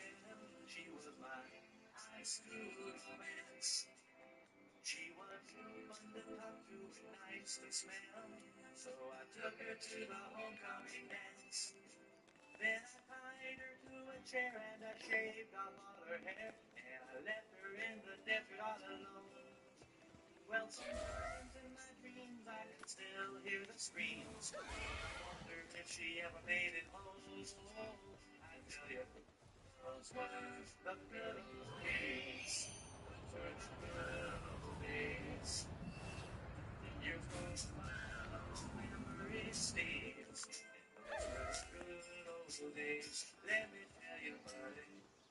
Those were the good old days. Those were the good old days. Years go by, but the memories stays. And those were the good old days.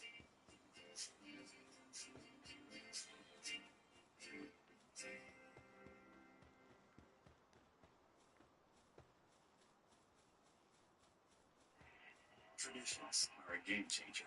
Traditions have the power to turn a simple moment into a memory. Yes. Bring a whole city together. And they're even what inspires us at Tostitos to make our masa the traditional way. Starting with whole corn kernels. No artificial flavors, colors, or preservatives. We craft our chips for whatever your tradition is. Tostitos. Tradition matters. Official chip and dip sponsor of the NFL. It was a cold winter's night, and without any heat, I wore Bombas socks so they'd warm up my feet. Yay, my feet cried. These socks are the best. So cushy and warm, I can finally rest. But don't rest, I said. There's more, if you please. Bombas also makes underwear, slippers, and tees. And for each thing you purchase, they donate one new to someone who needs it, so they're cozy too. Everybody deserves to feel good all the time, so gift Bombas this season. That's the end of this ride. Go to bombas.com/audio and use code AUDIO for 20% off your first purchase. Now you know why I can't be the President of the United States. I would snap like this 18 times a day. Right from the first get-go in the morning. Mr. President, get Air Force One, I want to blow some shit up. Get Harrison Ford, put him on the plane, I'm going to beat him up. I'm pissed off at him. When I'm President, boy, things are going to change. Oh, yeah. Oh, yeah. Things are going to change when I'm the President of the United States. Yeah, my domestic policy? My foreign policy?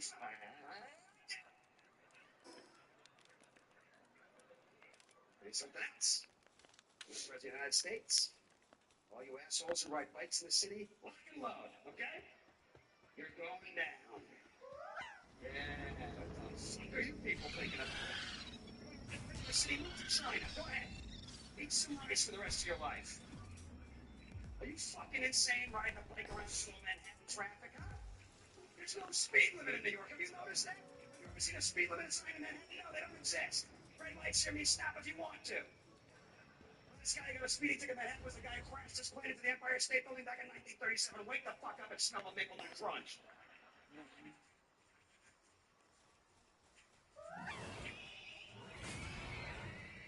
They drive me nuts. Have you had that experience where you're getting out of a cab and you open the door and a black guy smashes into the car door? And then he gets an attitude, hey man, that's my space. No, it isn't. The space is the door. Fucking open it. It's all. Spandex pants on. To the right. I have to ride my bike right in the middle of traffic. I have my little whistle. Ting, ting. I have a horn. Long, your neck.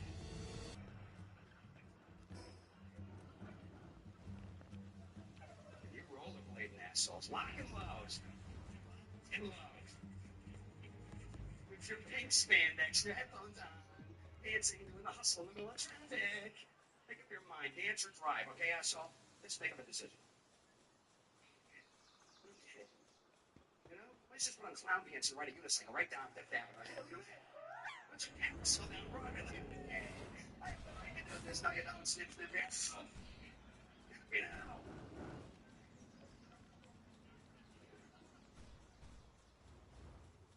You see the cops who have to ride the bikes? They're the saddest looking motherfuckers. Oh, man. Oh, there's not one happy one in the whole city, man. They're totally bummed out.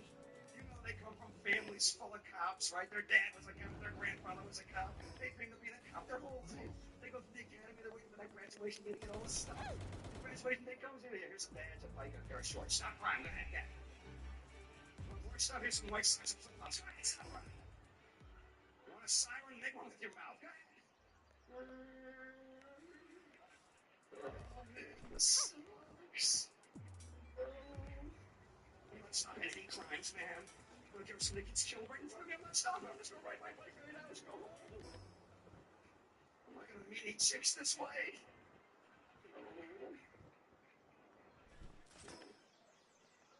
I'm waiting to get stopped by one of those guys, man, in my truck, because I'm not stopping. Pulls up next to me, Paul. You're not a cop, you're a black asshole. Okay,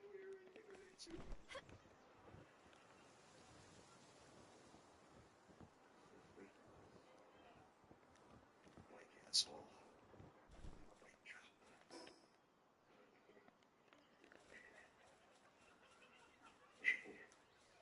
That makes me laugh. Another thing when I'm president, by the way. You want to join the military? Any branch? Army, Air Force, Marines, Navy? Once you join, you can fuck whoever you want. Other soldiers, superior officers, I don't give a flying fuck. Your brains out. Go ahead. You have my permission. As long as you want to kill the enemy, you can have sex with anything you want. Go ahead. I like to fuck other guys. There's another guy in a gun. Go. Let's go. I like to fuck sheep. Here's a sheep and a home pig. Come kill them and eat them, boys. Go ahead.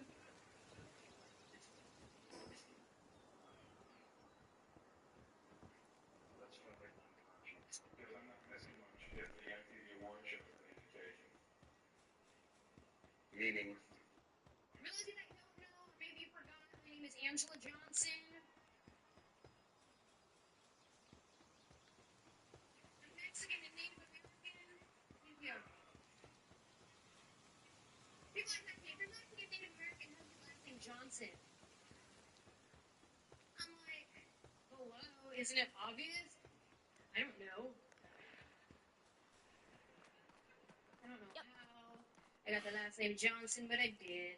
And I hated it growing up, so I want to be a chola real bad.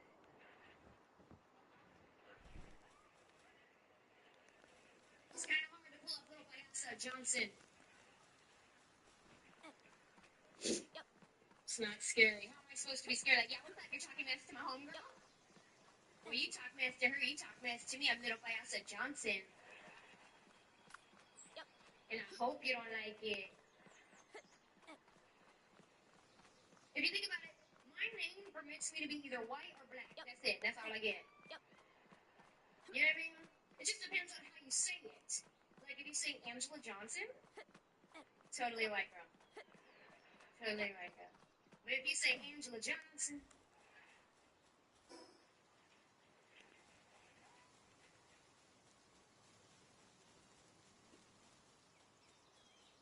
you know what's up.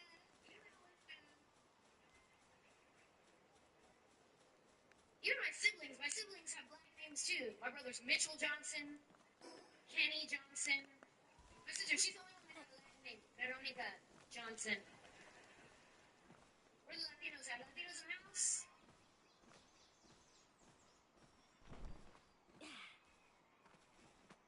Got a flashback of my quinceañera real quick.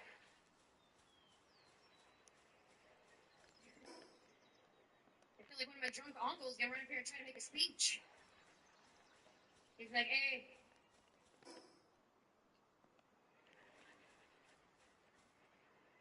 Let me 1 second.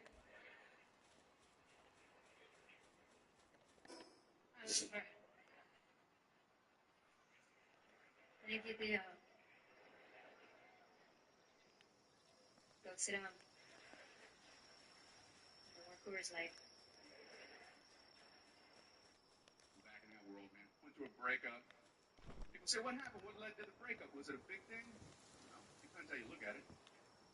We couldn't agree on the definition of this exit and next exit.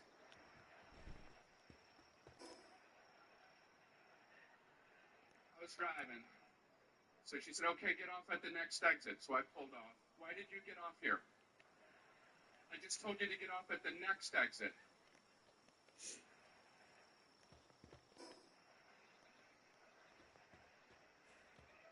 I thought we could get off here and buy a dictionary.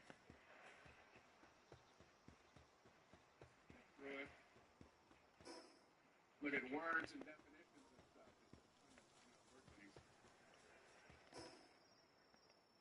So I dropped her off at the next exit. Am I understanding it correctly? So you really are adopted? Yes, I am. You ever tried to find the other ones? Even my birth parents? Is that what they're called? Birth parents? Typically. Yeah, you're the ones that had you, took one look, and then built your ass. I'm a don't think that's how it went. Sure it did. They handed you to a nurse and went, "Run." I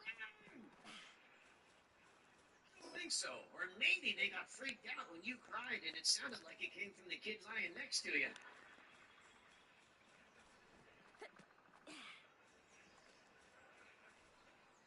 I guess we'll never know. So you never met your birth parents? No. Right. So when were you born? April 1961? 62. What? April 1962. In Dallas. Right. No, I meant I was in Dallas. Okay. For a few days. In 61. You and your wife. Just me. You and your wife were dating at the time. Hadn't met her yet. Were you dating anyone in July of 61? No. Yeah. I'm not sure you'd call it dating. What? Just watch the video.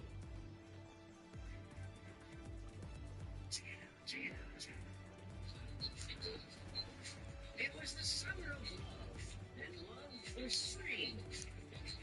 Unless you were paying for it. I was very popular with the ladies. Hey, baby, take a nap and feel them.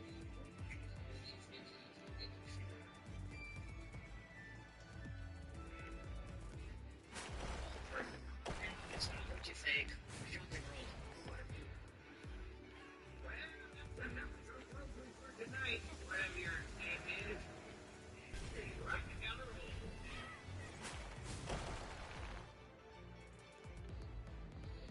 Never forget you.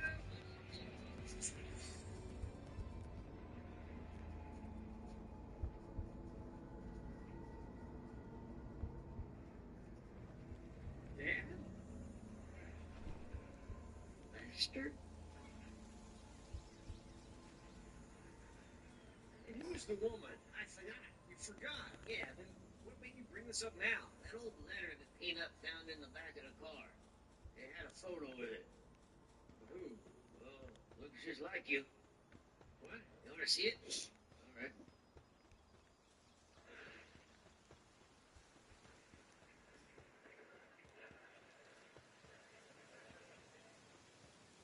So you're saying you think you could be well, that's awful. Why do you think that deal? I could have an adult son who still plays with fucking dolls.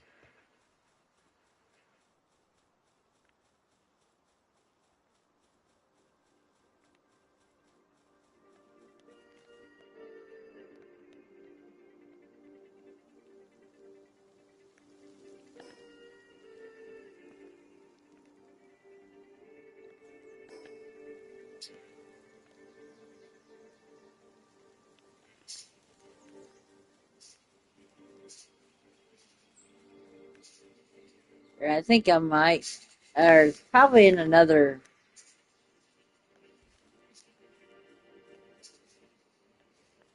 um thing here too.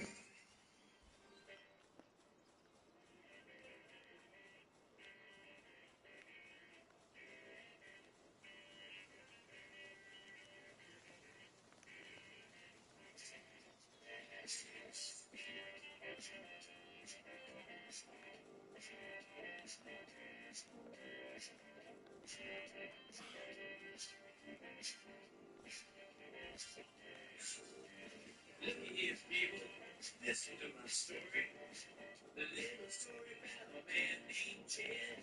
You know, something that won't me. They say he barely kept his family fed. Now let me tell you, one day he was shooting, old Ted was shooting at some food, and all of a sudden, right up from the ground there, well, it came a bubbling fruit.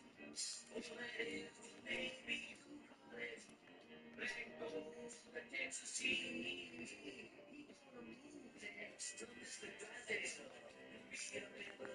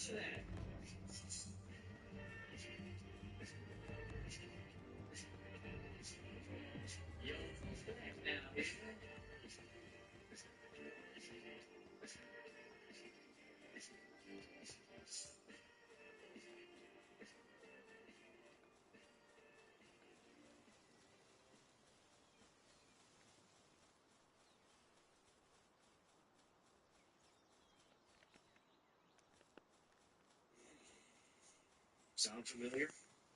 At Mattress Firm, we understand there are many problems that can keep you up at night, like snoring, aches and pains, or sleeping hot.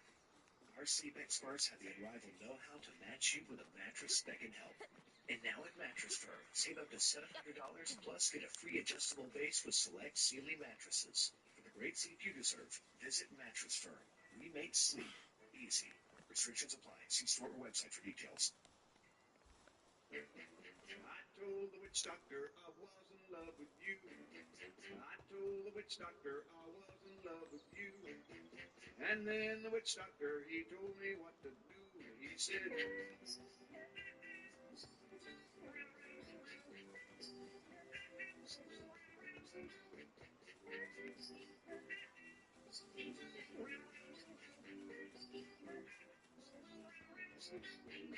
I told the witch doctor you did love me true. I told the witch doctor you did love me nice. And then the witch doctor, he gave me this advice. He said,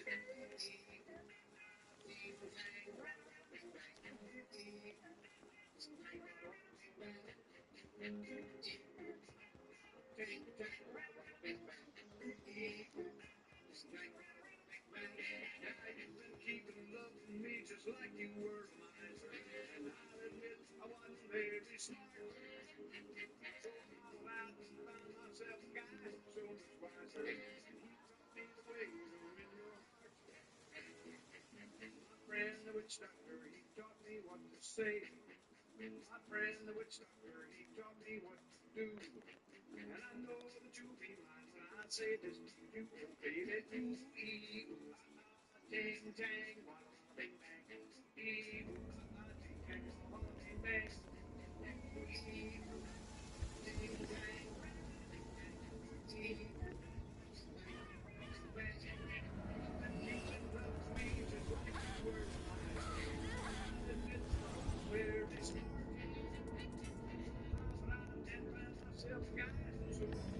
My friend, the witch doctor, he taught me what to say. My friend, the witch doctor, he taught me what to do. And I know that you'll be mine when I say this to you, baby. Ee, dang, dang, wah, bing, bang. Ee, dang, bing, bang. Ee, dang, dang.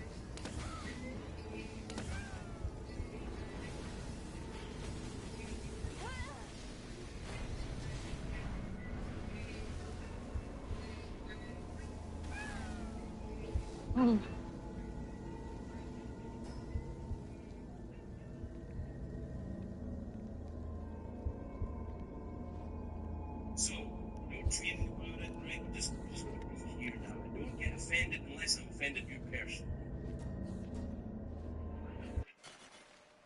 People do get offended on behalf of it. It happened to me. It happened to me in Los Angeles. I was in Los Angeles and after a yoga class in Los Angeles.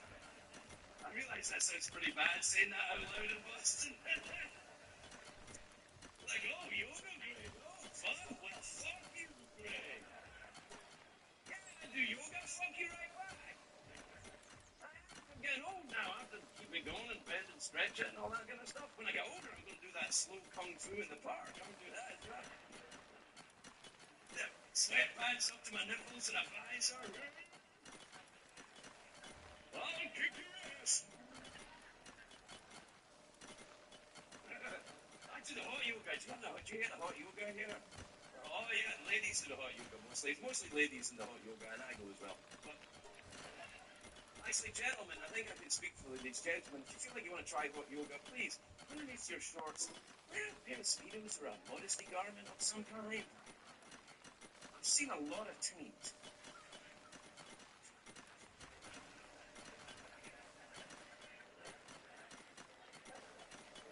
Some of it are yoga, and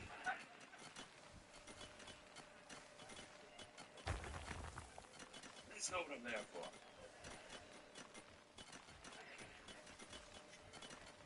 No, I was after this yoga class in LA, and this yoga instructor said to me, you know, you can tell by how I do yoga. Because physically, Scottish people, we're just like you in every way. We got a little thistle on our teams, but that's it. Hmm.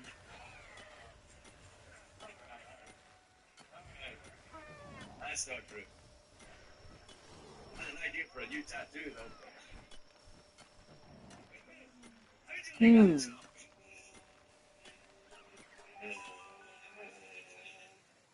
Mm. Fuck you guys, I'm making myself laugh, so this yoga instructor, after a yoga class in Los Angeles, he said, "You're Scottish, aren't you?" I said, "Yeah, I am." She said, "I am offended on your behalf." I was like, "Why? What happened?" She said, "I'm not kidding. This is what she said." She said, "I'm offended by the character of groundskeeper Willie in The Simpsons." That is offensive to Scottish people. I was like, not really. First of all, it's a joke in a cartoon. And secondly, groundskeeper Willie is in shape for his job.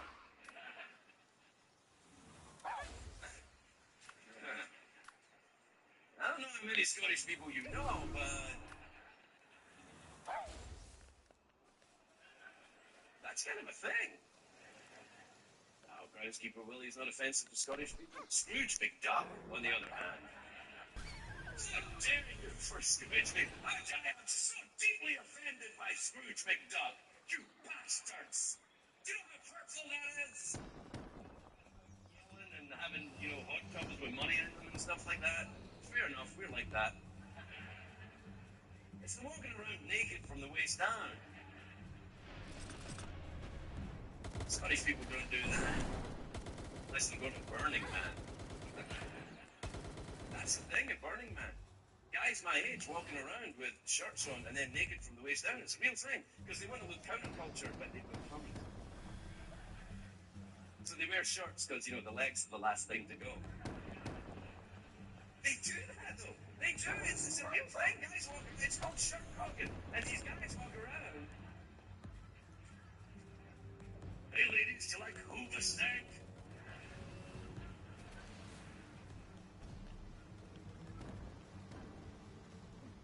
There's an Irish guy walking his poodle down the street, taking it for a walk, and his buddy comes up and said there's a new pub just opened down the road, and they're giving away 3 pints of Guinness. So the Irish guy breaks the poodle into a gallop, and he runs like hell down to the bar. And it's just about to go in, and the doorman says, "I'm sorry, sir, you can't come in." He says, "Why not? You have a dog with you. We don't allow dogs in here." And the Irish guy thinks real quick. He says, "I'm blind. It's a seeing eye dog." And the doorman says, "Oh, don't be silly. The seeing eye dog is a German Shepherd or a Golden Labrador." The Irishman says, "Oh, what did they give me?" You know why blind people never take up skydiving? Frightens the life out of their dogs. How can a blind skydiver tell when he's about to hit the ground? The leash goes slack. There's a blind guy standing at a street corner waiting to cross, and he has a seeing eye dog with him, and it just cocks its leg and pees all over his feet. The blind man reaches into his pocket and takes out a dog biscuit, giving it to the dog, and a stranger comes over and says, "That's the most charitable thing I've ever seen. That dog deliberately peed on you, and here you are giving it a dog biscuit." The blind man says it's not charity, just trying to find his head so we can kick him in the ass.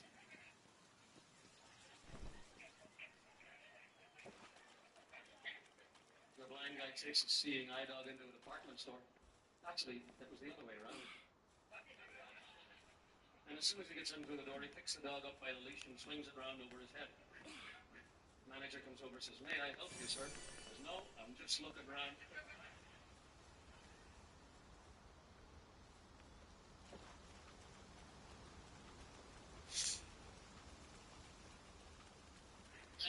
Every mood, the same one for 35 years. Not impressive. I want to be that old couple. I want to be that old guy walking behind his wife going, "God damn it, it's hot. Where are we going?" That guy's earned his stripes.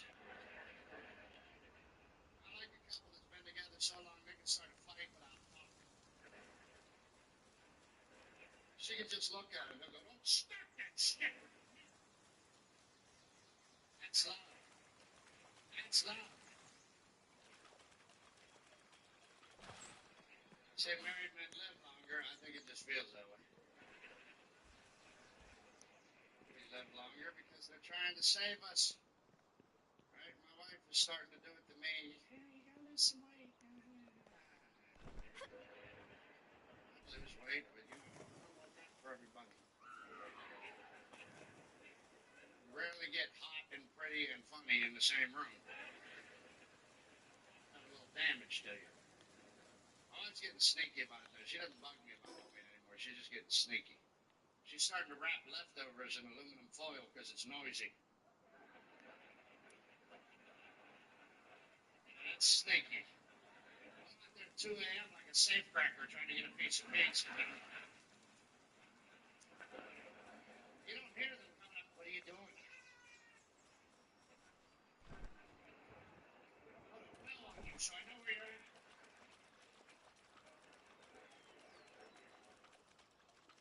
It's years of that progression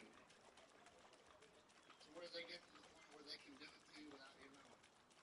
I watch it happen down at my dad's house. My stepmom messes with him every morning by asking him a question that makes no sense just to get his blood pressure down. She'll come in the room and go, "You want sandwich, ham, or turkey?" I'll go, "Ham." She'll go, "We don't have any ham."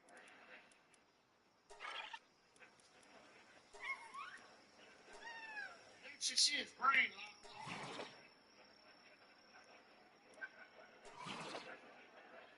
Then he'll mumble with the phone. "Would you ask me about a ham sandwich?" "I don't have any ham." "What's your name?"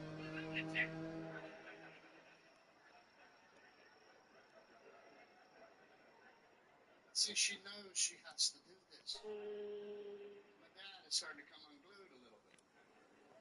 He's using the wrong words to describe stuff, and he's convinced he's right. You can't argue with him, so she got to keep him running on the right temperature. Yeah, I'm serious. He's out of his mind. He wanted to buy her a candle for her birthday. So we took him to the candle store. He walks into a store full of people and goes, "Smells like incest in here."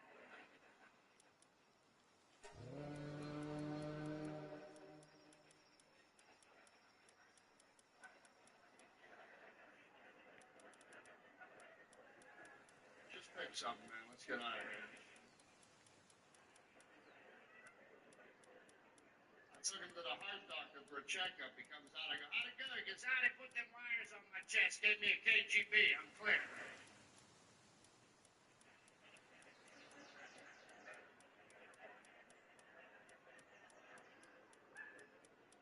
They say you live long enough, you watch your parents become children again.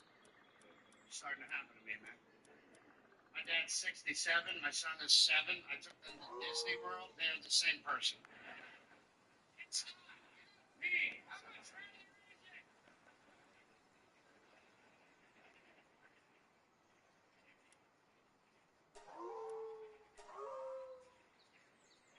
It's great at lunch. I only got to mash up one hamburger. I'm going to share it, share it, share it. Take it out.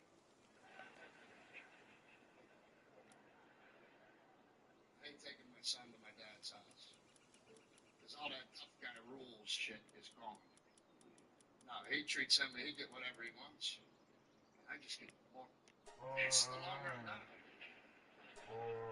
Second, I'm walking through the living room, and they're visiting. He's in his underwear covered in cheetah dust with a chocolate milk man on his head. I miss the ball, so look at me and go, this place is great. Didn't always used to be that way, boy.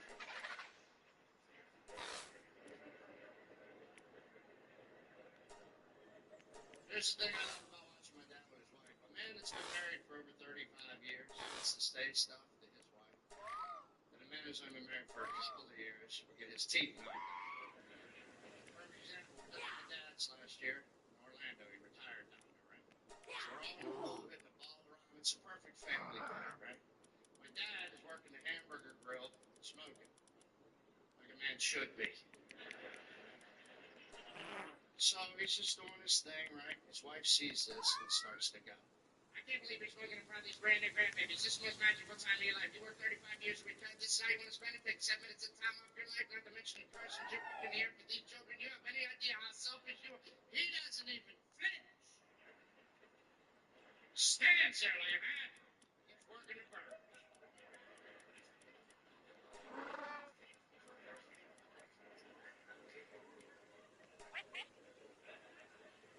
He lets her get it all out. Then he looks at her and goes, see, that's why nobody likes you.